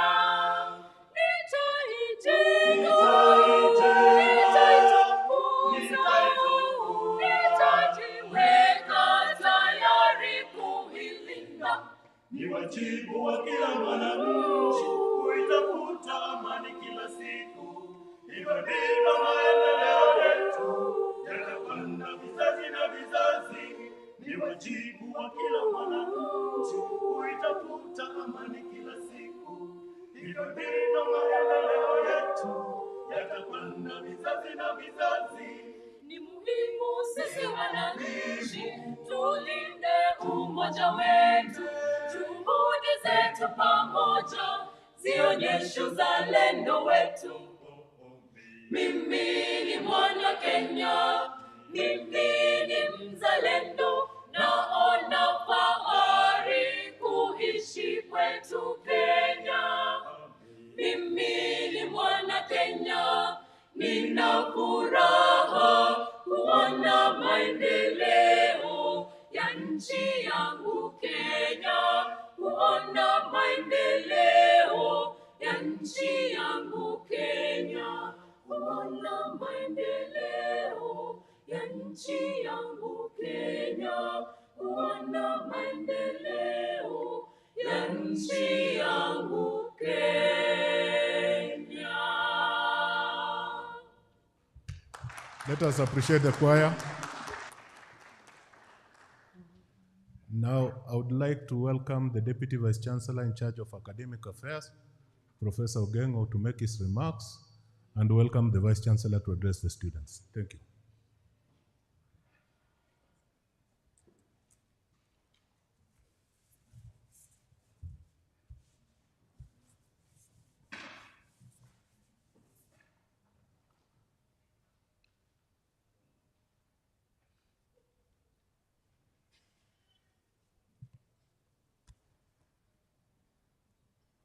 Vice Chancellor, University of Nairobi Senate, staff, students, particularly the freshmen and women, and all stakeholders and partners. Greetings. I welcome you to this very auspicious occasion of inaugurating a new cohort of students into this eminent university.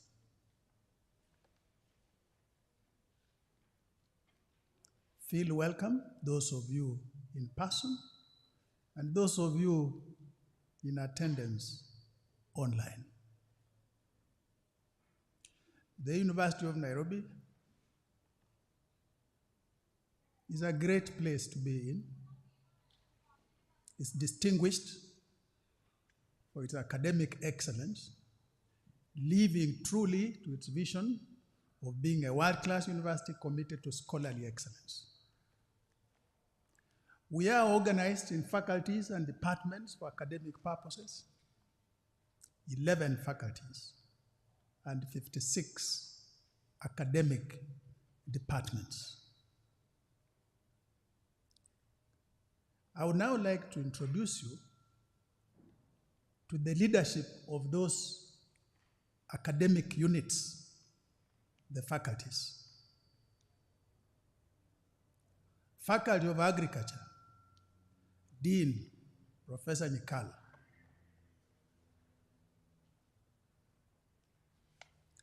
Faculty of Arts, Dean Professor Ephraim Wahome. Faculty of Built Environment and Design, the Dean, Professor Robert Tukwaro, may not be here. He will be there in a short while. Dean, Faculty of Business and Management Science, Professor Jackson Malu. Dean, Faculty of Education, Professor Isaac Jumba. Dean, Faculty of Engineering, Professor Ayub Gitau. Dean, Faculty of Health Sciences, Professor James Machoki. Dean, Faculty of Law, Professor Winfred Kamau. Dean, Faculty of Science and Technology, Professor Francis Mular. Dean, Faculty of Social Sciences, Professor Mohamud Jama. Dean, Faculty of Veterinary Medicine, Professor John Mande. And within those faculties, there are departments, and the deans and the heads of department, the chairpersons of those departments, have addressed you, students, a number of them online, and therefore your parents and other stakeholders most likely joined in and listened to that address. This afternoon, we devote this occasion to the Vice Chancellor's address. But before I invite the Vice Chancellor, I also like to introduce you to the Academic Registrar, Mr. Humphrey Wabuye. Thank you. I leave you with the A, B, C, D, E that forms the creed for us today. The A is threefold. Accept, adopt, and adapt.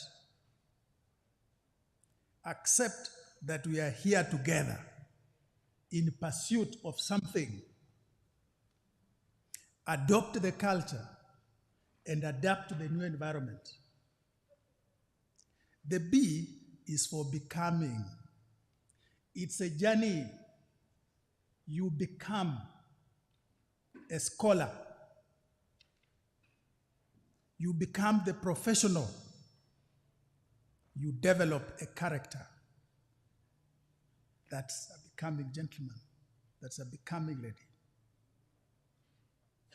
And the C is for the culture of the University of Nairobi. Continual search for excellence. Excellence that you may inspire others, because this is a good place with all the opportunities, with a culture of excellence. D is for diligence. We know where we are going.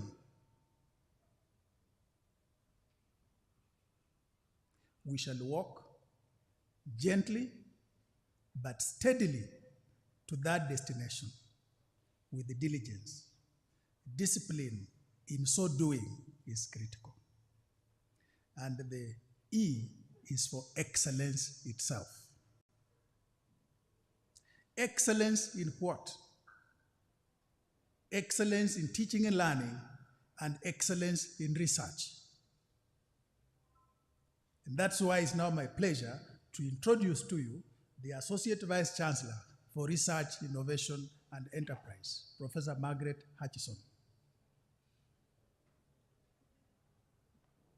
It's now my distinguished pleasure to invite the Vice Chancellor, Professor Stephen Gitahi Kiama, to deliver his address and sign of respect. May I ask all of us to be upstanding as we invite the Vice Chancellor.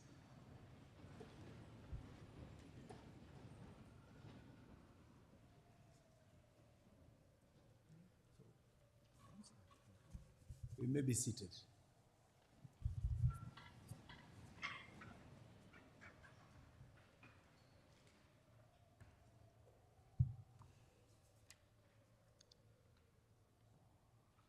I want to acknowledge all of you who are here today, those who are seated here, and those who are attending to this function online. I don't know whether maybe the Dean of Students perhaps had also talked to the various groups. Maybe Dean of Students, you need to be known by these students, wave at them, because you know they will interact with you for most of the time when they're here. Yes. So very well, thank you.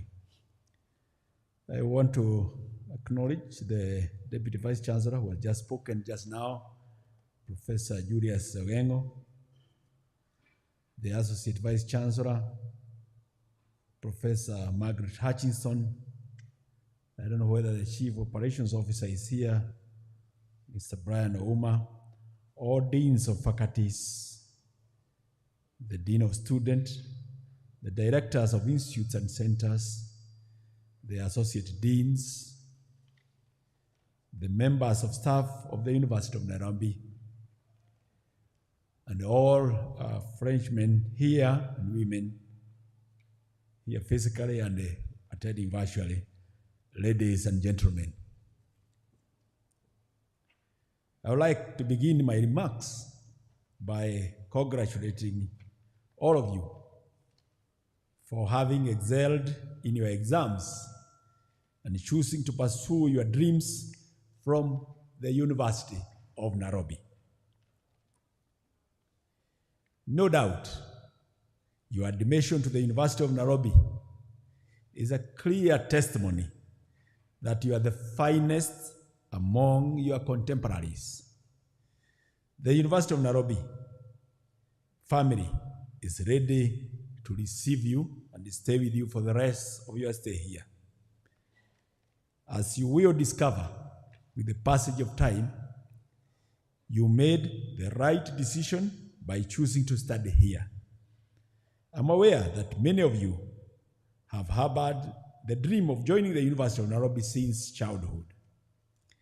I was in that same situation myself many years back, for I am a product of this university. Many of my fellow professors and those who have been introduced here and those seated here with you have also pursued their dreams in this university. It is my great honor and privilege to welcome you to the University of Nairobi, what is commonly termed as the university. Officially, you are now members of the UN family, and we are happy to have you with us. The University of Nairobi will be your home for the next 4 or 5 or some 6 years, depending on the program that you have been admitted into. You are joining a university that has produced many of this country's great men and women. They include the current Deputy President of the Republic of Kenya, Dr. William Samuel Ruto, the Chief Justice and the President of the Supreme Court of Kenya, Justice Martha Koome, the Speaker of the National Assembly, Honorable Justin Muturi, the Senate Speaker, Honorable Kenneth Lusaka, and several Cabinet Secretaries, including the current Cabinet Secretary for Education, Professor George Magoha. You will also be pleased to note that the University of Nairobi has produced a Nobel Peace Laureate, the late Professor Wangari Maathai, a renowned environmentalist. We have named an institute in her honor here at the University of Nairobi, the Wangari Maathai Institute for Peace and Environmental Studies. I would encourage you to plan and tour the institute as soon as you get an opportunity.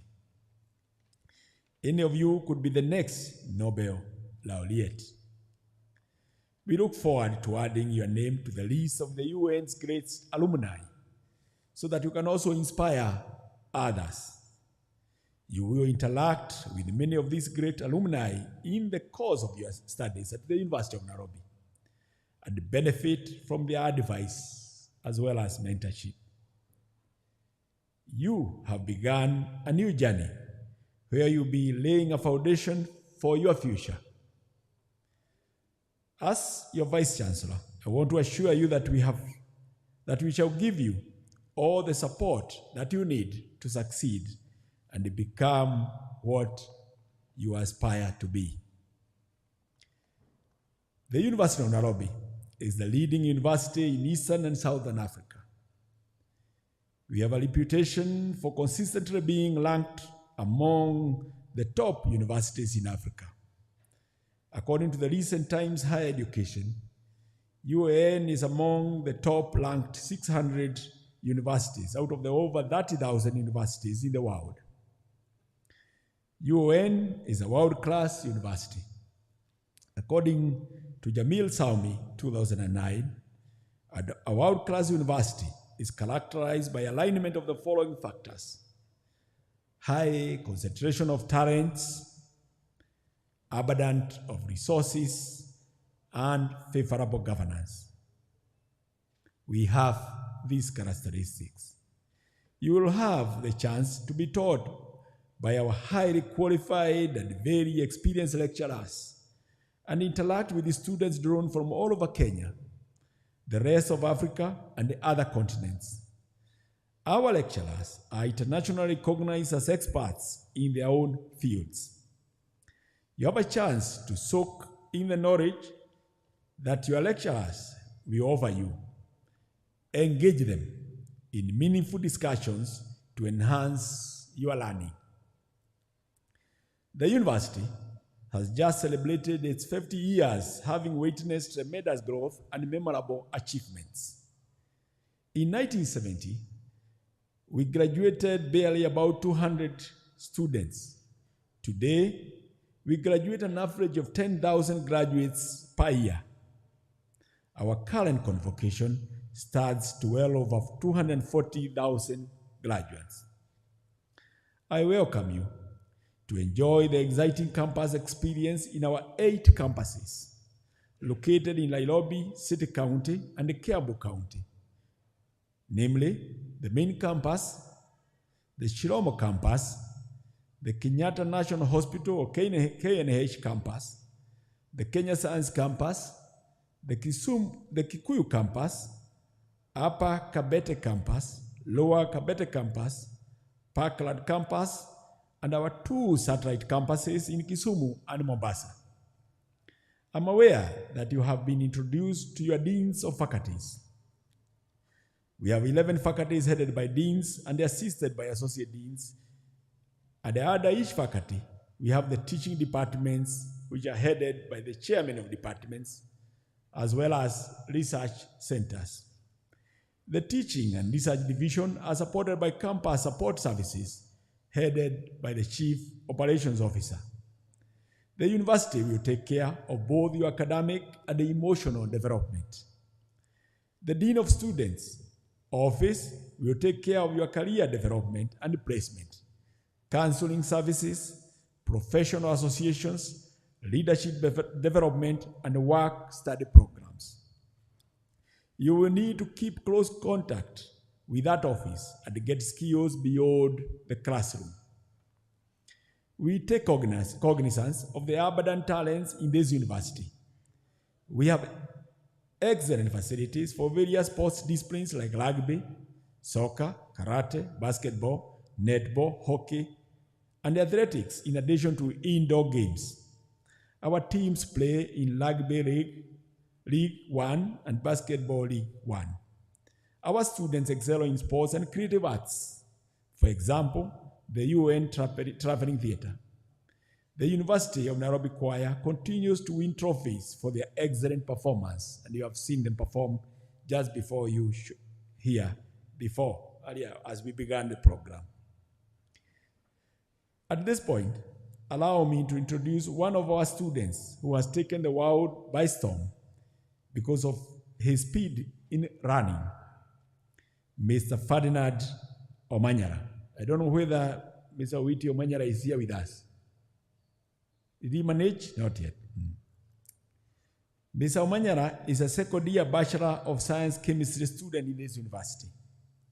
He is currently the fastest man in Africa and the 8th fastest man of all time in the 100 meters race in the world.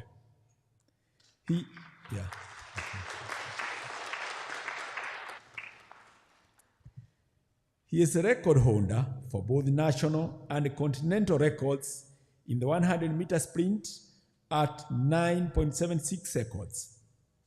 He recently represented Kenya in the Tokyo Olympics and achieved the feat of being the first Kenyan to reach the semifinals in 100-meter sprint. We are, as a university, very, very proud of him. He has demonstrated that the University of Nairobi is truly the home of talents. I shall urge all of you to go through a process of self-discovery, and you will discover the many hidden talents that you have. Take advantage of our supportive environment. We are going to expose you to experiential learning and seek to impact and transform you so that you leave the university as a different person, completely refined and transformed. We will train and repackage you. We will ensure that you are fully blooded and impacted with appropriate knowledge, skills, and behavior so that you become most competitive in the market. Today, we admit you as Okello. And we expect you to leave the University of Nairobi some years later as architect Okello. you join now, perhaps as Wajiko or Kimunto. And you leave several years later as Dr. Wajiko or Dr. Kimunto. You come here as Mohammed. You live in some years as accountant or archaeologist Mohammed.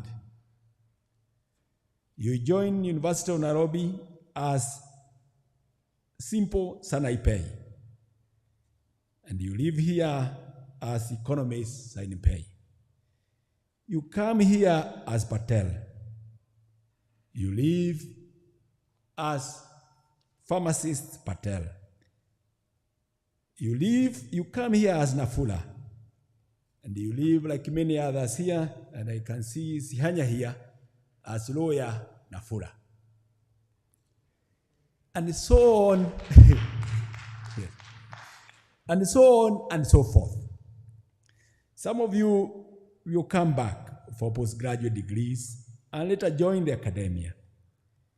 This is a transformation that you shall undergo at the University of Nairobi. We will impact you with the communication skills that you'll be able to express and communicate your ideas effectively. Listening is a very important skill that you must learn during your time or your stay here at the University of Nairobi. You must reflect on what you hear before speaking and engaging your other faculties. I want to encourage you to develop problem-solving skills and creativity in confronting contemporary challenges facing our society.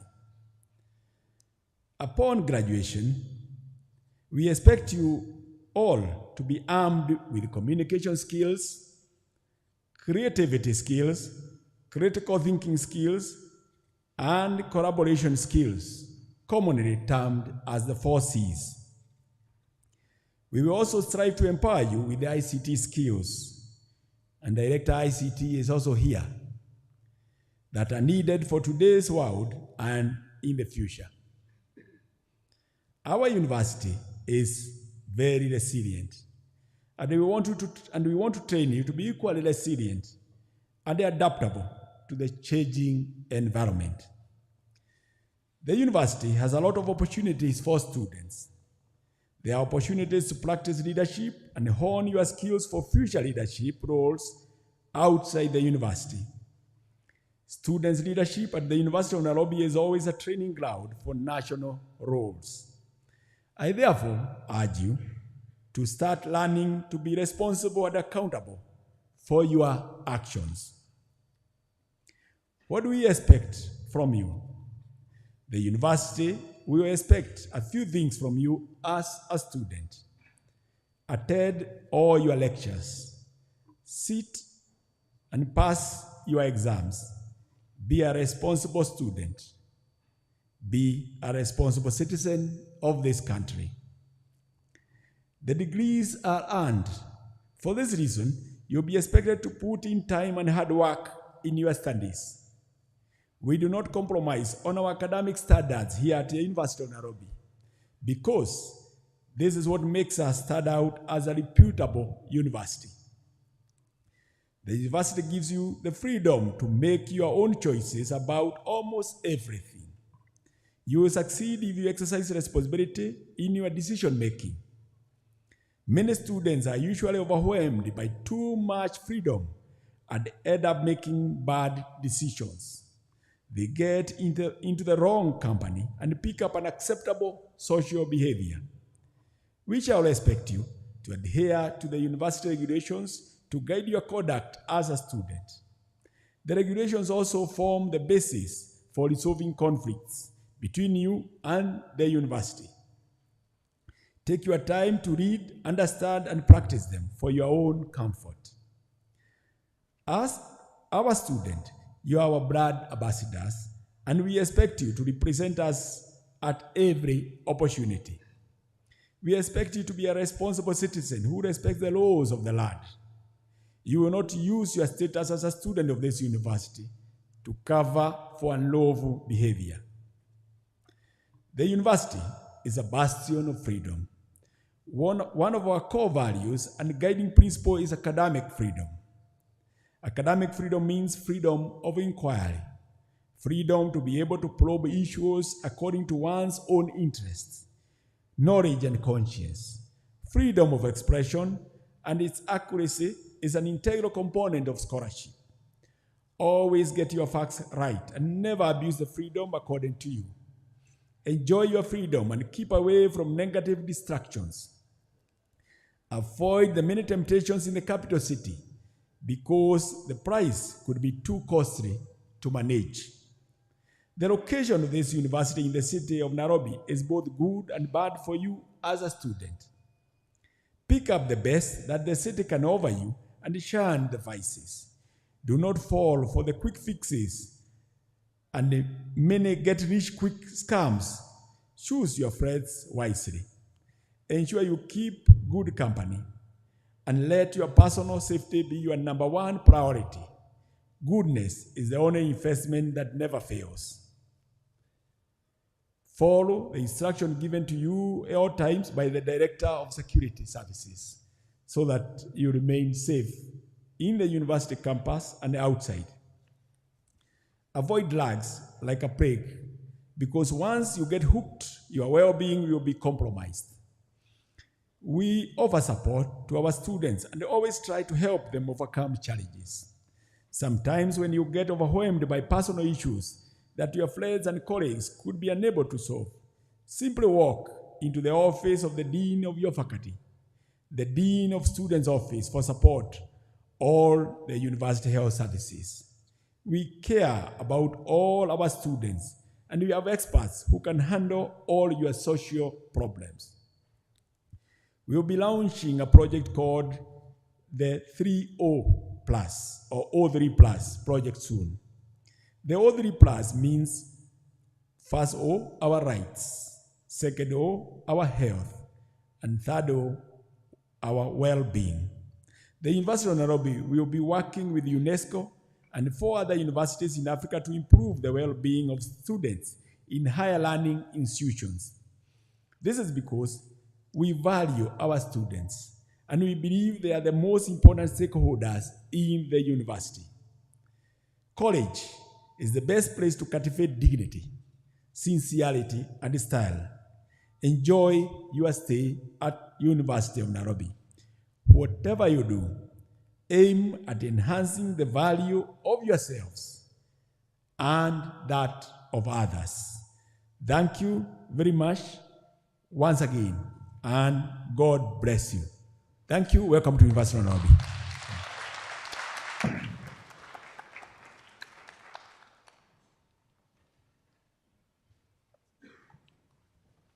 I think we can do much better to appreciate the Vice Chancellor.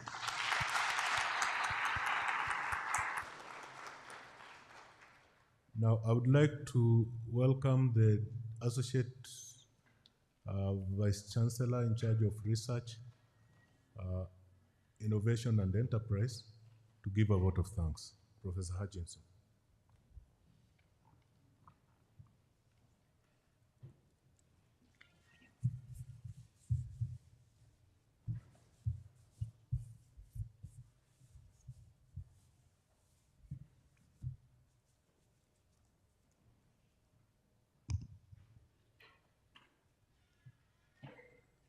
Bwana Vice Chancellor of the University of Nairobi, Professor Stephen Kiama Kitahi, we want to thank you very, very much for a wonderful speech. My heart was almost jumping out. I wish I was a first year, because you have given us an amazing welcome to our first years. You have painted the University of Nairobi as the university in Eastern and Central Africa. You have told us about the menu that we have laid ahead of our students. There is a buffet out there for every last one of you who has chosen the University of Nairobi. So as I listened to him, I felt like he was telling each and every student to do a SWOT analysis as you come into the university. Look at the strengths that you bring and those that are here, the weaknesses, the opportunities and the threats that can come between you and those beautiful titles that he gave us in his speech. When a Vice Chancellor, we appreciate you for your leadership, for a time such as this, and may the Lord bless you even as you lead us in the coming years. I'm not very sure about the protocol, but allow me to thank the students, the first-year students who have come to the University of Nairobi and who have been accepted to come here. We want to thank you for choosing the best university, as I said, in Eastern and Central Africa, the best in Kenya, and so I applaud you for the hard work that you did so that you can earn a place in the hallowed halls of residence, lecture halls, laboratories, and every other space in the University of Nairobi. May the Lord bless your journey with us for the next 3, 4, 5, or 6 years.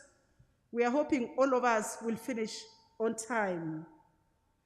Allow me to thank the Deputy Vice Chancellor in charge of Academic Affairs, Professor Julius Ogengo, and his entire team that have worked tirelessly to ensure that every last one of you was able to register flawlessly. I have not seen anything like that, especially in the new normal, and I want to thank each one of them, the registrar, academics, who is also our MC, Mr. Webuye. We want to thank you most sincerely for those of you who work day and night in the ICT team, the finance team. We want to thank you for ensuring that we had a welcome. I wish there was no COVID. I'm sure we would have a cow or two from the College of Agri and Veterinary Sciences to celebrate your homecoming.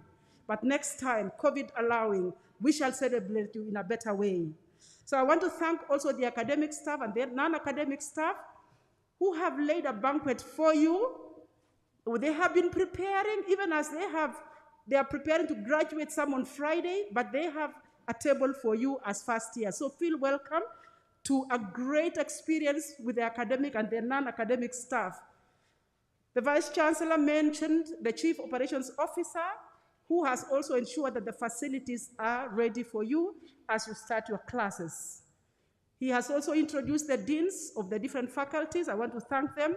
They have already spoken to you, and they have actually prepared to ensure that your academic journey in a very holistic manner happens without any challenges. The Dean of Students, I can see him sitting there. Thank you very much for playing a very critical role, even for today. I think if I didn't mention those who have gone before you, I would have failed the alumni who are even coming in to support in form of scholarship or any other way to ensure that the learning environment is great. So thank you, our alumni, and welcome to partner with us with this new cohort of students. Our choir ready again, not only to sing the national anthem, but just to remind us of how, as a first year, you can be a great Kenyan, you can be a great citizen of the world, you can be an international citizen. And so we thank the choir for ministering to us, even today and also many other occasions. You will be aware that there's a spiritual chaplaincy, and Reverend Mitei represent them today. We want to thank you for your prayers that you continue to cover this university, even as we go through difficult terrains at a time such as this. Your prayers have held us strong, and so we want to thank the entire chaplaincy for holding us in prayer.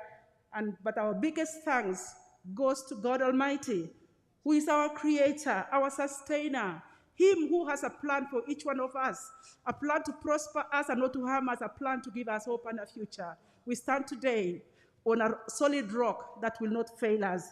So we thank God for creating every last one of you and giving us his partnership to work together, even to the glory and honor of his name.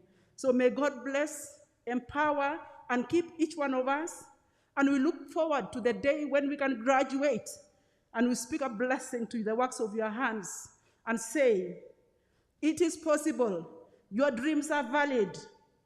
Go ahead, be an eagle, not a chicken, I love chicken, but go fly high above the clouds that you might face even in this university. And we look forward, God helping us and keeping us till then, that we shall come to celebrate now your promotion into the larger community as you transform your country, your family, the world. God bless you. Go forth, light your candle. Thank you and God bless you.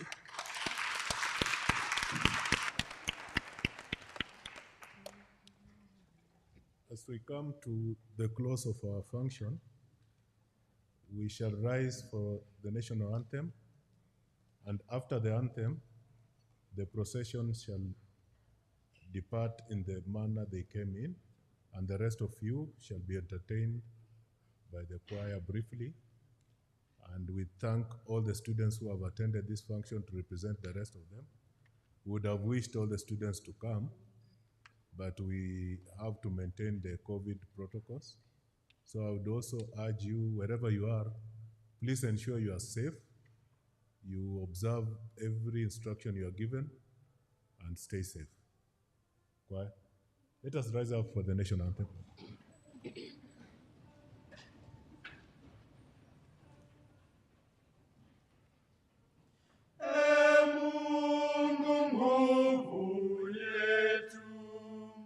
Ilete baraka kwetu,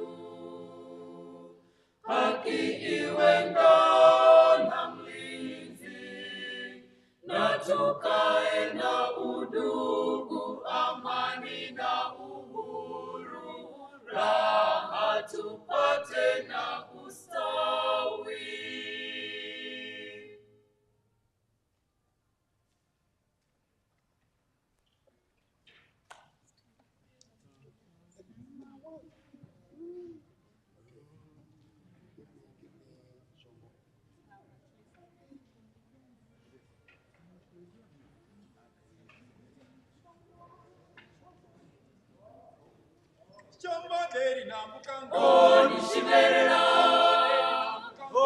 Nishimerera muhanani adu hakenyaga gwishumbu sungu samarinda nishimerera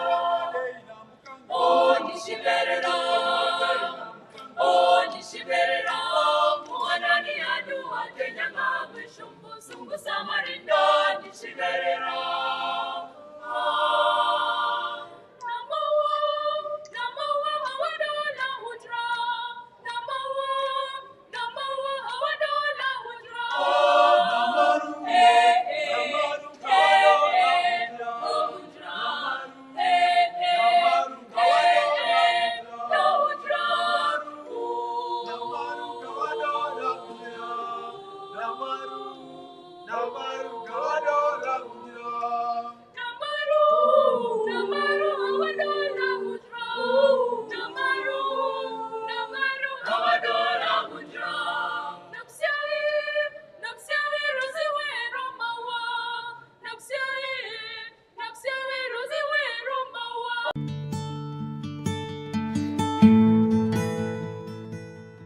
I would tell the University of Nairobi students that their lives matter, their rights matter, their future matter.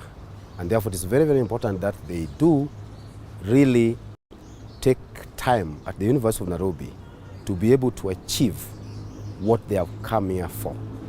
It's just a matter of 4 years when you are at the University of Nairobi.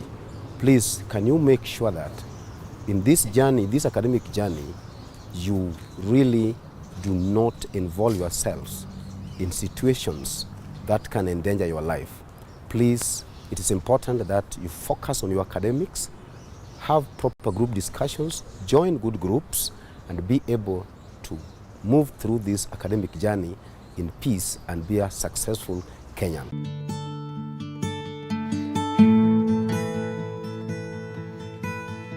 The University of Nairobi for the next 50 years has to be sustainable, has to be relevant, and has to be vibrant.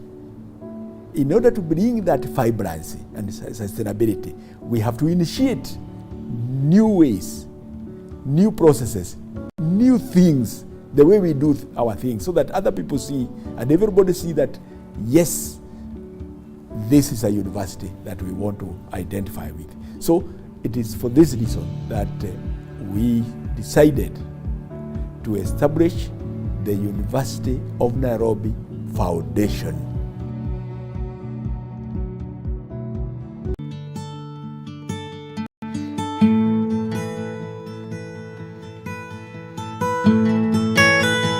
I don't think if the strikes should be violent, because it will be of no help, because eventually they will be bringing more expenses to their parents, because their parents will be forced to come and cater for the damages that the students have done.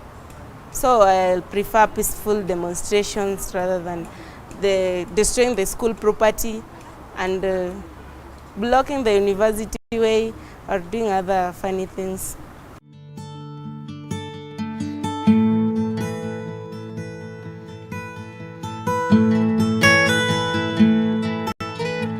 On my arm. He did it.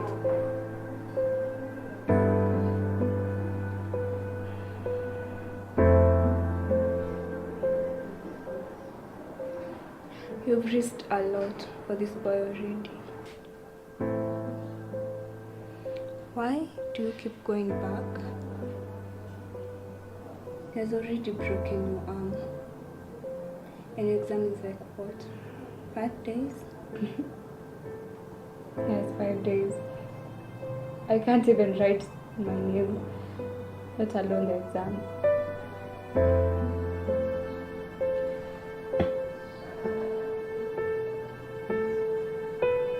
Is that love? My dear, would you consider focusing on your study first? Secure your future. Do you think it's too early to be in a relationship right now?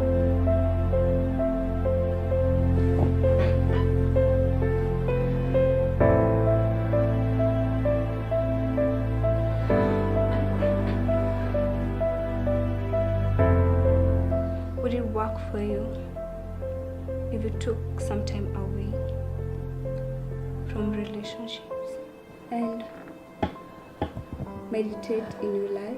The 6th edition of Nairobi Innovation Week, organized by University of Nairobi, is happening from 26th to 28th April 2022 at the main campus, Great Court. This year, Nairobi Innovation Week is themed Innovation for Transformation and Impact in the Society. Join us as we catalyze a movement of innovation and entrepreneurship ecosystem in higher education sector in Kenya and beyond. This year event will be a fusion of innovation shapers in industry, academia, policymakers, funders, students and the general public. Safaricom and University of Nairobi partners to drive socio-economic transformation and shared prosperity through innovation. This event is open to all and attendance is free.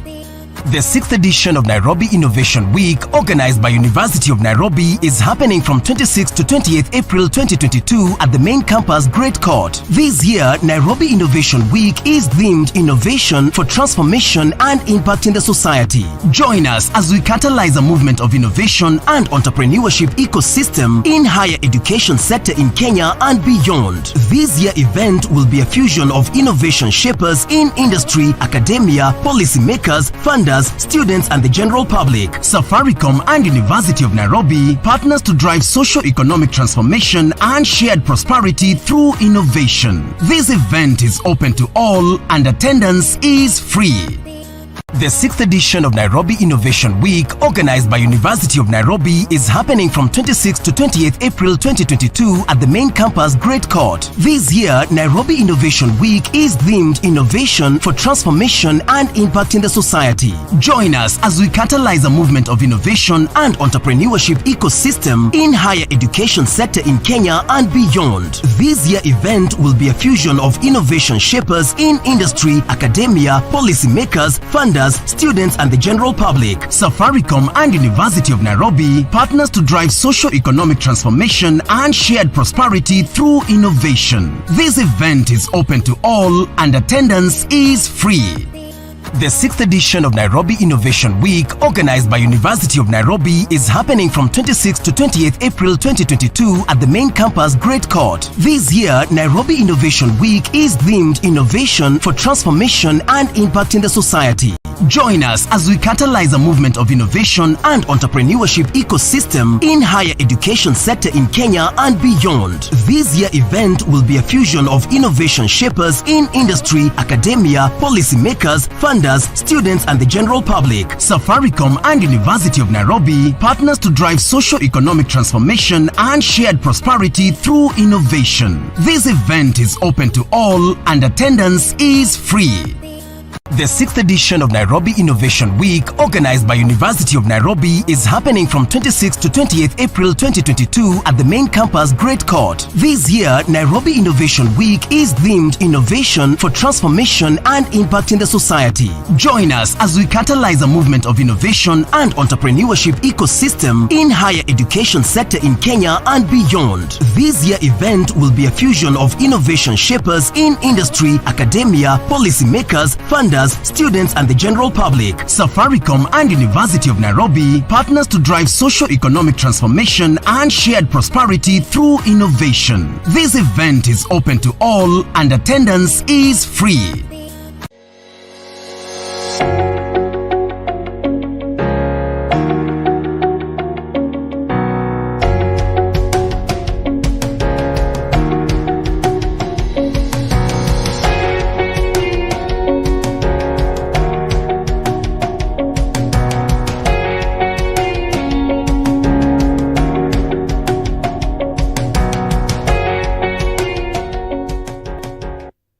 The use of vigorous campaigning to bring about political or social change has made possible many outcomes previously considered impossible. You can remember during 1982 that we had the multi-party stuff and everything. It was through the voice of the people that we were able to contain all that. So I think the students can learn from the earlier years. Their voice matters. Through actions, many decisive moments have been birthed. Yet, when activism is replaced with fear or indiscipline, this makes many endure that which they must not.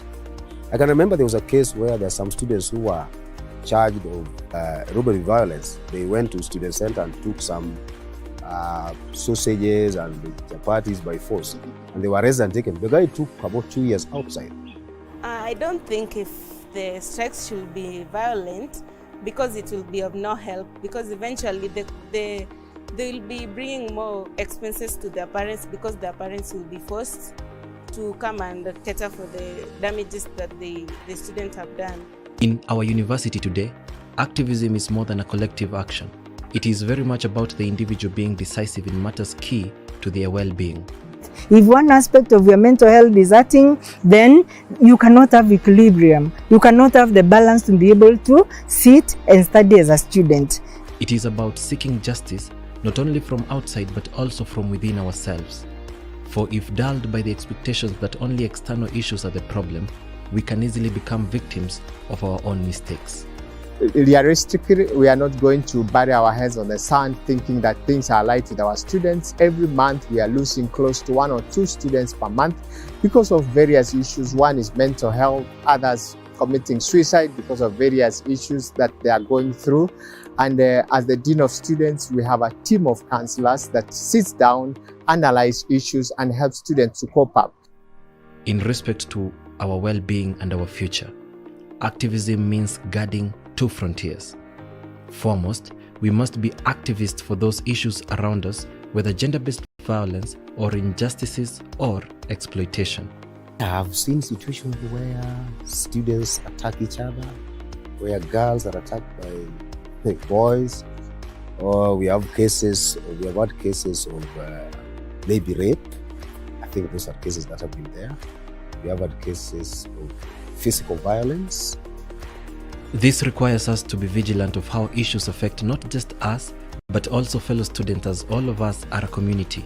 When a student is not well mentally, then definitely that calls for a lot of concern. And here we don't just talk about numbers, because the individual counts, even if it is 1 out of 100. For us, that's very important, because we care about each individual at the university.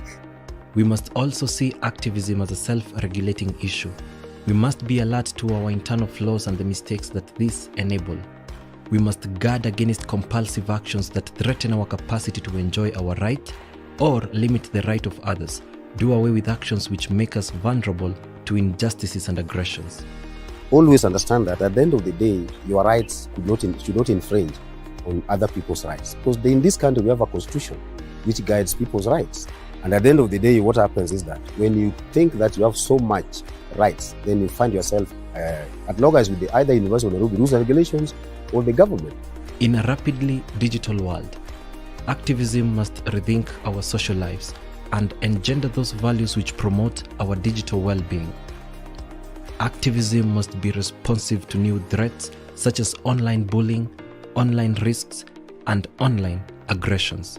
The internet has contributed to the social media. Students can talk online, offline, WhatsApp, Facebook, Instagram, and there's a lot of cyberbullying. There's a relationship created within the Facebook context, and we have seen that because of those social medias, we have seen that if a girl has been disowned by a boy, there is a lot of issues that comes in that have been neglected or denied and all that, and some of commit suicide. And therefore we have a section that is dealing with the cyberbullying relationship within the social media and how productive or counterproductive the social media can be. Such activism must rethink the importance of shifting attention from activism as an activity reserved for others on our behalf to an activity that we must do ourselves, for ourselves and others. It is a continuous process. To the wrongs that need resistance, to the rights that need assistance, to the future in the distance. Give yourself. There is always a way we can sit down and talk. Let's come reason together and things will work well. So let you not involve yourself in certain activities that can easily, jeopardize your academic work. In case any student has any challenge, there are clear avenues through the Dean of Students office where they are able to be supported to ensure that they can be able to continue with their studies without any challenges.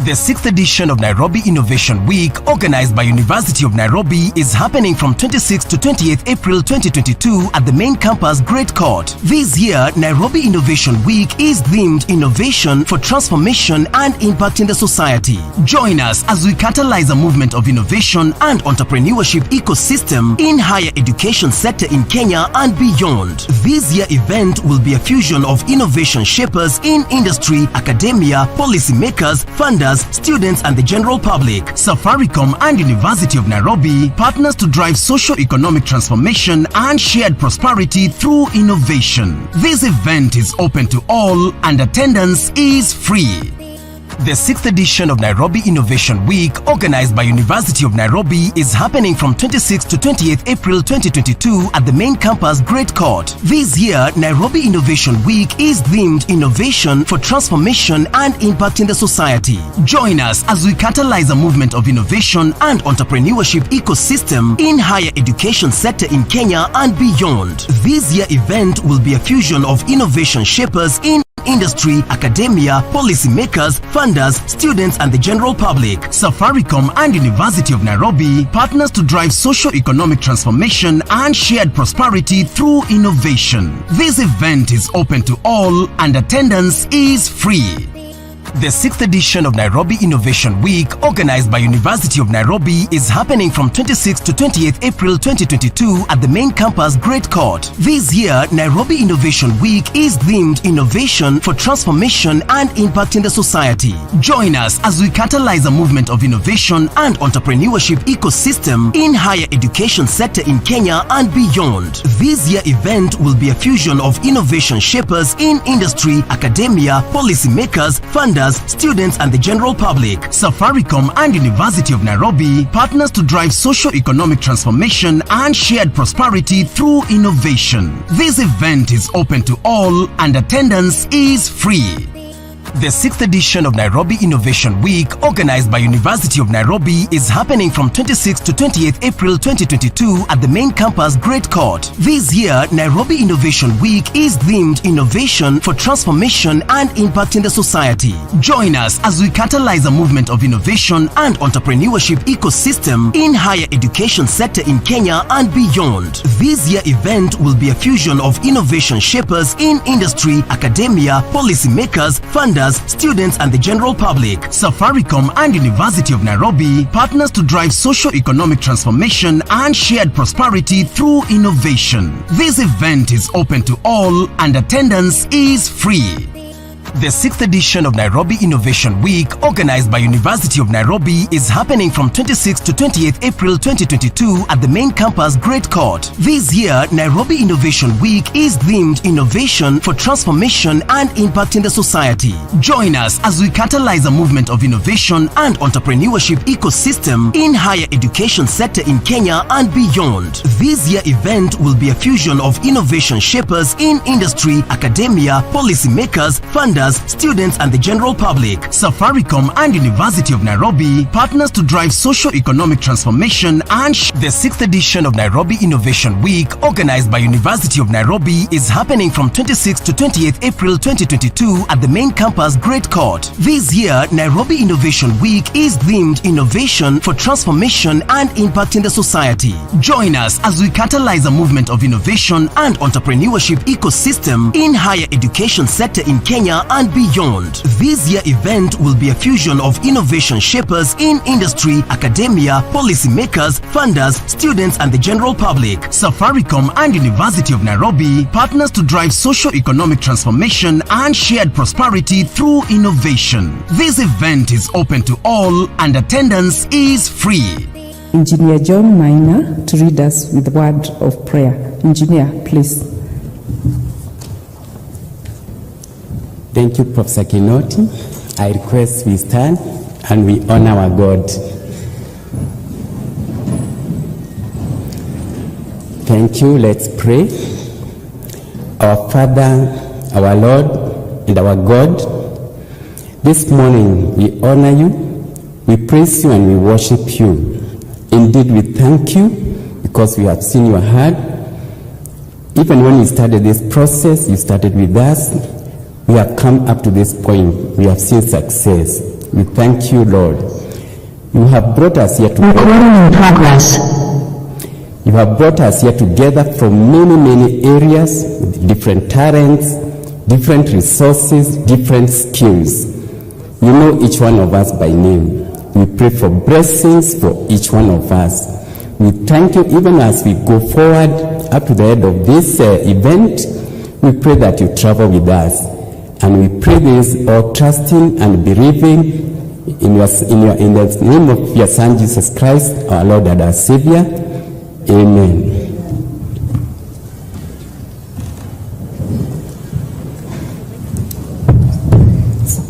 So thank you, John, for starting us with word of prayer. I would request those people who are seated this corner, please let's fill the center row. I'll just give you a few minutes just to move to the center core, except the ICT probably who will be manning this place. So if you're seated there, just come to the center core. So thank you very much. So having said that, we want to start with a session that will recap how the first day of Nairobi Innovation Week yesterday was. And in front of me, I have Professor Margaret Hutchinson, who will be guiding us in that process. We have Engineer Andrew Masera from Safaricom, who will be helping us to recap what we did yesterday. And this is very important for those who are not able to join us during yesterday's very, very exciting session. And now I'll give this opportunity to Professor Hutchinson to take us through the recap session. Professor Hutchinson and Engineer Andrew Masera, the floor is yours. Thank you. Thank you very much, Professor Kinoti. And we will try to do it slightly differently in terms of what we were able to take home yesterday. And I guess for every one of us, because we are all adults, we learn differently. Some of us could have gone home with a statement. Somebody could have gone home with something that they had, and it was presented differently from how they are used to. It could be something very innovative. It could be also a take-home in terms of what, going forward, you'll be able to take. So yesterday we started the day looking at innovation for transformation and impact in the society, Nairobi Innovation Week 2022. My take is that we were able to look at the innovation ecosystem from a systems approach. So we looked at the internal strengths in terms of the history of how we have come up with the innovations. We also looked at the weaknesses of the systems, but it was also very interesting to look at the opportunities. And if I may start, we had our PS Sunkuli, who gave us the policy and the legal framework in which we are operating as innovators, as those who are interested in commercializing the intangible assets. That painted a very good picture, and I hope that there is a lot of both external from government, but also from the institutions, because we zeroed down to the University of Nairobi and the academia being the environment, being the place where talent, skills, knowledge, understanding are being cooked. So that was a very interesting one. I don't know, Andrew, what you heard from the Vice Chancellor in terms of the internal ecosystem within the university, so that I can come back and talk about the CEO, our guest of honor. What did you hear from the Vice Chancellor in terms of this ecosystem? Yesterday was quite amazing. I think from the Vice Chancellor himself, the mic is on. Can you hear me? Yes. So the remarks from the Vice Chancellor, it was a real talk, and it was encouraging to see that universities now are embracing innovation and looking all the way towards commercialization of the ideas, embracing problem-based learning, which we're going to discuss today. And if I can just quickly recap what we had yesterday. We started with just looking at this being the 6th edition of the Nairobi Innovation Week. Then we are saying we've had innovations that have come from previous years, and now is the time to commercialize. That was the key message that actually came out yesterday. I was glad when we launched the agricultural research facility that will be at Kabete, and the invitation to partner. I mean, that was great, and that is something which is actionable, that aside from the talks, we actually had partnerships being formed right on this stage. That was awesome. When we come towards the panel discussion, the role of what role industry should play. Now, that's the quadruple helix innovation partnership that happened right here on this stage. So now, Andrew, before you reach there, because that is now coming to the collaborations, did you hear what your CEO spoke about? Did you hear that we are having a partnership between the institution, the University of Nairobi, and the company of choice for employability. That is Safaricom, PLC. And so it was not just about how great Safaricom is, but more about tangible support system for the ecosystem. Man, as we listened to Peter Ndegwa, we actually realized how powerful it is that going home, we will go out with internships, with possibility of employment. And it was very interesting to look at your CEO and realize that he was so down to earth. He gave us real value systems, keeping yourself grounded, not having your head carried away by the big things, and being patient. That was amazing. And therefore, when we went to the panel discussion, it was like the icing on the cake also. Now go on, Andrew. Amazing. And just to pick up from what our chief guest, Peter, Safaricom PLC CEO, spoke about, Paul came and emphasized further that we're really here looking for talent and skills, and in addition to look at innovations. In fact, our emphasis, and we do have our hackers right in the other building on 4th floor. If you get time, we'd like to pay a visit to them as a group. And when you look at our booth, when we went to our booth during the health break, if you notice, we are not really selling airtime or anything here. We actually have a booth dedicated towards tapping digital skills. So if you work towards Safaricom booth, we are recording your details. It's sort of a mini interview process when you walk into that booth. So we are very intentional about skills. We picked a database of over 50. So really echoing what Peter said, we're on the ground doing the same thing. Excellent. Safaricom was one of the stands. Participants, I hope you all got a chance to walk through the over almost 60 innovations that are being displayed, some of them world class. So we want to invite you to the second day. As we spoke yesterday, we have a bouquet that is so wide, over 40 exhibitors. I think I mentioned that they have added more. And so going forward, I do not know what we are supposed to expect today, Professor Kinoti. What have you laid out today? Yesterday we had a rich menu, but I don't know what else. So back to the participants, both online and present. Is there a take home from you that you can say, that was my take home? Of course, I can see all the hands not lifted, but I can see you speaking. So that was basically how the day went yesterday, and we can continue to enrich this conversation. But looking forward to today, Professor Kinoti, what do you have as me and my colleague, my co-presenter, Andrew Masila, we go to take our seats? Maybe Prof, before we give Prof Kinoti. Okay. We can't forget to talk about the master classes. They were awesome. Oh my God. I learned about financing for SMEs and innovators, which is a piece most innovators miss. Yes. You have your idea, but you can't really, it's not sustainable because of the finance element. And also our second masterclass on setting up startups, which was a real story of a student who was in a university just like you, and they did a startup, they work with students, and it was amazing because even some people were offered job opportunities in the same session. So the master classes are amazing. Don't miss. There is one in the afternoon today.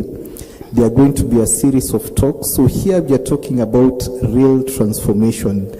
So inviting our online audience and also those physically present to engage with us. Yep. So what do you tell the students? Some of them did not turn up.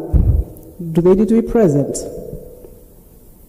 So for those who didn't turn up for yesterday's session, and there are recordings actually on YouTube, what we learned yesterday is for a business, you need a proper business case. For finances, actually, at times you may, as the innovator and inventor, you may want to actually seek services of an expert resource. And we had one of the speakers actually offers those services for free for small and medium businesses. So those are the key takeouts. And also, if you want to do something, there was a talk about can we manufacture blenders in Kenya, which was interesting how it came out. So really thought-provoking questions, and some of the answers are answered through the innovation and innovation processes. Let's visit the stands, let's engage the speakers and everyone, let's make today count. Kenya, let us innovate or we shall perish. God bless you.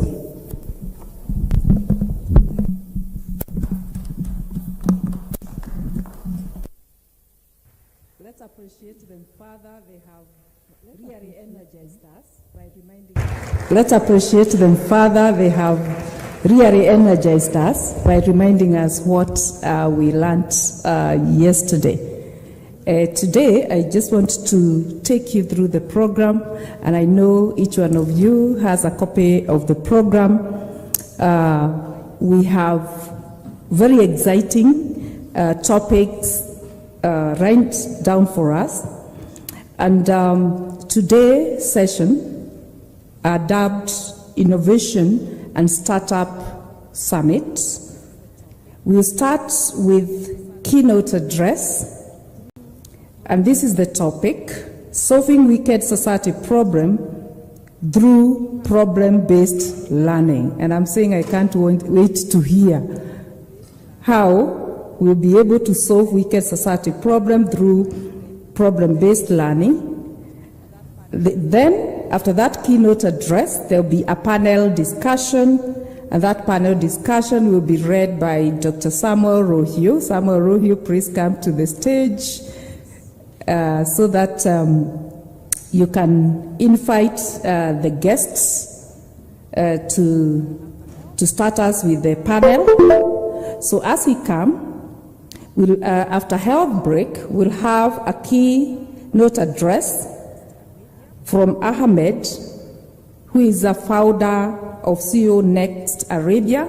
He'll be actually zooming from Dubai just to tell us his stories about how he actually creates I know so many startup, and every time he's on the move to create the next startup. As you can hear, the name of his organization is CEO Next Arabia.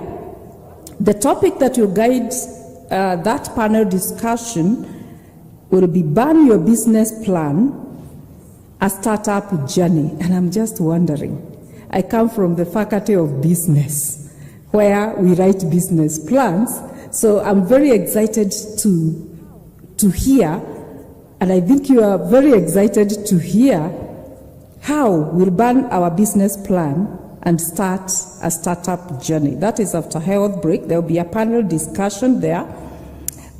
In the afternoon, we have an international session. This international session is dubbed Innovation for African University. This is a British Council project, learning in 5 countries, that is UK, Nigeria, Ghana, South Africa, and Kenya.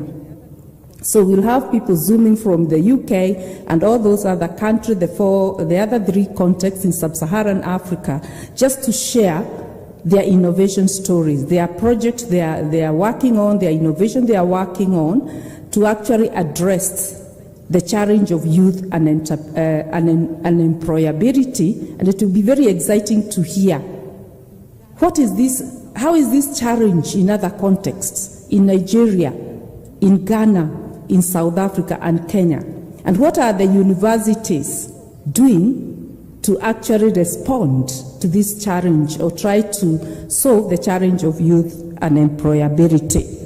So basically that is what we have lined for you. And finally there will be a session by Safaricom that is enabling universities to innovate. You don't want to miss any of those sessions. I'm waiting for Dr. Sam Rohio just to come so that we can start, and I can be calling on the panel, the first panel discussants, Sorry, before we do that, I want to call the keynote. Sam, come. Yeah. Let me consult Sam first, because I'm seeing him racing. I see.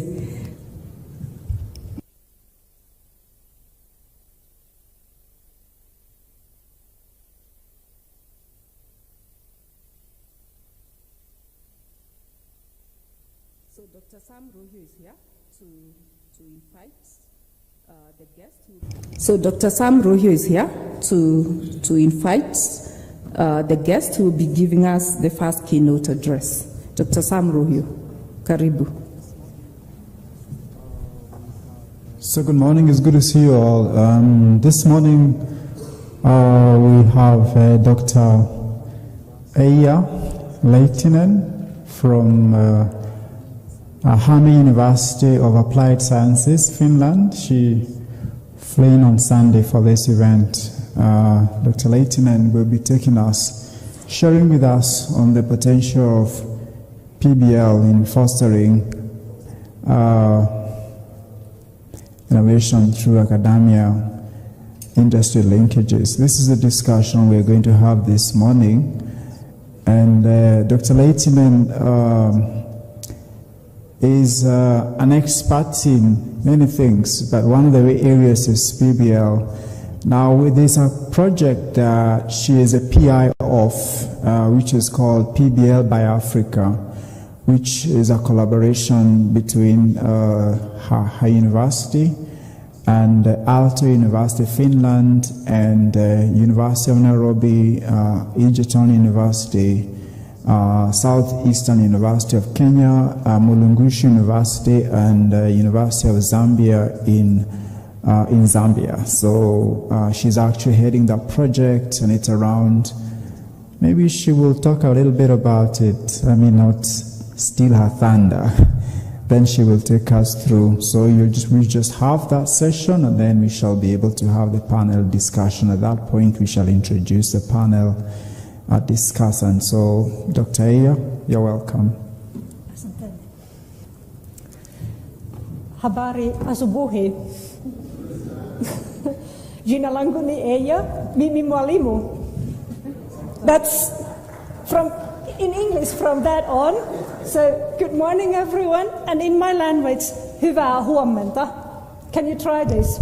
Hyvää huomenta. Very good. So thank you for giving me the opportunity to be here this morning. It's really a pleasure to talk about this topic that is so dear for us. But before I start talking about problem-based learning with this very demanding topic given to me, let me try to first put into a context that why I'm here. Yes, I'm a project manager of that project that Dr. Rohio mentioned, but also maybe to open up a bit of context that why Finland is the way we are.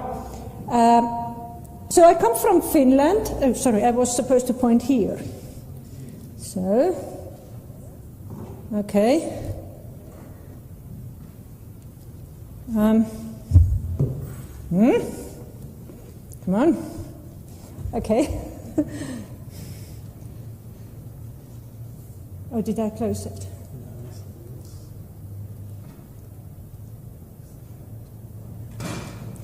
Okay, while he's sorting this out, let me start talking a bit. We can have a slide.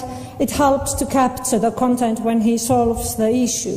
So I come from Finland, which is about on the top of the world, very far from here. I come from a country which is the size of Nairobi city, 5 million plus people with 40 universities. My university is one of those, a multidisciplinary institution with about 8,000 students, and established in 1840. 1840. My country got independence in 1917, so 60 years before the story of my university started. And this is to highlight the importance of education in societal development. Okay, it's working here. Thank you so much.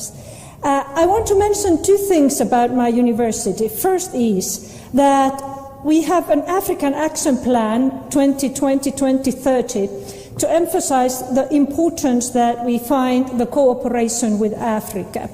We want to share what we have, and we want to learn from Africa. We want to give opportunity for our students to learn about Africa because we seriously believe that Africa dictates the future of the world, seeing from the sustainability point of view. The other thing is that we call ourselves an entrepreneurial university, which means that we act entrepreneurially. But it also means that my university has the highest rate of students, graduates turning entrepreneurs in whole Finland. This percentage in the last statistics was 9.7. And it's a huge number, keeping in mind that we also have social studies. And in my country, no nurses is a private entrepreneur because whole social sector is a public-run sector. The next thing I want to tell about my country is this. 70% of my country is covered with forest. And at the same time, now, we are the most innovative country in European Union. We are the leaders in quality of education in the world. And according to United Nations, 5th year in a row, we are the happiest nation in the world. So let me say about these forests. These forests for African, an indigenous tree takes 30 to 40 years to mature and you fell it. And Africans tell that you can't wait 30 to 40 years because you want your money now. My grandfather planted for me, and I'm planting for my grandchildren, because my trees take 70 to 90 years to mature. We have no gas, no oil, no diamonds, no minerals, nothing. We call this natural resource. You would call it, I don't know what you would call, but not natural resource. So education is something that has made us to use the trees in a way that has made us one of the wealthiest nations in the world. I hear very often that you can have quality education because you are rich. No, that's wrong. We are rich because we have quality education. We have reinvented use of trees many times. Tar, poles for sailing ships, pulp, paper, timber. And the middle picture is our first couple, our president, and the first lady is wearing a dress made of trees.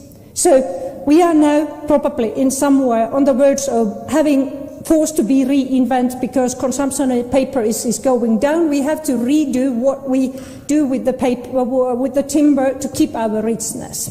So this is the background now that where we work. I myself work with 14 universities in southern, western and eastern Africa.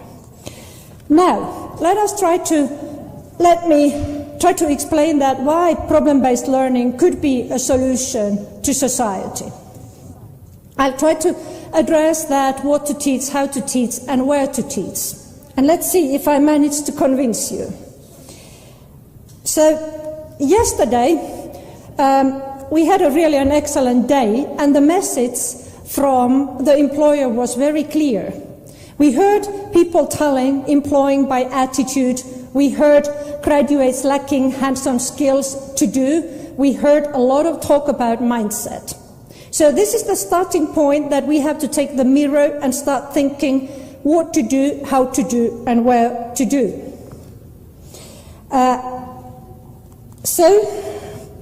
This is one way of determining what entrepreneurship is.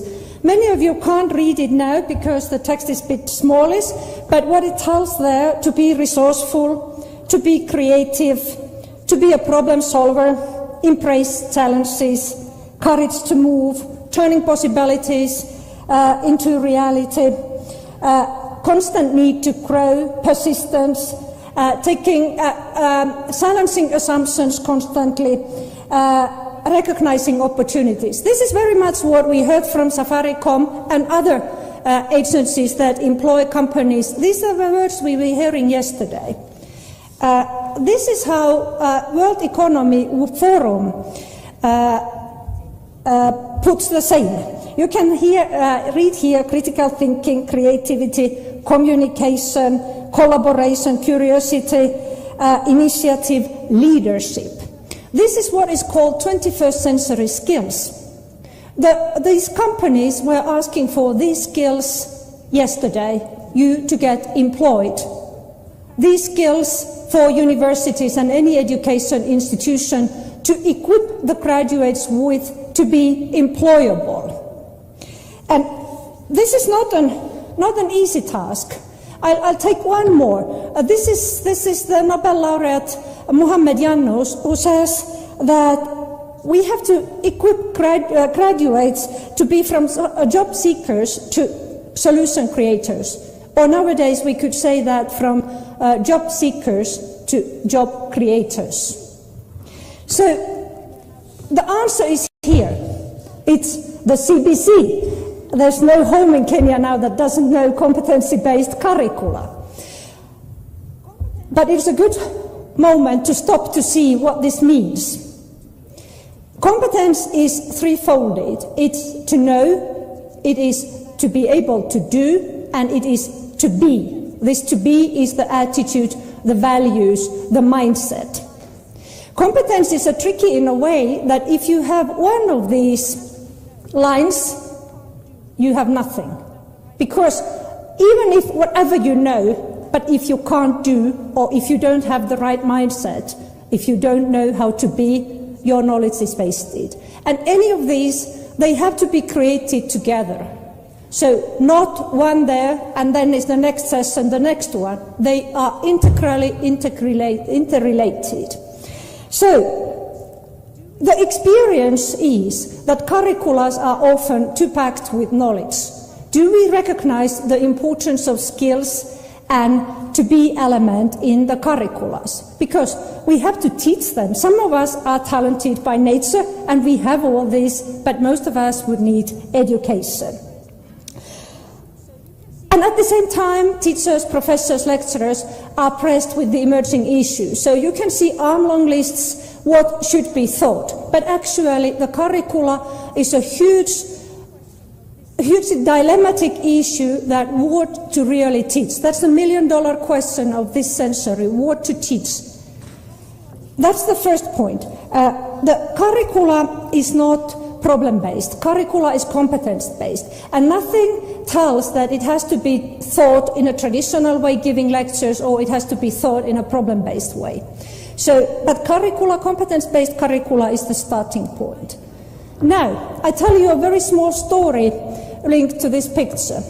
My last born, the boy, was 11 when I was working with this picture. We were at kitchen table, keeping company to each other. And then suddenly he said to me that, Mom, the picture on the right-hand side is the right one.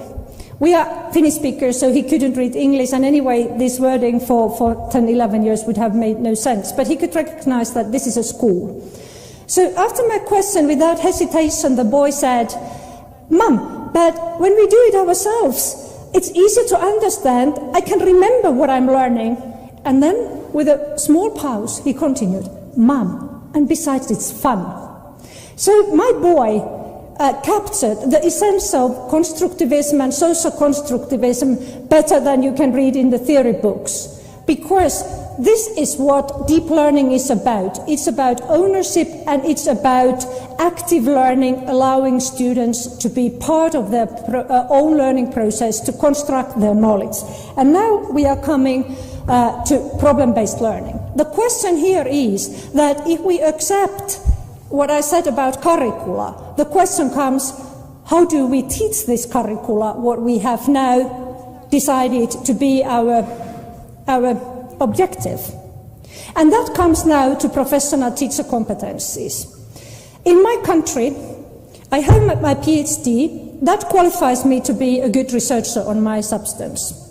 But it has nothing to do with my teacher competencies. So if I want to have full salary, this is from the government, not from the university, I have to go back to school to learn how to move adult minds, to do professional teacher studies, to be a good teacher. Because this approach, putting student in the center, turning the lecture theatre into a learning theatre, is a transformative. It changes everything in the system. I have to reposition myself as a teacher. I am not anymore the one imparting. I have to go from the podium to the darkness of the theater and start guiding the learning process of the students. I need different skills, but most I need a different attitude that how do I work. So, and this is the theoretical background of it. This is Bloom taxonomy. We want those on top to be able to innovate, create, apply. This is where the innovation is. But if we keep on lecturing, people remember maybe 5% of the lectures said, no more. So people have to have an active role. This on there is the Chinese that tell me I'll forget, and let me see, I'll remember more, so, and the platform, I'll contribute. So people have to be active owners of their own learning process. And now remains the last question, that will we do all this? And now is maybe what you have been waiting for, the companies. So, role of education in the society is very demanding and very critical. Universities and education institutions are to lead the development in the society. Education institutions produce the good researchers, extension officers, qualified workforce. And it's a demanding task because with that work, you are in control of the societal development. Every single student is a change agent of the society. So how you equip those change agents, you define the destiny of the world. So in our thinking, in problem-based learning, the beauty is that there you have a living relationship with the companies. If I ask today from a company, what kind of graduates do you need? And they tell me. So I start producing the graduates. Bachelors I have in 3-4 years, masters 1 or 2 more years. But in 5 years when I have them ready, the company tells I want this. So actually I'm late. And the same talk continues. So mine is to be, as a university representative, be aware what they want in few years. So there has to be a living relationship to understand what the society is, what the society needs. And Tony Ombanza said yesterday very nicely, it's not the university management, it's me, it's you, it's us who do the work. So this kind of problem-based learning where we have a living relationship with industry every single day is one way of understanding what the society needs and what it wants. So now, to make this easier,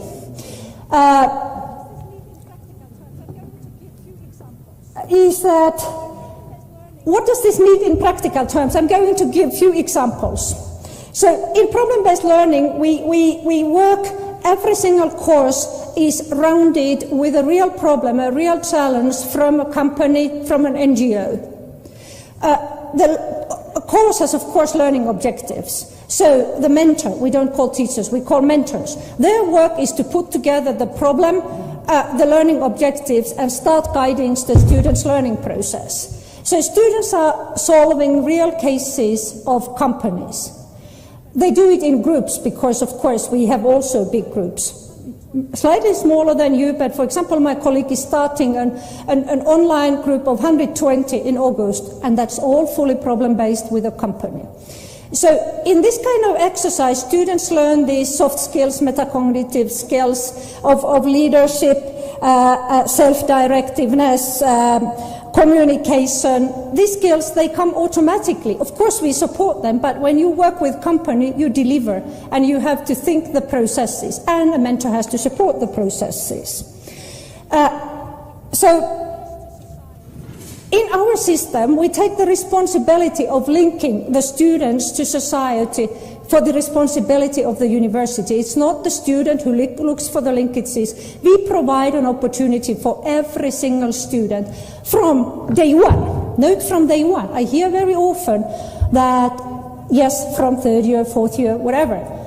I tell that 2 years back, I met a colleague of mine from business department, and I asked them, okay, what's going on? Oh yeah, the first students are here today, the first day. Okay, so what is the case of this year? So we play ice hockey in Finland, and he said that, yes, we are revising the marketing plan of our regional ice hockey team. And these students were starting school in Unc that very day. And the CEO of Ice Hockey League was there, and the students started working, and they performed. So this now is, no, I think I jumped something over. Let me try. Okay. So we call them student challenges. And as I said, there is always, you know, when we have a bigger problem, we split it into smaller cases. One year we worked with an eco hair salon. So someone works with water, someone works with chemicals, someone works with furniture. So we can deliver bigger packets for the company. But we also, of course, this is the most important thing and the most living part. And then this enables the rest what comes for the company cooperation, that we can use guest lecturers, we can organize research and innovation cooperation, mentoring, counseling, this kind of things. So this is the PBL BioAfrica that Sam mentioned. It's a about 25 million shilling project funded by our government and these two countries. So here we do this on international scale. So students from Zambia, Finland and Kenya work together to solve the challenges of Finnish or Kenyan or Zambian companies. We actually started this online. When planning the project, we were afraid of doing this online because we first thought that in the field it's easier. But we got fed up waiting for pandemic to disappear. So we went online and experiences were promising. There are issues, academic calendars, crediting, many things, but basically experiences were positive. So for example, a few weeks ago, I was to Egerton, who is our partner. There was a company who was interested in producing biodiesel from water hyacinth. So we had an international student team solving that issue. These challenges are, of course, let them be international or national. They are longer than 1 week or whatever. They are from 3 to 6 months, depending how we decide. So because it's a holistic, long process. Teams are prepared, teams are guided, no one is left alone, there are processes. But if you think this kind of operations, you see that the teacher's role is different than in what I'm doing now, giving a lecture. There are mentors, expert mentors from our side, and then mentors in learning from the other part. I give another example, here first. This is a cocoa. Chocolate is a sweet thing. But we always have a bad conscience when eating it because we know the issues. Companies are interested in finding solutions for sustainable cocoa. We have been working with a university in Ghana and with a small company in our region for 2 years now, producing a lot of data for the company together with the Ghanaian students. We have funding from Fin Partnership for that. And there are thesis works going on. So the topics can be big, small, international, national.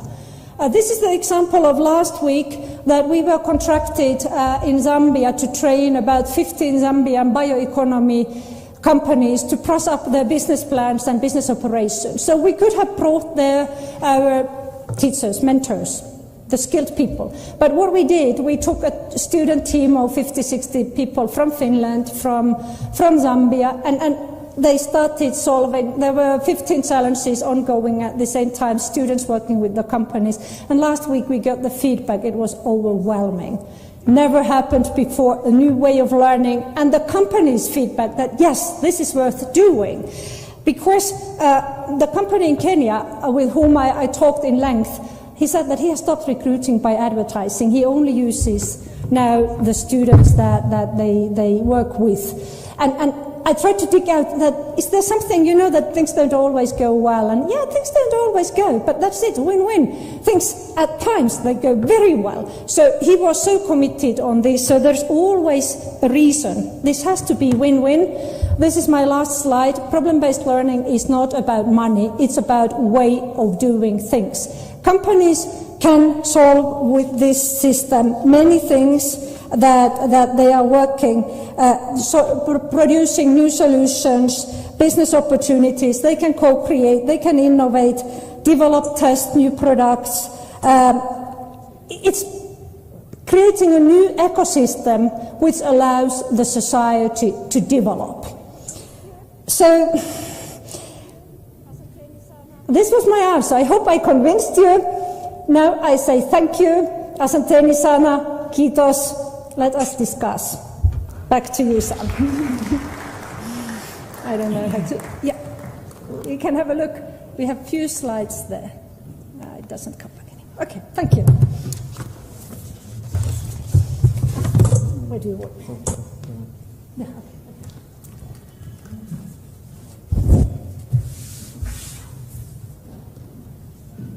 Thank you so much, Dr. Aya, for that wonderful presentation this morning that is very informative. So we want to take some bit of time to have discussion and interrogate what she has begun to share with us. So I will request my panelists to just come so that we can have the discussion. Kindly, Professor Mula, you can lead them on stage. As they come in, I may not have a lot of protocol. I'll just introduce them because of time, and then we can go straight away and begin to have the discussion. So, Professor Mula is just walking in. He's a professor of biochemistry, and he is the dean of the Faculty of Science and Technology. So he is my dean. And he's from academia. He loves multidisciplinarity and work with industry, so we shall get to hear a bit about him. Then seated next to him, I'll just go the way it is Lydia Zachary. Now, Lydia Zachary is a PhD student at the School of Business. Right now, she, with others, is going through an innovation fellowship mounted at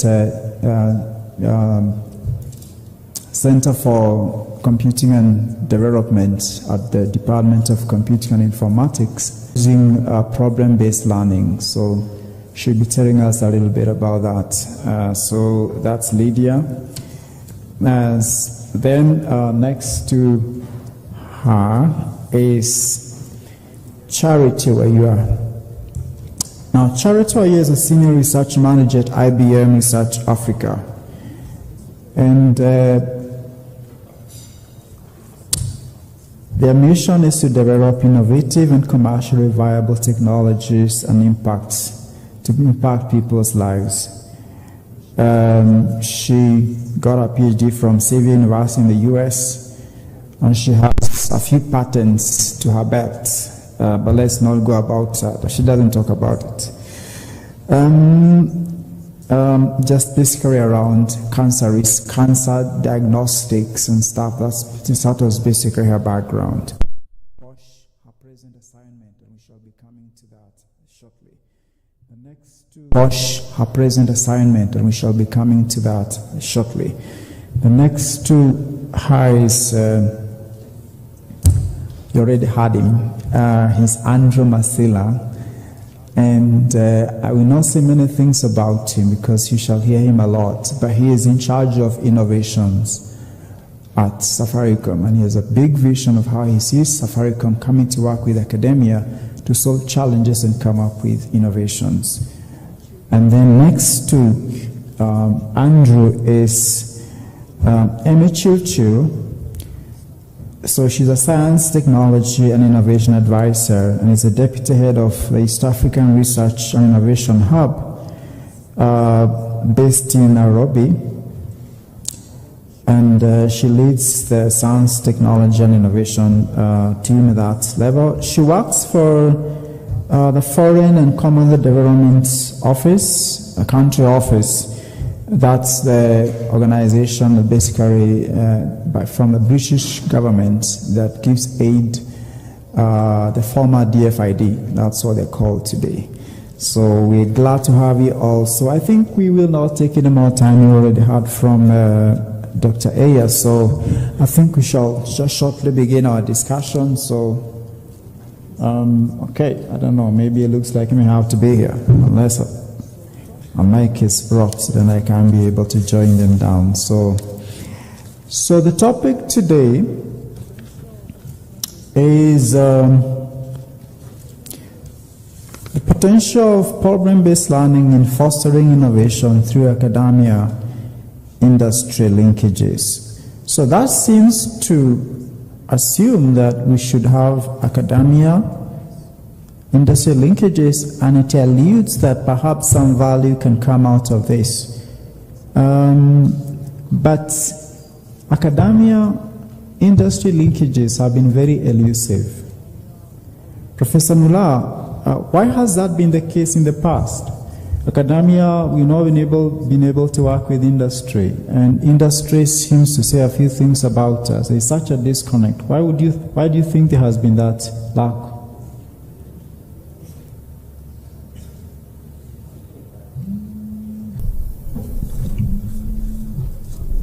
I don't think I have an answer that would really talk that, but from where I sit now as a dean,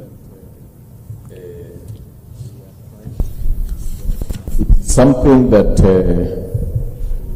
we are trying to do. We don't have a tradition of it, and so it is something new to us. The way we were brought up and trained is that you stay at the university and you only go out to look for a job in the industry. And if you look at the University of Nairobi, the way it's structured, we have a very clear boundary between us and the CBD, and the CBD has a very clear boundary between itself and the industrial area. And so for you to go to industry, you needed to cross the CBD before you go to industrial area. And you would not just go and find yourself in an industry by accident. You needed to make an appointment, because even now when I go to industry, there is normally a gate, and unless you have an appointment, you will not even go and see what industry does. And that was, of course, because we don't have a tradition of filing for patents. So that was probably a way of protecting, the industry protecting itself from academia, because the fear, some of the industry processes are so simple that if you see and you are just told in a few words, you will figure out what it's all about. And so they thought maybe they were more vulnerable, and so they kept academia away from themselves. Okay. And then, of course, the lecturers probably, they wanted to play that role so that they are the only ones who can let you get close to industry. And so they kept the students even further away from industry. Thank you very much, Prof. Interesting thoughts there.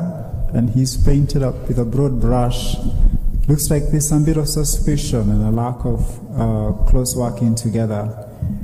And I think from what we started hearing yesterday, that ought not to be the case. Amy, Dr. Amy, some interesting work you're doing, and perhaps that will come later. But from your thoughts and the work that you're doing, why do you think there is that disconnect and lack of working together?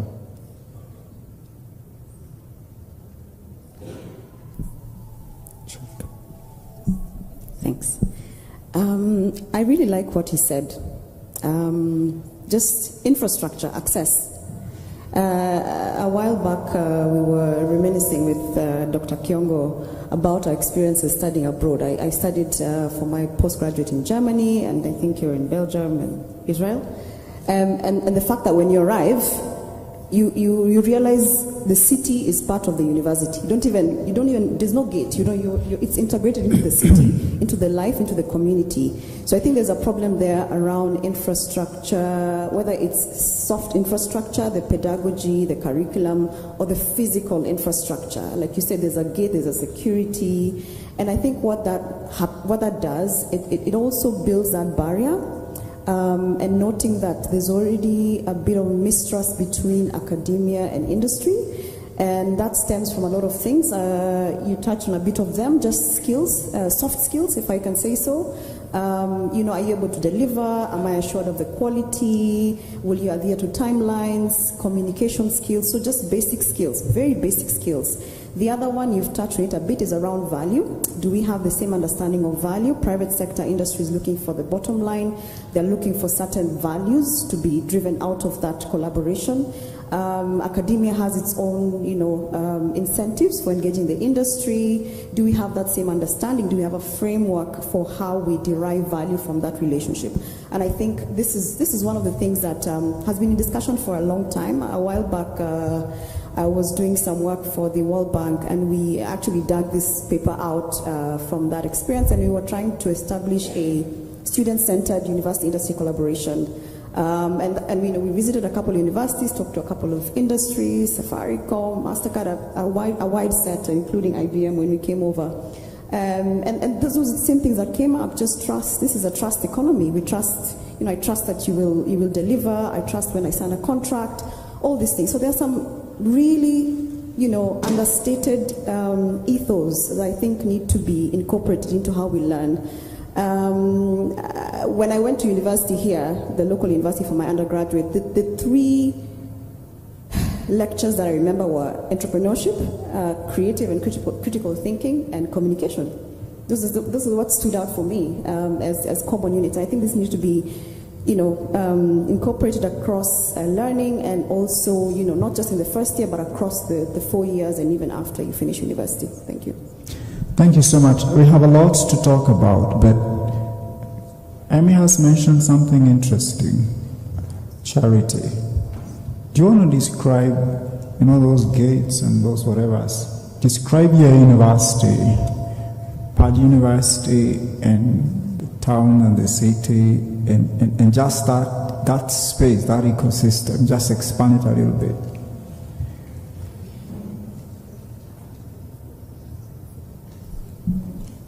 Thank you. I think the description is quite similar to what Emmy has described. I think for me, one of the things that was really outstanding in the university I did my PhD at was a very strong connection between the university and industry, but also a very particular view that the university saw themselves. And I think even in Kenya, that was the view that the university is actually the cradle of innovation. So when you're talking about patents, there are professors who are very intentional about what we are doing needs to have relevance for the world, and we want to create patents. We want to understand what's happening in the world. And so, if you now look at, for example, the U.S. Technology innovation space, or even the drug discovery space, a lot of the basic research and innovation actually happens in the university.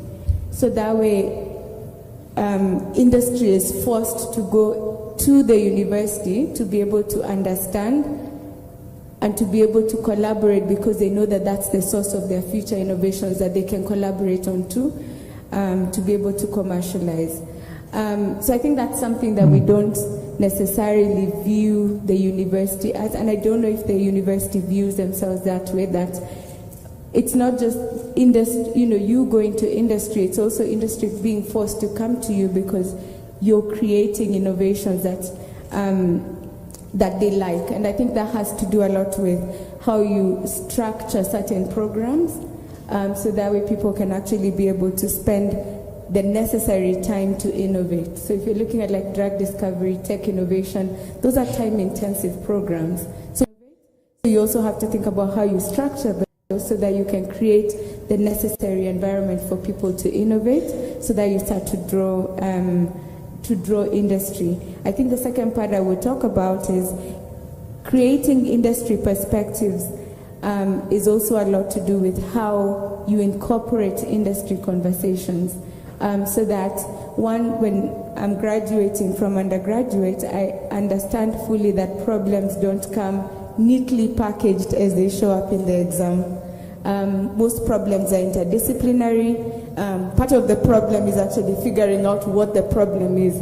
So if I define it for you, then I've already kind of taken away a particular experience, versus if you go and have to listen to somebody in industry just describe an amorphous situation, and now you actually get that experience of actually trying to figure out what is the problem, working with your friends to define it. So I think there's quite a number of things, but the environment is there for us to be able to do that.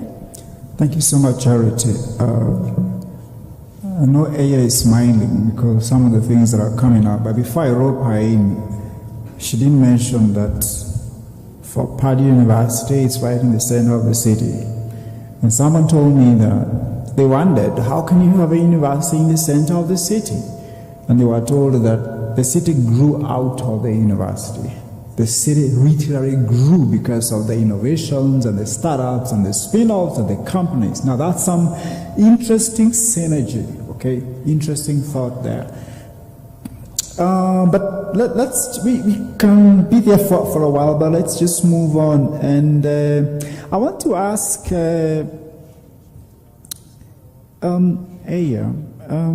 from your experience, because like you right to mention to us, there's quite a lot happening, and how could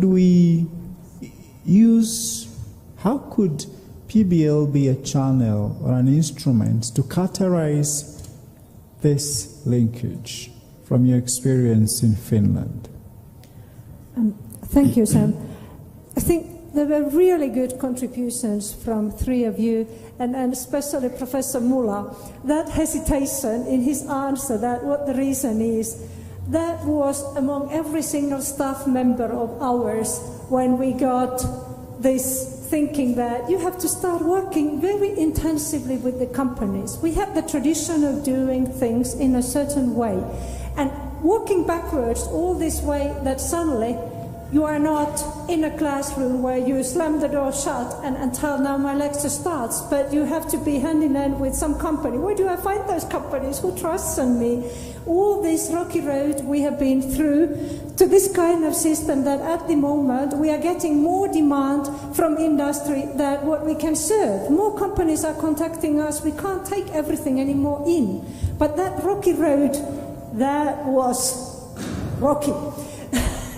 So, something that has not been mentioned here is or mentioned very kind of weakly, is this quadruple helix, because it's policy issue as well. It starts from the government. They want our society to continue supporting its people having happy lives. So they want to use every single penny they invest in productive way, and the thinking is that we have to do it together. So, our funding is tied us being able to serve the society. The better we serve society, the more money we get. So it's very simple. It's not always our way.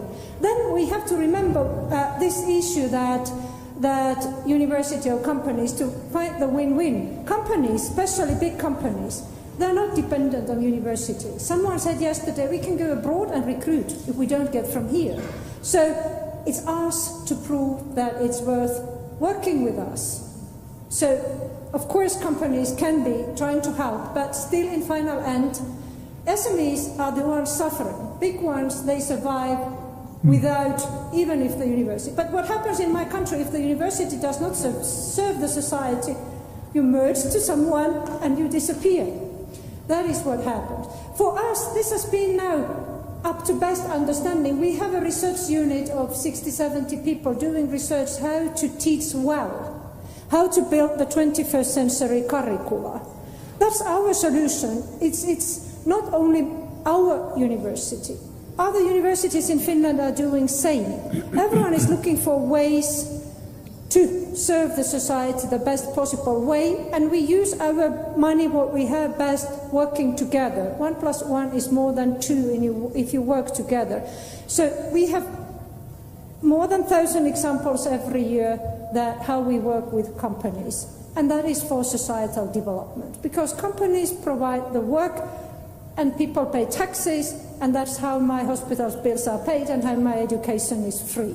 So it's a circle, it's this quadruple helix, but it starts not only university, it has to be the policymakers as well. They in final end give the guidance. Universities have our autonomy, but only to some extent, because the money is in someone else's pocket. Thank you. Thank you very much, Aya. That's very insightful. I want us to begin talking about innovation. Every time you think about innovation, people think about tech, and they think about blockchain, they think about, the latest cybersecurity and stuff like that. Maybe that's, but another aspect of innovation is not just about services and products, but it's also about producing people who are innovative, producing people who are able to create, innovate, and create and come up with these services. So now industry has accused us that we produce half-baked graduates who, when they go outside, they take like 2 years to actually be trained. I'm looking at Andrew because their company has had lots of different innovations around services and products. And I think you have a very well-trained workforce. Andrew, kindly tell us, is there some truth to this? And be candid and open that we produce graduates who are half-baked, we don't have the skill sets that you actually need to be creative and to create for you and for industry. Thank you very much for that question, and I'd like to take the question and merge problem-based learning with innovation as well. At Safaricom, we are very customer-obsessed, and this comes from use of data and analytics to take a decision. So our decision to be at Nairobi University supporting the Nairobi Innovation Week is backed by data. So it's not an assertion. It's actually based on data that we see. We do engage the students, and we are saying, as industry, we have to take action. And the action that you are taking is actually being on the ground, supporting, including sponsoring this event. Now, I'll hold on that thought for a moment and try to connect problem-based learning with actually innovation. When you look at traditional ways of learning, you're basically told what to do. In problem-based learning, you are taught how to identify a problem, look at the problem, and actually solve the problem. Now, when you look at the future, it's very uncertain. So even for an organization like Safaricom, it's threatened if it doesn't look at problems of the future and try to solve them. So it's not only in academia, it's global. And when you look at the premise of solving problems, that's the heartbeat of innovation. And that's where innovation stems in, to solve for an uncertain future. Now, I like the quadruple helix that we're talking about. And our approach as Safaricom, we're looking at the academia, government, communities, and also the industry. And the simple message we're saying in the quadruple helix is not saying one party is not playing their part. It's saying it's based on global citizenship, where once you get into the quadruple helix, you are all collaborating together. You're working together to solve a common problem. And that is what actually makes the quadruple helix work. So in this partnership, for instance, Safaricom and UN, we are working together to actually solve a common problem. Now, when I come towards the issue of now half-baked graduates, whether it's an assertion or a fact, and I begin with data, at Safaricom we embrace what we call the 70-20-10 learning model. And it stems from 70% of practical, 20% is mentorship and coaching from someone who's well advanced, and 10 is what you'd have in a normal classroom. So that's what we've done for internal staff. And the same action we are saying, can we extend this to universities? And regarding the issue of whether we have graduates who are half-baked, well, in the quadruple partnership, then we're saying that might have been a problem in the past, but what are we going to do going into the future? So we've taken a very deliberate action in this particular Nairobi Innovation Week. If you go to our booth, we are doing something interesting. Our booth is about digital talent and skills. So we are here to talk to the students and faculty. What are the critical skills in the future? What do you need to augment? Because when you talk about curriculum review, it will not happen overnight. We'll start by augmenting, we continue enriching, and once we have full stakeholder buy-in, then we can actually go to full curriculum build. So that's the specific action we are looking into this. And I was glad when we launched the agricultural research facility, because that embraces the 70% of the 70-20-10 learning model, and also the partnerships we are forming. So there's hope for the future. In the past, it could have been an issue, but I invite all, right from the students to the faculty, government, other industry players who might be listening online and are here. Let's partner to make this thing a reality. It is doable.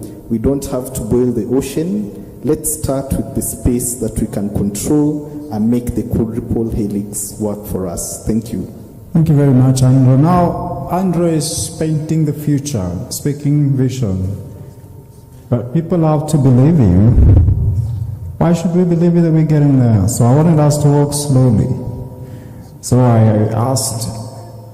let me ask Charity at IBM Lab Africa, when you receive students as graduates, is it true that you actually take 1-2 years to actually train them? Let's be candid about it.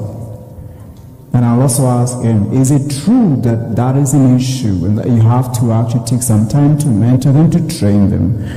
And you're actually using resources and people to actually do that? And you know.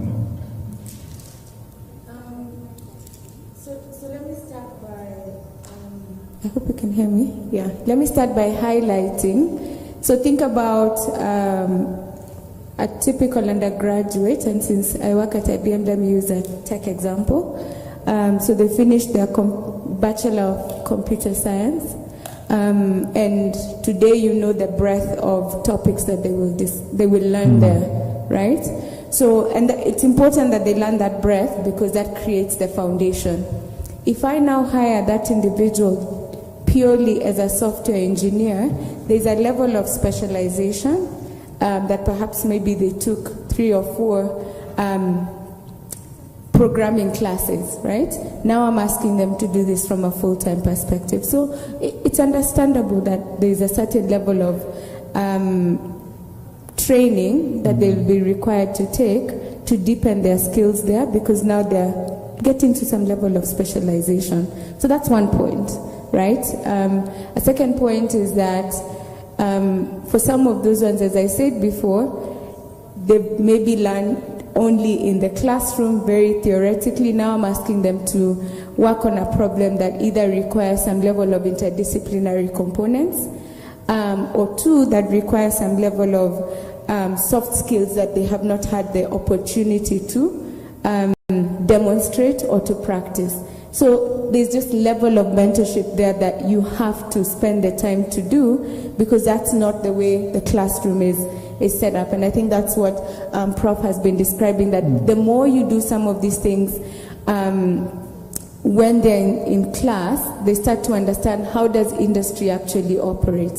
So yes, you can teach someone a communications class, unless they get the opportunity to practice it, when they come to industry, somebody will actually have to mentor them about how do we present, how do you make your presentation more impactful, etc., etc. The last part, I think, has to do with the pace at which, at least in the industry that I'm in, the pace that technology is changing every day. So there's also some level of mentorship there. You have to do some level of training you have to do, because those changes are happening at a faster pace than the curriculum is changing. So do you want to call that half-baked? Do you want to call that additional training that they have to be so that they can be work ready?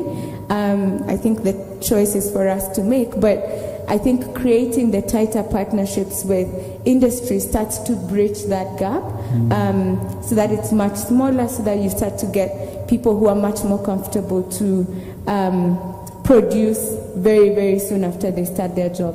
But I think for me, part of it is looking at all of those components that I have described. Thank you very much, Charity. But I think what's coming out is there's some skill sets that are either not there or need enhancing. I've had things are moving so fast. For instance, I worked with departments of computing and informatics, and I think we think there must be something perhaps we're doing right.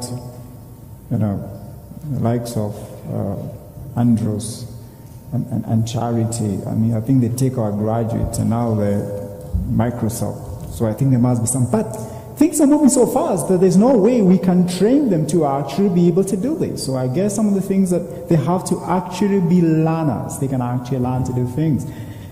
There are those soft skills, there are those working in teams and stuff like that. So clearly that is something that I think is needful. Lydia, you're a student and you are a PhD student. You've gone through so-called traditional learning. And now you found yourself in this fellowship that we're trying to have, and you are going through a problem-based learning. Maybe you tell us, how would you think that problem-based learning can help learners to acquire these skills? Thank you, Dr. Sam. Indeed, there's a very big difference between the traditional learning and the problem-based learning. One thing I appreciate now much more about the whole aspect of learning is that, comparing to traditional learning where you are told about a problem and told how to go about it, and probably at the end given a case study to illustrate its application. In PBL, problem-based learning, there is more of constructive and collaborative learning.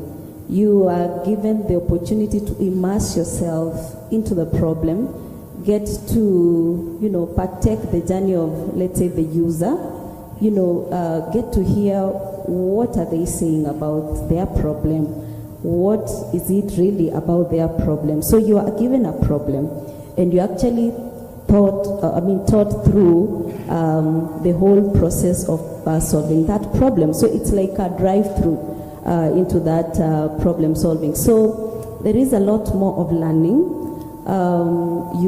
I have acquired research skills, and even the capabilities of getting to address a problem.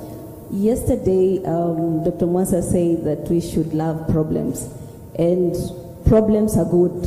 They are actually equal to opportunities. Without problems, I think life would be boring, sorry to say so. So our life is all about problems, and what makes it interesting is this whole aspect of trying to solve the problems.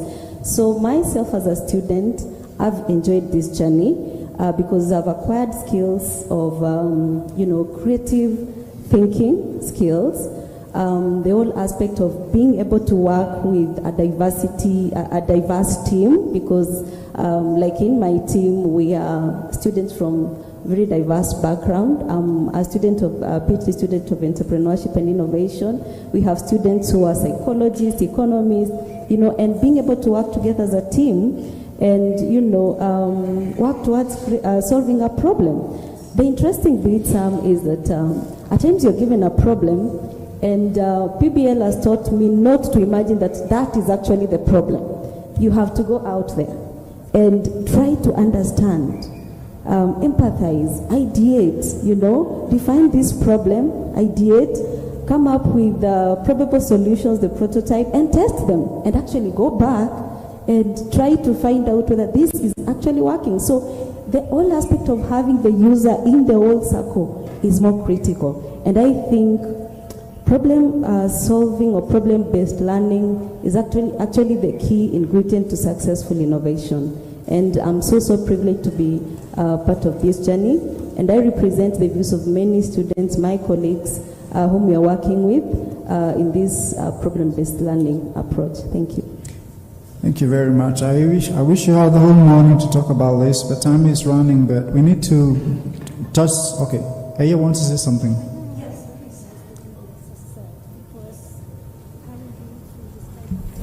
I really want to recognize what Lydia has said, because having been through this kind of process, you, in very theoretical terms, you managed to describe the essence of why problem-based learning is so critical. So really, I want to applaud your contribution.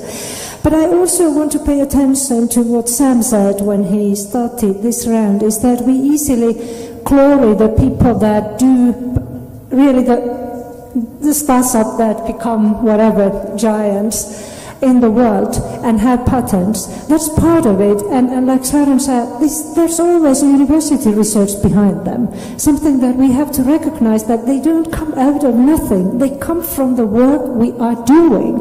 But at the same time, when these become somehow that we know them, we have to recognize, like Sam says, that everyone has to be developed up to the potential to flourish and contribute, because innovation is more than these big companies. It's me doing my regular daily work well, solving my little problems in a good way. Every single one. And that's the beauty of problem-based, because if you have it as a mainstream, everyone gets these skills. And then some of them become something special. But we are special in doing our daily work well, every single one. And that is needed, and we have to remember this. Thank you. Thank you very much. Thank you. Now, I'd like us to speak to innovation a little bit. Let me prime you up front. Prof, you get into this, and Amy, and also Andrew, and just speaking to this very, very briefly. What is the one ingredient you would say that makes innovation successful?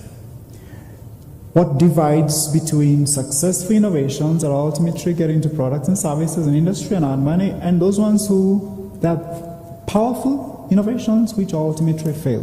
What is the one thing that you would say, Prof, is key to making sure that this innovation ultimately gets adoption, uptake, use? What the one thing, from just very briefly? what is that? Yeah. I would say the policy environment. Mm-hmm. You said only one thing. Okay, one thing. So if I were to put my money in something that will make it happen, I'll put it. Okay, fine. I hear you, Prof. But you're talking about the process. Okay, policy. Right, thank you. Atrice is saying policy is critical. Amy, what's the one thing that should be there for adoption, for uptake, and for this innovation to actually, what is that thing that innovation needs to have addressed, so that when I bring it to Lydia as a customer out there, they'll be able to actually take it and begin to use it? I don't think there's one thing, for sure. That's the all-time question. But I don't know whether we remember how she started her introduction. She said we're an entrepreneurial university. So for me, that, if I was to answer a question, I'd say mindset. Mm-hmm. Kenya geographically has all the attributes. We are known to be innovation cradle or hotspot, whatever you want to call it. Have good universities, fairly good business environment, all of these things. We speak English, all of these attributes. But like you said, there's something missing. What is that? And I would say mindset. There's a big shift that needs to happen in our minds. You will find, very innovative young people, but they're not thinking entrepreneurially. They're just doing it a good thing. So I think there's that shift that needs to move from research, the lab. Not all research is going to move towards innovation and tech and all of that stuff. But I think there needs to be a certain shift in the mindset. Thank you. Now before Andrew comes in, I want to paint a picture here. She just alluded to it. We are called the Silicon Savannah. In case you didn't know, go check it out. Now, especially in the space of fintech, we're churning out thousands of apps which are going on in the minute stores. But he talks about data. I would probably want to ask him, how many of those apps that are being uploaded every day how many are downloaded, and how many actually get to be used? I'll save you all that. Many are downloaded, but lots of them actually don't get used. These are very powerful, very interesting applications that are there that are actually being used. A few years ago, there was some mundane, down to earth, not very innovative service that was rolled out by Safaricom. And Kenya is famous for it, M-Pesa. And right now I'm told, if you delink M-Pesa from Safaricom, M-Pesa will take a lot of Safaricom with it, right? So maybe Andrew start there. How come M-Pesa, which is not this tech, a high whatever innovation, took off and it was, and ultimately have begun, what is that caused Kenya to actually embrace M-Pesa and actually go with it? What is it which was addressing that caused it to be so attractive to us, and ultimately we are heaped together with M-Pesa? Thanks for that question. And I think I'll start by saying, when you look at M-Pesa as a platform for Kenya, the approach initially was not to really bring a product to the market. It was to solve a particular need. And that speaks to what makes an innovation to go viral. Yesterday we had a masterclass that talked about, why do you start that business? Is it to buy a Range Rover and go and live in Lavington? Or are you solving a real problem? Now, when you look at M-Pesa, it actually started within the microfinance space, and the intended use was even not predetermined back then. And what happened is it came in as a platform, and I'll be talking about the platform economy. It came in as a platform, and when it landed in the hands of the users are the power to the innovation. We started seeing a substitution where previously we'd send money to a country using buses and various other transport means. And that became a need that was instantly met by M-Pesa. When you think about it, it cut the time between thinking of an idea, let's say you are building a country, to transferring the funds. So it met an unmet need back then. And what has kept M-Pesa growing, of course, it's the support from Kenya, but ultimately when you look at Safaricom, which has innovation as its DNA, that is what has kept M-Pesa going. So when we talk about innovation, it's not about a one-hit idea. You have to keep refreshing it. Like you're saying, there are many apps that come up on a daily basis. So if you had something which was a hit this year, it's not a guarantee it will be a hit next year. So if you're innovating, if you're an entrepreneur, you have to keep on top of the game. And we are saying M-Pesa has become a good tool, and we have something exciting. You talked about many apps being downloaded and not used. So We have something interesting as part of continual innovation on M-Pesa. Actually, I'll speak to two things. One of them is the Daraja API. So we're actually enabling our customers and other developers to create with us. And we have over 49,000 accounts which have been set up globally. We have hundreds of businesses that have grown from that ecosystem. Why am I talking about this? As an entrepreneur, innovator, you have to think of how to empower the innovation ecosystem. How do you create the stairway back for the next innovator to come and ride on your innovation? And that spurred the next innovation around M-Pesa, which is the M-Pesa mini apps. And when you think about developing these apps, it's quite a process because you have to factor for Android, iOS, Huawei, and the many other phone operating systems. So based on data and innovation, we've created a platform for innovators. And this platform means once you get on board to the M-Pesa mini app, you have access to over 5 million downloads as a head start. So you don't even need to look for users. And you don't even have to deploy for Android, iOS, and all those things. It's been catered for. And this leads me to my final point as I'm making.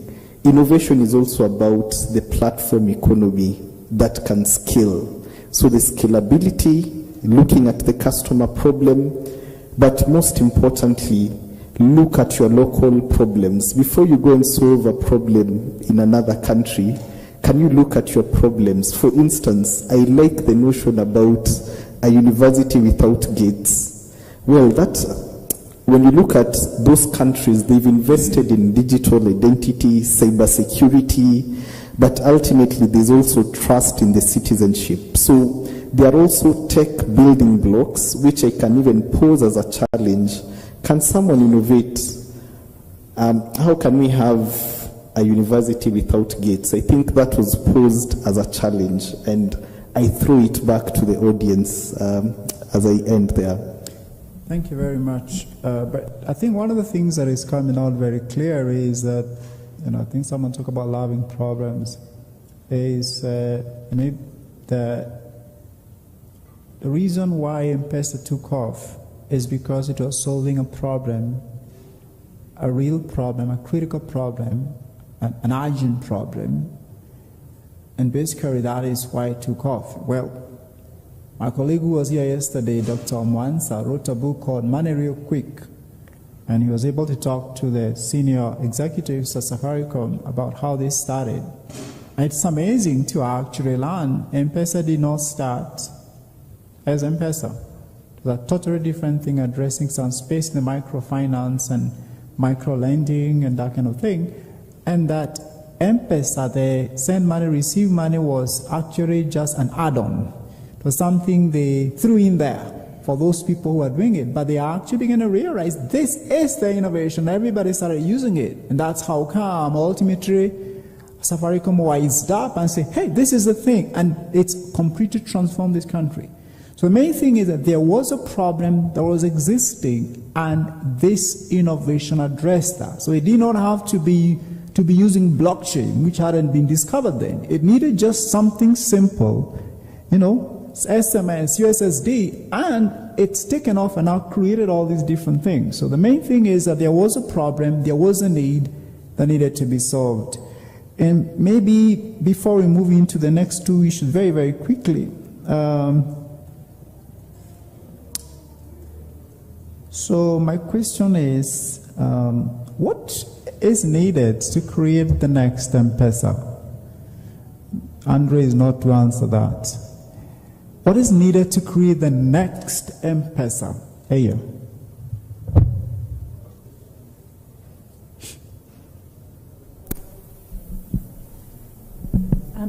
Thank you. I think this question links very well to what I actually wanted to say when listening to your question, that where do the innovations come from? Because we don't know yet what is the next M-Pesa, but definitely something comes. But this is where the innovation comes from. If I try to put it on kind of development theory, kind of concept level, is that it comes back to this quadruple helix, that the governance, the society creates, it enables, it gives incentives, it guides universities to do certain things, it enables, it creates an atmosphere where people feel comfortable becoming innovators. And then when the individual, through the education institution, somehow gets an idea that I could become an entrepreneur, or we push them, the 10% doesn't become entrepreneurs if we don't keep on feeding them with little by little, and one day they realize I could. So the system has a way to support. There has to be this mindset. It has to be on societal level, and then you develop the same mindset on individual level. And when these meet, one enables and other grabs the possibility. There it is. And very important thing there is the possibility to fail. Because if you're afraid, you can't do anything. Your brain doesn't work. You have to be somehow feeling comfortable. Okay, this didn't work, but I'm persistent. I try something else. So enabling the quadruple helix, being together, creating an atmosphere, a societal mindset, and then me as an individual taking the opportunity. There is the next M-Pesa. Thank you. Thank you very much, Aya, for that. She read something very interesting, and we have some students in the house. You know, when you went to kindergarten, you were told, this is the right answer. But when you went to primary school, you get an answer that was a bit divergent. These days, they don't cane you. They put you down, they pull you down, they tell you, you know, what's wrong with you, and they're embarrassed in class. When I was in school, they caned you. If I failed one arithmetic, I was caned 1 cane. So by the time you get to high school, they can't cane you, so they embarrass you when you get it wrong. So you don't want to try, you don't want to be wrong, but if you can't make mistakes in innovation, you'll never get anywhere. Because innovation is a lot of trial and error and back and forth and iteration. So there's a mindset that needs to be created so that students can actually do something. I struggle today when I'm in class and I ask difficult questions and students just look at me because they want to give me the right answer. So that is something that, you know, for something came out very interesting. But let me ask, I have 2 more issues, and my time is up. And Professor has stood up, so she's telling me a message. But I think this is important. Just to illustrate something, I'll ask 2 things, then we shall be able to wind up. Now, I was looking at Dr. Charity's bio, and something caught my attention. Before what she's doing right now, she was managing the public sector research team at the lab, which mainly focuses on developing innovations that transform government. And out of that work that they did when she was working with them, basically heading that team, it resulted in an unprecedented 75-point increase for Kenya on the World Bank Ease of Doing Business ranking. So there's something they did in there that transformed this space a little bit. And perhaps we can just very briefly think about it. What's needed to do this, and what is the process like? Just briefly.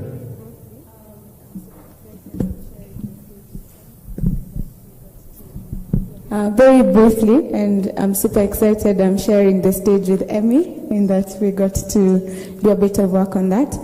So the idea was that the business environment in our country needs to improve so that we can enable businesses to do what they do best, and also so that we can attract foreign direct investment. So the challenge was to try and understand the challenges that businesses face when they're starting up, when they're operating, etc., and then work with the government to improve those services so that they can be more streamlined, more user-friendly or citizen-friendly, so that they can be more efficient, and that way businesses can really thrive and do what they do best.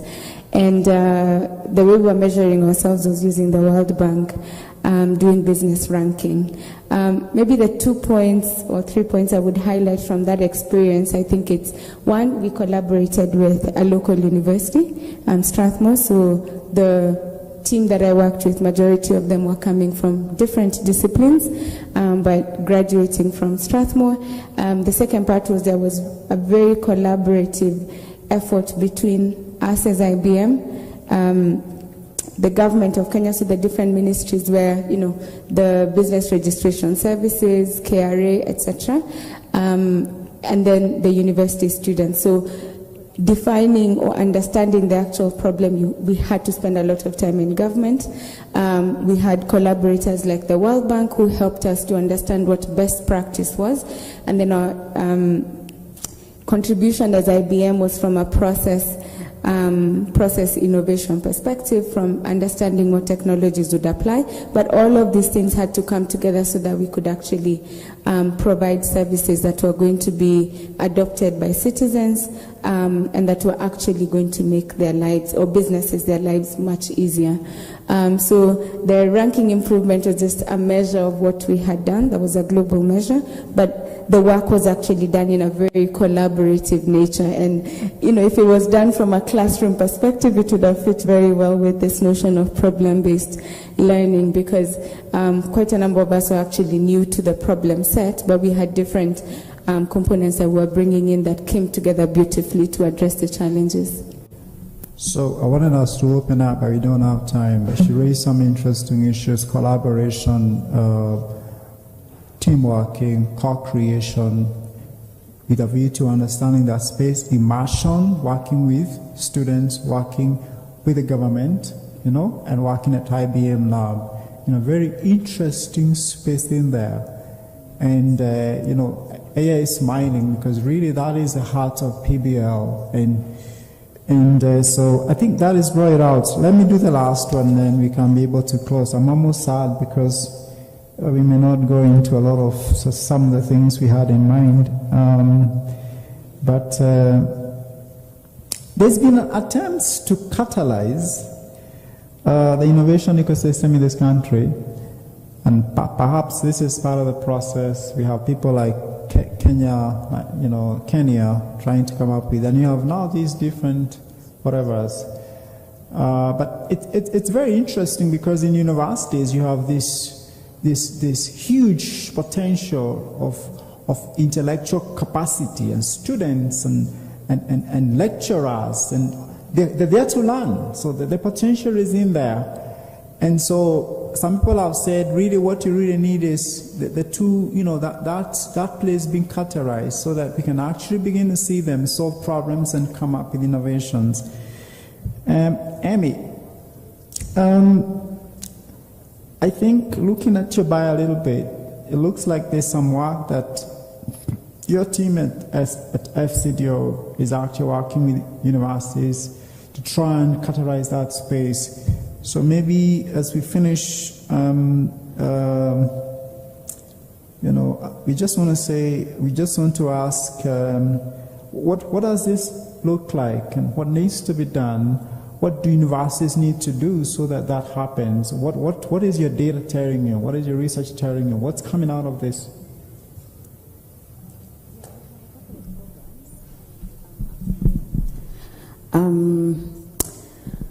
Yeah, we have a couple of programs, and I'm actually very glad because I can see Professor Hutchinson and Professor Kinoti, who are part of some of those processes, where we're working very closely with the Kenya National Innovation Agency, trying to support the development of the innovation ecosystem. A large part of that is bringing in academia and tapping into what you said, you've alluded to, which is the intellectual, the knowledge exchange, the students, the academia, all of that. So we have one of the key programs, and I imagine maybe Dr. Mwansa spoke to it yesterday, which is the research to commercialization, looking at providing support to individual researchers to, again, think entrepreneurially, how do they commercialize some of the research outputs. Another part of that is looking at supporting institutions. How do they as institutions provide support to their own students, to their own lecturers, to that subsystem to enable innovation and businesses, spin-off startups, whatever it is. We have many other projects. Now that I think of it, I realize most of them actually are looking at, working with academia. We have one on open innovation, where there's a problem that is sourced from industry, from industry, from private sector, and then there's a different call for solution providers. So there's that effort to bring together industry and businesses, or industry and academia. We have one which is looking to bring in more participation from, that tapping into the quadruple helix, but at a much more grassroots level. It's almost a similar name. It's called place-based innovation. And we've launched this in Eldoret and in other cities in Nigeria and South Africa as well, trying to really tap into that very hyper-local quadruple helix system, and trying to break those silos between industry, academia. So what we realize is that there's lots of conversations that are not happening. There's also like a language barrier. So there's language that academia understands, publish or perish kind of language. Although Professor Hutchinson said innovate or perish, which is quite good addition to that former one. So there are many projects that we're looking to really learn from. Trying to work with different partners, and hopefully then we can share more learning as we roll out some of these projects. Thank you very much. We have to finalize here, but I'd like to have just two thoughts from the academia on this platform. That is where we are today. We need to move to something else. We're talking about mindset change. We're talking about problem-based learning, incorporating PBL in the curriculum. This University of Nairobi, that's a huge thing. Changing mindsets of lecturers, curriculum change, I guess a bit of retraining. What needs to happen here so that we can actually move there? How did you do it in Finland? Because I understand in Finland lots of universities are actually using PBL. Can you just speak into that space briefly? Yes, thank you. Thank you, Sam. Yeah, we had to do this maybe 20, 25 years back, because somehow the education of that time, it didn't meet the needs of the society. So I can only repeat that it started from the government level. They started supporting the reform. I say supporting, they forced the reform. You can use whatever word you want, but everyone had to be on board, also industry, NGOs. This quadruple helix was invited, that what needs to be done. And then it was inside the universities. We had to rethink everything, the curricula, which was these emerging issues. I need this. No, you don't. You need this because companies are not recruiting me because what I know on ICT or agriculture. They're recruiting me because the potential they see that I can solve their problems. And it's these issues that we keep on repeating. And we had to incorporate them into the curricula. And we had to face the fact that I can't teach everything what I know. I have to focus on these skills and software to create the potential. So we had to redo the curricula seriously, but we also had to transform the minds of the staff.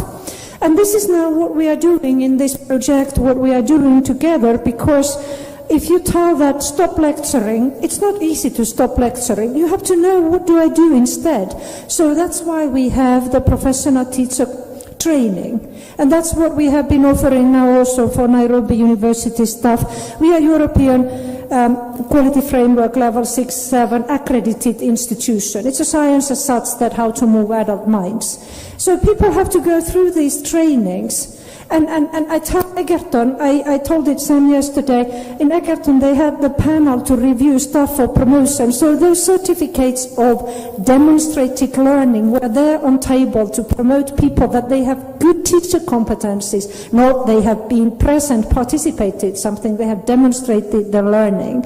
So it's an institutional decision. It's a very high level and very demanding decision to mainstream it through the organization. And then we need, university cannot do it alone, industry is needed. We have to convince the industry that it's a win-win.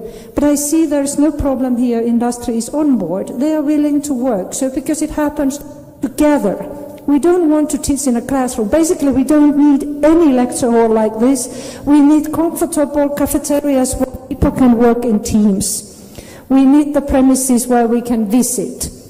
So it's a completely different approach, which requires the enablers. They can use carrot and stick, whatever they want. University management, when they make the decision, use the carrot and stick, and then people act. Sorry, it's a bit rough. Thank you. As we, Professor Mullah, you have the last word. What do we need to do at UN to get in there? You've been around here a while. Just speak into it, and then you just close for us. We'll close. I think you have seen the last few months, we have tried to go that route, and we are in court with the staff. As she has said, the curricula has to change. And it's how you change it. And as you have seen, what they call the stakeholders are ready to go to any length to safeguard their territory. Now, if you don't have a persuasive leadership, then you will need a leadership that then will take the bull by the horns. None of them is pleasant.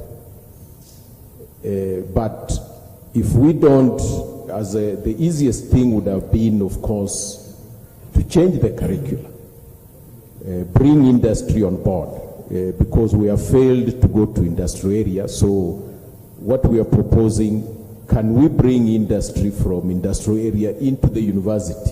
Now that requires a policy change and also the environment. If you talk to Safaricom and IBM, they are afraid to come to the university because they associate the university with riots. I remember one lady who had one eye. She was blind, and the reason was she was driving on one of our neighboring roads, and the students stoned her car, and the glass got into. So how do you convince such a person, and there are many, to come into the university? It's difficult.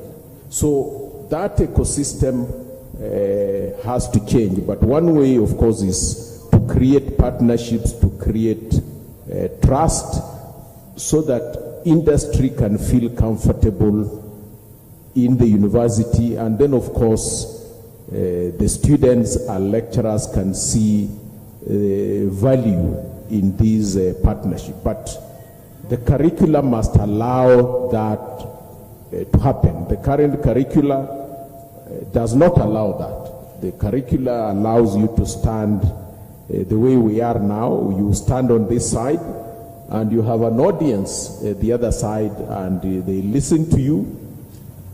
When I did some lessons in psychology, which is normally part of pedagogy, is that when you have the audience the other side and you start talking to them, you slowly hypnotize them. And then they are under your spell. And that has worked. You are able to do that with students for 4 years. And then it's only when you release them by giving them a certificate that they go away. And that has worked for hundreds of years. Now you want to change that the teacher cannot hypnotize the students. The teacher doesn't know what will happen to him. But you now need to give confidence to the teacher that, well, that is a good method, but you can also just have audience or dialogue with the students the way parents have dialogue with the kids. The kids still remain under their spell for up to 18 years rather than this short one of 4 years, so that virtually at the end you become partners. Right, thank you very much. I wish we could go on, but we're way past our time. So I think we shall end here. Thank you very much, our panelists. I'm told we need to take a photo outside before you go for tea. I really want to thank you for coming and sharing your insights. So I'll just give it up to Professor Kinoti to take us from here. Thank you. Okay, let's appreciate Dr. Sam Rohill and very engaging panelists for a job well done. Another round of applause. Asanteni sana. We would now like to break for a health break, and the tea will be served on the 5th floor tower. We will proceed there to take tea. We are already running late, like 1 hour late, so we will harass you to grab your tea there very quickly, and then we would want you to be here exactly at 11:30, because as I said, there is a speaker who we have delayed online 1 hour, who will be giving a keynote from Dubai. So if we harass you to take tea quickly, please understand. I'll now allow our panelists to leave the stage. As they leave the stage, a photo will be taken as we all proceed to the fifth floor for a cup of tea. Asanteni sana. Jipigieni makofi. You have done a good job. Thank you.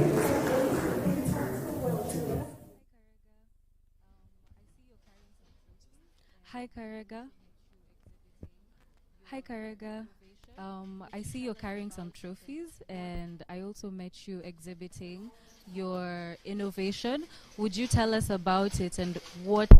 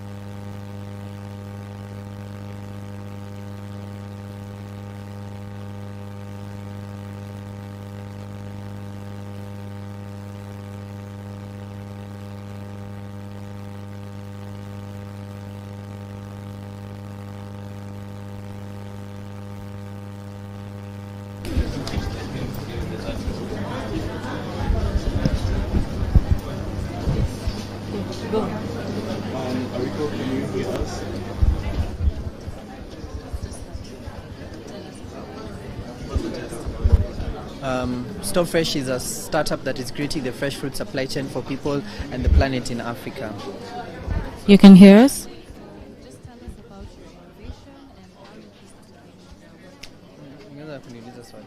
So just tell us about your innovation and how you came to winning the awards you're winning and the steps you have going forward.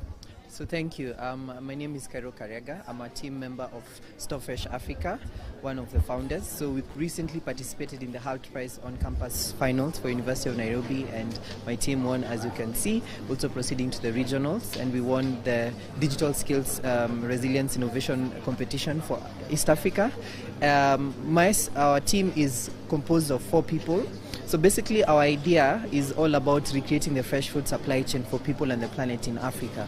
We realized there was a lot of food waste happening, especially from the farmer stage. So you get Mama Mboga, especially smallholder farmers who has like a 1/4 acre of land. She's growing cabbages, tomatoes, and maybe she has already harvested and she has less than 10 days to sell it. So what usually happens, middlemen take advantage of this fact and come to her, and she either has to sell the produce or the produce goes to waste. So most of the time, smallholder farmers sell their produce at throwaway prices because they fear it going bad and they don't have access to markets. So that's where Storefresh comes in.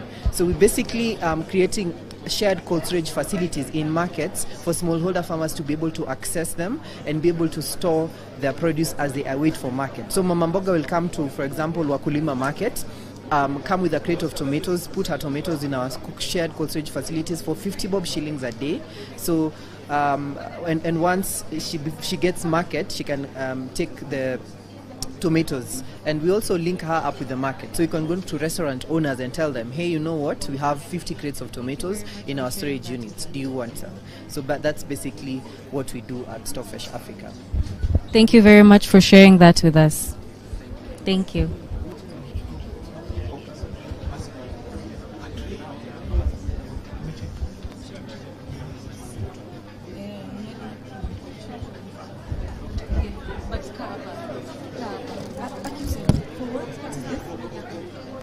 Christine, Goja. So we have the panelists and they are leaving. So could you introduce them to them? Yeah. Kindly. Okay, fuck. Yeah.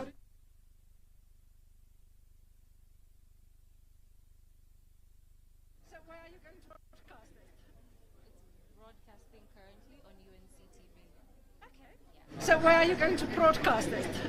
It's broadcasting currently on UNC TV. Okay. Yeah. Okay. Hey, hi there.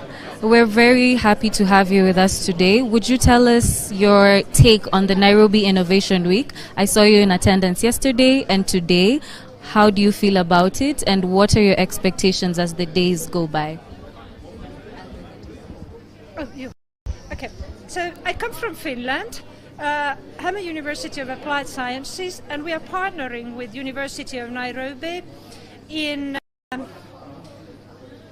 capacitating universities for entrepreneurship building among graduates. And I was very delighted to be invited here to share our experiences.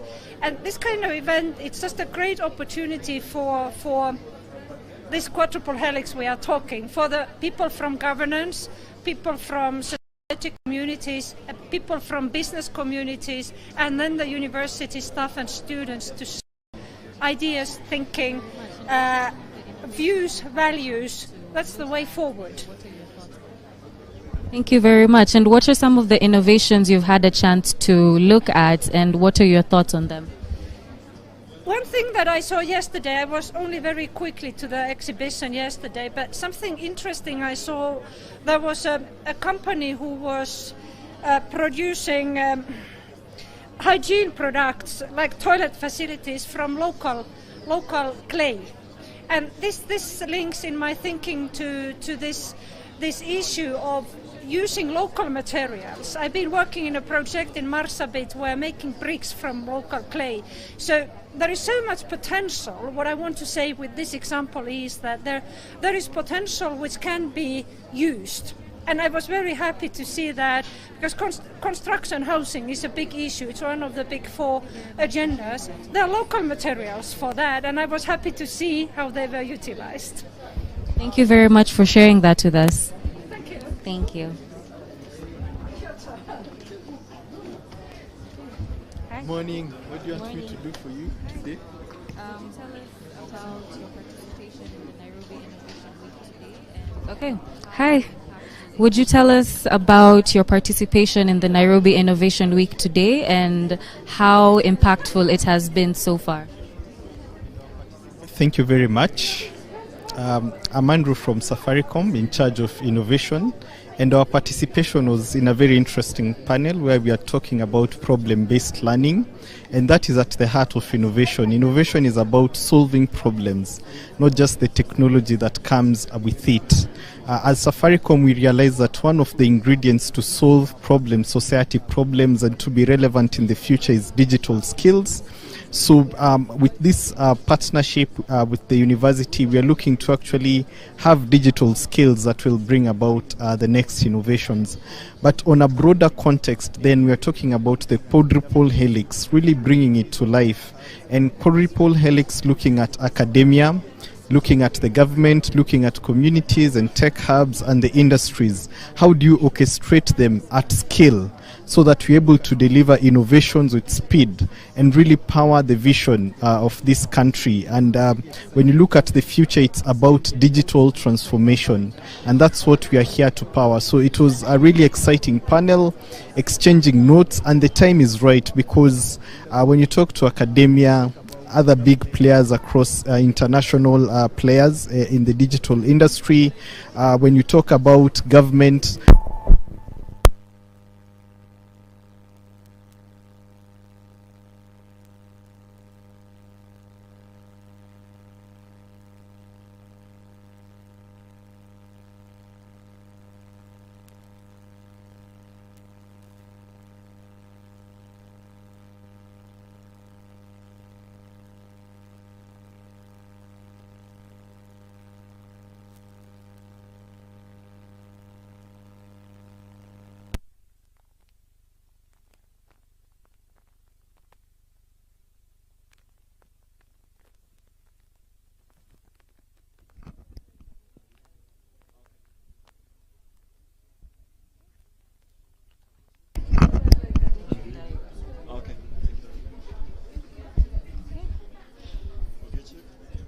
Hello?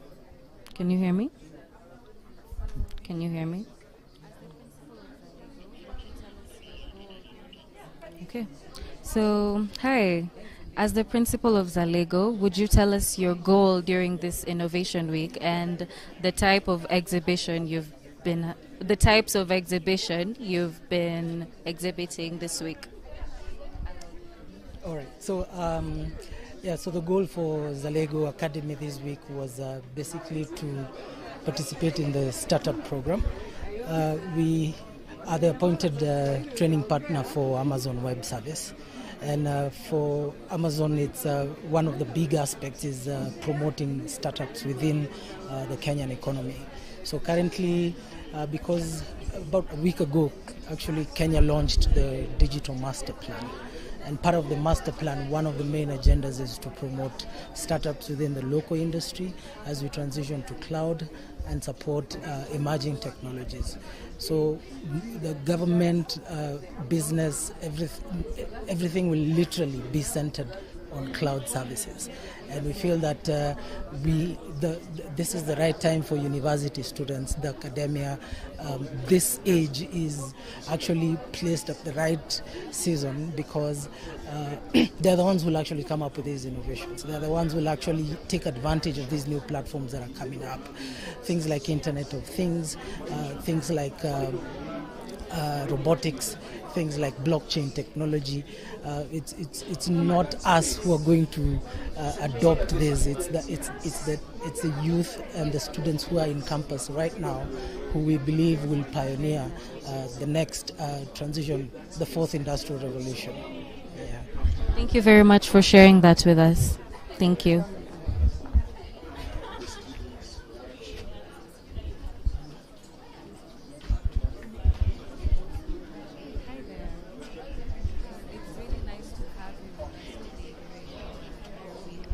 Okay, hi there.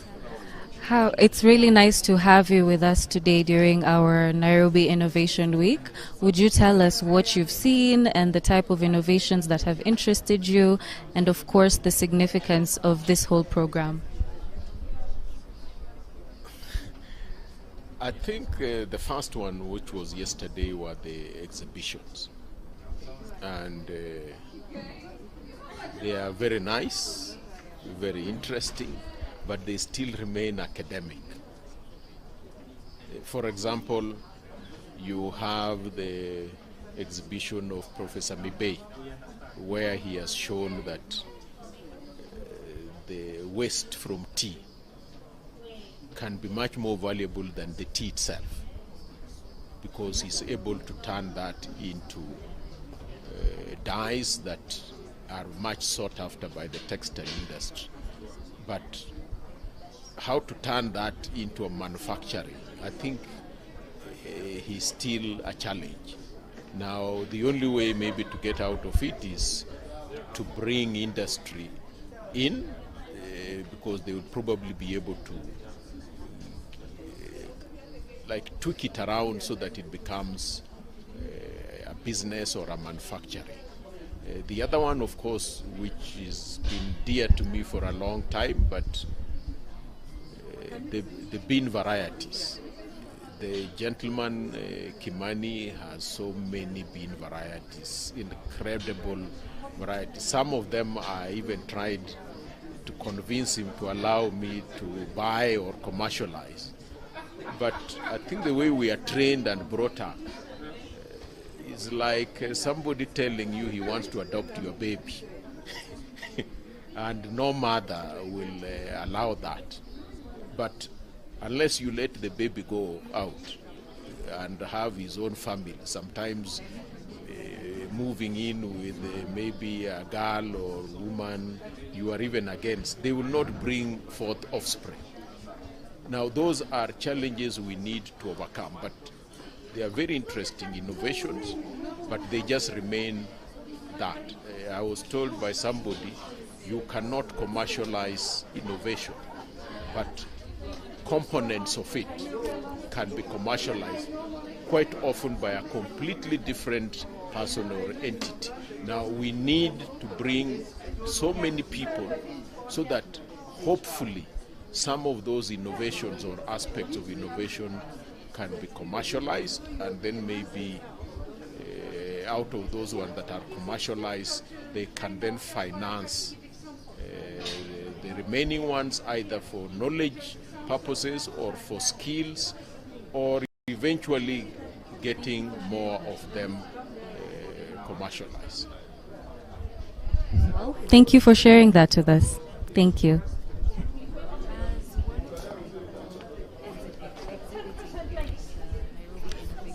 As one of the people exhibiting during the Nairobi Innovation Week, would you tell us more about your product and the type of impact it has to society? So first of all, I'm very grateful to the organizers of the event. It's been a very good event, and we are thankful for them. So basically, my name is Kipsindo Kibet. I work for a company called Sibyl Kenya Limited. And Sibyl is an ICT systems integration company. We deal with various products. Some of them we felt that it's good for us to showcase here. And the products are actually very innovative, and they were manufactured by an OEM called Huawei. I'm sure you're aware of Huawei. So these products are very good for learning institutions. So we show that we can actually show the learning institutions these products, and we believe this is the way forward, as the world is actually digitizing. The world is getting into a digital economy. Data is very key product currently in the market. So we have products that actually incorporate these solutions and make sure that the work environment, learning institutions, and all our lives become actually better. Yeah. Could you give us some of the examples of these products you speak of? Yes, we have one of our products that we are showcasing is what we call Huawei Idea Hub. So Idea Hub is actually a 3-in-1 solution.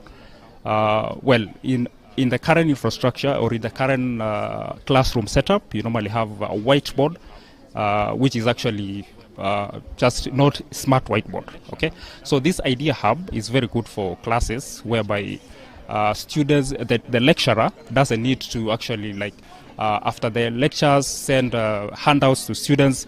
You can actually write and then just by a click of a button, you actually send the information to the students directly to the email. So it is very good. And also this Idea Hub you can actually do for e-learning. So it also incorporates video conferencing solution. So it means if there is someone outside your classroom, you're able actually to access. They're able to access what is going on in the class live. Okay, you don't need to have it recorded or something. So that the lecturer is able to have the students participate even on a remote area on a live in a live classroom. Okay, and also the same for an office environment. You can actually do it in an office environment. You can use the same solution for an office environment. So you don't need to have a projector. It is wireless, so the system is actually very innovative indeed. Thank you for sharing that with us. Thank you very much. Thank you.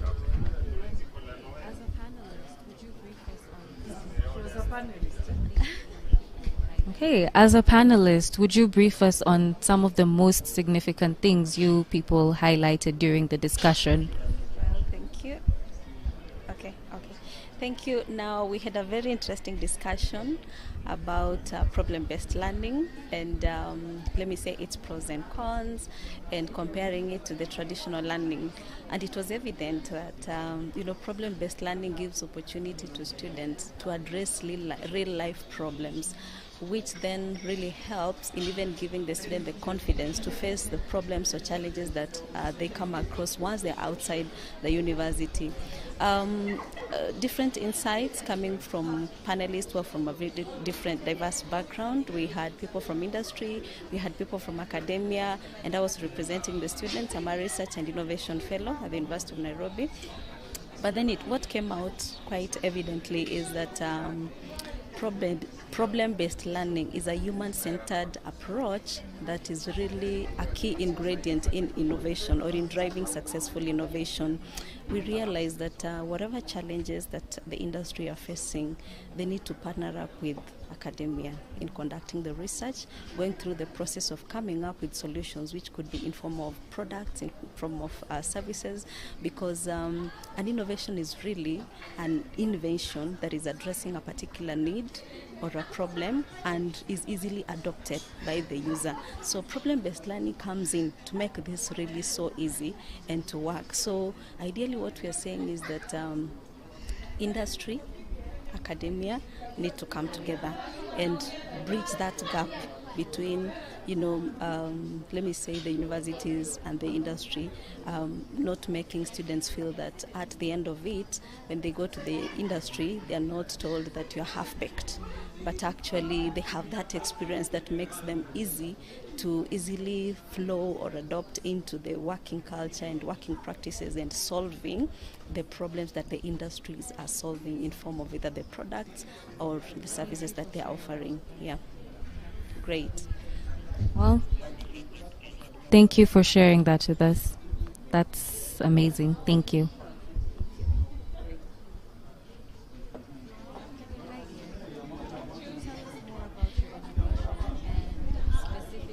Okay, hi Ian. Would you tell us more about your innovation and specifically the problem you identified in that field that you're trying to solve with your innovation? Hello, my name is Ian. I'm from Speedy TamTam. Speedy TamTam is a food delivery app that is locally owned. What I mean by locally owned is that it is fully funded by Kenyans and Kenyans are the ones operating it. I've been asked a lot of times how is it different from other food delivering apps in Kenya. First of all, I've already said that it is locally owned. The second thing is we provide other services apart from delivering food. So one of the services is family packs, when family packs and also buffets. So family packs is for small, like a family of 6, and you don't feel like cooking. Buffets we can go up to 1,500 people. We'll organize everything for you and we'll bring you the food. We also deliver fresh food. We call it food on the go. We have partnered with other companies here in Kenya to deliver sausages, pork and smokies. Yeah, smokies. almost forgot that. Smokies. So we will deliver it to you uncooked, and then you can cook. If you want cooked, we can also deliver that here. And are you exhibiting today and tomorrow during the Innovation Week? Is it something that we should pass by and check out? Yeah, so we were here yesterday, we are here today, and we'll be there tomorrow. It's an app. It's available on the Play Store and on the Apple App Store. Yeah. Thank you very much, Ian. We're looking forward to checking out your app. Thank you.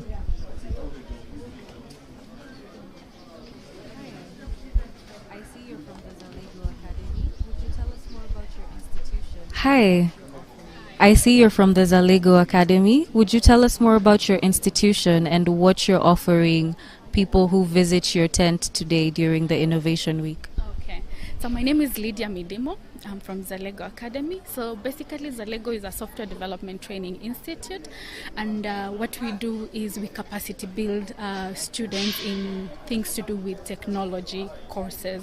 So at Zalego Academy we have 3 pillars.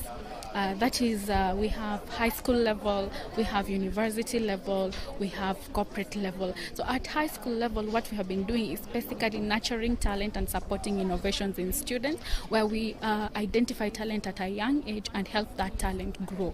The main objective of the bigger objective of this is we want these kids to actually start seeing problems of Africa and solving the problems even at a young age. And at the end of the training, normally we give them what we call a project-based a project where they identify a problem and solve that particular problem. So at university level, we also nurture talent, specifically with those who love technology, and we use what we call a project-based approach in learning, where we get projects from clients to use as a teaching aid. So the objective of that is we want the students to actually understand what the industry is doing, so that by the time they go to the industry already they know what the industry is doing. So basically that is what Zalego does in terms of the training. And there's something that we are doing that is quite interesting. We have incorporated the inclusivity part of it, where we are reaching out to people who are differently able, so that we give them also a chance to participate in the workforce of our country. So recently we just partnered with the EPDK organization, and they sponsored quite a number of students who are enabled differently, and they did a course. So basically that's what Zalego does. And apart from that, we also develop softwares that provide solutions for our Africa. Yes. Thank you very much for sharing that with us about Zalego, and we're looking forward to knowing much more about it. Thank you. Thank you.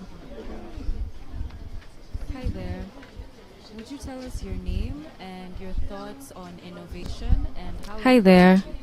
Would you tell us your name and your thoughts on innovation and how important you think it is among students and young people in general? My name is Masila Lazarus. I'm from my city center. Well, innovation is the way to go, because